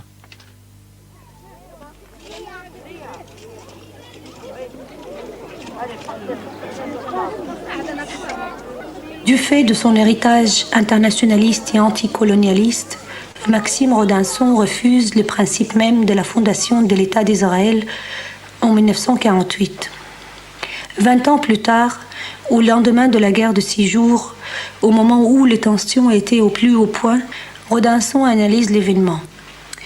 Et grâce à ses connaissances des mécanismes historiques et humains, il anticipe sur ce qui deviendra plus tard une évidence pour tous, à savoir la possibilité d'un accord de paix entre Israéliens et Palestiniens. Au départ, je l'étais par tradition universaliste de juifs déjudaïsés qui ne voulaient que se faire reconnaître comme égaux aux autres, pas autre chose, et qui ne se reconnaissaient pas d'une nation juive particulière. C'est encore ma position pour l'essentiel. Nous étions des citoyens français, ou allemands, ou anglais, suivant le pays où nous sommes nés, et nous n'avions pas à faire un État à nous, un État spécial, parce que nous ne sommes pas liés par des liens totaux, loin de là. Et alors la question est simplement, est-ce qu'on a le droit de revendiquer un territoire qui a appartenu à vos ancêtres il y a 2000 ans et qui est maintenant habité par d'autres gens? Est-ce qu'on a le droit ou pas? C'est une règle générale qui doit s'appliquer à nous d'origine juive comme aux autres. Ça, c'était mon principe de morale ethnique générale. Bon, et je voyais pas de raison de ne pas l'appliquer dans ce cas-là. Or, j'étais très instruit sur l'histoire de la Palestine. Je connaissais beaucoup par intérêt. Je savais très bien que il n'y a pas de raison d'appliquer cette règle qu'on aurait droit à un territoire d'il y a 2000 ans. Et j'étais en bagarre tout le temps avec des sionistes. Je me rappelle d'une fille hystérique qui criait son arrêt. Il y a toujours eu des juifs en Israël, toujours eu en Palestine, il y en a toujours eu. Alors j'essayais d'appliquer toujours ma règle générale. J'ai dit, mais il y a toujours eu des Italiens en France. Et alors c'est pour ça que les Italiens ont réclamé à avoir le pouvoir à Paris. Et à avoir le territoire et à chasser tous les gens qui ne parlent pas italien. C'est-à-dire l'immense majorité. Parce que, ce qui est tout à fait exact, il y a toujours eu des Italiens en France, depuis Jules César, et même avant. Est-ce qu'une victoire totale des Israéliens est possible? Réponse non. Parce que toute la région, toute la région accepte l'État d'Israël de façon égale, disent bravo, nous sommes tous frères, ça me paraît idyllique, j'aimerais bien, mais je crois que ça n'arrivera pas. Et victoire totale aussi, mettons qu'ils aient une victoire militaire, ça je l'ai dit plusieurs fois, une victoire militaire énorme, ils conquièrent l'Égypte par exemple, j'ai pris cet exemple, conquièrent l'Égypte. Vous croyez que c'est fini avec ça? Non. Il y aura un mouvement nationaliste très vigoureux en Égypte, ils ne pourront pas rester. Alors donc, disons, victoire totale des Israéliens est impossible. Victoire totale des Arabes est très difficile. Bon, c'est pas absolument impossible, mais c'est très difficile. Très difficile parce que l'Europe et l'Amérique ne laisseront pas vaincre Israël. Par conséquent, il faut arriver à un compromis. Alors donc, nous sommes pour la paix. De toute façon, nous sommes pour la paix. Comment est-ce que la paix peut venir? J'applique une simple logique. Il faut que les tensions, les excitations, etc. diminuent. Si ça arrive à diminuer, si l'état de disposition à la conquête qu'il y avait chez les juifs sionistes diminue par des facteurs divers à l'intérieur de cette communauté juive de Palestine, eh bien donc ça doit aller dans le sens de la paix.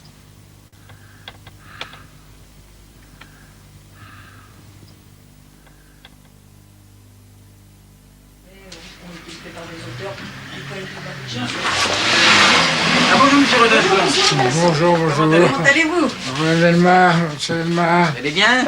Merci. C'est gentil de faire un petit tour. Vous encombrez, là. Asseyez-vous. Il m'encombre chez moi depuis quelques jours, alors. Vous avez plus vos paquets, là? D'habitude, vous avez toujours... Bah oui, pour une fois, je suis sans paquet. Pour une fois, vous êtes sans paquet. alors, qu'est-ce qu'on vous montre aujourd'hui? Celui-ci. Original Celle-ci, oui, oui. Elle est très rare. Hein. Je l'ai acheté au l'aumônier de chez Beldrus, c'est l'abbé Masquin. Ah oui, celui-là, je ne l'ai pas, mais... Ah, puis il y a des notes en marge. Vous n'avez pas celui-là? Elle est très rare, l'original. Celle-ci, hein.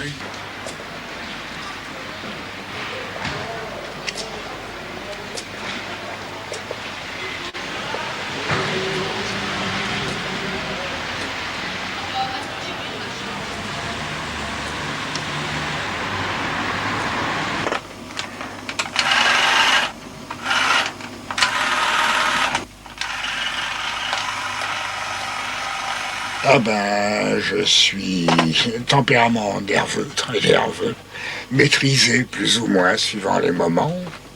J'ai été très mégalomane et il m'en reste quelque chose, enfin, j'en ai quelque chose, puisque même cette volonté de ne pas me spécialiser et d'avoir une compétence multiple, des compétences multiples plutôt, c'est de la mégalomanie. C'est peut-être une aspiration impossible. Alors, bon, donc, boulimique, si vous voulez, un peu paresseux quand même, malgré les apparences pour les autres, parce que faut dire que j'ai des excuses maintenant, parce que j'ai 81 ans, et je suis de plus en plus vite fatigué. Mais quand même, je suis très curieux. Je suis d'un esprit curieux de beaucoup de choses. Puis j'ai une disposition un peu exagérée à la tendresse envers les gens qui m'émeuvent d'une façon ou d'une autre, à la fois sexuellement comme les femmes, effectivement, en général, avec une nuance autrefois surtout, quand la plupart des femmes, en effet, n'étaient pas des femmes fortes, apparemment, de tendresse apitoyée, disons.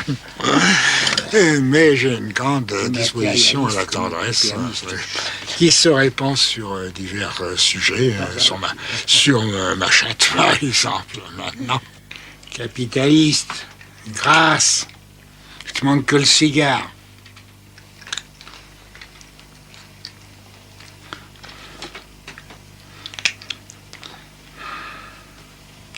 L'avidité inconsciente des masses.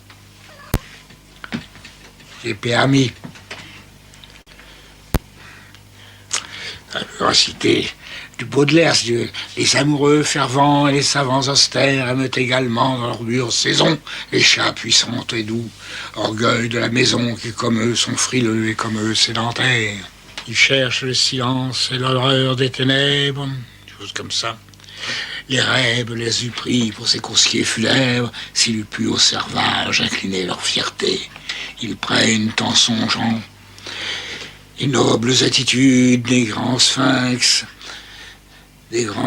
allongés au fond des solitudes qui semblent nés dans un rêve sans fin. Leurs reins féconds sont pleins d'étincelles magiques et des paillettes d'or ainsi qu'un sable fin étoile vaguement leurs prunelles mystiques. Des mystiques, hein, pas.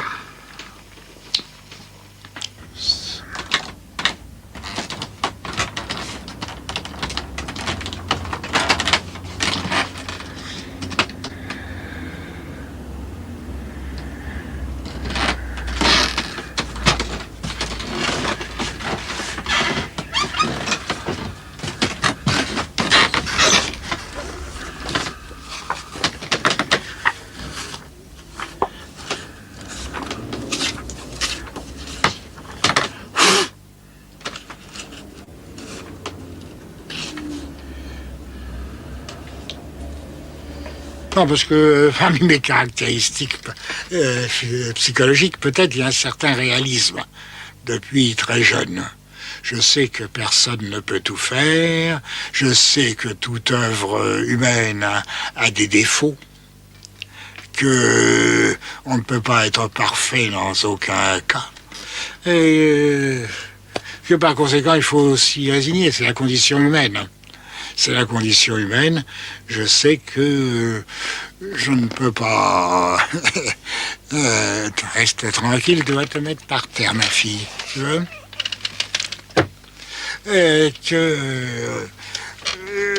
et aussi, il y a vis-à-vis des utopies et des espoirs exagérés. Je n'en ai plus du tout sur l'avenir de l'espèce humaine, comme j'ai eu pendant un certain temps, même en y mettant des nuances et des qualifications. Pendant pas mal de décennies, je pensais qu'avec le socialisme, le communisme, on pouvait avancer, etc. On pouvait avancer vers une époque plus heureuse. Alors maintenant, je n'y crois plus du tout.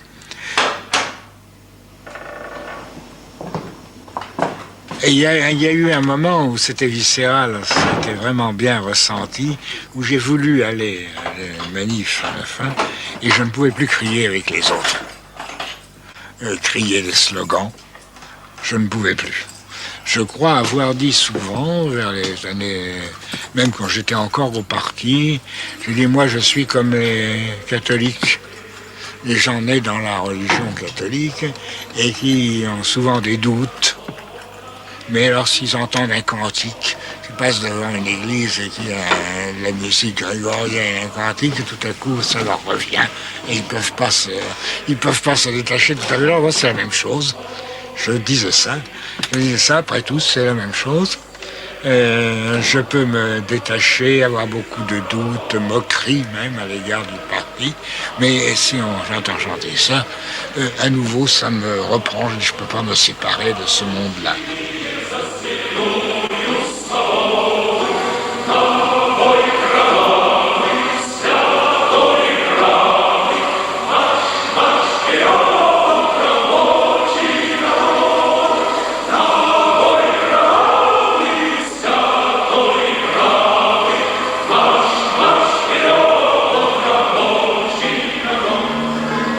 On nous affame, on nous frappe, on nous leurre, nous berçons l'espoir toujours déçu. De la revanche à présent sonne l'heure, c'est trop de coups et d'outrages reçus. Qui dans ce combat sera tombé mort aura l'honneur d'une fin mémorable. Son nom célèbre en nos chansons efforts resteront chers à tous les misérables. Oh, c'est le drapeau teint de notre sang. Marche en avant, travailleurs prolétaires. Ta croix est juste et ton souffle puissant. Marche en avant, conquérant de la terre. Et ça m'émeut toujours, hein. Je ne crois plus à tout cela, mais enfin, je suis sensible au sentiment que ça traduit. Bon, vous savez, je suis très sentimental. Je vois un truc complètement idiot à la télé. Il y a une pauvre fille abandonnée par un méchant gars, et je pleure. Ma famille, pleure pas, Maxime, c'est pas pour de vrai. Je mouille des mouchoirs stupidement. Je suis en conscience que c'est idiot. Mais là, s'il y a trop d'émotions, et ma voix se bloque. Mais je crois que ça s'est augmenté au cours à cause de la vieillesse, je ne sais pas, depuis quelques dizaines d'années que j'étais moins sensible. Enfin, là, il y a des choses que je ne peux pas... J'ai des larmes, c'est vrai, et je ne peux plus, à un moment où ma gorge se noue, je ne peux plus parler bien.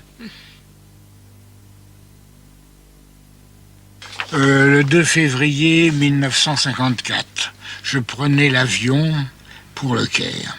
Dans un an ou presque, j'aurai 40 ans. J'en ai maintenant 80. C'était bien pour moi, nel mezzo del cammin di nostra vita. Bon, je ne suis pas l'Alighieri, disons della mia vita.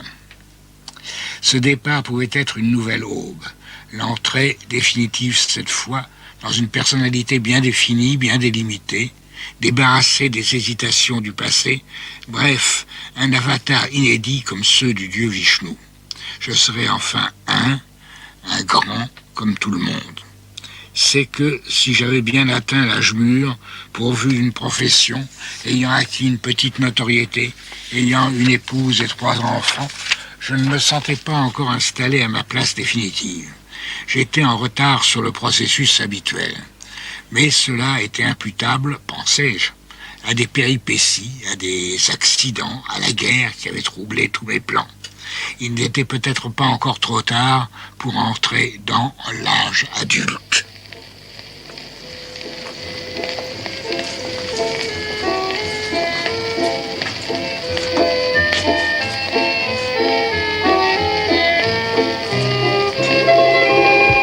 Maxime Rodinson écrit actuellement ses mémoires. Au cours de ses recherches, il revient sur les lieux de son enfance, l'atelier de ses parents, 3 rue Véronèse. Pourquoi Rodinson, au soir de sa vie, se penchait-il sur son passé?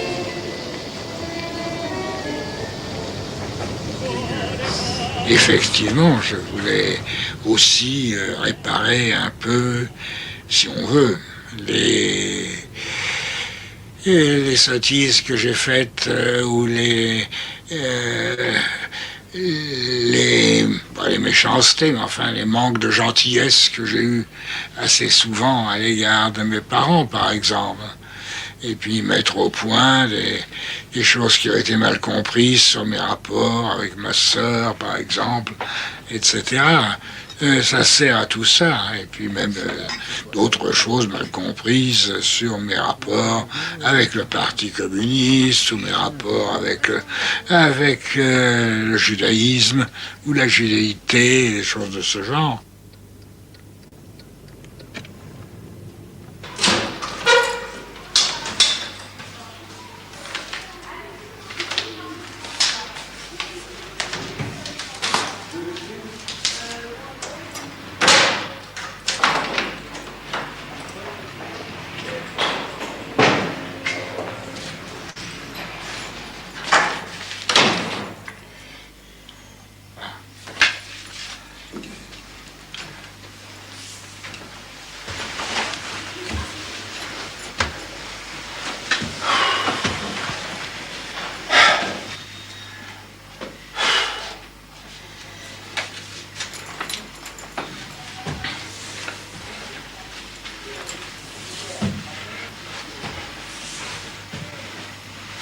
Mais mon Dieu, j'étais moins malheureux que d'autres, disons.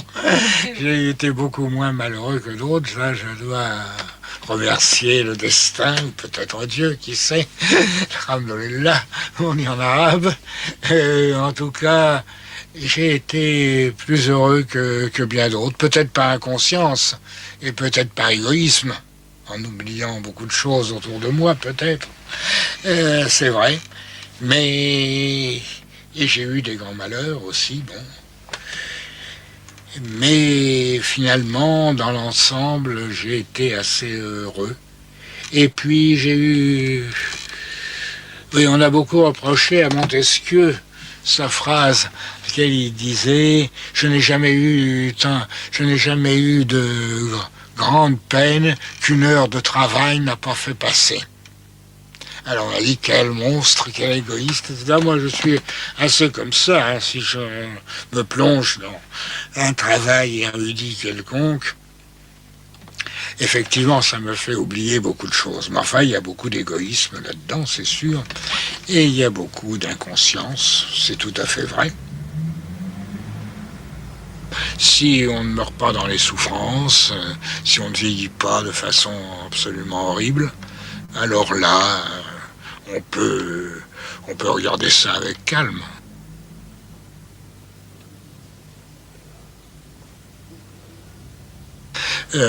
Simplement, ça m'ennuierait, effectivement, c'est un sentiment de regret, qu'il arrivera un moment où les gens se rappelleront à peine de vous, ou pas du tout même. Ça arrive à tout le monde. ça serait comme si ça sera comme si nous n'avions pas existé.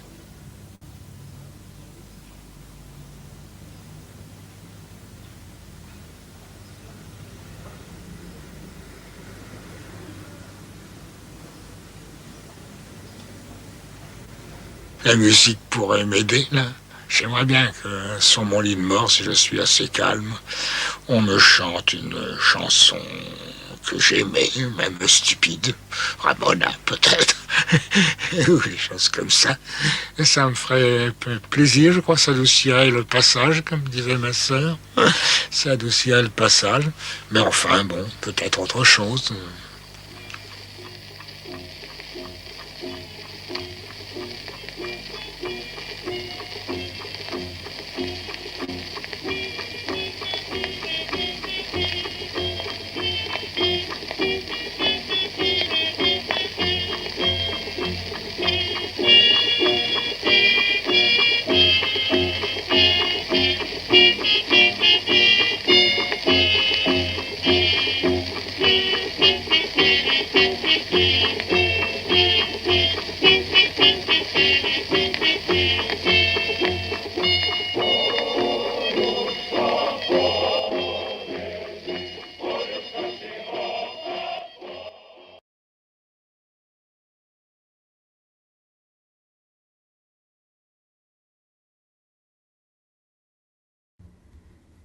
Silhouette of crushed lipstick and mum petals.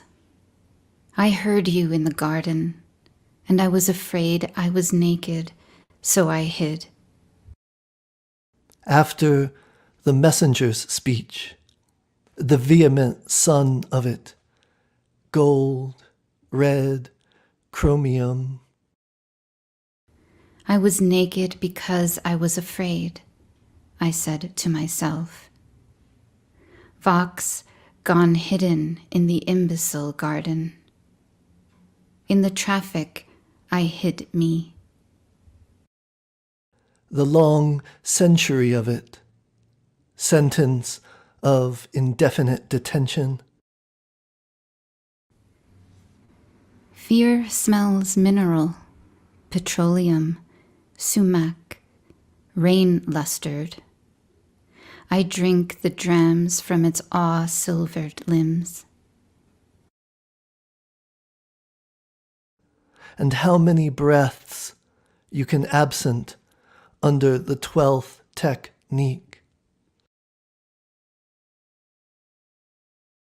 I heard your voice, purpling like bellies of Peruvian blues at various depths in soil, away from.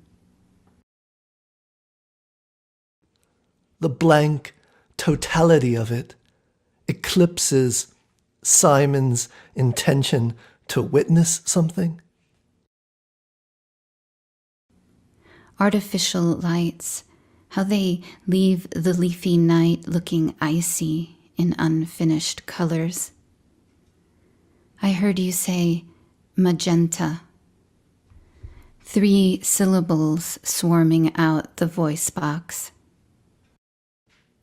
She wrote me, the formulation of the body returns as proof in this force drift of or through the metastasis sun, weapon grade bronze.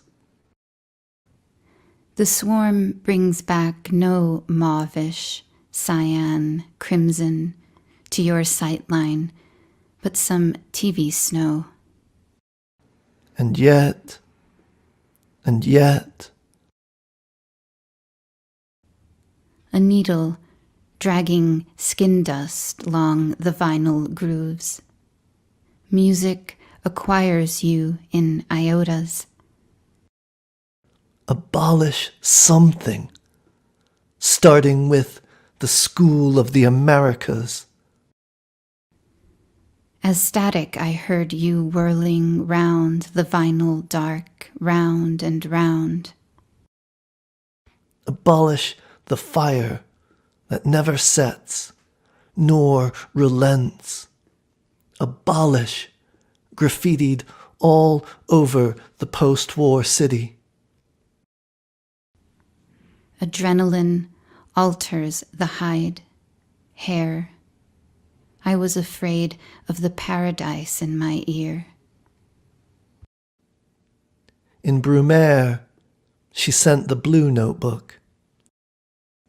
On the cover, she wrote, "There is no post-war city."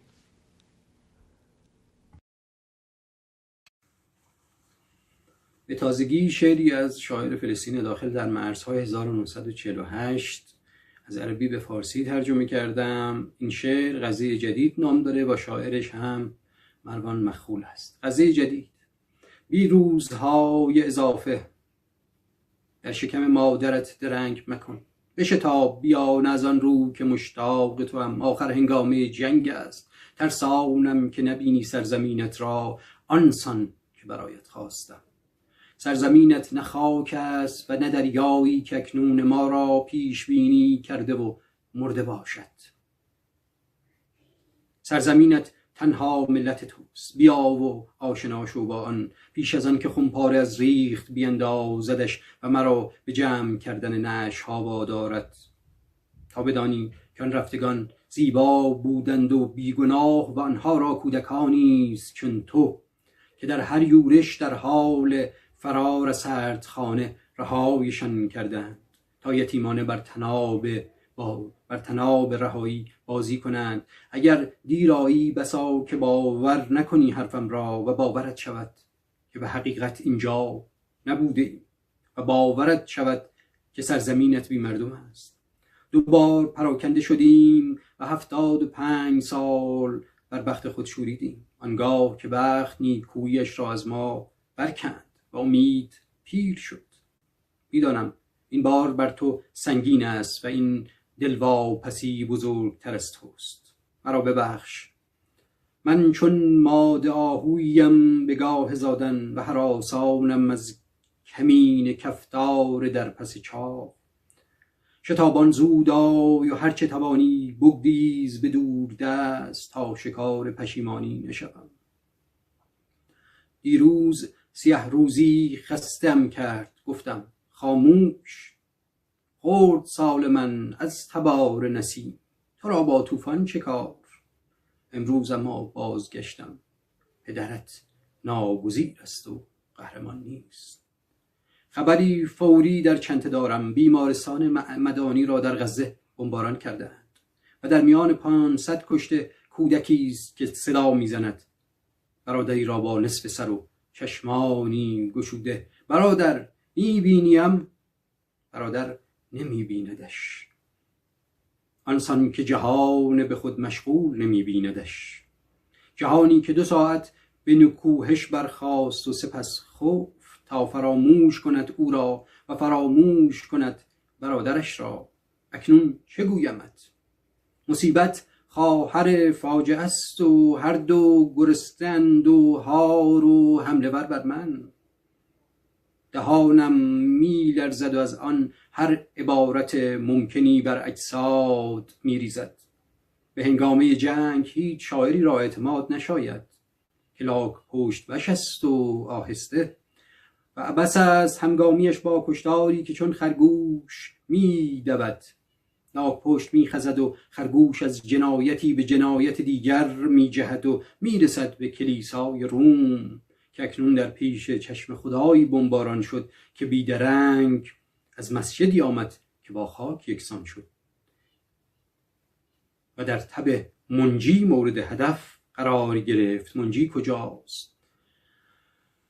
کجاست منجی حالان که پدرمان که در آسمان هاست به حقیقت هوا نوردیست یکتا و بیشریک، لیک او که سوار است بر آن آمده و آتش بر ما گشوده است و بی مقدار من ساخته است. پسرم زین پس بر روی صلیب برای جملگی پیامبران جا هست و خدا آگاه است.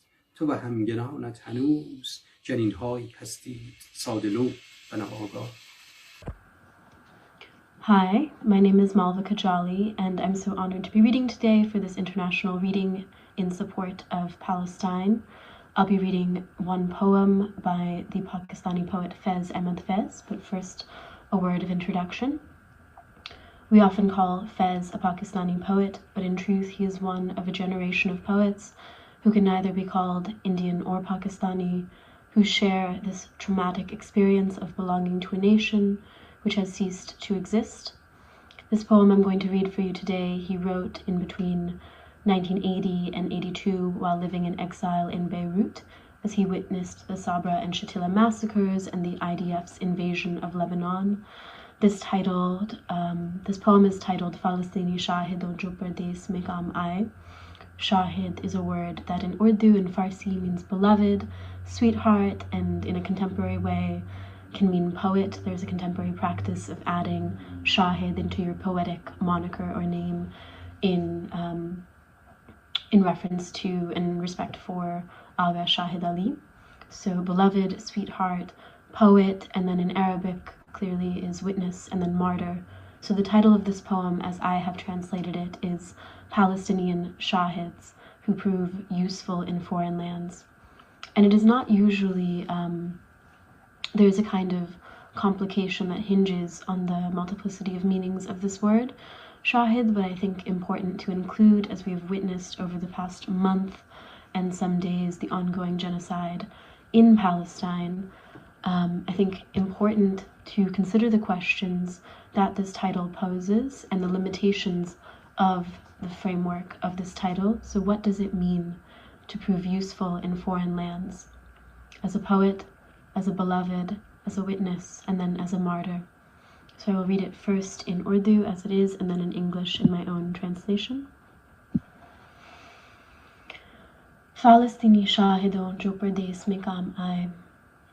मैं जहाँ पर भी गया अर्ज़े वतन तेरी तज़लील की दागों की जलन दिल में लिए, तेरी हुर्मत की चिरागों की लगन दिल में लिए, तेरी उल्फत तेरी यादों की कसक साथ गई, तेरे नारान शगुफ़ों का महक साथ गया, सारे अनदेखे राफिकों की जिलो साथ रहा, कितने हाथों से हम आगोश मेरा हाथ रहा, दूर परदेस की बेमहर गुज़रगाहों में, अजनबी शहर के बेनामो निशान राहों में, जिस ज़मीन पर भी खिला है मेरे लहू का परचम, लहलहाता है वहाँ अर्ज़े फ़िलिस्तीन का अलम। तेरे अदा ने किया एक फ़िलिस्तीन बर्बाद, मेरे ज़ख्मों ने किए कितने फ़िलिस्तीन आबाद। In the English. Wherever I have gone across the spans of my homeland, I have carried in my heart the burning of the scars of your disgracement. In my heart I have carried the hopes of all the lamps lit in your name. Your kindnesses, your memories, their pangs of longing came along. The scents of your flowering citrus trees, they followed me as well. So many unseen friends, their company stayed close. In how many hands, over all those years, did my hands stay intertwined? In the friendless highways of faraway foreign lands, on the nameless unmarked alleys of strange cities, on whichever earth has bloomed the flag of my blood, flows there still our homeland of Palestine's sorrowful flag. Your enemies have laid waste to one Philistine. Still, how many Philistines have our wounds created? Thank you very much. Erin Mowry here, Montreal, Canada. I'm a poet and translator. I'm going to read a Yanis Ritsos poem, published in a book in 1980 called Subterranean Horses. The translation that I'm reading is by Mina Savas. Of the afternoon. The chickens were still pecking in the street. The gorilla's mother sat on the doorstep, holding her grandson on her parted knees. A boy was carrying a straw basket. The huts were spread out confusedly, containing old trunks, iron beds, tables, wooden frames. A phonograph played hoarsely in a bolted room. The bed sheets in wide squares contained their history. The sea could not be heard. A large, invisible hand lifted the chairs several inches above the ground. How can humans live without poetry?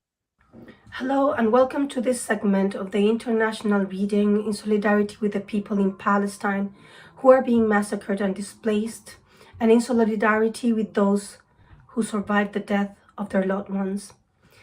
I want to thank Tracy Greener from Litmus Press for allowing us to add our voices to this choir.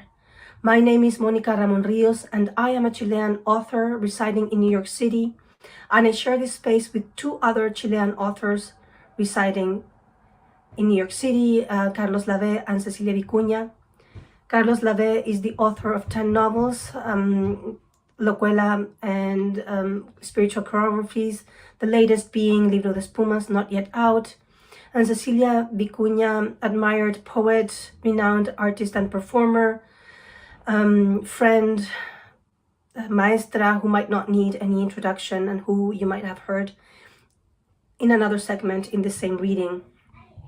In 2014, we published with Carlos Lave and two other friends, Colombian academic Carolina Alonso Bejarano and comic book artist Peter Quach of American but of Vietnamese descent, a book titled Not in Our Name against the US aid to the massacre in Gaza. This was published in 2014, and as I flip through its pages, I can't believe how relevant the words we published then are still relevant. And I also want to tell you all about all the backlashes we have received since we published this book back in 2014, and we are in solidarity with all those people who are receiving backlashes, professional backlash, from expressing solidarity with the people who are being massacred. This is a free and downloadable PDF. We invite you to read it. Today I'm going to read 4 short poems that I have written since October, and as I flip through the news every morning. The first one is titled October. Writing while there's a genocide. Teaching while children are killed by bombs. Sipping coffee while a woman is trapped without food for her baby. Smoking Caprice while some deaths matter more than others. Living while there's no ceasefire. The second poem is titled November. Carlos says, look. Roque writes, no puedo más con this fucking shit. Adrián escribe, it is our family who starves under their bombs. And the crowd chants genocide no more. The ones that help you sing Black Lives Matter and stop Asian hate and stop anti-Semitism and burn down the wall, die begging with a please in their lips. The white hair, white teeth, white skin says, don't listen. And when we see him on the screen, my mother says on the phone, don't look. When we smell the rotting bodies, I say to my child, don't look. And the mother at a refugee camp says to her child, try not to look. But the boy shouts at the camera in desperation. He just moved a decapitated body and asks, why those babies died in the hospital? And we weep that unbearable pain as our own. We all feel mothers to that child, the little sister of that child, the decapitated body of a young one we all failed to protect. And all the while the white hair teeth say more guns, and the ship sails with more weapons and more tanks. They swear it is written in a book that from literature became law. And we promise, the only promise we can make, let us make another literature to give birth to another world.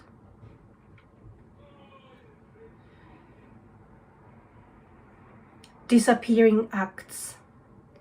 flame in the mountain approaching, heart shielded, half broken, words of love, actions amiss, avoid the abyss. And finally, I want to share a poem I wrote this very morning, that we are celebrating something here in this country, and I can't believe we are celebrating after all the genocides. Fall fires, fire ignites in the mountain. Sorry, I'm going to start again. Fall fires, fires ignite in the mountain, dead of night. Birds fall from the trees, charred meat, broken bones. Tears fall, falling like yellow leaves. A tide rises from tears, oceans everywhere, like a choir in fall. Thank you, and thank you for letting us being part of this choir. Old Genocide Joe. You, son of a Bush. Cuando centenares de miles de personas tenemos que salir a protestar a las calles, solo para poder decir que acribillar a miles de niños con bombas de alto calibre es crueldad sin justificación, significa que nuestra naturaleza humana está siendo puesta en duda, y no toleraremos eso de ustedes, viejos sinvergüenzas, que simulan gobernar en todas partes y no lo hacen. Nada más toman las peores decisiones posibles en su propio beneficio individual, sin importar las consecuencias, porque viven en un infierno ciego de poder, ciegos de dinero.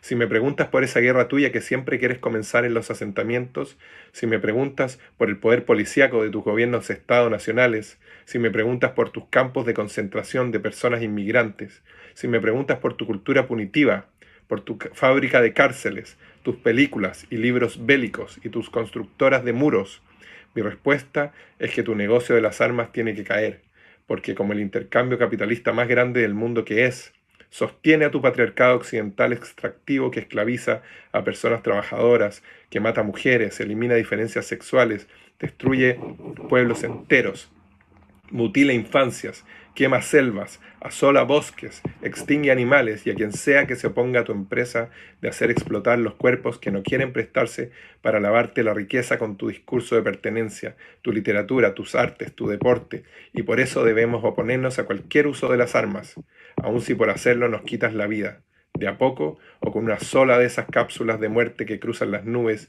y de repente lo convierten todo en mar. Que el mar de arriba, te exijo, oh presidente de los ángeles exterminadores, no sea de ahora en más privilegio reservado para quienes quedamos al alero de uno u otro imperio cuando conseguimos escaparnos del descampado, y que los cielos azules con todas sus metamorfosis dejen ya y de una vez por todas de ser el espacio de aviones que bombardean la vida que ha crecido hermosa, sin techo ni imperio. Te imploro, te exijo, te reto a que por cada crimen tuyo, cada respirar y cada suspiro nuestro busque el cese al fuego, el final de todas tus armas capitales, y que tu generación de dirigentes decrépitos que ha construido un simulacro de realidad al que llaman orden mundial y tú y yo sabemos en lengua angélica ustedes llaman necrópolis, sean las únicas víctimas de tu propia aniquilación, desde nuestros ríos interiores hasta el mar de allá arriba y mucho más. Porque así como en los tiempos originales del patriarcado, espadas de fuego en mano y tronos ardientes, templos y volcanes, caían de 30.000 y por cada lado se peleaban un arca donde, tú decías, moraba el Dios que era el único. Y se colgaban entre sí nombres horribles como hebreo, filisteo, cuando era nomás una cuestión de mala vecindad la tuya. Hoy es el momento de que te leamos a la cara la palabra flamígera que te quitamos, Prometeo demente, viracocha sin sentido, para denunciar frente a quien sea que nos escuche el genocidio del pueblo palestino por parte del aparato estatal teocrático de Estados Unidos a través del gobierno corrupto de Israel, y te juro, son of a Biden, que jamás conseguirás convencerme de que no soy humano. Sé que no tengo cuerpo mortal, de que mi propia vida tiene más valor y riqueza que la de esa persona cualquiera al frente, solo porque me cayó un rayo de sol sobre la cara esa mañana. De eso no me convencerás, para convertirme desde la religión del poder a la religión de la muerte. Porque aquí en este suelo viven seres humanos, Mr. Bidet. Porque muy pronto estaremos junto a ti en tu lecho de muerte, anciano y enfermo Joseph, tan poderoso tú, y te preguntaremos, ¿Are you still confident that an aircraft is stronger than the death sentence of a poem? Y te preguntaremos, una niña y un niño sonríen, al fondo, detrás de ellos, ¿qué elegiste? ¿Una playa o los escombros? Y te preguntaremos, cuando dejemos en masa y de una sola vez de pagar impuestos, ¿quién te dará de comer? Porque, Señor ángel exterminador, no nos hemos conformado con que lo hagas en nuestro nombre. No abandonaremos nuestro nombre y apellido, sean heredados o elegidos, solo porque tú has cambiado de apodo según cada momento político de la historia de la muerte. Yo prefiero escribir que cuando gritaron por todas las esquinas que para abolir tu presencia castigadora debíamos irnos a la guerra contra las primas y los primos del sur, quienes para ustedes no sabían usar las palabras porque no pagaban impuestos. Vinimos desde el agua a proponerles que si nos enseñaban a usar así esas palabras de ustedes, nos iríamos con ellos a la guerra, porque no sabíamos qué significaba la palabra guerra.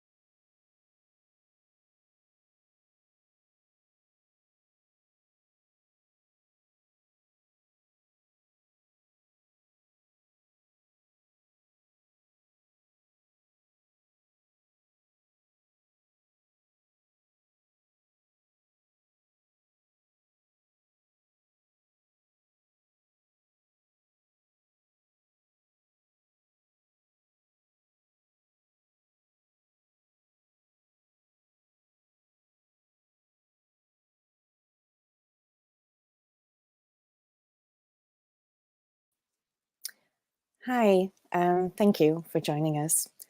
It's such an immense honour to be able to host this space and bring together 5 incredible poets whose verse shares astute observations of the world and defines its own kind of resistance. We read today in harmony with Palestine in the hope of supporting humanity. We're reminded of how integral poetry is in speaking truth to power. No matter how difficult the circumstances are, we are to be reminded that our resistance is in the pen that we pick up again and again to mark our presence as we watch brutality unfold before our very eyes. I'd like to begin by introducing the readers, and then we will let the readings unfold organically. Hiba Heba is a Pakistani poet whose work has been featured in publications including Poetry Wales, Fragmented Voices, and Inoya Review. She achieved recognition as the first runner-up for the New Feathers Award in 2021. Her debut poetry collection, Birth of a Mural, was published by Golden Dragonfly Press in early 2023. Currently, she serves as an English instructor at a university in her hometown. Salman Heather is a poet and playwright from Pakistan currently living in exile in Canada. He completed his PhD in psychology from Pakistan and has been a postdoctorate fellow at the University of Texas and the University of Toronto. He has written plays for Theatre Wale, a theatre group in Pakistan that were then staged in various cities of Pakistan and the USA. His first poetry book was published in 2021. He is a member of Writers in Exile, Canada. Sophia Naz is a bilingual poet, artist, author, editor, and translator. She has been nominated twice for the Pushcart Prize, in 2016 for creative nonfiction and in 2018 for poetry. Sasha Aurora Akhtar is a poet of the liminal, someone for whom all is magic. She considers herself a Pakistani, British, American, something reflected in the linguistic registers in her work. Her 6 poetry collections have been published by Salt, Shearsman, Contraband, the Emma Press, Knives, Forks and Spoons Press, and Zimzala. She has a short story collection entitled Of Necessity and Wanting, and a recent book of translations published by Oxford University Press. Sasha's poems for Eliot from the book #Love Like Blood was named the #1 poem of the past 5 years by Poetry Wales in the summer of 2019. And finally, we have poet, editor, and prose writer Kazim Ali, who was born in the United Kingdom to Muslim parents of Indian descent and has lived transnationally in the United States, Canada, India, France, and the Middle East. Kazim Ali is a chair of the Department of Literature at the University of California, San Diego. His most recent book, Sagoon, New and Selected Poems. Ali's poems, both lyric and musical, explore the intersection of faith and daily life. In addition to founding the small press Nightboat Books, he has translated books by Marguerite Duras, Ananda Devi, and Sohrab Saperi. So without further ado, the readings will commence. Thank you.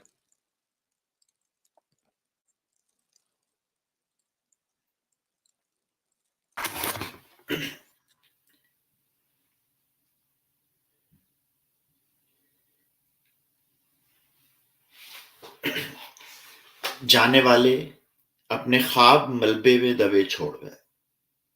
जाने वाले अपने ख्वाब मलबे में दबे छोड़ गए। उन्हें मालूम नहीं था वो अपने घरों को कब लौटेंगे। शहर को कब्रिस्तान ने चारों तरफ से घेर लिया है। हमने अपनी ख्वाहिशें इज्तिमाई कब्रों में दफना दी हैं, जिनके किनारे खड़े दरख्तों की शाखें जामा तलाशी की कतार में लगे लड़कों के हाथों की तरह बुलंद हैं। दीवारों में गोलियों के छेद हैं और खिड़कियों से बंदूकें झांक रही हैं। रास्तों पर टहलने वाले चेहरे करख्त हैं। उनकी जबान अजनबी है और उन्हें चिल्लाकर बोलना सिखाया गया है। मैं इस शहर को नहीं पहचानता। मैं इस शहर को नहीं पहचानता जिसकी गलियां मुझे अपने हाथ की लकीरों की तरह याद थीं। तुम्हारे घर की तरफ जाने वाली सड़क कल शाम बंद कर दी गई। मुझे नहीं मालूम मैं बस स्टेशन पर किसका इंतजार कर रहा हूं। मुझे नहीं मालूम मैं बस स्टेशन पर किसका इंतजार कर रहा हूं। जो लोग नहीं जानते कि उन्हें कहां जाना है, वो किसी भी बस पर सवार हो सकते हैं। बहुत शुक्रिया। शहर खाली करने का हुक्म। सीटियां बजाते हुए जहाजों ने दीवारों के सर से छतों की चादर छीन ली। मकान सर खुले गली में निकल आने वाली हवास बाख्ता औरतों की तरह दिखाई देने लगे। मकान सर खुले गली में निकल आने वाली हवास बाख्ता औरतों की तरह दिखाई देने लगे। मौत उनके बेटों को बिस्तरों की गोद से उचक ले गई थी। बाजारों का सन्नाटा सायरन की तरह चीखता था। शहर के कोने खुदरों में बच जाने वालों को खबर हो। जिंदगी कोहनियों के बल घिसट कर खंदकों तक जा सकती है। जमीन को हुक्म दिया जाता है बच्चों को गोद में ले ले, वरना मौत रहम खाकर उन्हें हिजरत की खुली जेल में डाल देगी। सरहदें बंद कर दी गई हैं। उन पर कल के वादे का पहरा है। शहर पर आज दोपहर से वहशत की हुकूमत होगी। کل اور آج کے بیچ آپ ہمیشہ کے انتظار کی پناہ میں رہیں گے. ایک آخری نظم آپ کی خدمت میں پیش ہے. احساس تحفظ کی موت. تم لوگوں کو قتل کرتے رہے، تم لوگوں کو قتل کرتے رہے، یہاں تک کہ احساس تحفظ تمہاری گولیوں کا نشانہ بن گیا. تم لوگوں کو قتل کرتے رہے یہاں تک کہ احساس تحفظ تمہاری گولیوں کا نشانہ بن گیا. تم نے بے گناہوں کو ان کے بستروں کے سکون سے جھپٹ لیا، ان کی سواریوں کی راحت سے نیچے دھکیل دیا، ان کے خاندان کی عافیت سے کھینچ نکالا اور ان کے دوستوں کی راحت سے اچک لیا. باقی بچ جانے والوں کو خاموشی کا گھن اندر ہی اندر کھانے لگا، یہاں تک کہ انہوں نے اپنی آواز سننا شروع کر دی. وہ کسی کا انتظار کیے بغیر اپنی آرام گاہوں سے نکل آئے اور انہوں نے اپنے جیسوں کو اپنے گرد پایا. انہوں نے سواریوں کو روک دیا، عافیت کو ترک کر دیا اور تمہاری راحت کو انہوں نے سواریوں کو روک دیا، عافیت کو ترک کر دیا اور راحت کو کسی اور دن کے لیے اٹھا رکھا اور تمہارے دروازوں پر اپنی آوازیں بلند کر دی. تمہارے ہتھیار خوف کھانے لگے، ان کی لبلبی پر رکھی انگلیاں حیرت سے اکڑ گئیں. تم نے احساس تحفظ کو قتل کرتے ہوئے نہیں سوچا کہ لوگ گھروں میں خوفزدہ ہو جائیں تو سڑکوں پر نڈر ہو جاتے ہیں. تم نے احساس تحفظ کو قتل کرتے ہوئے نہیں سوچا کہ لوگ گھروں میں خوفزدہ ہو جائیں تو سڑکوں پر نڈر ہو جاتے ہیں. آخری نظم ہے ہماری گردنوں کا ناپ. ہماری گردنیں پھندوں کے ناپ کی بنائی جاتی ہیں. سورج ہمارے جسموں پر روز دھوپ کی چادر چڑھاتا ہے، یہاں تک کہ ہوا اسے اڑا لے جاتی ہے. رات اپنا چراغ ہمارے سرہانے جلاتی ہے، یہاں تک رات اپنا چراغ ہمارے سرہانے جلاتی ہے یہاں تک کہ اس کے گھر روشنی کا فاقہ ہو جائے. چیونٹیاں ہمارے ماسک پر پلتی ہیں جب تک چڑیاں انہیں اپنی چونچوں میں جھپٹ نہیں لیتی. ہم چوگا بن کر بوٹوں کی چہکار میں سنائی دیتے ہیں. ہڈیوں کی راکھ جنگلوں میں بکھیرنے والے ہم سے اپنے ہاتھ جھاڑ کر پلٹتے ہیں تو ہم بارش کے پانیوں کی انگلی تھامے پودوں کی رگوں میں دوڑتے ہیں. ساون کی پہلی بوند کے ساتھ قصبوں کی گلیوں میں نکل آنے والے بچوں کی طرح ہم گھاس کی پتیوں پر چمکتے ہیں تو کبھی پگڈنڈی پر کھلے پھولوں میں مسکراتے ہیں. ہوا ہماری مسکان سلاخوں کے بیچ سے قید خانوں میں پھینکتی ہے تو دیواروں سے بندھے جسم خواب میں انگڑائی لیتے ہیں. خواب جو زمین کے کرے پر رہنے والے دن اور رات کی تفریق کے بغیر دیکھتے ہیں. رات جو روشنی کا فاقہ کرنے تک ہمارے سرہانے اپنا چراغ جلاتی ہے. دن جو ہم پر روز دھوپ کی چادر چڑھاتا ہے. ہم جن کی گردنیں پھندوں کے ناپ کی بنائی جاتی. بہت شکریہ.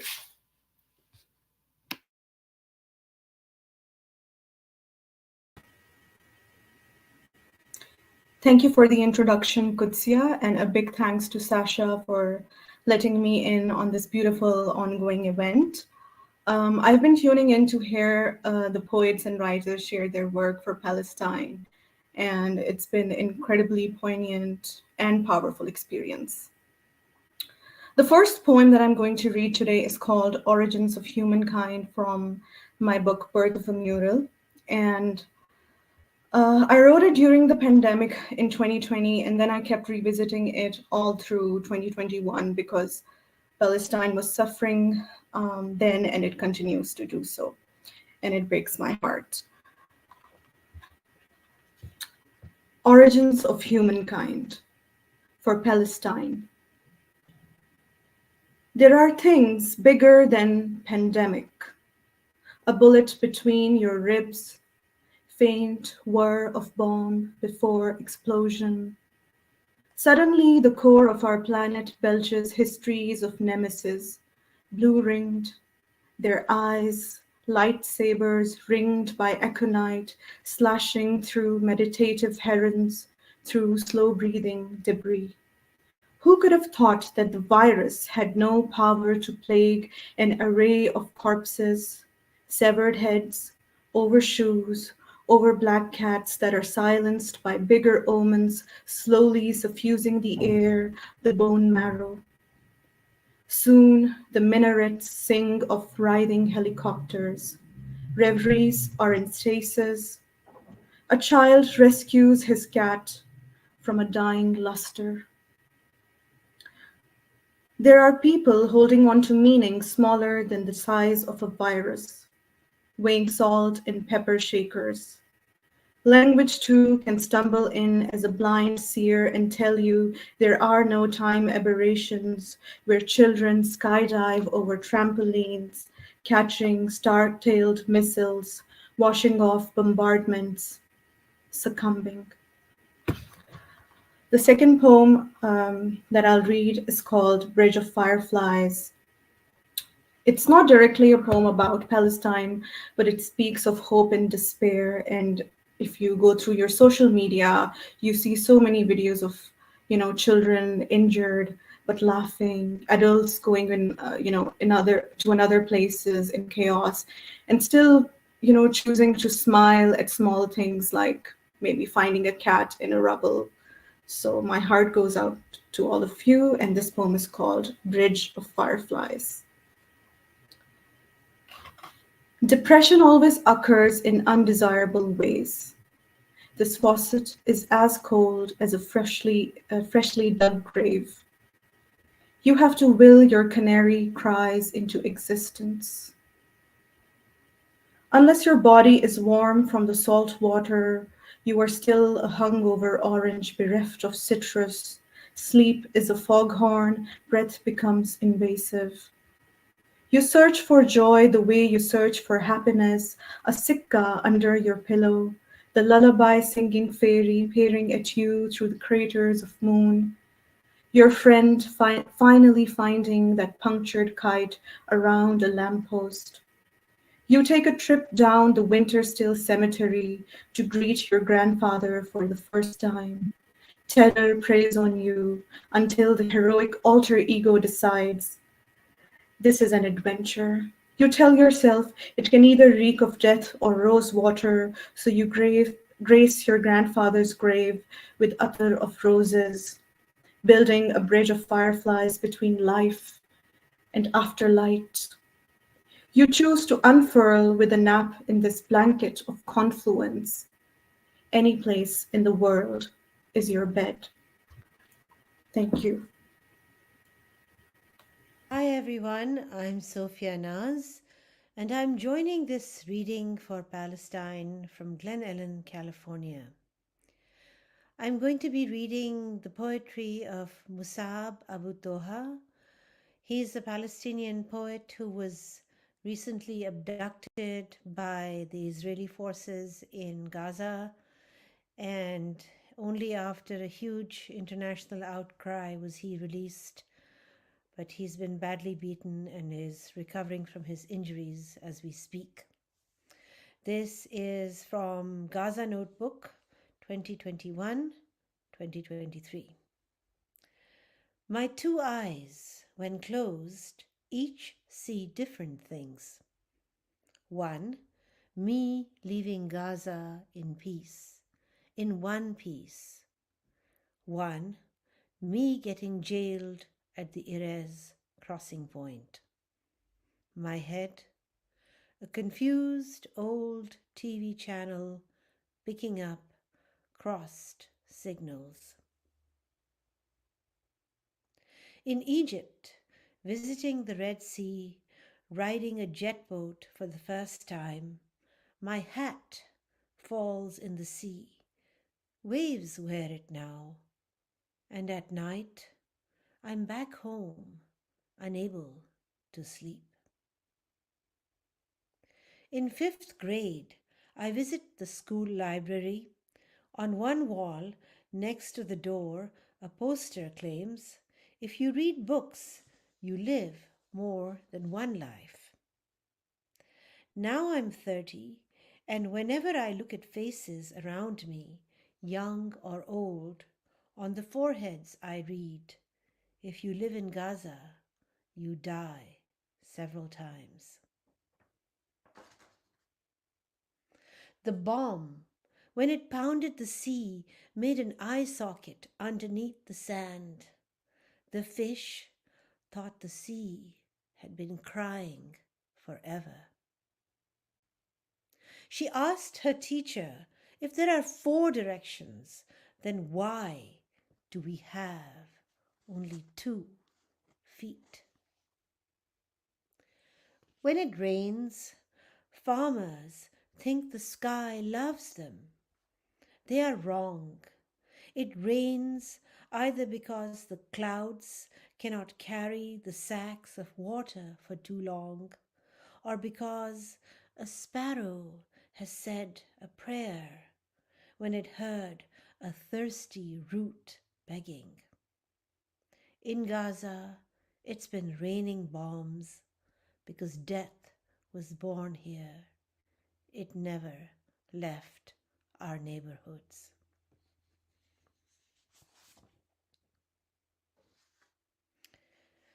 This is a poem called 1948. No one at home. The doorknob, only dust touches it now. The pots grow parched, the frying pans miss the smell of olive oil. The clothesline pine for soap scent.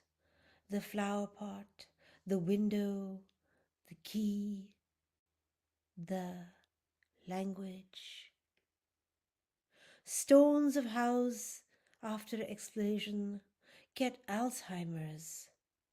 Some forget they were on a wall, in a bedroom, or a kitchen, or a bathroom, some in a ceiling. Some forget they sat behind photo frames for years. A few stones forget they were stones, those hit by the bomb.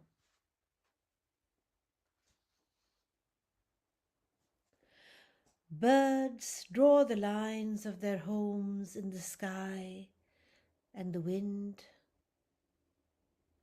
Walking on the beach, dreams grow between each 2 footprints on the sand.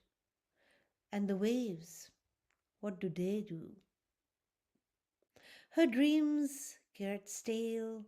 She throws them on the closest sea wave, and that wave never returns.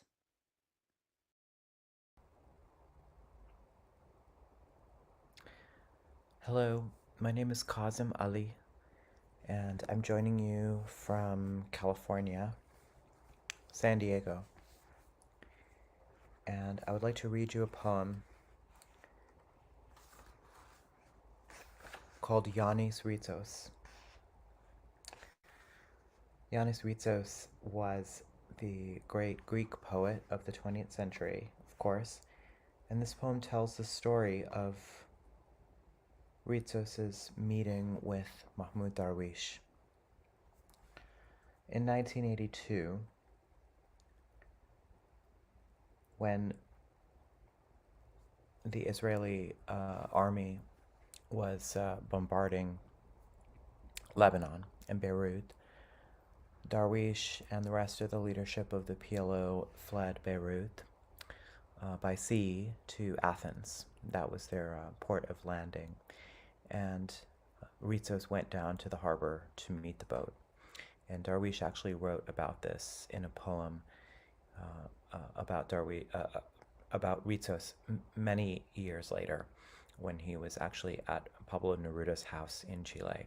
So this poem tells the story a little bit. It mentions that meeting, but it also travels as Darwish spent the next 24 years of his life in exile before he was permitted to return to Ramallah. The poem itself wanders and eventually tells of Darwish's own last days, which were perhaps ironically spent in the United States. And the translator that's mentioned at the end of the poem is Fadi Judah, who is one of the people who translated Darwish and who lived in Houston. Yanis Ritsos. That's my little cat. Yanis Ritsos. Athens was welcoming to those who had come from the sea, Mahmoud Darwish. Yanis, you held him in the glare of the diamonded sea, unteaching him his practical mantra of liberation, maybe seeing in him a son to take care of you in your loneliness. Loneliness varnished by your detention in the house made of flower stems that thrust through the rocks in the prison yard, its roof made of unscannable lines of rain.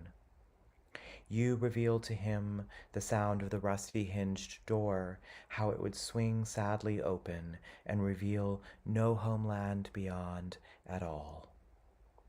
He came from the sea, dragging his anklets of keys. Did you teach him then how the old locks and houses of his hometown were already all broken?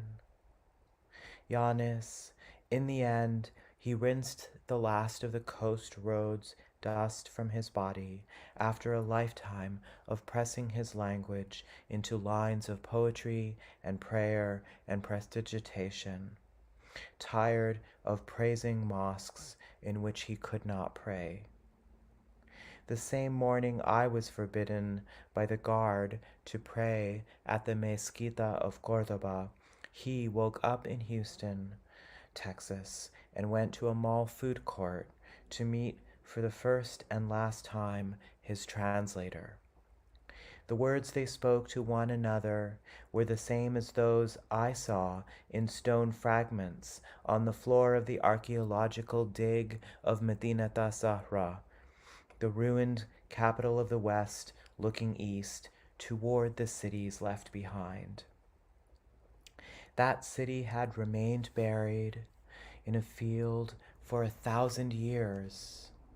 The palace and throne room had been torn apart, the rubble of the mosaics now being painstakingly reassembled piece by piece, unlike the villages of Palestine, disassembled down to stone. Yanis, what did you say to him that blue afternoon when the stone canoe landed and he arrived in another place that would be home and not home? In Cordoba, meanwhile, the story of his death flashed across the morning news, scrolling across the screen from clay to nothing. But let's let the sea have the last word. The sea he crossed to come to you, or the one that sparkled off the coast of Chile when he in Neruda's house remembered you, or the sea that rained lightly down as the poet and his translator huddled together over cheap food court coffee to converse in a shopping mall in Texas, though it could have been Athens or Palestine or Neruda's house, at least as good as any mosque in the world, so long as there was coffee and poetry and the sound of rain. Rain in the shape of the river, rain in the shape of a broken lock, rain in the shape of long since written verses, while the translator of lost homelands makes from the sound of butterfly wings, rain in the shape of the dark furnace of days.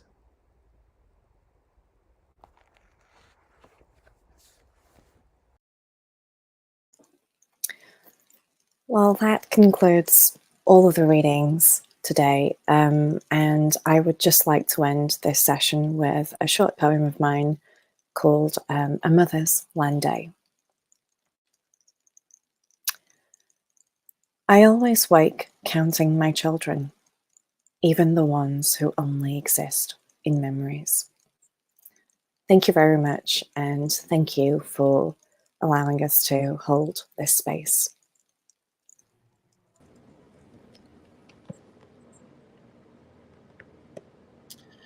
Hello everyone, I am Aydin Puri. It's an absolute pleasure and honor to participate in this 24-hour reading in support for Palestinian writers, voicing the diaspora and their allies, with a special segment featuring a group of writers and translators from Iran. So the readings will all be entirely in Persian. Following our Afghan sisters and brothers, we joined this globe gathering to express our fundamental respect for life and liberation. With our reading, we want to display our solidarity with Palestine. What we've got today is the list of participants. We're going to start with Hafiz Mousavi, a profound writer and poet from Iran. We'll have 2 poems by him, and then Zainab Atai from Isfahan. She'll be reading 3 short poems by Mahmoud Darwish. And then it follows to Muhammad Hussein Abdi, a poem which he sent us from Philippines. And I believe it would be a poem read by Gurnaz Mousavi, who you can see here as well. She'll talk to you in a moment. And then Anahita Raisi will read poems by Fadwa Tugan, a Palestinian poet.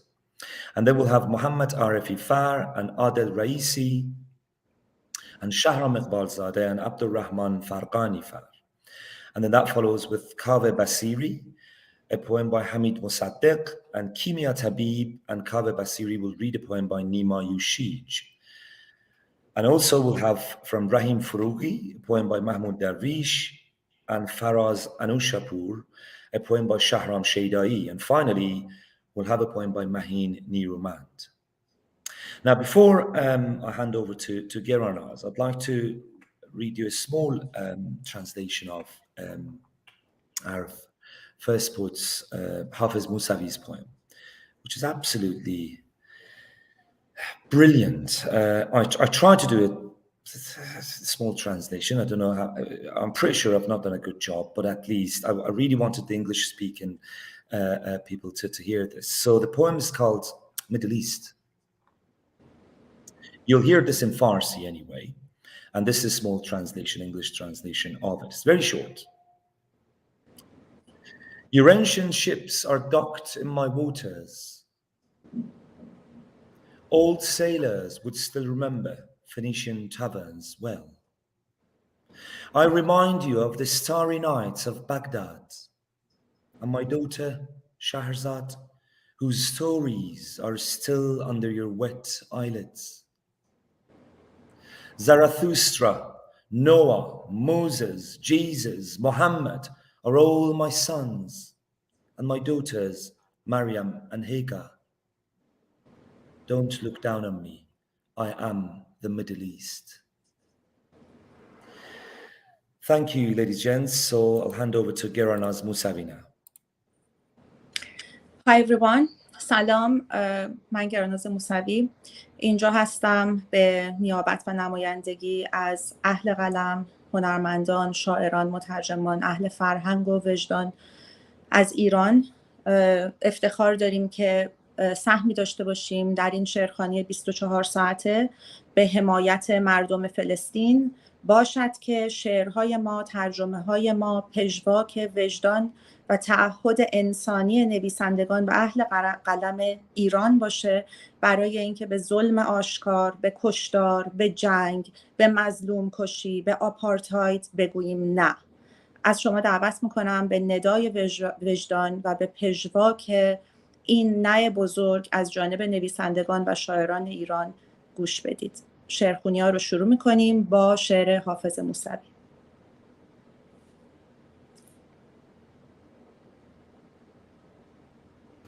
کشتی های عتیق شما در آبهای من پهلو گرفتند، ملوانان سال خورده هنوز میخانه های فینیقیه را خوب به خاطر دارند. شبهای پرستاره بغداد را بیادتان میآورم و دخترم شهرزاد را که طعم قصه هاش هنوز زیر پلک های شماست. زرتشت، نوح، موسی، مسیح، محمد پسران منند و دختران من مریم و هاجر 2 ماه پاره در هلال خصیب. در من به تحقیر منگرید، من خاورمیانم.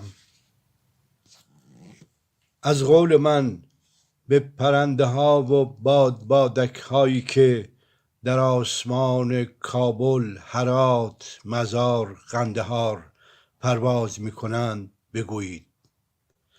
از قول من به کودکانی که در کوچه های بغداد، بصره، الانبار بازی می کنند بگویید. از قول من به مادرانی که در نوار غزه برای خرید نان به خیابان می روند بگویید. از قول من به تمام مردم خاورمیانه که در خیابانهای تهران، دمشق، بیروت قدم میزنند بگویید. هرچه سریعتر در نزدیکترین پناهگاه پناه بگیرند. آنها نزدیکترین هدفها برای موشک‌هایی هستند که از هر 2 سو شلیک میشوند. به نام خدا. شاید محمود درویش، شاعر ناماشنای فلسطین، این شعرها رو برای این روزها سروده باشه. در این سرزمین چیزی هست شایسته زیستن، بوی نان در بامداد، سر به هوایی اردیبهشت، آراء زنان درباره مردان، نامه های آشیل، آغاز عشق، گیاه رویده از سنگ، مادرانی بر بند نای و ترس اشغالگران از گذشته. در این سرزمین چیزی هست شایسته زندگی، پایان تابستان، زنی که از 40 سالگی گذشته و همچنان زیباست. طلوع خورشید در زندان، ابرهایی که آفرینش را بازتاب می‌دهند، هلهله‌های آنان که با لبخند به سوی سرنوشت می‌روند و ترس خودکامه ها از ترانه ها. در این سرزمین چیزی هست شایسته زیستن، در این سرزمین که سرور سرزمین هاست. از آغاز تا پایان که نامش فلسطین بود و همیشه فلسطین میماند. بانوی من تو شایسته ای چون تو ملک منی و شایسته زندگی.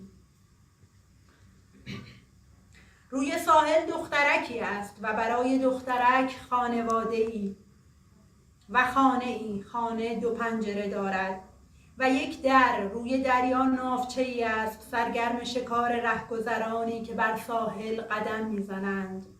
4 5 7 بر ساحل فرو میغلطند. دخترک کمی شانس میآورد و زنده میماند. انگار دستی از غیب نجاتش داده است. دخترک جیغ میکشد: پدر پاشو برگردیم. دریا به ما نیامده است، اما از پدرش صدایی در نمی آید که در گذرگاه نسیم بر سایه‌اش فرو افتاده است چون ردی از خون بر چهره نخل، بر چهره ابر.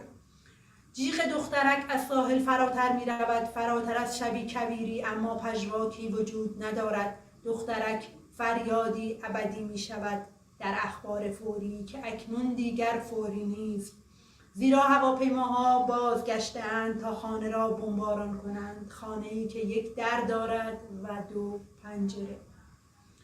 با ترجمه آقای یدالله گودرزی.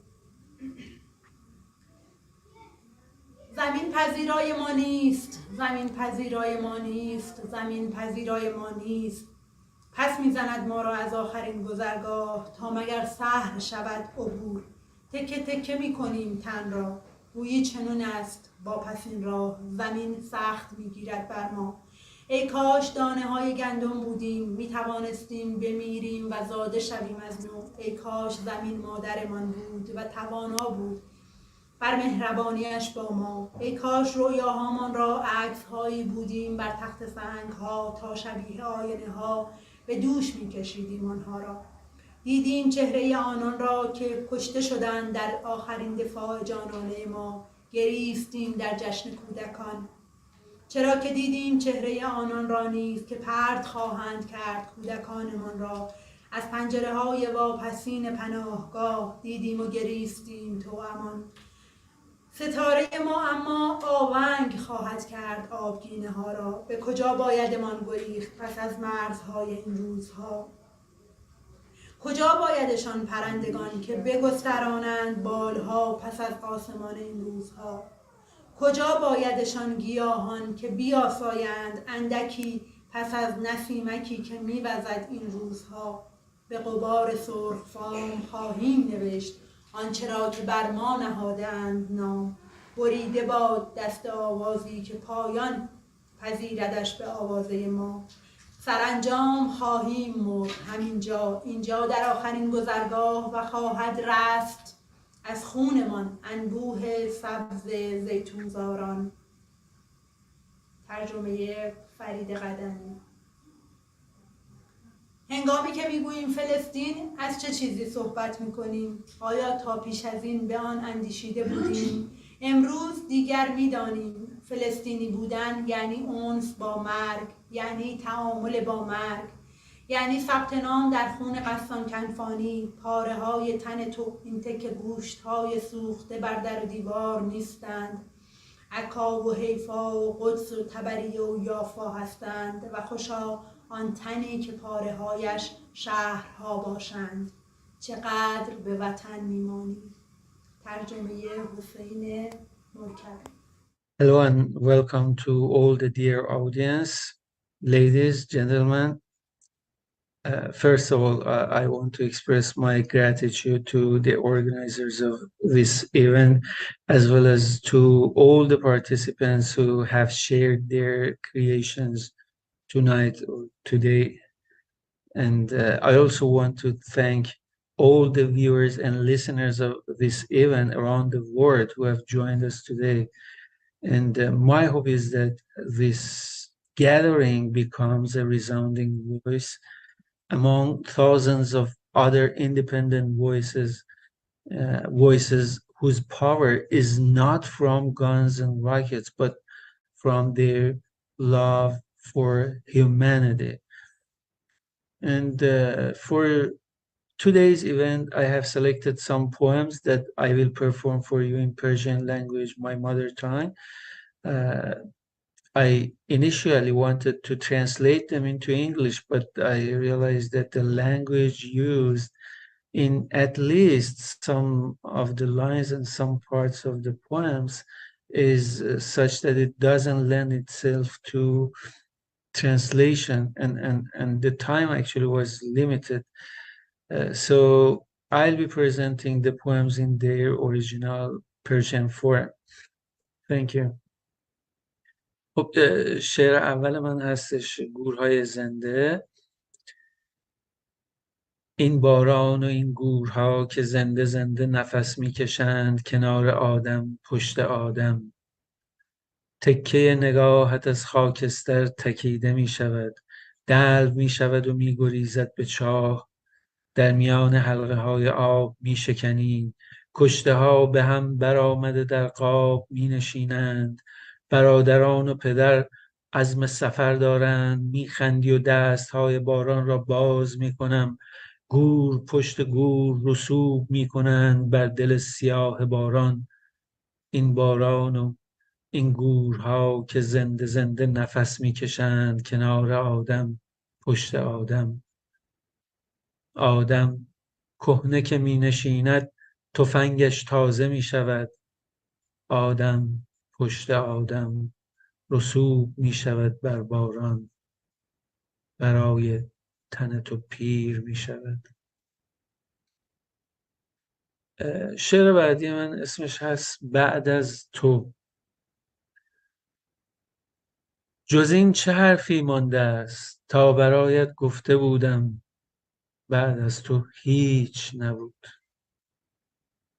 بعد از تو خیابان بوی باروت میداد، راه زنده میشد از اشباح و سایه ها و من مدام تکه تکه میشدم. بعد از تو نام تو را بر حاشیه اتاقم گریستم، آنجا که کودکی گلهای قالی را میشمرد، آنجا که هر روز گلها گم میشدند و کودکی میمرد. بعد از تو این نامه ها را هم که به باد بسپارم، دیگر تا سقوط چشمهایم راهی نیست. از آن همه نامه میماند نام تو که تا ترسهایم را بغض میکنم. نام تو میگرید با خاطره شهر کبود ما که در انتهای هر کوچه‌اش انسانی میان عکس خود به روی هجلش میمرد. بعد از تو مگر از آسمان چند ساله من بوی انفجار و خسخس مرگ و هوای رفتن تو، جز این چه نقشی مانده است. شعر سومم هست از تحریر خیش. پنجه می کشد قوطی کنسرو بر میز تحریر و صداهایی از آن سوی پنجره اوراد شبانگاهی را تکرار می کنند که دود از بیداد است و میدمد بر دم درد، که دردی از کوزه بیرون زده است و درد از دم جانکاه بیداد، که دود از بیداد است و میدمد بر دم تاول، که دود از بیدادی است که میرود و باز میگردد هر بار بیدادتر از پیش، و صندلی هایی که نظاره میکنند در بسته را اما ایستادند در نشستن خیش، و میزی که زخم میخورد از تحریر خیش. زبان در دهان نگاه نمیدارد اما و داد میزند که زخم از بیداد است که چنین خراشیده داد میزند، و پنجه میکشد قوطی کنسرو بر تحریر این میز. شعر بعدی من هست همیشه بعد از مرگ. آینه را بگذار میان اجساد که میگذری، چهره‌ات را فراموش کن و کودکی را به خاطر بسپار با لباس پر از ستاره که آینده تو را میدانست و برای تمام ثانیه هایت در دفترش شعری کشیده بود. نوشته ها را بخوان، سال تولدت را به خاطر بسپار و سال عاشق شدنت را، سالی که باد خواب تو را دید. نگاه کن ببین چگونه ثانیه ها تو را بر دست میبرند. میان اجساد که میگذری آینه را فراموش کن. همیشه کسی خواب تو را میبیند، لباس سرخت را در آفتاب پهن میکند، برایت آب میآورد. همیشه بعد از مرگ کسی به دیدنت میآید.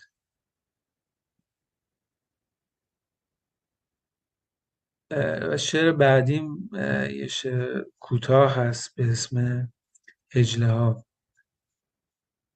به کوچه که میرسی چشمت دنبال عکسی میچرخد، صدها هجله برابرت صف میکشند لخت و بینور.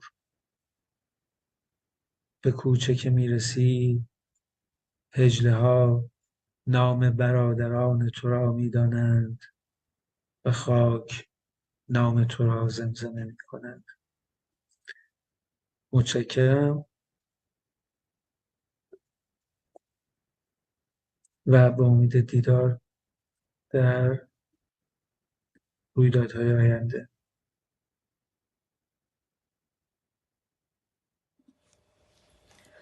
In support of Palestine and Palestinian people, I'm going to read you a few poems.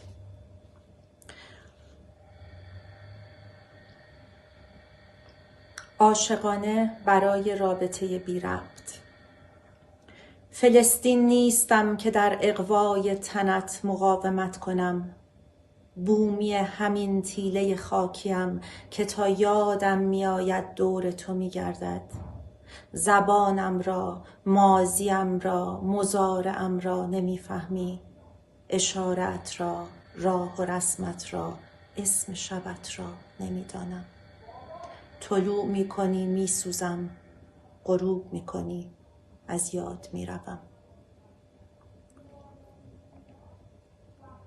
از شهادت خاک شور شرعی تر، کوچه هایت از شراع الحنک بریده برمیگردند.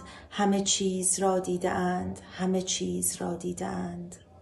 کوچه های میانبر، کوچه های رکیک، حافظه کلاغ ها را به امانت میگیرند. از آن به افق درد کرانه است لابلای نیمه کاره های کویر و تن بنفش اتفاق از افتادن. نماز شکسته در ریخت و پاش زیتون و زار زمین در حلق صرعی غزه. فصل هیس گذشت و هرچه خاک اهل هول بود عمر نسل هوار. گذشت آن که لام تا کام در حوالی گوری گم. چند شاخ ختمی پیدا کنیم برای روز مبادا.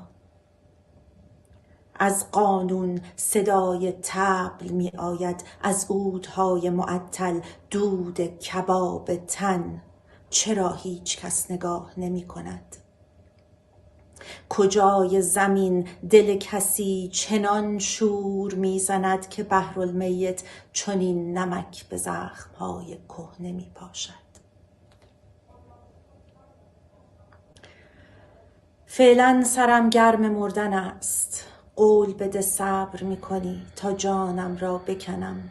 زیر سقفی شکسته پیدایم کنند، در کفنم جا به جا شوم، نفسی تازه کنم. برایت زیتون و گل بیاورم، برایم چای بریزی، از مردنت بگویی با جزئیات. قول بده سر و ته قصه را هم نیاوری. میخواهم بدانم آیا اسرائیل نلرزید از زیباییت وقتی در آغوشت میگرفت؟ باید بدانم دقیقاً چقدر حسودی کنم به مرگ. قول بده هیچ چیز را پنهان نمی کنی. قول می دهم همه چیز بین خودمان بماند. همه را بگو تا مهمانهایمان برسند. سلام. ترجمه اشعاری را آماده کردم از فتوی توقان، شاعر زن فلسطینی که در بازنمایی مقاومت فلسطین در برابر اشغالگری اسرائیل شهرت شعر عرب معاصر را داشت. درد زایمان. شباهنگام باد طعنه می‌زند به خاک، لابلای آوار خانه ها و مزارع. عشق زمین را می‌لرزاند با درد زایمان. اشغالگران ما در تمنای آنند ما به حکایت تسلیم و اطاعت ایمان بیاوریم. آی شفق عربی، به فاتحان سرزمینم بگو هر تولد نیرویی است ناشناخته برای او. درد زایمان هر مادر اما آغازگر زندگی است در این وطن هراسان. به هنگام رویدن لاله از خون بر سر زخم نیز شکوفه میزند.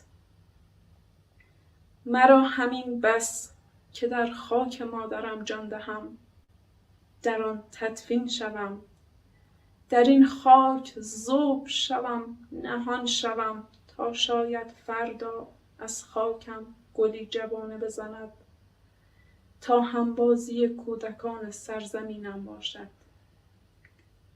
آری، به ماندن در آغوش گرم میهنم بسنده میکنم و در مرزهای آن میمانم، به مثابه مشتی خاک یا چشمه‌ای از گل و علف. شهر محزون من. روزگاری ما نظاره‌گر مرگ و نیرنگ بودیم. جزرآمد دریا از بین رفت و پنجره‌های رو به آسمان بسته شد و شهر نفس در سینه حبس کرد. آنگاه که امواج سهمگین به پس روند، زشتی صخره‌ها تسلیم نور خواهند شد. امید خاکستر شد و از این سوی بغضی خفقان آمیز گلویم را سخت فشرد. آه، شهر غمگین من! کودکان آواها محو شدند، دریغا نگاهی، پژواکی. اندوه اما عریان از کوچه های شهرم گذر می کند با گام های خونین.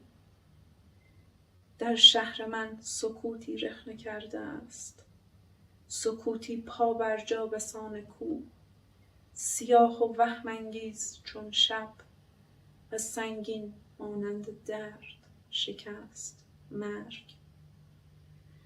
آه، ای شهر خاموش و حزین من! در فصل به ثمر رسیدنت آیا میراثت باز این چنین خواهد سوخت؟ آه، چه عاقبتی و چه پایان! تفنگ ها از کلاه و گلوله ها از کفش های چاپلین جدیتر بودند، اما مردان بسیاری را خنداندند. از جنگ جهانی اول بگیر تا خانتومان، چه سربازانی که دلهاشان را گرفتند و بر خاک غلط زدند. زمین از زبان تعریفی ندارد، باران چه با ابرها بیاید، چه بعد از موشک گلهایش را بیرون میریزد و دریا را قلقله چشمه‌های سرخ بیدار نمی کند. جنگ جنگ، دیوارها از سنگ و مشتهای شاعر. اگر بگویم از شیشه، مجبورم این مشتها را شکسته بخواهم، و اگر بگویم از برگ، خواهی گفت برگی تنها. چگونه جنگل را از پاییز و پاییز را از جنگل بیرون بیاورد. ترجیح می دهم از تو بنویسم و پشت به باد این کاغذها را رها کنم بروند. شاید بر لبهای برادری از برادرانم در زاریا بنشینند، بر لبهای بزرگ او که نمیداند با آن دخترک لاغر که هر غروب سبدی از تربچه های تازه چیدش را بر سر میگیرد و راه خانش را از سر چگونه از دوست داشتن باید گفت. ترانه های لرکا در کرانه باختری، هنگامی که جنات دارد به انجیرهای یتیمش فکر می کند که چگونه در حیات خانه همسایه با زبانی غیر از زبان مادریشان نوحه می کنند. شبیه آنها نیست که کولی ها دور آتش زمزمه می کردند. اما خون است و قلب، خون است و قلب. من برای تو می نویسم تا عمر برای مطهره بخواند، هامون برای هیرمند بخواند، سرخ برای زرد بخواند، سفید برای سیاه، و کبک های سرفرو برده البرز برای بهار.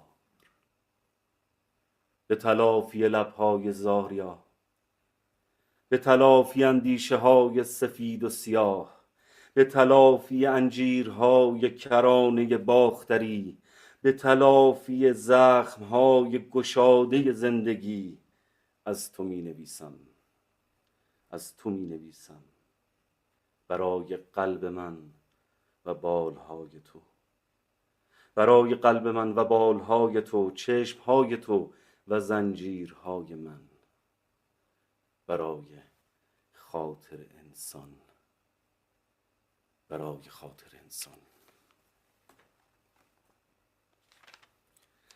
از چیزی که نمیشد فراموش کند خشم یا اندوه، از چیزی که بند باز را از تعادل خارج می کند، از بالهای پروانه و پاهای عنکبوت، و از روزی که باران بدون بمب می باریده است. مینا می گوید از پیرمرد درباره فلسطین پرسیده بودند. درود. شعر حاضر نوشته است در وصف سرزمین مادری، تقدیم به مردم آزاده سرزمین فلسطین و غزه. غریو کودکانه خود را در گلوی خسته خیش فرو خوردیم و آمالمان زیر چکمه‌های سنگین دنیا هر روز کوچک و کوچکتر شد. دستانمان را در آسمان ذهن‌های بی‌پروایمان می‌رقصاندیم و لمس خورشید هرگز دور از ذهن‌های آشفته‌مان نبود. دنیا را از پس مرد و مکان چشم‌های مادر می‌دیدیم و آغوشش را امن‌ترین جای دنیا می‌پنداشتیم. در لحظه‌های خوش کودکی غافل بودیم از دنیای کودکانه خیش و از دست می‌دادیم پی در پی فرصت بازی‌های کودکانه را در خانه امن پدری زیر آتش بمباران دشمنی ناشناخته. دریغا می‌پنداشتیم جایی برای شادی خواهد بود، فتح نشده در دنیایی که با قامت کوتاهمان حسرتوار میان عبور آدم‌ها به نظارش ایستاده بودیم. از کدامین دردهایمان باید سخن می‌گفتیم تا وحشت حضورمان بر ذهن‌های آشفته‌شان سنگینی نمی‌کرد و پژواک فریاد کدامین بغض در گلو خفته ما بیدار خواهد کرد وجدان همیشه خفته‌شان را. به راستی در این نبرد نابرابر چه وحشتی است از حضور ما بر جانشان،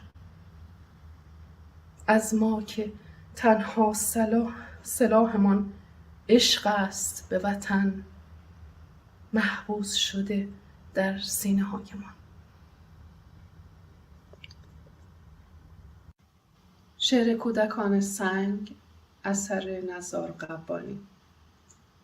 جهان را خیره کردند و در دستانشان چیزی نیست جز سنگ. مثل قندیل ها تابیدند و چون مژده ها دمیدند. ایستادند، منفجر شدند و به شهادت رسیدند و ما چون خرس‌های قطبی ماندیم، با پوست ضد حرارت تا پای مرگ برایمان جنگیدند و ما در قهوه خانه ها نشستیم چون بزاق صدف. از ما یکی دنبال تجارت است، یکی در جستجوی قصر سلطنتی و دیگری دلال اسلحه، یکی در رؤیای مسابقه برگشت و یکی در جستجوی اریکه و سپاه و تخت. آه ای نسل خیانت. آه ای نسل دلال ها، ای نسل تفاله ها و ای نسل هرزگی ها. به زودی هر چقدر هم طول بکشد ویرانتان می کنند این کودکان سنگ. به امید پیروزی و آزادی این کودکان. با سلام به همگان. طبق قول قراری که با دوستان عزیز و هم قلمان و هم قدمان گذاشتیم در ابراز همبستگی و همدلی و همدردی با مردمان بیپناه فلسطین و کودکان بیگناه فلسطینی که این روزها با کشتار و آوارگی وحشتناکی روبرو هستند، درد و رنجی که حاکمان ستمگر و خونریز حاکم بر اسرائیل چند دهه است به این مردم تحمیل کردند. یعنی مبدأ تاریخ 7 اکتبر امسال نیست، برمیگرده به 1917 و تشدیدش هم پس از 1948 که دولت رسمی اسرائیلی تشکیل میشه و طبق معاهدات و پیماننامه های سازمان ملل دو ملت دو کشور تصویب میشه که اسرائیل هرگز به اون تن نداد. من در ابراز همدردی شعری از سیاوش کسرایی میخونم. قلب من زندانی است قلب من زندانی است، نقد در نقد فرو بسته به هم. غنچه‌ای ساخت از آهن سرخ، قلب من قفل بزرگی است ز خون. داغگاهی است دلم، غیرت آنجا مجروح، بی گناه مصلوب و شجاعت در آن سیلی خور. قتلگاهی است شقایق ها را، زخم ها را ورم آورده دلم.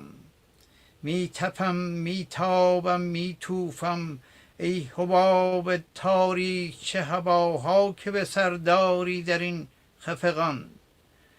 نه کلیدی جادو تا در قلعه فریاد بدان بگشایم، نه چراغی پیدا که من این گود سیه چال به کس بنمایم.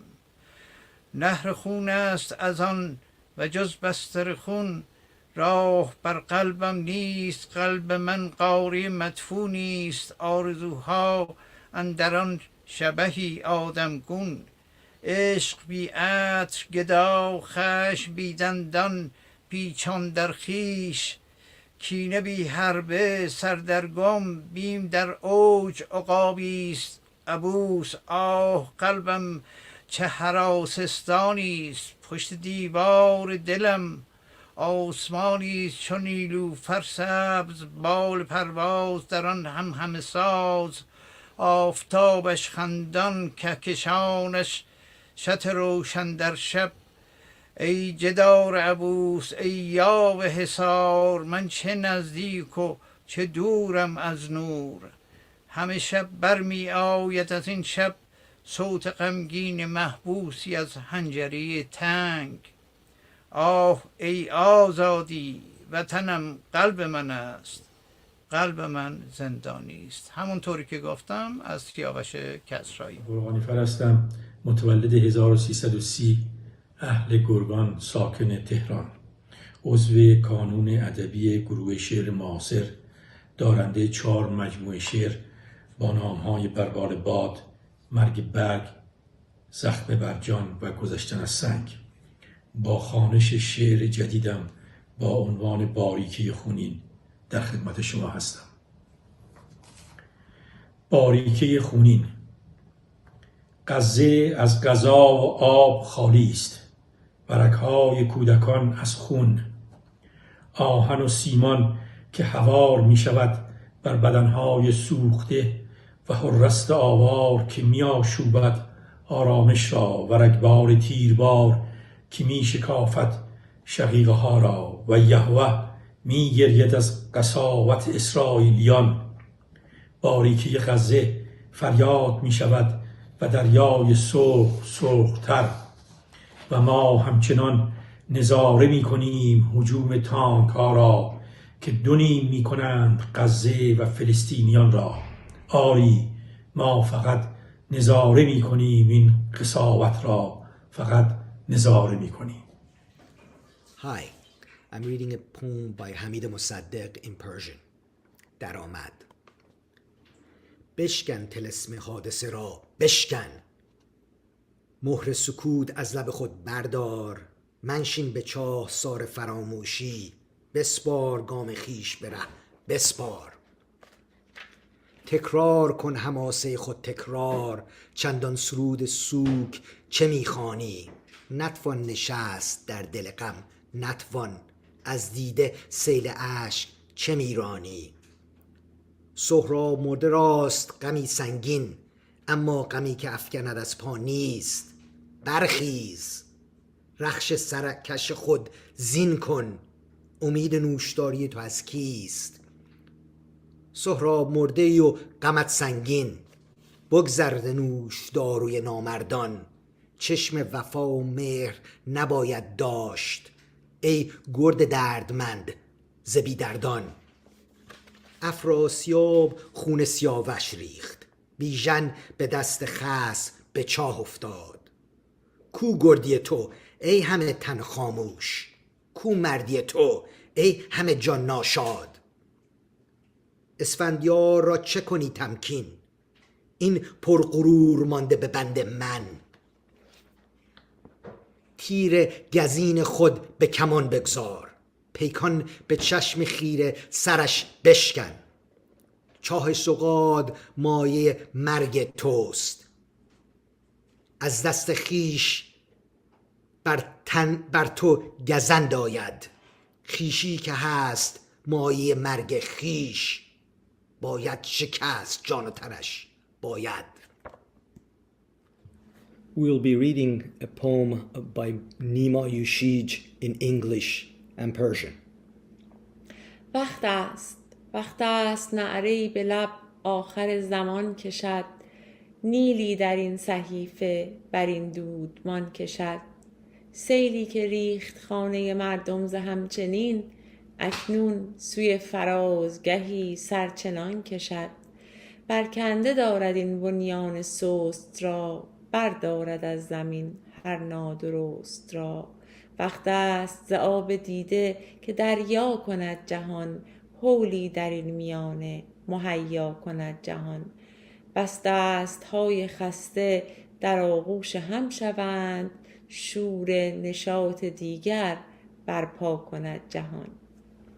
And now the English translation. It is time for the end of the day to cry out and pour the Nile onto this page and this dynasty.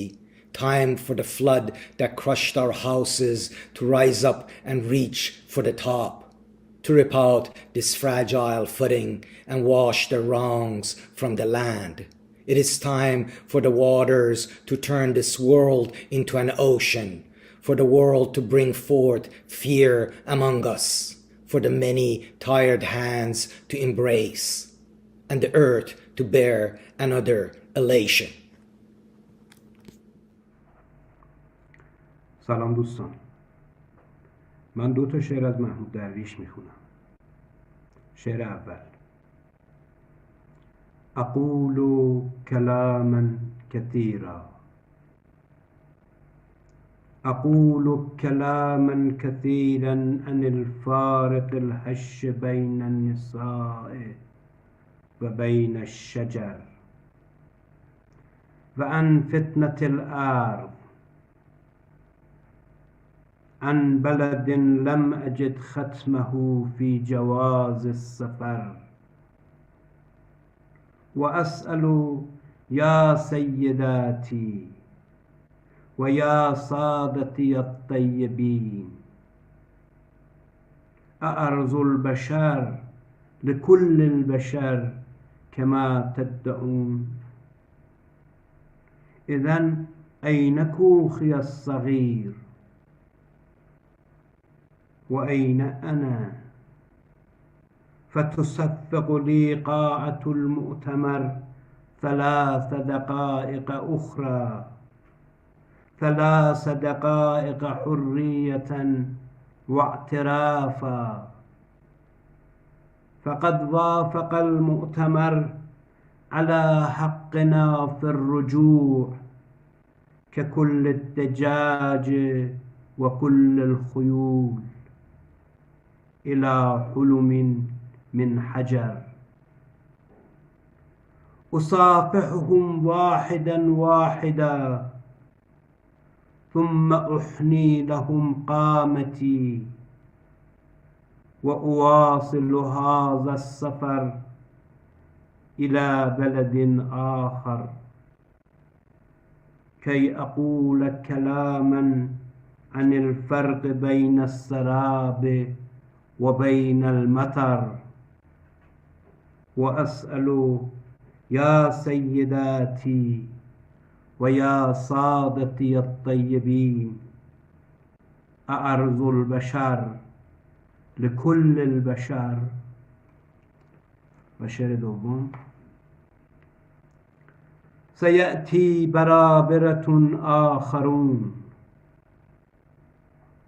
سيأتي برابرة آخرون، ستخطف امرأة الإمبراطور، سوف تدق الطبول، تدق الطبول لتعلو الخيول على جثث الناس من بحر إيجا إلى الدردنيل. فما شأننا نحن؟ ما شأن زوجاتنا بسباق الخيول؟ ستخطف امرأة الإمبراطور، سوف تدق الطبول، ويأتي برابرة آخرون، برابرة يملؤون فراغ المدائن، أعلى قليلا من البحر، أقوى من السيف وقت الجنون. فما شأننا نحن؟ ما شأن أولادنا بسلالة هذا المجون؟ وسوف تدق الطبول ويأتي برابرة آخرون، فتخطف امرأة الإمبراطور من بيته، ومن بيته تولد الحملة العسكرية حتى تعيد عروس الفراش إلى تخته. فما شأننا نحن؟ ما شأن 50,000 قتيل بهذا الزواج السريع؟ أيولد همير من بعدنا؟ والأساطير تفتح أبوابها للجميع. سپاسگزارم. خندیدن در خانه‌ای که میسوخت. چه چیز؟ شهرام شیدایی. چه چیز میان آدم‌ها عوض شده؟ نمره کفش‌ها، نمره عینک‌ها، رنگ لباس‌ها یا رنج که هیچ تغییری نمی‌کند. خندیدن در خانه‌ای که میسوخت. زبانی که با آن فکر می‌کردم آتش گرفته بود. دیگر هیچ فکری در من خانه نمی‌کند. شاید خطر از همینجا پا به وجودم می‌گذارد. سکوت کلمه‌ای است که برای ناشنوایی‌مان ساخته‌ایم، وگرنه در هیچ چیزی رازی پنهان نیست. کسی عریان سخن نمی‌گوید.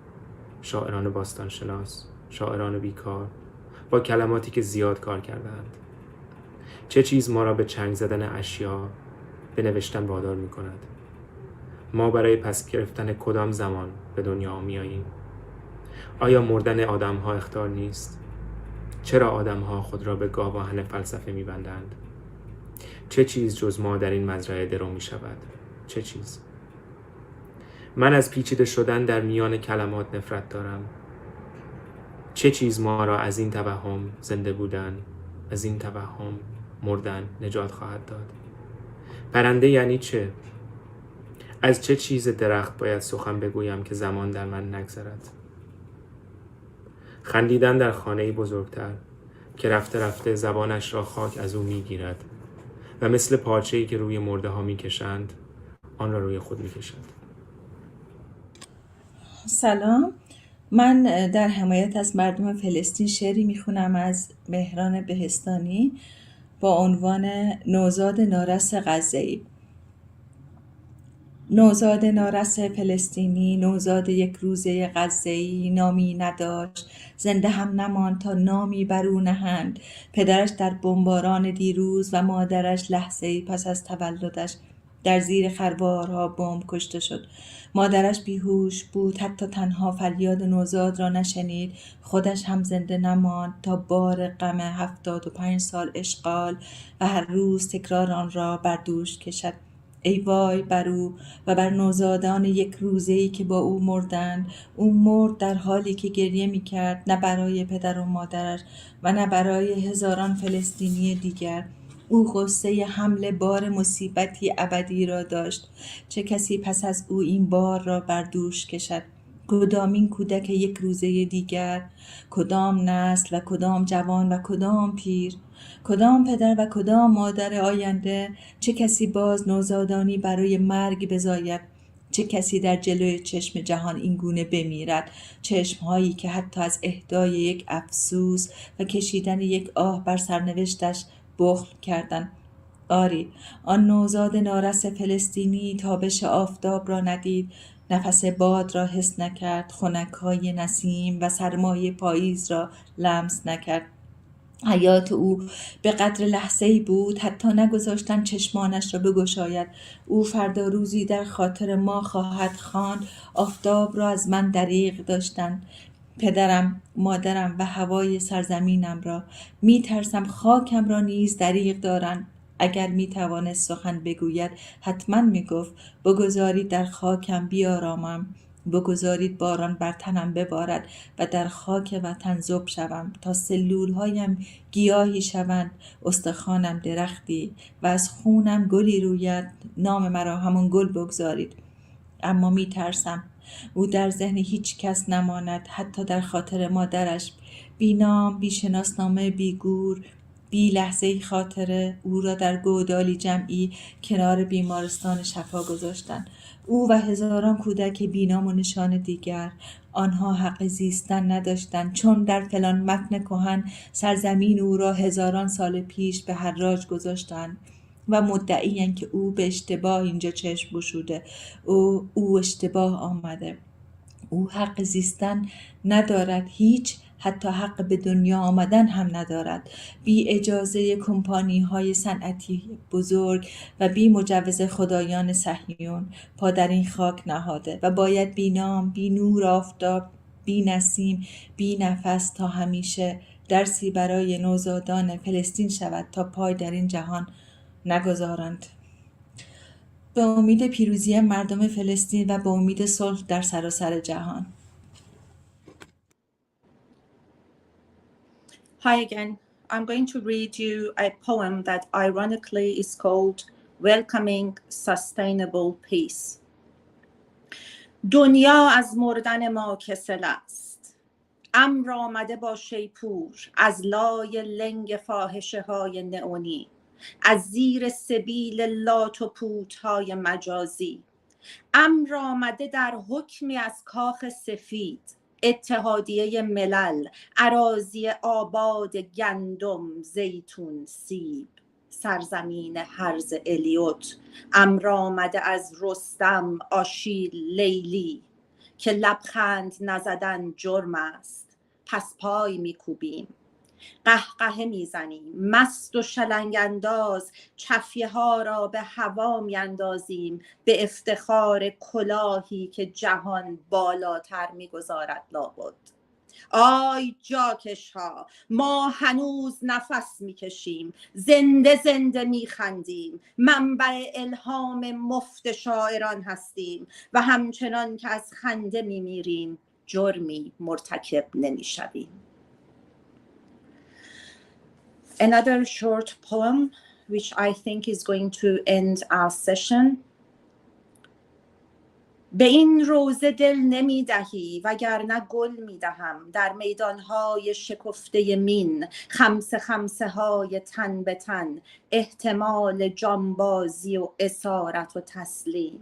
زن نه، ابر چفی پوش می شوم و می ترکانم.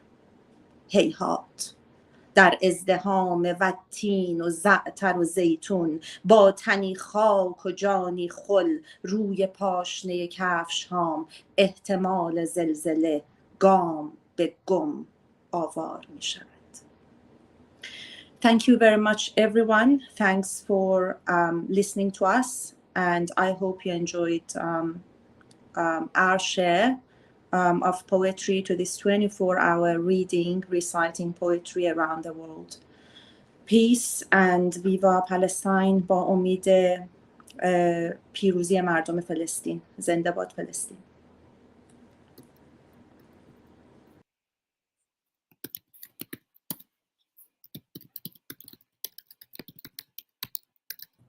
Oiko, feel free to get started whenever you're ready. Hi, Vincent. Just a second. I'm trying to hear from the first reader. Are you there? Emil is here. Looks like Emil is good to go. Oh, okay. But I'm going to introduce first, so Emil is going to come after me. Yep, no problem. Okay, so I am ready.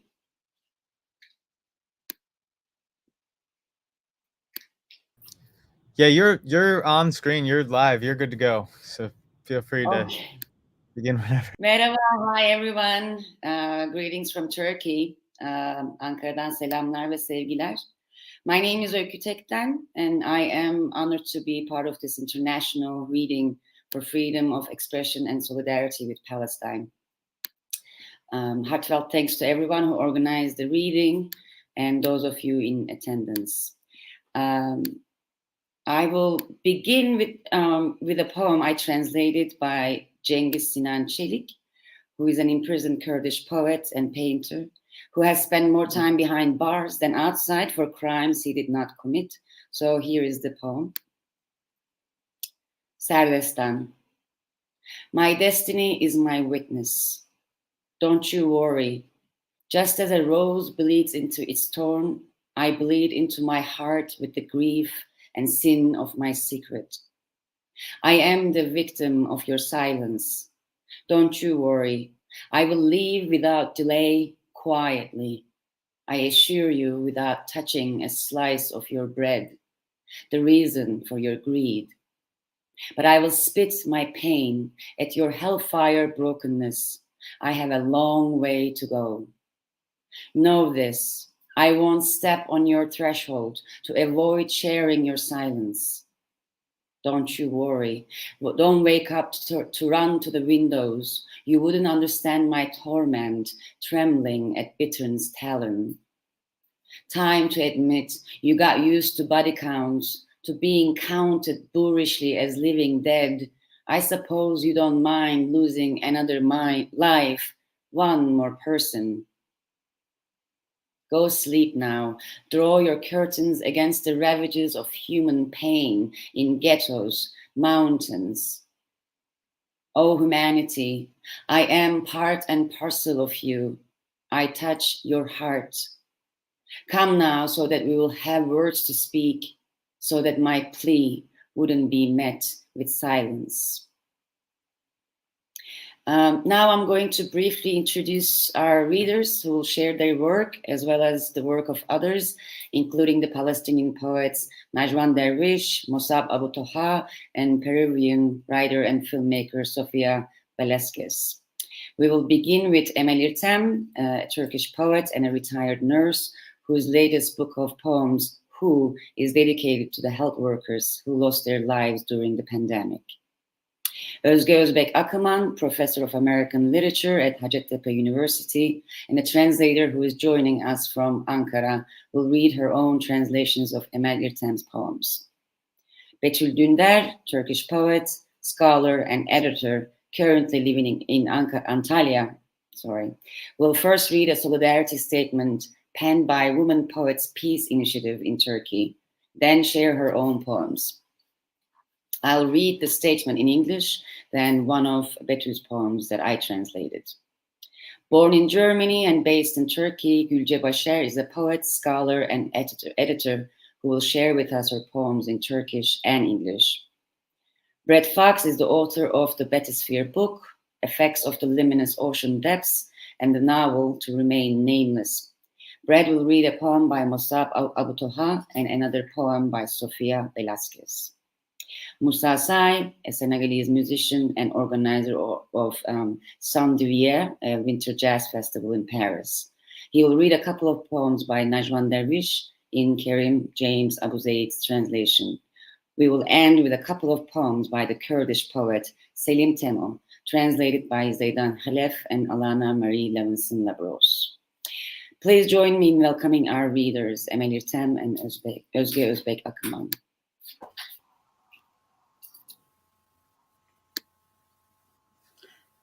Merhaba. İngilizceye derdimi anlatacak kadar hakim olmadığım için özür dilerim şimdiden. Harika bir program yapmışsınız. Umarım bu şekilde devam eder. Sanırım birkaç şiir okuyacağız ama okumadan önce bir iki kelam etmek isterim. Savaşın aslında insanlık tarihi kadar eski olmadığını artık biliyoruz. Artı öğrene geçtiğimizden itibaren insanlık tarihinde savaş başlıyor. Bu da direkt olarak onun sermaye ile ilişkili olduğunun çok açık bir kanıtı. Bir de buna din sosu eklenince dünya artık çocukların olmaktan çıkıyor. Her gün korkunç şeyler duyuyoruz. Ve bunların bitmesi için şiir yeterli midir? Onu bilmiyorum ama söz yeterlidir. Ben birkaç şiir, bana ayrılan süre içerisinde bir iki şiir okuyacağım. Sonra huzurlarınızdan çekileceğim. Çok teşekkür ediyorum.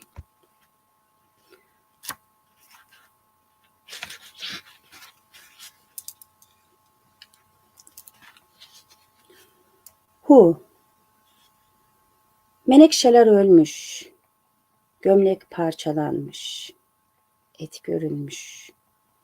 Komşu balkondan başını uzatıp, ayol olmayan oldu, ölü öldü diyor. Kibar bir martı balığı dörde bölüyor. Her şey unutulmak için sırasını bekliyor. Adreslerin adresleri sildiği, şeftali çiçeklerinin solduğu, yanlış otobüslerin vardığı yerde o unutulmuş ülke unutmaya uyanıyor. Komşu bilmeyen bildi, çalan çalıştı, cinayet bize alıştı diyor. Kızılçamların, leoparların ve çocukların kaybolduğu topraklarda, çatlaklarından sızan o eski türküleri bir ketum bulut, avludaki yıkık, derinlerdeki batık söylüyor. Komşu, ayol oturmaya mı geldik, oynamayanı oynatırlar, gelini öldürürler diyor. İnancı Allah'tan söküp alanlar, hakikati köpeklerin önüne atanlar, geçmişi karanlık hafızayı beşer, masadaki kırıntı gibi ruhlarını süpürgenin kazancına bırakıp gittiler. Komşu ama hak etmiş, gören görmüş diyor. Bir tek rüzgar kalmış hayatta, gerisi ölmüş diyor. Komşu cehenneme odun topluyor. Menekşeler solmayı unutur. Ölüm gelmeyi unutur. Unutturan da unutulur.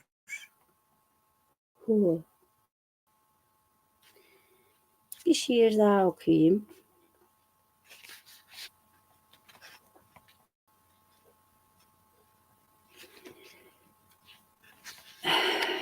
Vişnenin son gecesi.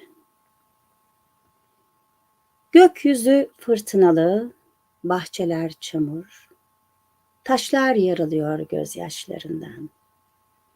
Gölgelerin içinde bekleyen çocuk Soyun döl yatağına hazırlan. Her yer yokluk, karanlık, güneş çürümüş, peşinde fırtınalar, yollar örülmüş ve deniz kabuklarına sıkışmış rüyalar var, dalgalar vurdukça parçalanan. Yolcu evin içindeki ölü, yol evin önündeki kuyu, vişnenin dalında biri asılmış dudaklarından. Zamanın bu vahşi kapısında kıskanç aynalar gözetliyor gençliği. Bahar kendi öldürmüş çiçeklerini, şarkılar korkuyor sazdan. Her yeri örten bu siyah cübbe, çorak akılları süren saban, ayrık otu bile bitmez orada, iyileşip yeniden doğmazsam. Ateşi Tanrı'ya geri verdiler.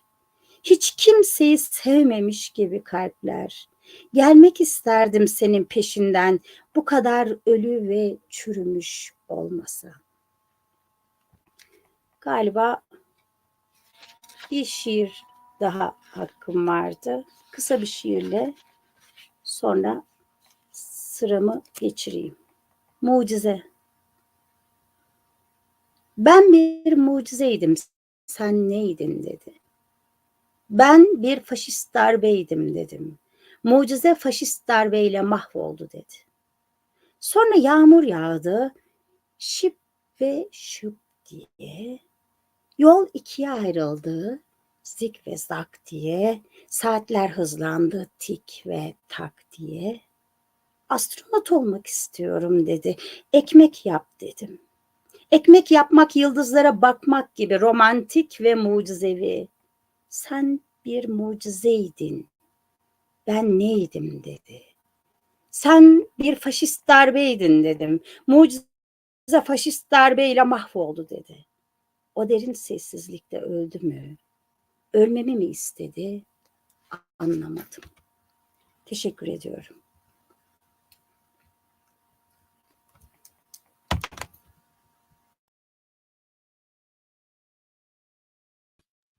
Hello, everyone. I guess I'm on air. And, I attempted to translate the beautiful poems of Emel Irtem, and I will begin with the translation of Who, the first poem she read, and I will continue with the second one, she didn't read.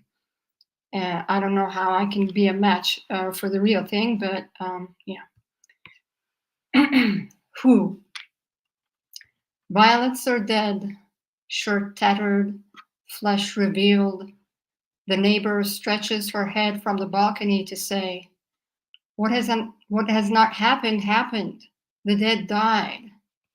The gentle gull quarters the fish. Everything waits its turn to be forgotten. In that place where addresses erase addresses, peach blossoms fade, wrong buses arrive, that country of oblivion wakes up to forget. The neighbor says, the unaware enlightened, the thief toiled, murder grew used to us. On this land where red pines, leopards, and children go missing, a secretive cloud, the ruin in the yard, the wreck in deep sings the ancient ballad oozing through the crack. The neighbor says, did we come here just to sit? They'd make you dance. They'd kill the bride. Those who ripped faith off from Allah, those whose human memory is an inglorious past, fed the truth to the dogs, left their souls to the sweeper's vacuum as the crumbs on the table. The neighbor says, but deserved it she did. Those who saw have seen. Says she survived only by the wind. The rest are dead. The neighbor picks up wood for hell. The violets forget to wither. Death forgets to come. Forgetter is forgotten. Who? And now the second poem is called Hidden Dream. All these rhymes are hands of others, Failatun hands as one falls from a dream. The small stubborn ships of somnolence, face surrendered on the way to the sky, hopelessly buried into those hands, when hands open, sailboat and manacles. Let those who make it told tell it by tongue graduates. Dum tekte ke teka ta hek. Rip my guts with Cain's fratricide. Let the line bow before the blow surrenders. Let the prophets pass through my capital, who with tiny coups bleed betrayal. Let the tongue hunt its murderer, the unsayable. Open up before the mind's vista, ta hek. Let the beloved be bound who binds hand and tongue, then fall like snow, far out and mark on snow. Thank you.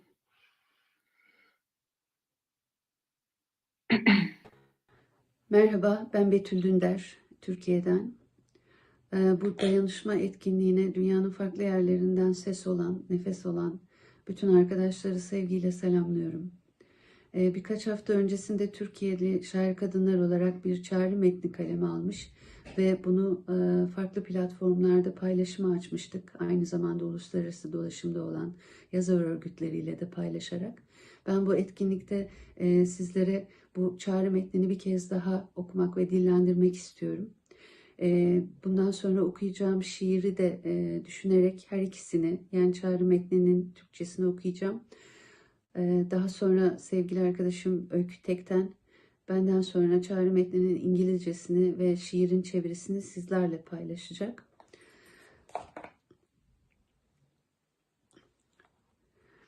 Sayı değil, insan. Filistin için barış çağrısı. İsrail'in tarihsel Filistin coğrafyasında egemen bir devlet olarak kuruluşundan bu yana devam etmekte olan savaş, etnik temizlik ve çatışmalar sonunda tek taraflı orantısız güç kullanımına ve bir soykırıma dönüştü. Hamas'ın 7 Ekim 2023 tarihinde gerçekleştirdiği saldırının ardından Netanyahu hükümetinin gittikçe şiddetini arttırdığı vahşeti canlı canlı izliyoruz. Ölenlerin sayısı veriliyor, sayı gittikçe artıyor. Bölgede insanlığa karşı işlenen suçların son bulması ve barış ortamının bir an önce sağlanması gerek. Şairlerin, yazarların, sanatçıların ve dileyen herkesin katılabileceği bu çağrı, ölenlerin bir sayı değil, her birinin hikayesi olan bireyler olduğunu, hiçbir şeyin tek bir insanın hayatından daha önemli olmadığını haykırmak için yazıldı. Her türlü yaratıcı protesto ya da paylaşımlarla yaşamları ve hakları ellerinden alınmış insanlara ses olabilir, savaşın dehşetini vurgulayabiliriz. Bizler onların sesi olabiliriz. Bu savaşta ölen her sivil kurbandır. Çağrımız barış yanlısı tüm birey ve kuruluşlaradır. Sayı değil, insan etiketiyle protestonuzu yükseltebilir ve bunu sosyal medyada paylaşabilirsiniz. Bu çağrıyı yaygınlaştırmanız da son derece önemli bir katkı olacaktır. Barış için Şair Kadınlar İnisiyatifinin hazırlamış olduğu çağrı metniydi. Ben İki Dağ Arasında adlı şiiri şimdi okuyarak devam ediyorum. Rakka'da satmışlar kız kardeşimi. Elleri kalbinden büyükmüş alanın, ağzı ellerinden büyük. O kadar olur zaten çiğnemeden yutanın. Dün bir serçe gördüm, sanki uçarken ölmüş. Güneş ne zaman terk etti onu, nasıl çekiverdi dağlara, ışıksız, soğuk. Gövdesine dolanmış kardeşimin bir kara sarmaşık. Rakka'da gök, gök değil mi? Dağ da, dağa uçan kuş değil mi? Yokluyorum etimi, etim kemiğime geçmiş. Ruhum akranım çıkmış. İçimi dolaşıyor acının suyu.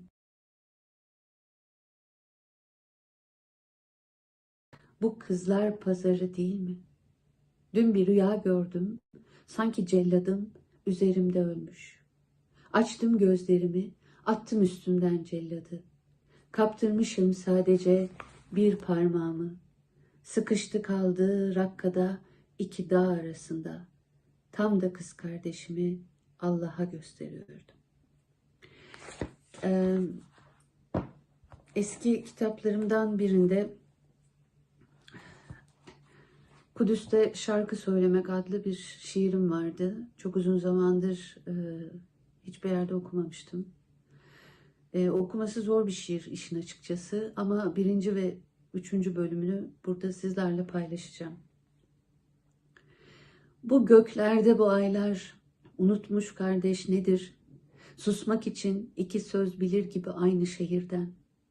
İki el bilir, birbiri için iki söz kalır gibi. Nedir ayrılmak için bu göklerde bu aylar? Unutmuş kardeş nedir?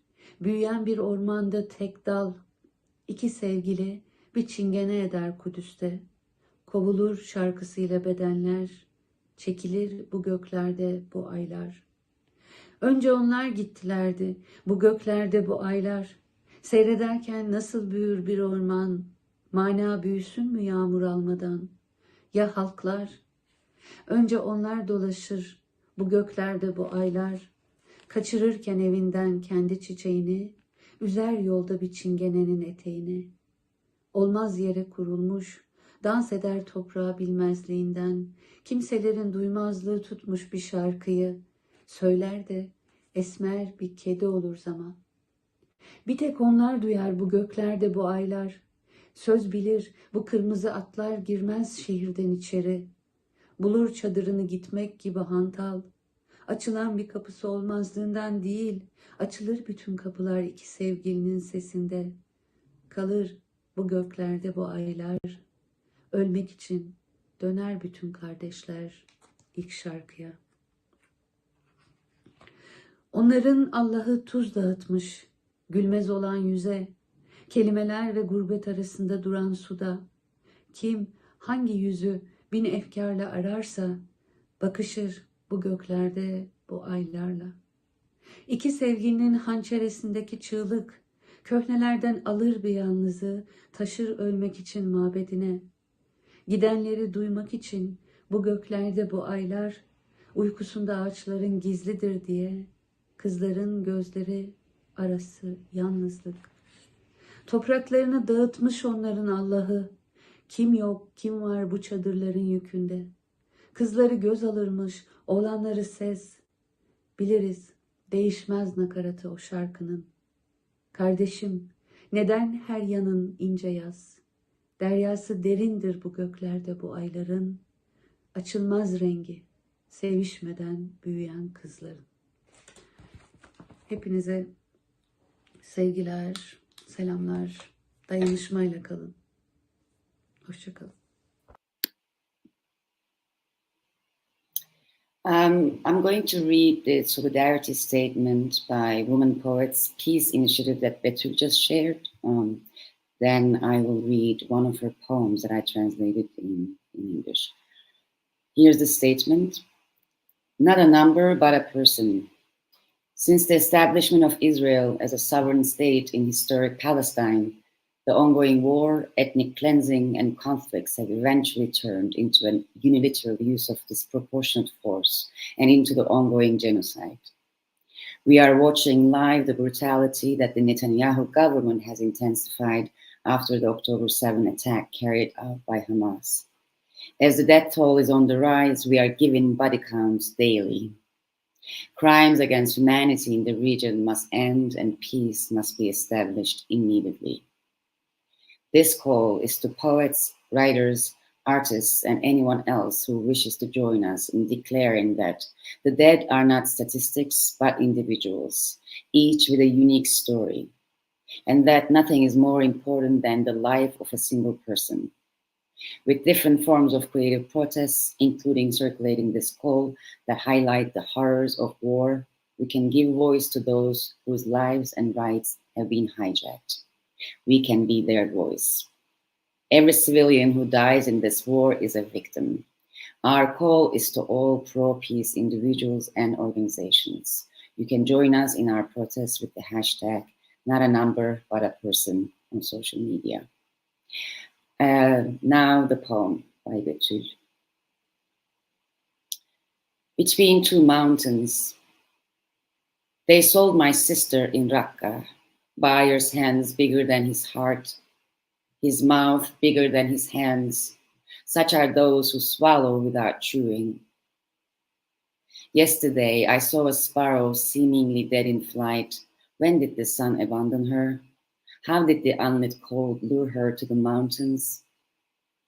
A black ivy entangled my sister's body. Isn't the sky in Raqqa not a sky? If the mountain is a mountain, is what flies toward it not a bird? I feel myself, my flesh pierces my bones, my soul turns out to be kin. Water of pain wanders in me. Is this not the market for girls? I had a dream last night, as if my executioner died on top of me.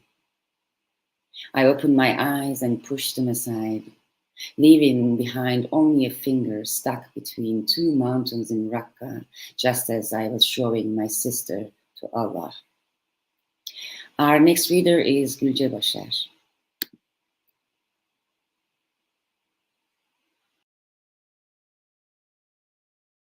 Gülce, you're muted. Herkese merhaba. İngilizce konuşabildiğim halde bu şu anki duyguları ve düşüncelerimi ana dilimde anlatmayı tercih ediyorum. Bence sınıfta öğrencilerime söylediğim şekliyle savaşlar insanlar tarafından değil, iktidar sahipleri, kudret sahipleri tarafından çıkarılmaktadır. Ve onlara o kudreti biz veriyoruz aslında. Çünkü hiçbir kudret, hiçbir iktidar sahibi o arkasında yani hükmedebildiği insanlar olmadığı müddetçe varlığını sürdüremez. O yüzden buradaki deklarasyonumuzu, buradaki duruşumuzu ve dışarıdaki duruşumuzu anlamlı buluyorum barış için. Çünkü eğer hiç kimse barış istemezse, eğer vatandaşlar, insanlar barış istemezse iktidarlar savaşı sürdüremeyeceklerdir. Neticesinde orada savaşanlar da insan normal yani orada savaşan askerler de birer çaresiz insan. Yani savaşanlar da insan, ölenler de insan, kazanan bir tek iktidarlar. O yüzden hepimizin savaşa son vermeyi istemesini ve talep etmesini hayal ediyorum. Belki bir faydası olur. Now I'm going to share two of my poems with you. One is translated into English, however, the other is not translated in English yet, so I'm going to read the first one in Turkish only. Hastalık. The name of the poem is Disease. Üfleme onu annesi, korkuyor, çekip yorganı burnuna. Nasıl bakar Allah'ın yüzüne bu harabeler olmasa?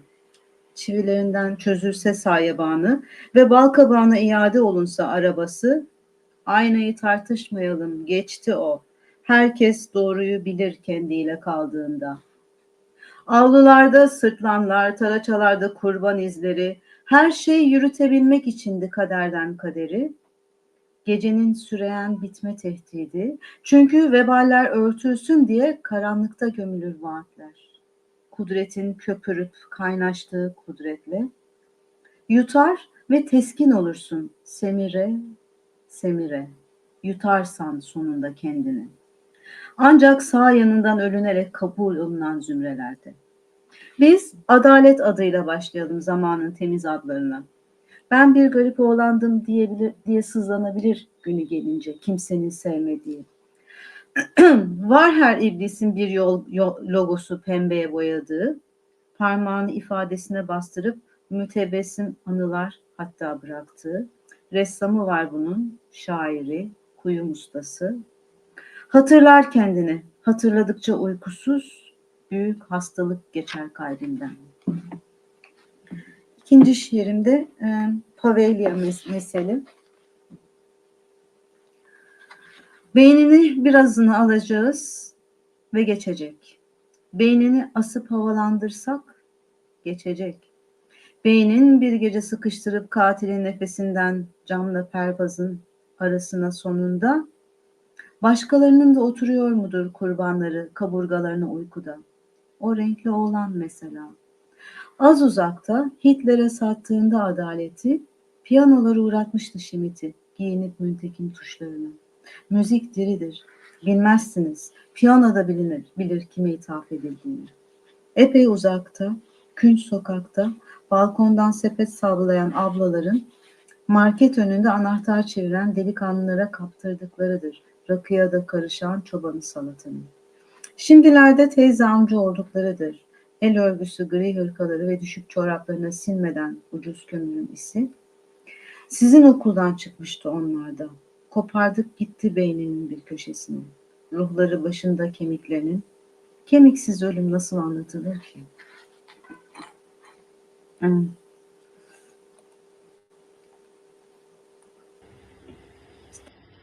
Hi, everyone. Greetings from New York City, where it's very early in the morning, and I apologize for the sounds of sirens and helicopters. That's where we are. I am very happy to contribute a couple of poems. The first one is by Mossab Abu Toha, who I suppose we all know was thankfully reunited with his family after being abducted by the IDF a few days ago. So I would like to read the title poem from his book, Things You May Find Hidden in My Ear. 1. When you open my ear, touch it gently. My mother's voice lingers somewhere inside. Her voice is the echo that helps recover my equilibrium when I feel dizzy during my attentiveness. You may encounter songs in Arabic, poems in English I recite to myself, or a song I chant to the chirping birds in our backyard. When you stitch the cut, don't forget to put all these back in my ear. Put them back in order, as you would do with books on your shelf. 2.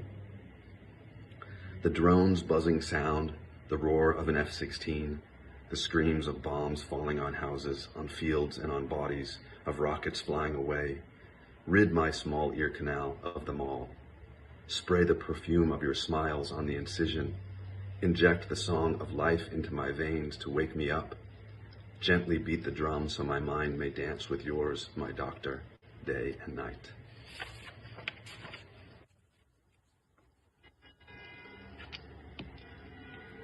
Okay, the second poem I'd like to read is a poem that I translated from Spanish. It is by the Peruvian writer and filmmaker Sofia Velázquez, who has been demonstrating and sends her regards from Lima. Okay, this is called Paisaje Marino, and this is my translation. Marine landscape.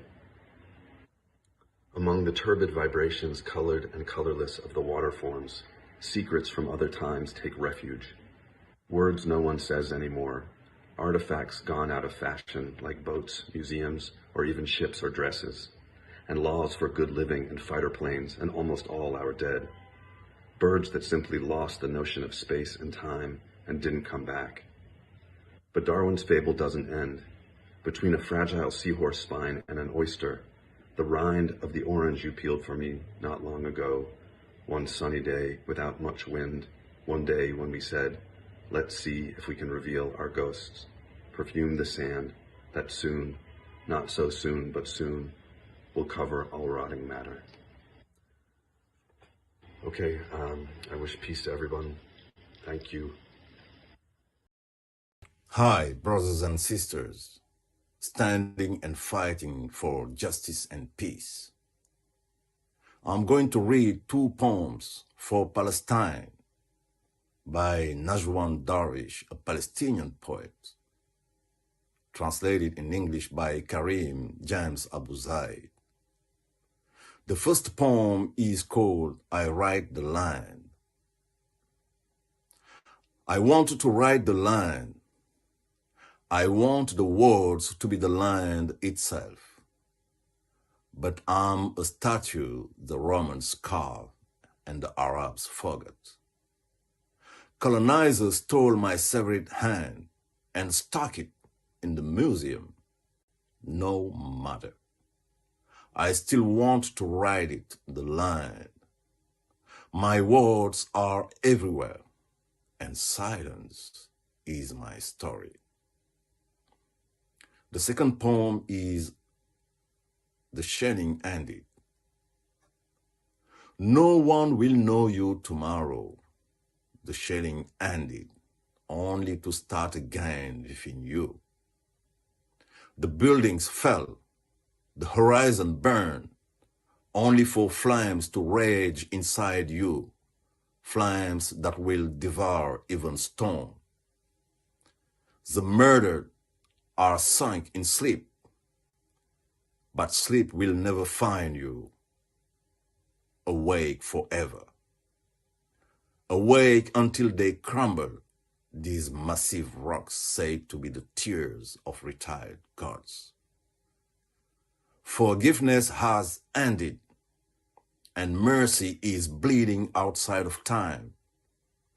No one knows you now, and no one will know you tomorrow. You, like the trees, were planted in place while the shells are falling. Free Palestine. Hi, everyone. I would like to end our session with two poems by the Kurdish poet, scholar, and translator Selim Temo. These poems are translated by Zeydan Khalef and Alana Marie Levinson Labros. Here are the poems. The scarecrow in the sesame. The wind is my soul. My spine is a Latin cross. I've sent the birds into a sulk. My frayed hat never waves back. I'm alone in the sesame, fallow and song. Dead neighbors, no one comes for company, but humming time and my emptiness. Night belongs to itself, day to anyone. There is no hiding from fire. The island of our love. I'm a corpse in a narrow alley in Jazira. My head is a muddy beehive. My arms marked by the barbarian's eye, teeth. My rusted rifle, the skin of a clever snake. My friends were good and brave. We fought the fight of all fights, but we didn't ride our bikes enough. Thanks everyone out there watching us, and thanks to our readers. I join you and millions of others in demanding an immediate end to this ongoing genocide and the genocidal war. Love and peace to you all.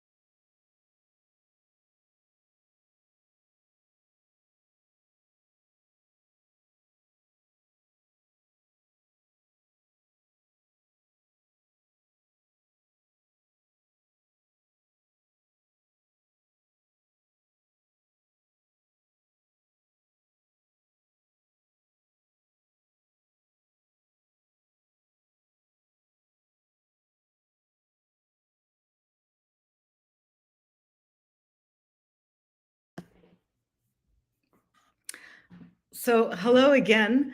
Till the Irish group is ready, and since Persian poetry got hello very again. good, Till the hang Irish on. group is I ready. am repeating because I have the YouTube on.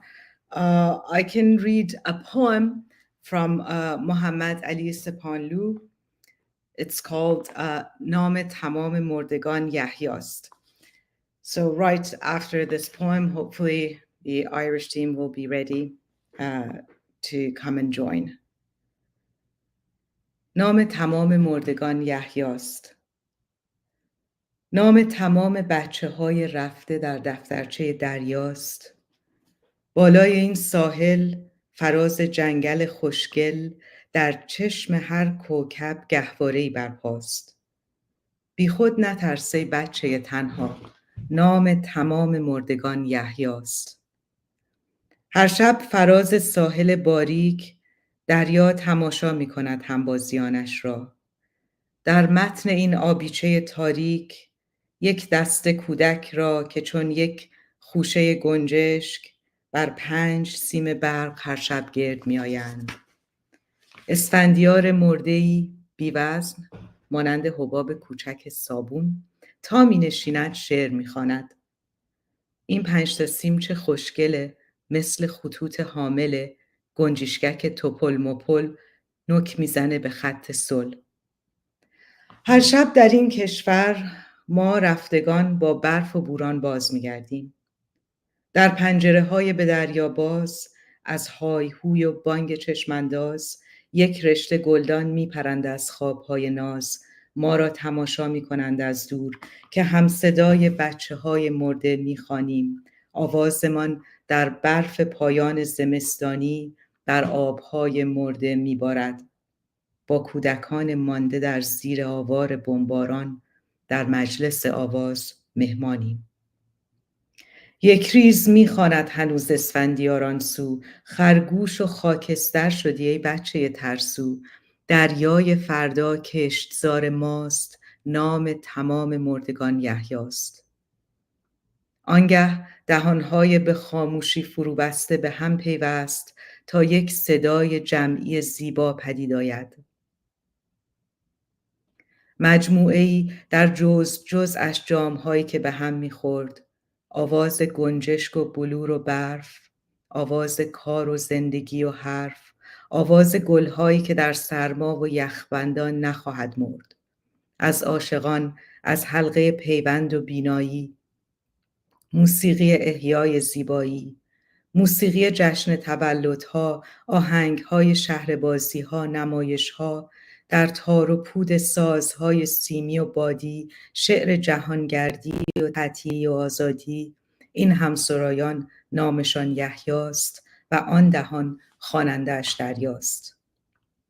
با فکر احیای طبیعت‌ها، سفرها، میهمانی‌ها دم می‌دهد یحیی و بچه‌ها همراه او آواز می‌خوانند در نیلابه دریا. ای برف ببار تا روز بهار بر جنگل و دشت، در شهر و دیار. ای مادر گرگ، ای چل بزرگ، ای زوزه بکش، ای آه برار. ما از دل تو بیباکتریم از تندر و برق، چالاکتریم با شمع و چراغ در خانه و باغ. برف شب عید همسایه ماست، این سرد سپید با رنگ امید، فردا که رسید سرمایه ماست. ای برف ببار تا صبح بهار، نوبت به نوبت تا شب تحویل سال نو.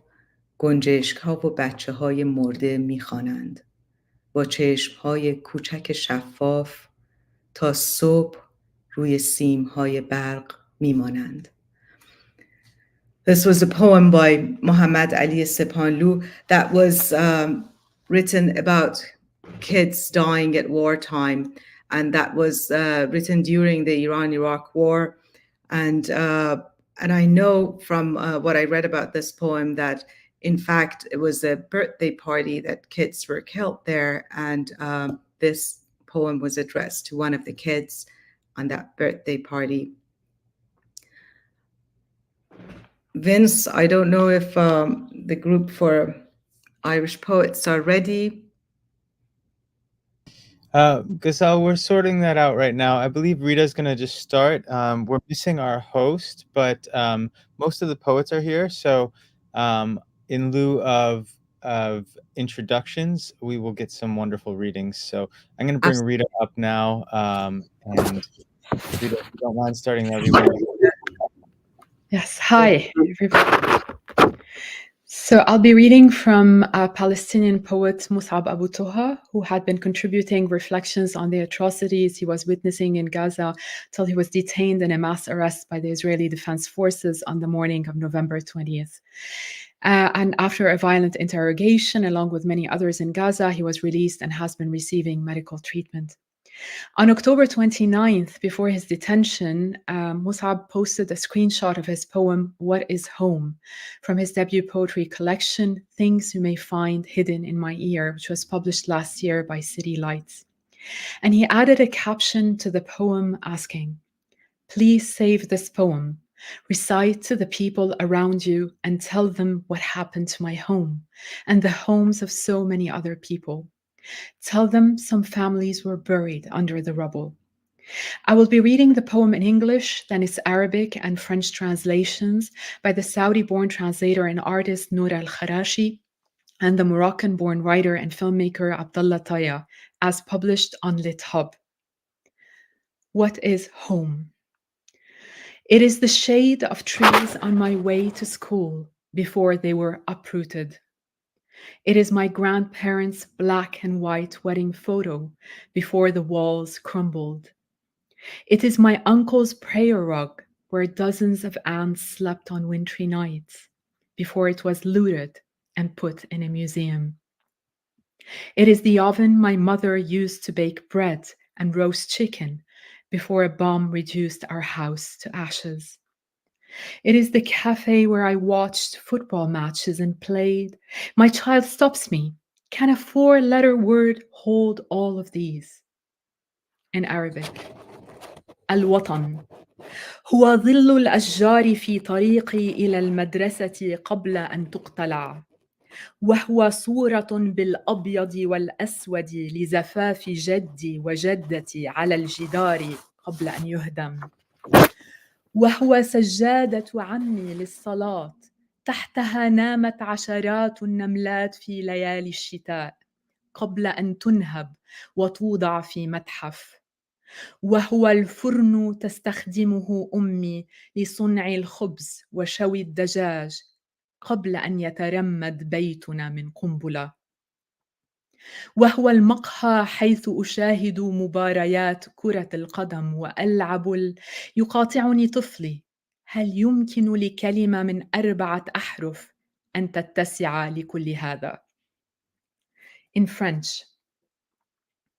C'est quoi chez moi? C'est quoi chez moi? C'est l'ombre des arbres sur le chemin de mon école avant qu'on ne les déracine. C'est la photo de mariage de mes grands-parents en noir et blanc avant que les murs ne tombent en miettes. C'est le tapis de prière de mon oncle sur lequel les fourmis dormaient en hiver avant qu'il ne soit volé pour être exposé dans un musée. C'est le four que ma mère utilisait pour cuire le pain et rôtir le poulet avant qu'une bombe ne réduise notre maison en cendres. C'est le café où j'ai regardé des matchs de football et joué. Mon fils m'arrête. 2 mots de 7 lettres peuvent-ils contenir tout cela?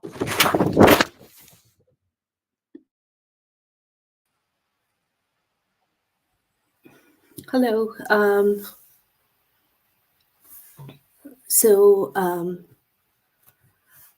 Thanks so much for coming today. I just wanted to say that it's important that we express solidarity as we saw, because I think we all live in a similar ecosystem, and when hatred and violence is allowed to erupt at one place, all others are affected by it too. So that's kind of that is something that should definitely motivate us all. Not that we shouldn't be empathetic, but in any way, I just wanted to say it's important for us to express that solidarity. That's why I'm very glad to be joined by poets who would like to, who've joined to read. So next up, I'd like to call Sheree Deckard, who's going to read us some Irish and Palestinian poems. Hello, greetings from the town of Maynooth in Ireland. I'm honored to participate today. I'd like to read a mixture of poems by both Palestinian and Irish poets to emphasize the international solidarity that many people living in Ireland feel with the Palestinian struggle for freedom. As we say in the Irish language here, Ní Saoirse go Saoirse na Palestine, no freedom without the freedom of Palestine. I'm going to begin with a poem by the Palestinian American poet Naomi Shihab Nye, called Separation Wall. When the milk is sour, it separates. The next time you stop speaking, ask yourself why you were born. They say they are scared of us. The nuclear bomb is scared of the cucumber. When my mother asks me to slice cucumbers, I feel like a normal person with fantastic dilemmas. Do I make rounds or sticks? Shall I trim the seeds? I asked my grandmother if there was ever a time she felt like a normal person every day, not in danger, and she thinks for as long as it takes the sun to set and says, yes, I always feel like a normal person. They just don't see me as one. We would like the babies not to find out about the failures waiting for them. I would like them to believe on the other side of the wall is a circus that hasn't opened yet. Our friends, learning how to juggle, to walk on tall poles. Next, I'd like to read a poem by Zaina Al-Sus, a diasporic Palestinian poet, author of the poetry collection A Theory of Birds, entitled The Workers Love Palestine. The week before the sun announced hospice, my great-great-great-great-grandchild, the harpist, announced, workers of the world, join the strike for guaranteed light. The Florists Union in Caracas and the Algerian weavers presented joint proposals toward illumination that multiplies. Bare hills, lakes of salt, sutured dim ruins, shadowless of shipping yards and empires and memories of sarin. The Children's Council listened in wreaths of yellow iris, pattern leaves designating each rule. Did you know that within attunement to effort, the end of monument resides? Then the harpist, my progeny, that fate I had so long avoided, debt I owe to demographic warfare and names sliced open, reborn in disfigured repetition, sang 300 years of returning. Language is merely the placeholder for what the land has always known. Absent the wet painting of a raised village sold, this land is land, land is land, land, land, I am coming home. I turn now to a poem by Ciarán O'Rourke, an Irish poet based in Galway, Ireland, which was written in response to the 2014 assault on Gaza. Rise, after Tawfiq Ziad.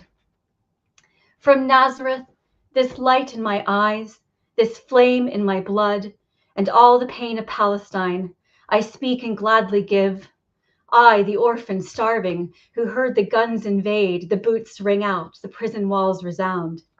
For at my back my people sing, like a dove raised high on woken winds, or this flag of love and history our voices carry, which soon will shake the mountains like the olive tree in leaf. I want to conclude with a poem by Sarah Clancy, an Irish page and poet, performance poet from Galway who now lives in Dublin. Written in this past month, her poem is an ode to all those organizing and marching in the Irish streets to demand a ceasefire for Gaza and freedom for Palestine. To Gaza from the Irish street. Last night, a Dublin child of 6 or 7 chanted, "From the river to the sea." His young voice a heartbreak in a heartbreak week, and thousands stood in angry vigil for Gaza on O'Connell Street. Muslim sisters cherished the hungry outside the GPO, and Big Jim poured scorn on all those fools who think the people can be quelled forever by military force, whether in the Stonebreaker's yard or Al-Shahada Street. And now of all times, when the powers that be have assembled their forces to scold us as if we are peasants and they are overseers, They tell us that murdering 4,000 children will somehow bring peace. We'll tell them we still won't kneel. Tell them last night Dublin was the Arab Street, and we know that if it takes 800 more years, our Palestinian brothers and sisters will read their own proclamation. Their keys will open every lock, and they'll have peace. We know this because truth lies in the streets. Truth lies in the streets, and the streets are with Gaza, and we, in our hearts and minds and marching feet, are the streets. Thank you. Saoirse don Palestine. Thanks so much, Sharid. That was really moving. I'd like to now invite Wafa, who will speak in English and Arabic.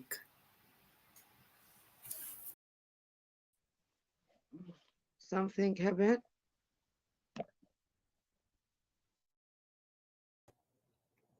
Wafa, you're good to start whenever you're ready.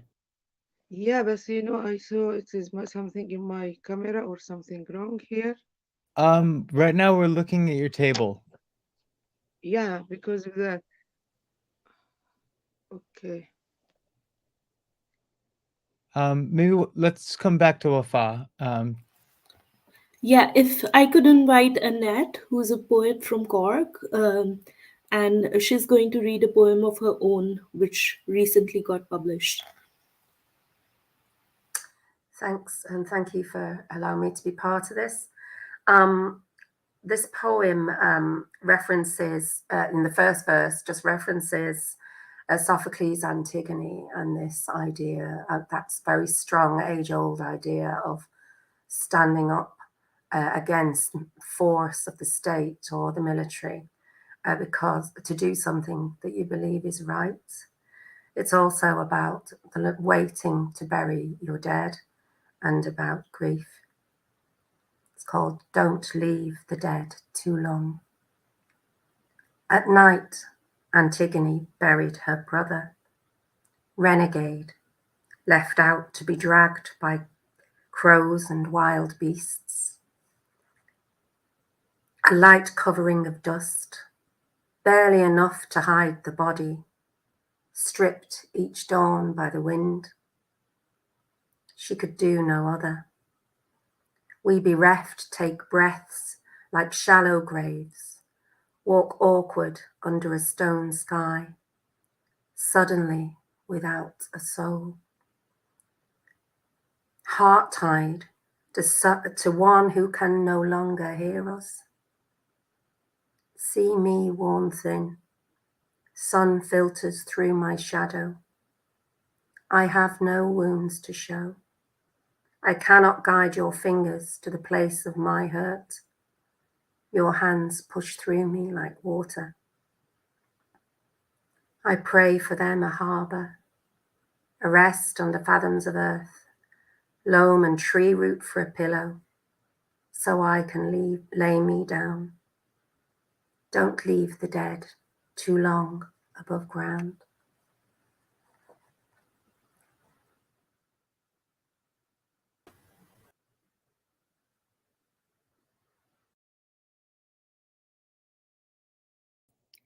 Wafa, we're ready for you whenever you're ready, if you want to unmute.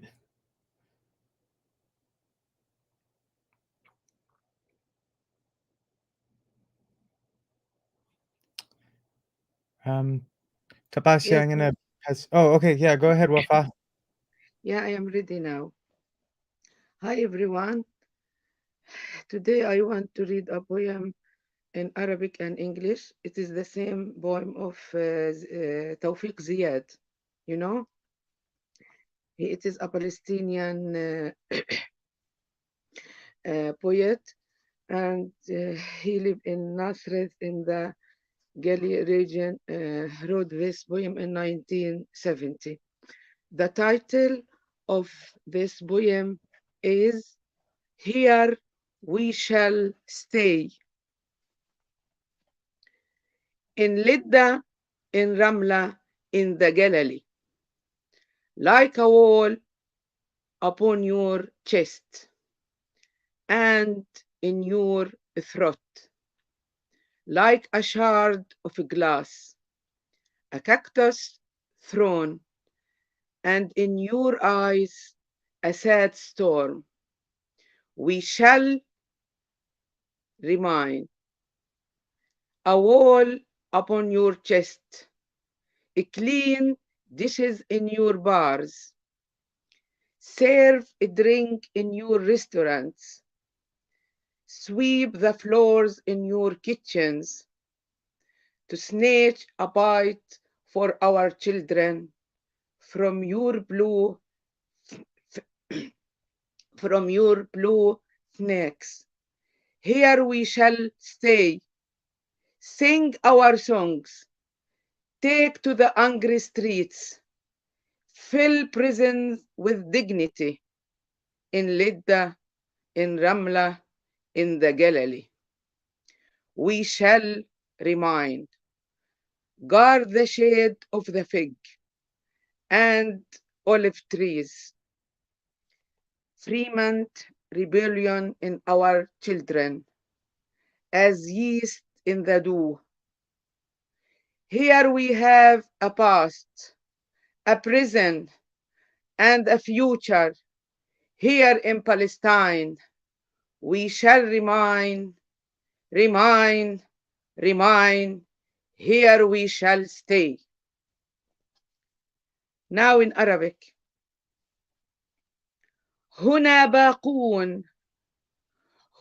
باقون كأننا 20 مستحيل في اللد والرملة والجليل.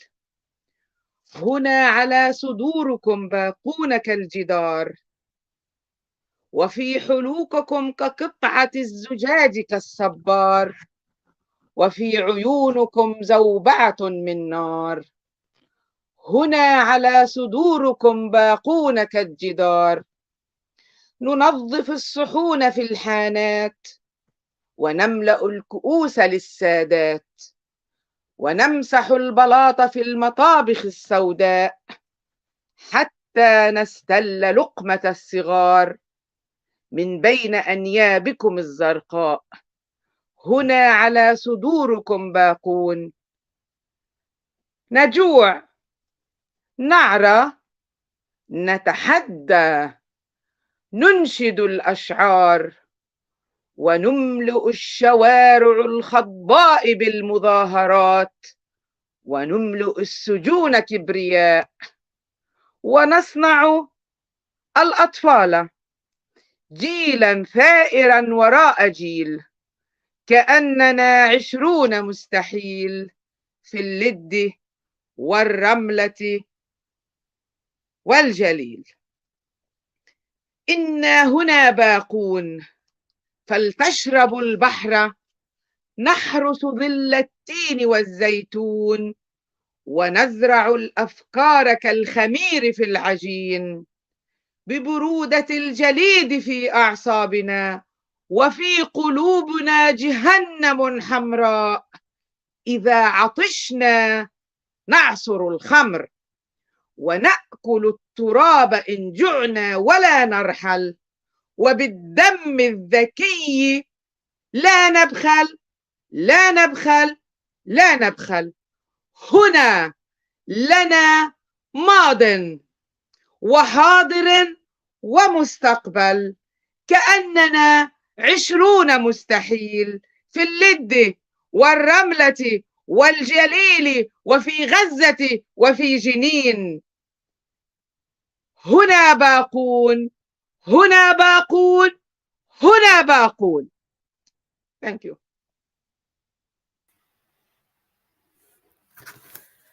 I'm going to read this poem, which was written after 1947, after the partition of the subcontinent happened. It was written by a poet called Amrita Pritam, who asked the bard Waris Shah to arise from his grave and address the violence that was ongoing in the subcontinent then and the fights between Hindus and Muslims. So I'd read it in Punjabi first and then translate it for you. ਅੱਜ ਆਖਾਂ ਵਾਰਿਸ ਸ਼ਾਹ ਨੂੰ ਕਿ ਤੂੰ ਕਬਰਾਂ ਵਿੱਚੋਂ ਬੋਲ, ਤੇ ਅੱਜ ਕਿਤਾਬੇ ਇਸ਼ਕ ਦਾ ਕੋਈ ਅਗਲਾ ਵਰਕਾ ਫਰੋਲ। ਹਿਕ ਰੋਈ ਥੀ ਦੀ ਚਨਾਬ ਦੀ ਤੂੰ ਲਿਖ ਲਿਖ ਮਾਰੇ ਵੈਣ, ਅੱਜ ਲੱਖਾਂ ਦੀਆਂ ਰੋਂਦੀਆਂ ਤੈਨੂੰ ਵਾਰਿਸ ਸ਼ਾਹ ਨੂੰ ਕਹਿਣ ਉੱਠ ਦਰਦ ਮੰਡਾ ਦਿਆ ਦਰਦਿਆ ਉੱਠ ਤੱਕ ਆਪਣਾ ਪੰਜਾਬ ਅੱਜ ਵੇਲੇ ਲਾਸ਼ਾਂ ਵਿਛੀਆਂ ਤੇ ਲਹੂ ਦੀ ਭਰੀ ਚਨਾਬ ਕਿਸੇ ਨੇ ਪੰਜਾਂ ਪਾਣੀਆਂ ਤੇ ਦਿੱਤੀ ਜ਼ਹਿਰ ਰਲਾ ਤੇ ਉੜਾ ਪਾਣੀਆਂ ਧਰਤ ਨੂੰ ਦਿੱਤਾ ਪਾਣੀ ਲਾ ਇਸ ਜ਼ਰਖੈਨ ਜ਼ਮੀਨ ਦੇ ਲੂ ਫੁੱਟਿਆ ਜ਼ਹਿਰ ਗਿੱਠ ਗਿੱਠ ਚੜੀਆਂ ਲਾਲੀਆਂ ਫੁੱਟ ਫੁੱਟ ਚੜਿਆ ਕਹਿਰ ਵੇ ਵਲੀ ਸੀ ਵਾਹ ਫਿਰ ਵਣ ਵਿੱਗੀ ਜਾ ਉਹਨੇ ਹਰ ਇੱਕ ਵਾਂਸ ਦੀ ਵੰਜੀ ਦਿੱਤ ਡਾਗ ਬਣਾ ਪਹਿਲਾ ਡਾਗ ਮਦਾਰੀਆਂ ਮੰਤਰ ਗਏ ਗੁਆਚ ਦੂਜੇ ਡੰਗ ਦੀ ਲੱਗ ਗਈ ਜਾਨੇ ਖਾਨੇ ਨੂੰ ਲਗਾ ਕੀਲੇ ਲੋਕ ਮੂੰਹ ਬਸ ਫਿਰ ਡੰਗ ਹੀ ਡੰਗ ਪਲੋ ਪੀਲੀ ਪੰਜਾਬ ਦੇ ਨੀਲੇ ਪੈ ਗਏ ਅੰਗ ਗਲੀਓਂ ਟੁੱਟੇ ਗੀਤ ਫਿਰ ਤਕਾਲਿਓ ਟੁੱਟੀ ਟੰਗ ਤ੍ਰਿੰਜਨਾ ਟੂਟੀਆਂ ਸਹੇਲੀਆਂ ਚਰਾਖਰੇ ਗੁਖਰ ਬੰਦ ਅੱਜ ਆਖਾ ਵਾਰਿਸ ਸ਼ਾਹ ਨੂੰ ਕਿ ਤੂੰ ਕਬਰਾਂ ਵਿੱਚ ਬੋਲ ਤੇ ਅੱਜ ਕਿਤਾਬੇ ਇਸ਼ਕ ਦਾ ਕੋਈ ਅਗਲਾ ਵਰਖਾ ਫਰੋਲ I have shortened it so I haven't used the whole long poem.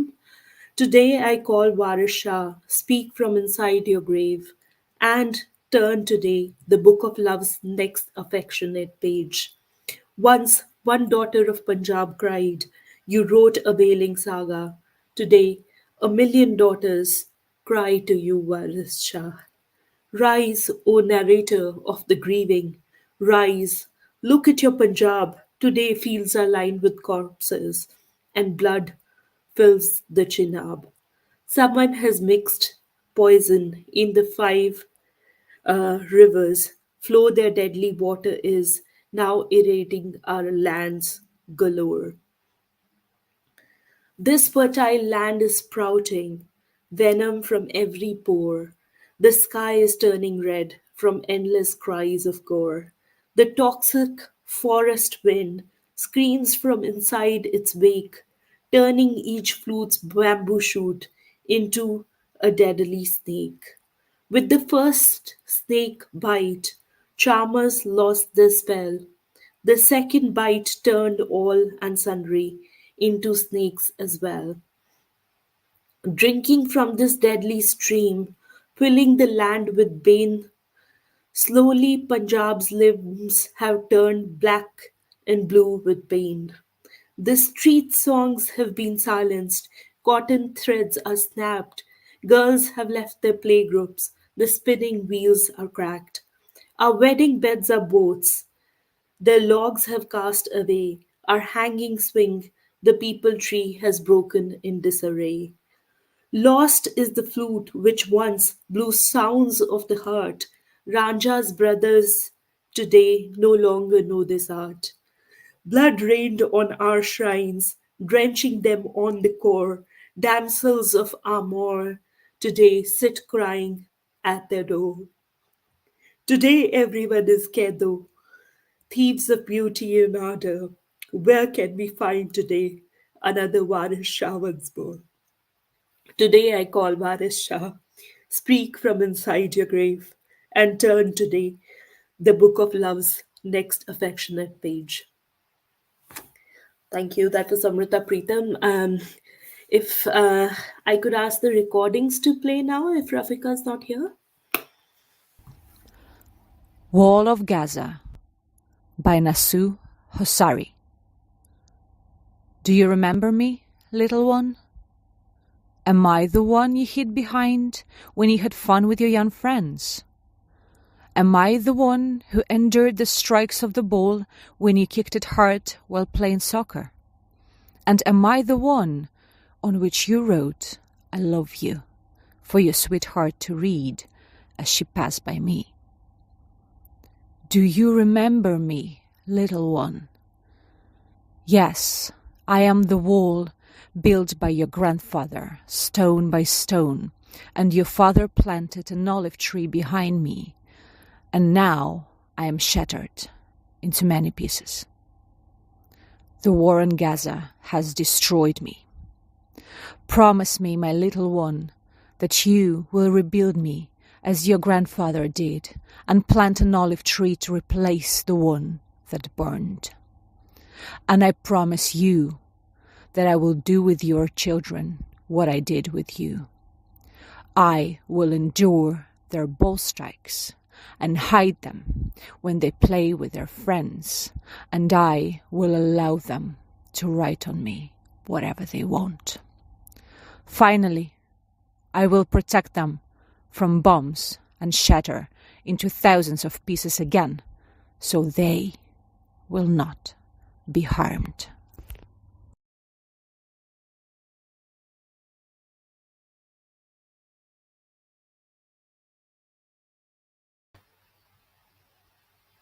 Next poem is by Ellen Dillon, who's a poet from Limerick, the town of Limerick, and she's going to read us some of other poets' work as well. Tapasya, I'm sorry. She's live in the room. Okay.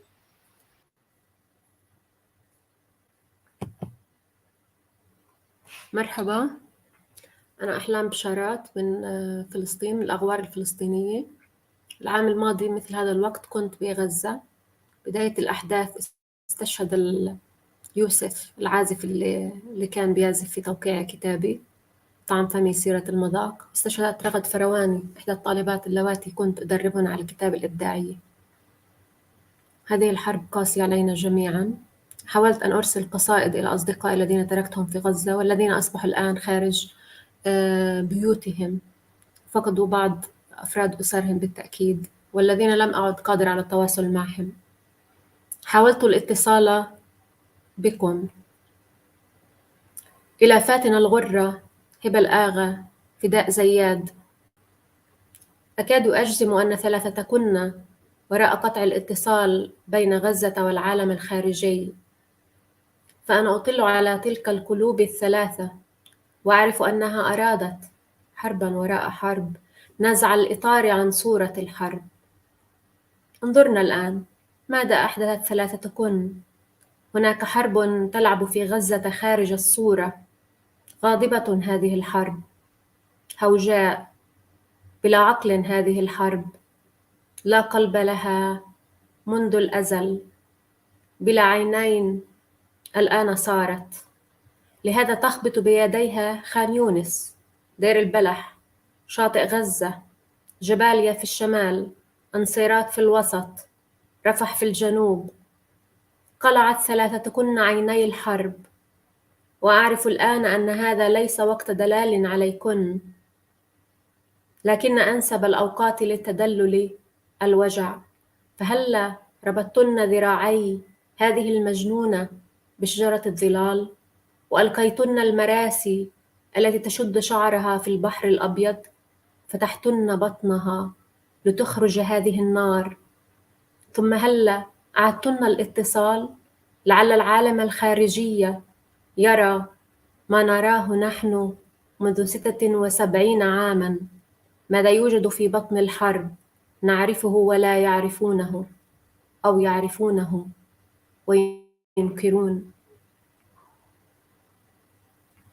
إلى صديقي محمد الزقزوق، ما زلت أضحك على طريقتك في وصف سفرك إلى ألمانيا.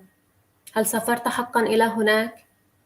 هل كان هؤلاء وقتها يعدون العدة للدخول في جريمة قطع الاتصال بيننا؟ حاولت الاتصال بك منذ بداية الحرب، لكنك لم تجب. قلت في نفسي: محمد بخير، فأنا لم أقرأ اسمك بين أسماء الشهداء، وحتى لو حدث هذا لا سمح الله، فأنا أعرف رضاك يا صديقي حق المعرفة. أعرف كيف ترضى بكل شيء، بأي شيء. قلت لي في نوفمبر الماضي وأنت تعيدني من رفح إلى غزة: ودوني أي حتة برا غزة، وكنت أعرف أنك سترجع، فأنا أعرف رضاك. لم أعثر على هذا النوع من الرضا، لم أعثر على هذا النوع من الرضا يا صديقي سوى بين جناحيك، فافردهما وابق في الحياة، ثم أجب. عندما أناديك. إلى سمكة السردين.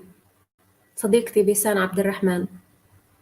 ليس لدي شك الآن يا سمكة السردين أنك غادرت صورة السمكة التي تحتاج إلى البحر، والبحر محاصر الآن. وقلت لي: على مهل، امنحيني فرصة التنقل بين الصفات. ثم طرت بجسدك الضئيل ولعبت بالمساحة النظيفة من الرصاص، ثم تعبت، ثم نزلت، ثم عدت إلى هيئتك الأولى، بنتا جميلة في أواخر 20، عمرها أكبر منها، تريد أن تحيا حياة طويلة بالحب.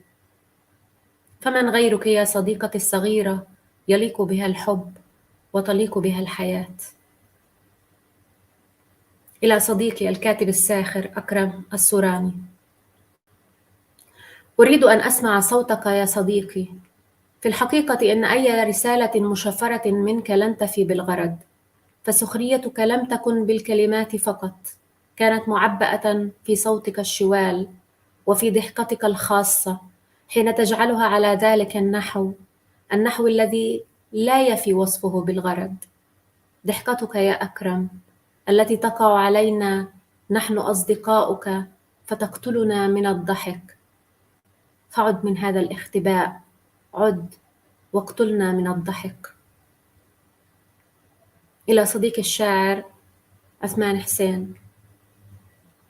ما تفعل الآن؟ بما تسلي نفسك يا صديقي؟ هل تتابع ألعاب الأطفال في الحي وتنادي عليهم: عودوا بسرعة، فيعودون بسرعة أسرع من الرصاص؟ وهل تقرأ لك بهية الشعر؟ أتدري؟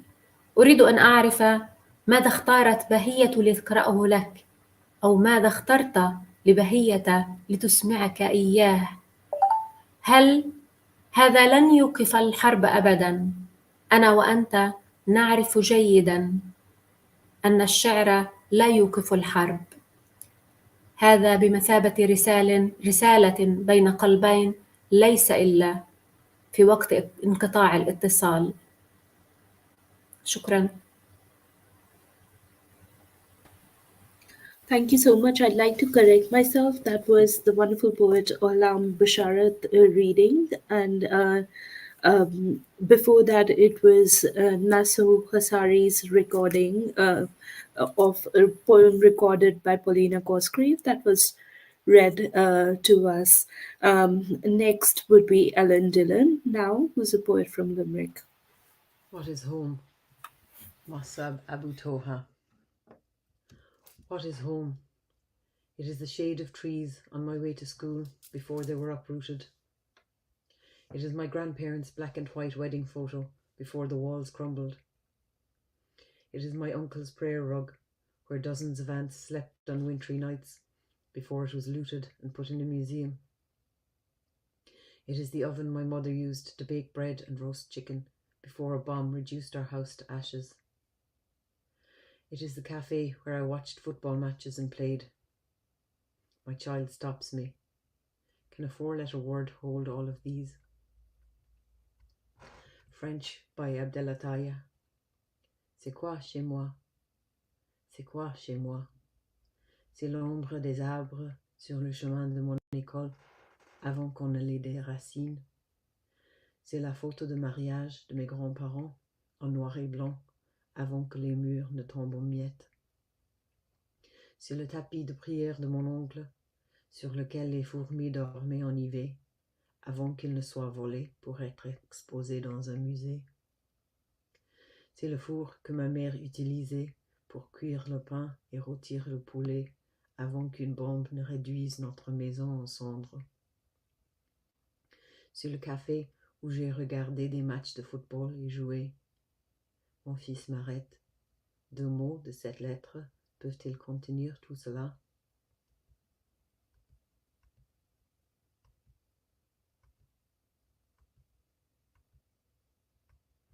Italian by Ayanna Fabrice. Cos'è casa? Casa è l'ombra degli alberi sulla via per la scuola, prima che fossero sradicati. La foto in bianco e nero del matrimonio dei miei nonni prima che i muri crollassero. Il tappetino da preghiera di mio zio, dove hanno dormito dozzine di formiche nelle notti invernali, prima che fosse saccheggiato e messo in un museo. Il forno di mia madre, nel quale soleva fare il pane e arrostire il pollo, prima che una bomba riducesse casa nostra in polvere. Il bar dove guardavo le partite di football e giocavo. Mio figlio mi ferma. Può davvero una parola di 4 lettere racchiudere tutto ciò?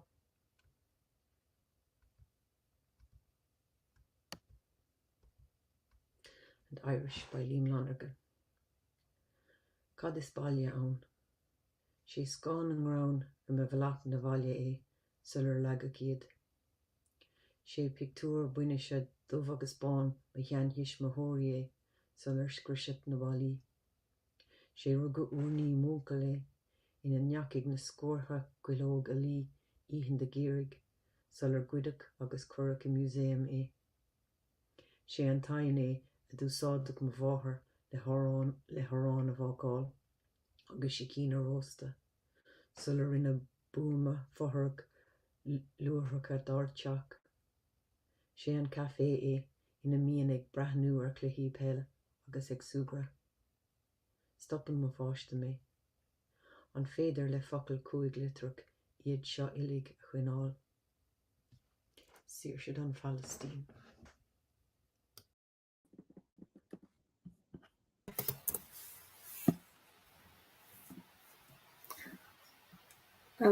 I'd just like to thank all the speakers who came in today, and despite the violence that took place in Dublin and our disrupted lives, despite that, they all made time, so I'm really grateful. Thank you so much. Thank you, Professor. And thanks to everyone. We are entering our last hour of the 24 hours reading, standing in solidarity with Palestine, with Gaza. And now, in its last hour, after making a full circle around the globe, we're returning to Palestine to hear Palestinian voices again. And because I want us to end on the poetry from Palestine, I will just briefly thank people who helped create this event and name some of the people. I basically wrote down the name of the hosts, but there are more people who helped us, which I might not thank here.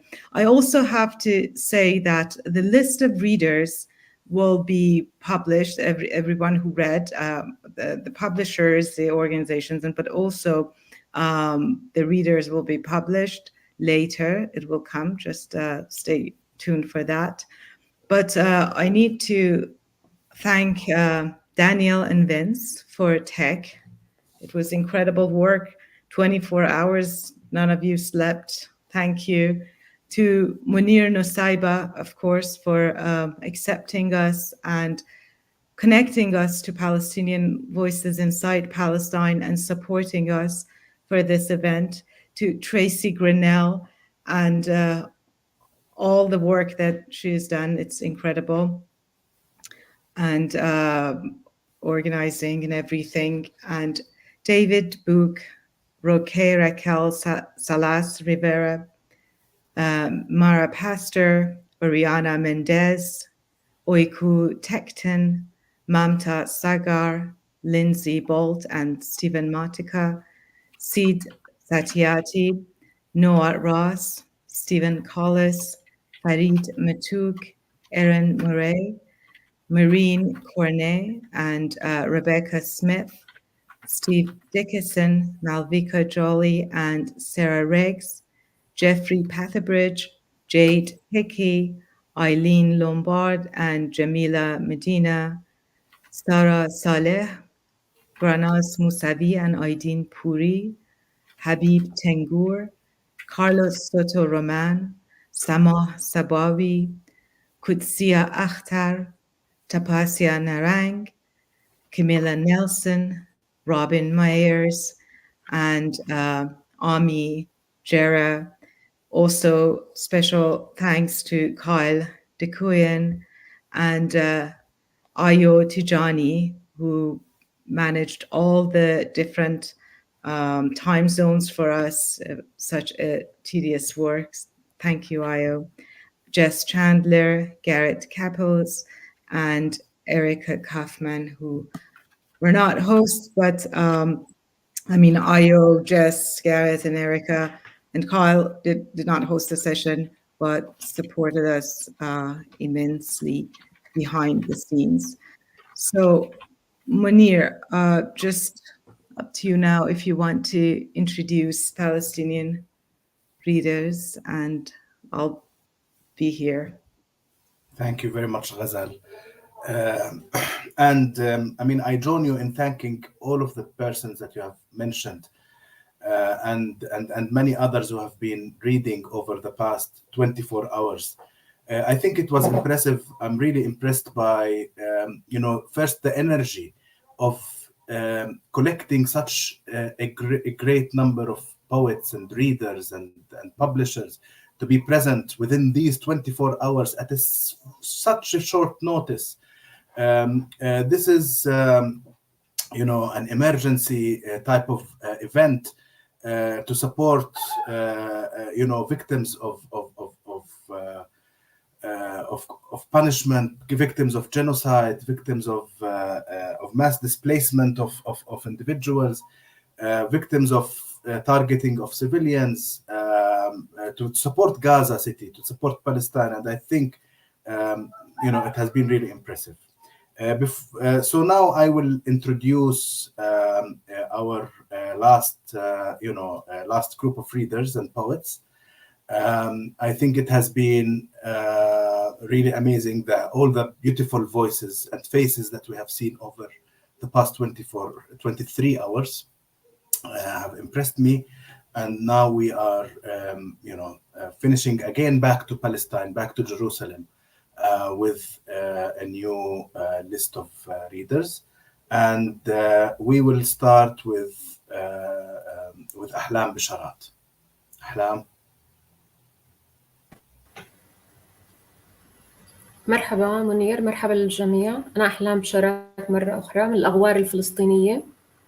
سأقرأ قصيدة هي موجهة لأبي الذي مات قبل عن 100 عام فحضر الانتداب البريطاني والاحتلال الإسرائيلي. يا أبي، لقد رأيت ما رأيت. رأيت صورة يا أبي لرجل يحمل أطفاله الأربعة في الحرب، فأكبرت صمودك في فلسطين بلاد الحرب والنجاة. لقد حملت 8 يا أبي دون أن تئن، لكني عرفتك من آهتك الموجوعة التي سبقت سردك للماضي. كلما قلت لك يا أبي حدثني عن البلاد، كلما رأيت خط الحياة يصعد من باطن كفي ليرتمي على ظاهرها، قلت ضاحكة: نحن قوم يعيشون طويلا. نعم، فأبي عاش 100 عام. وأغض الطرف عن موت أخي المبكر عندما قصف السرطان عود عمره في 50. وكلما مررت في الطريق من رام الله إلى القرية فوقفت السيارة على حاجز DCO على مدخل رام الله، هناك حيث يافطة كبيرة بعد الجنود بأمطار مكتوب عليها: هذه منطقة السلطة الفلسطينية، يمنع دخول الإسرائيليين. فصوب الجنود البنادق في وجهي. عرفت كم أن علي مثلما كان عليك يا أبي أن أدافع عن هذا النهر المنبعج في باطن الكف والمنسدل على ظهره أمام كل حاجز ثابت أو طيار. أحفر دائرة في باطن كفي وأدلكها كي تستريح الحياة قبل أن تبدأ في المواجهة في اتجاه الحياة. قالت صديقتي: يليق بك أن تكوني ابنة رجل عاش 100 عام، فأنت قديمة جدا. خشيت أن يتناهى هذا الخبر لمسامع الاحتلال فيداهمون بيتي ويسحبونني من فراشي ويدفنونني في الأرض حتى يعثروا علي لاحقا كما صنعوا في تاريخهم كله، ويقولون إنني لهم، وإنني الدليل القاطع على أنهم عاشوا في هذه الأرض وتركوا هنا آثارا، هيكلا لملك وجسدا لامرأة. فأناديك يا أبي في عز نومي، أخرجني من هنا، أخرجني من هنا. وأنهض فزعة وأتذكر أنك مت، وأنني بهذه الطريقة كل ليلة أرثيك كلما رأيتهم يصادرونني من الأرض، فأصرخ باسمك وأنتظر أن تجيب. لا أعرف يا أبي ماذا أقول للطفل الذي مات قبل أن يعيش إلا أسبوعا واحدا في الدنيا، فسجلوا اسمه في شهادة الوفاة قبل أن يسجلوا اسمه في شهادة الميلاد. أعرف أنك استعجلت الرحيل، ف100 عام لا تكفي الفلسطيني، لكن ماذا أقول لهذا الطفل؟ لو أنك هنا لسألتك أن تقتسم معه عمرك ولا رضيت، فلقد كنت كريما، واللقمة التي كانت في فمك لم تكن لك، فأعطيته 30 سنة واحتفظت لنفسك بال70، أو لاقتسمت حياتك معه مناصفة 50 له و50 لك. لكني لا أعرف ماذا كنت سأفعل لو أعطيته 52 عاما. لربما كان هو أبي، وكنت أنت الطفل الرضيع الذي سجل اسمه في شهادة الوفاة قبل أن يسجلوا اسمه في شهادة الميلاد، طفلا ولد في عام 1948 ومات قبل أن يعيش، أهدى حياته لطفل ولد في عام 2023 سيعيش 100 عام، وسأكون أنا ابنته التي ستولد بعد سنوات. أحدثك يا أبي لأنه لا يوجد أحد أحدثه، فالعالم مكفر، هذه الأرض مكفرة، إلا من صرخات أطفال جوعى وأطفال جرحى وأطفال لا صوت لهم، لكني أتخيل صوتهم فيبدأون بالصراخ، ولا لهايات ولا أبداء أمهات ولا أصابع جدات تتمدد بالعرض أمام أفواههم كي يمصوها كما تتمدد الأصابع بالعرض أمام أفواه قطط وليدة فترضعها. العالم مكفر يا أبي، أكثر مما يجب، أكثر مما عايدناه في الغور معا في عز الصيف، حين كنت تفتح الأثلام للماء فيرتوي التراب، ثم ترتوي الحشرات، ثم ترتوي نباتات الفول، ثم نرتوي نحن عندما نرضع القرون. أنا حزينة يا أبي لأنك رحلت باكرا، رحلت عن 100 عام، معلقة كاملة على جدران الكعبة، أنزلوها عن الجدران فأنزلوك في الضريح، وقلت حدث هذا باكرا جدا. ألم تكن تعلم يا أبي أن على الفلسطيني ألا يموت باكرا، ألا يختطف كما اختطفت من عز شيخوختك؟ أنا عاتبة عليك في ضريحك، لقد علمتني كيف أزرع الأرض، لقد علمتني كيف أسرد الحكايات، لقد علمتني بطريقة ساحرة كيف أبني من الخراب ربيعا يتلوه صيف، ومثله بطريقة ساحرة كيف أبني قصة من رأسي من لا شيء. لقد علمتني يا أبي ما لا أستطيع أن أعده الآن وسط هذا الدم، لكنك لم تعلمني كيف أرمي الرصاص كي أحمي هذا الدم. حدثتني يا أبي في أيامك الأخيرة كيف حمل المقاتلين في الشاحنات ونقلوهم إلى سوريا حتى يسلموا أسلحتهم، ففررت عائدا ببندقيتك إلى جدي في الأغوار.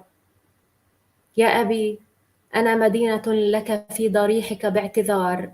لقد رأيت هذا بأم عيني، عيني هاتين، عيني الحجر اللتين لا تنفجر منهما نبعة الدموع.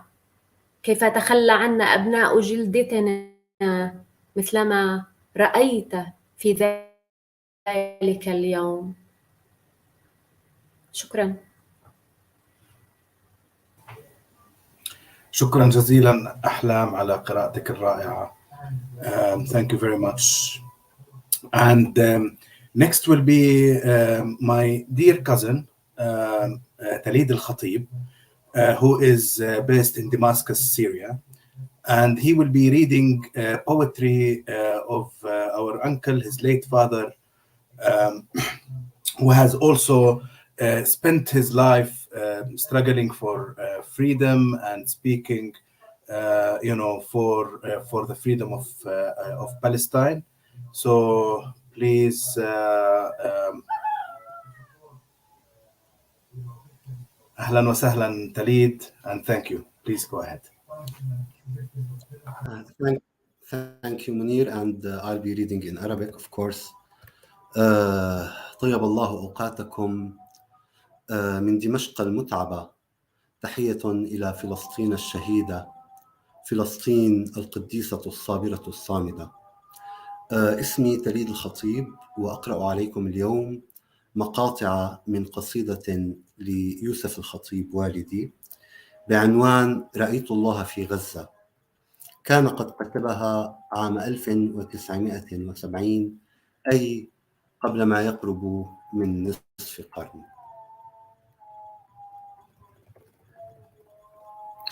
حليبك في دم الشهداء ساقية، تهيم على جهات الأرض ثم تصب في بحرك.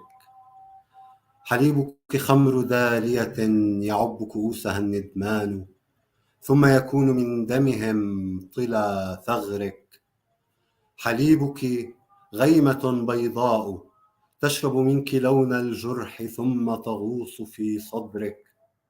وليلة أن برحتك ضعت في الأحقاف، أشرد عنك في إثرك.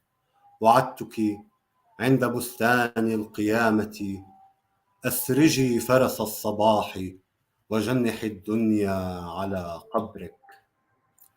أبي أن النجوم توارت الليلة، فتلك تضيء فيك بنادق الثوار. أبي أن شح منك الزيت في الشعلة، فتلك صدورهم دفقت نبيذ النار. لأنك أنت في واحد، هي البستان والندمان والخمرة. لأن جبينك المارد هو الثوار والثورة، وقلبك وردة مشكوكة في الرمح، وهو على أكف غزاته جمرة. وأنت الآن مكة كل قافلة، وغار حراء كل نبي. وأنت الآن طير البعث يهبط معبد اللهب، يحط قتام هذا الليل، ينفخ في قراب السيف روح الحرف بين قبائل العرب. وأنت الآن آمنة، وأنت حليمة الصحراء، وبوحك صار جبريل القصيد وسورة الشعراء. وجرحك صار مائدة المسيح وزمزم الشهداء. حليبك في دم الشهداء منك إليك، أنت وهم خلوص البحر في المزن. وأنت وهم نشيد الحب والحزن، نهايته بدايته على الكون. ونحن هنا على الأقحاف مخبولون في مس من الجن. فنادينا لعلك إن نفخت الصورة قد تجدين شبه القلب والأذن يهيج بنا وشبه الدمع في العين. ونحن على أرائكنا نمد الآه تلو الآه، ونحيي للصباح ولائم العرق، ونغسل عارنا بالعطر والدبق. ونحن هنا نعمر من مجاعتنا بيوت الله لكي ننساه بين خرائب الأقصى، لكي ننساه. ولكني صعدت إليه طور سنين، رحت إليه حتى قمة المأساة. ويا قومي أبشركم، رأيت الله وكنت وكانت الأشياء دخانا فوق وجه الغمر، وهو يعيد خلق الكون من سيناء. رأيت الله بين حرائق الحرب، يضم لصدره الدنيا، يصب الغيم في النابالم، يطبع قبلة الحب. رأيت الله في غزة يؤرجح فوق نور ذراعه طفلا إلى أعلى، ويمسح في سكون الليل أدمع أمه الثكلى. رأيت الله في الساحات يغمض أعين القتلى، ويسقي في مدافنهم غصون الآس والدفلى. رأيت الله يأتي الكوخ والخيمة، يزق صغاره السغبين باللقمة، يطوف على شبابيك السجون، يضيء فوق شفاههم بسمة. رأيت الله يبرح قبة الجامع، وينزل في صدور المؤمنين، ويملأ الشارع. رأيت الله روح العزم في الناس أمام سرية يمضي، ويكمن خلف متراسي. رأيت الله وجه الشمس فوق عباءة السحب، يجيء مدينة الأبطال، يسقي الأرض غيث الصبر في جام من الغضب. رأيت الله يرفع من خرائبها منارة كل بحار، وها أنا فوق صدر اليم أمخض موج أقداري، وأسأل عنك وغزاه في مقل النجوم ونورس الصاري، وأعلم أن ما بيني وبينك أفق أسواري. ولكني اعتليت إليك صهوة همتي وجنون إصراري، وأنت البحر والبحار والمرسى وحمى الأهل والدار، ومنك إليك أسفاري. وها أنا في عباب اليم يسألني نزيف جبينك المصلوب إكليلا من الغار. ولكن لو تدرين ذاك العام لم نفلح مواسمنا، وكل حصادنا الصيفي كان طحالب العار. وأنت على بهيم الليل وحدك كنت دالية الصباح، وكنت أغنية من النار أرددها على صوت الخليفة. أحدث يا ملاك الموت من سيكون زواري، أحس حفيف أجنحة تحلق فوق أسراري. وأنت هناك يشمخ فيك وجه الله، وجرحك ريشة الشفق. وأنت جزيرتي، وأنا إليك سفينة الأفق. وأنت قصيدتي، وأنا نزيف الحبر في الورق. وأنت عناق أخيلتي، وأنت قلادة العنق. وثغرك حبة كرز، وعطرك غابة حبق. وصدرك جرة عسل، وشعرك نخلة عذق. ونام على يديك الدهر، نام البحر، واستيقظت فوق وسادة الأرق. لأنك أنت صقر قريشنا وبقية الرمق، لأنك أنت آخر راية لم تهوي فاصطفقي، لأنك أنت طير البعث فاحترقي، وعبر رمادك انبثقي. حليبك في دم الشهداء دالية تذوب على لظى ثغرك، وهم ساقوك حتى الصبح ما شربوه من خمرك. وأنت وهم عناق الموج والرمل، وأنت وهم مزاج الدمع والكحل. وأنت وهم بلا أهل. فشقي ثوبك العربي عن سترك، ودقي صدرك المسبي في الليل. ونادينا بأعلى الطور نسهر ليلة البستان في حجرك، لأن هناك وعد الصبح ينهض من دجى قبرك. شكرا جزيلا.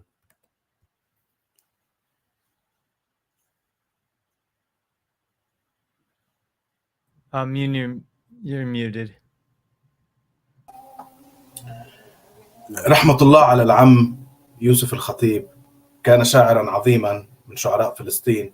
وأنا سمعت لهذه يعني في هذه اللحظات سمعت لقراءتك لهذه القصيدة الرائعة التي نحبها، وكأنها كتبت اليوم، وكأنها تعبر عن كل لحظة من لحظات غزة الحبيبة فعلا، وكأنها تكتب لهذه اللحظات التي نعيشها في هذا اليوم. ويعني سبحان الله فيها من الرؤية يعني للماضي والحاضر والمستقبل بإذن الله. ستعود غزة مدينة الجمال ومدينة الدفء ومدينة الثقافة ومدينة العلم، ستعود إلى سابق مجدها، ولن يتمكن هذا الاحتلال من محوها عن وجه هذه الأرض كما يسعى في هذه الأيام.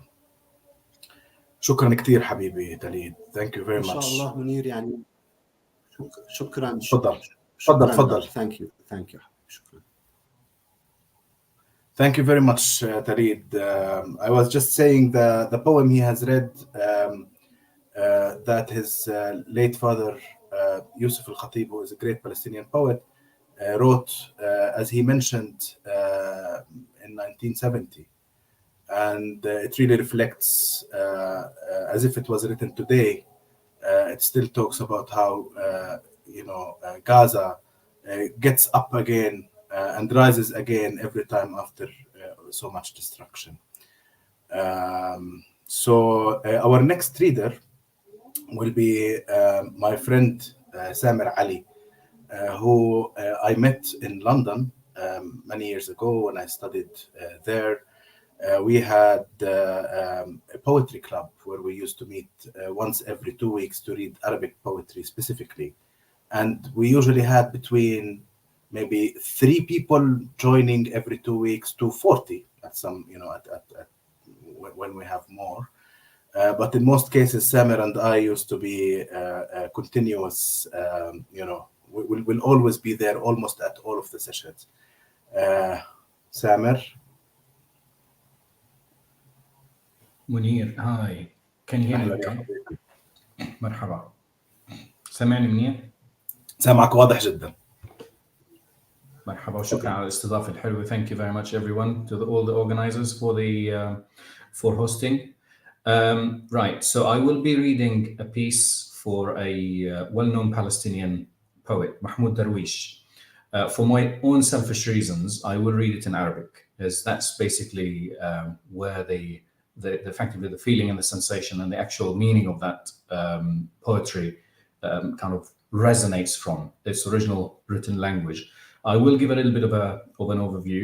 So Mahmoud Darwish is quite a well-known Palestinian poet. He was born in 1941, passed in 2008.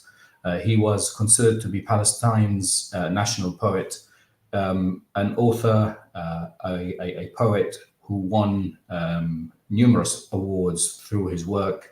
And he effectively used Palestine as a metaphor for the loss of Eden, birth and resurrection, and the anguish of dispossession and exile.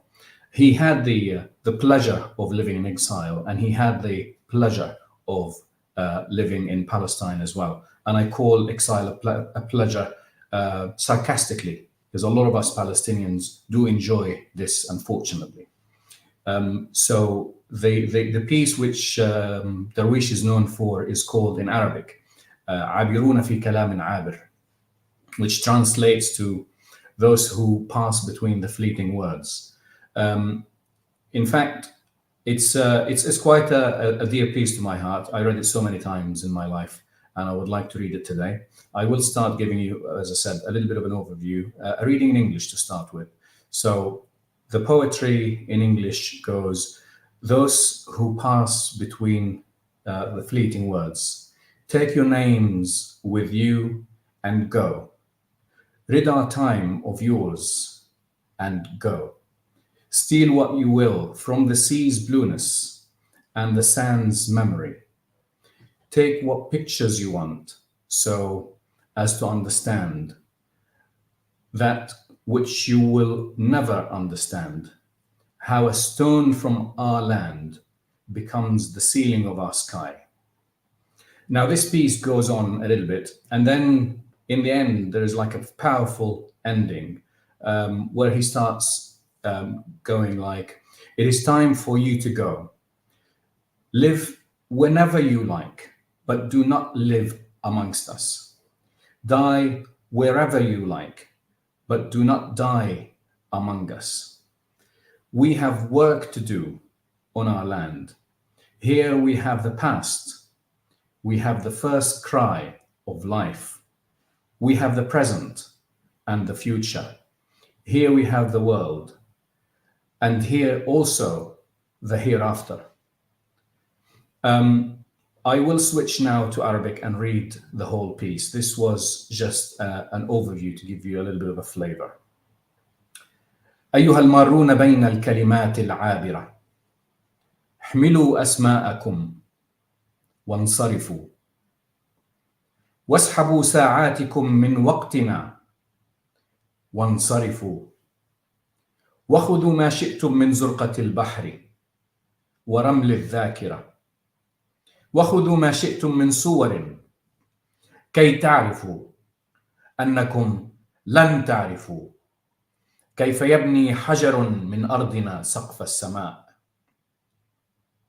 أيها المارون بين الكلمات العابرة منكم السيف ومنا دمنا منكم الفولاذ والنار ومنا لحمنا منكم دبابة أخرى ومنا حجر منكم قنبلة الغاز ومنا المطر وعلينا ما عليكم من سماء وهواء فخذوا حصتكم من دمنا وانصرفوا وادخلوا حفل عشاء راقص وانصرفوا وعلينا نحن أن نحرس ورد الشهداء وعلينا نحن أن نحيا كما نحن نشاء.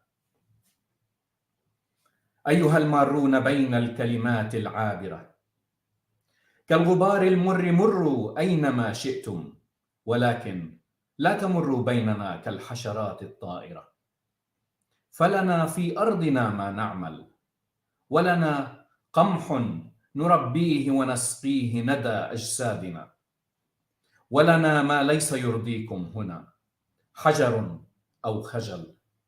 فخذوا الماضي إذا شئتم إلى سوق التحف وأعيدوا الهيكل العظمي للهدهد إن شئتم على صحن خزف. لنا ما ليس يرضيكم لنا المستقبل ولنا في أرضنا ما نعمل.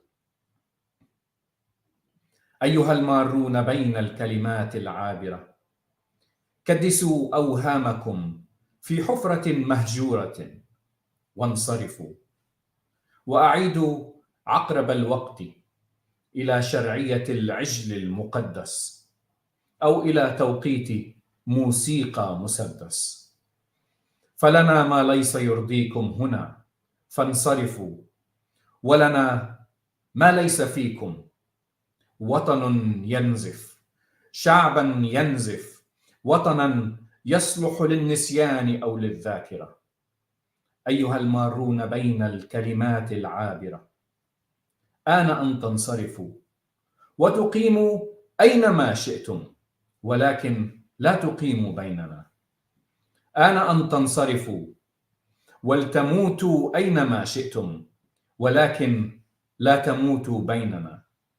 فلنا في أرضنا ما نعمل ولنا الماضي هنا ولنا صوت الحياة الأول ولنا الحاضر والحاضر والمستقبل ولنا الدنيا هنا والآخرة. فاخرجوا من أرضنا من برنا من بحرنا من قمحنا من ملحنا من جرحنا من كل شيء واخرجوا من ذكريات الذاكرة. أيها المارون بين الكلمات العابرة. وشكرا.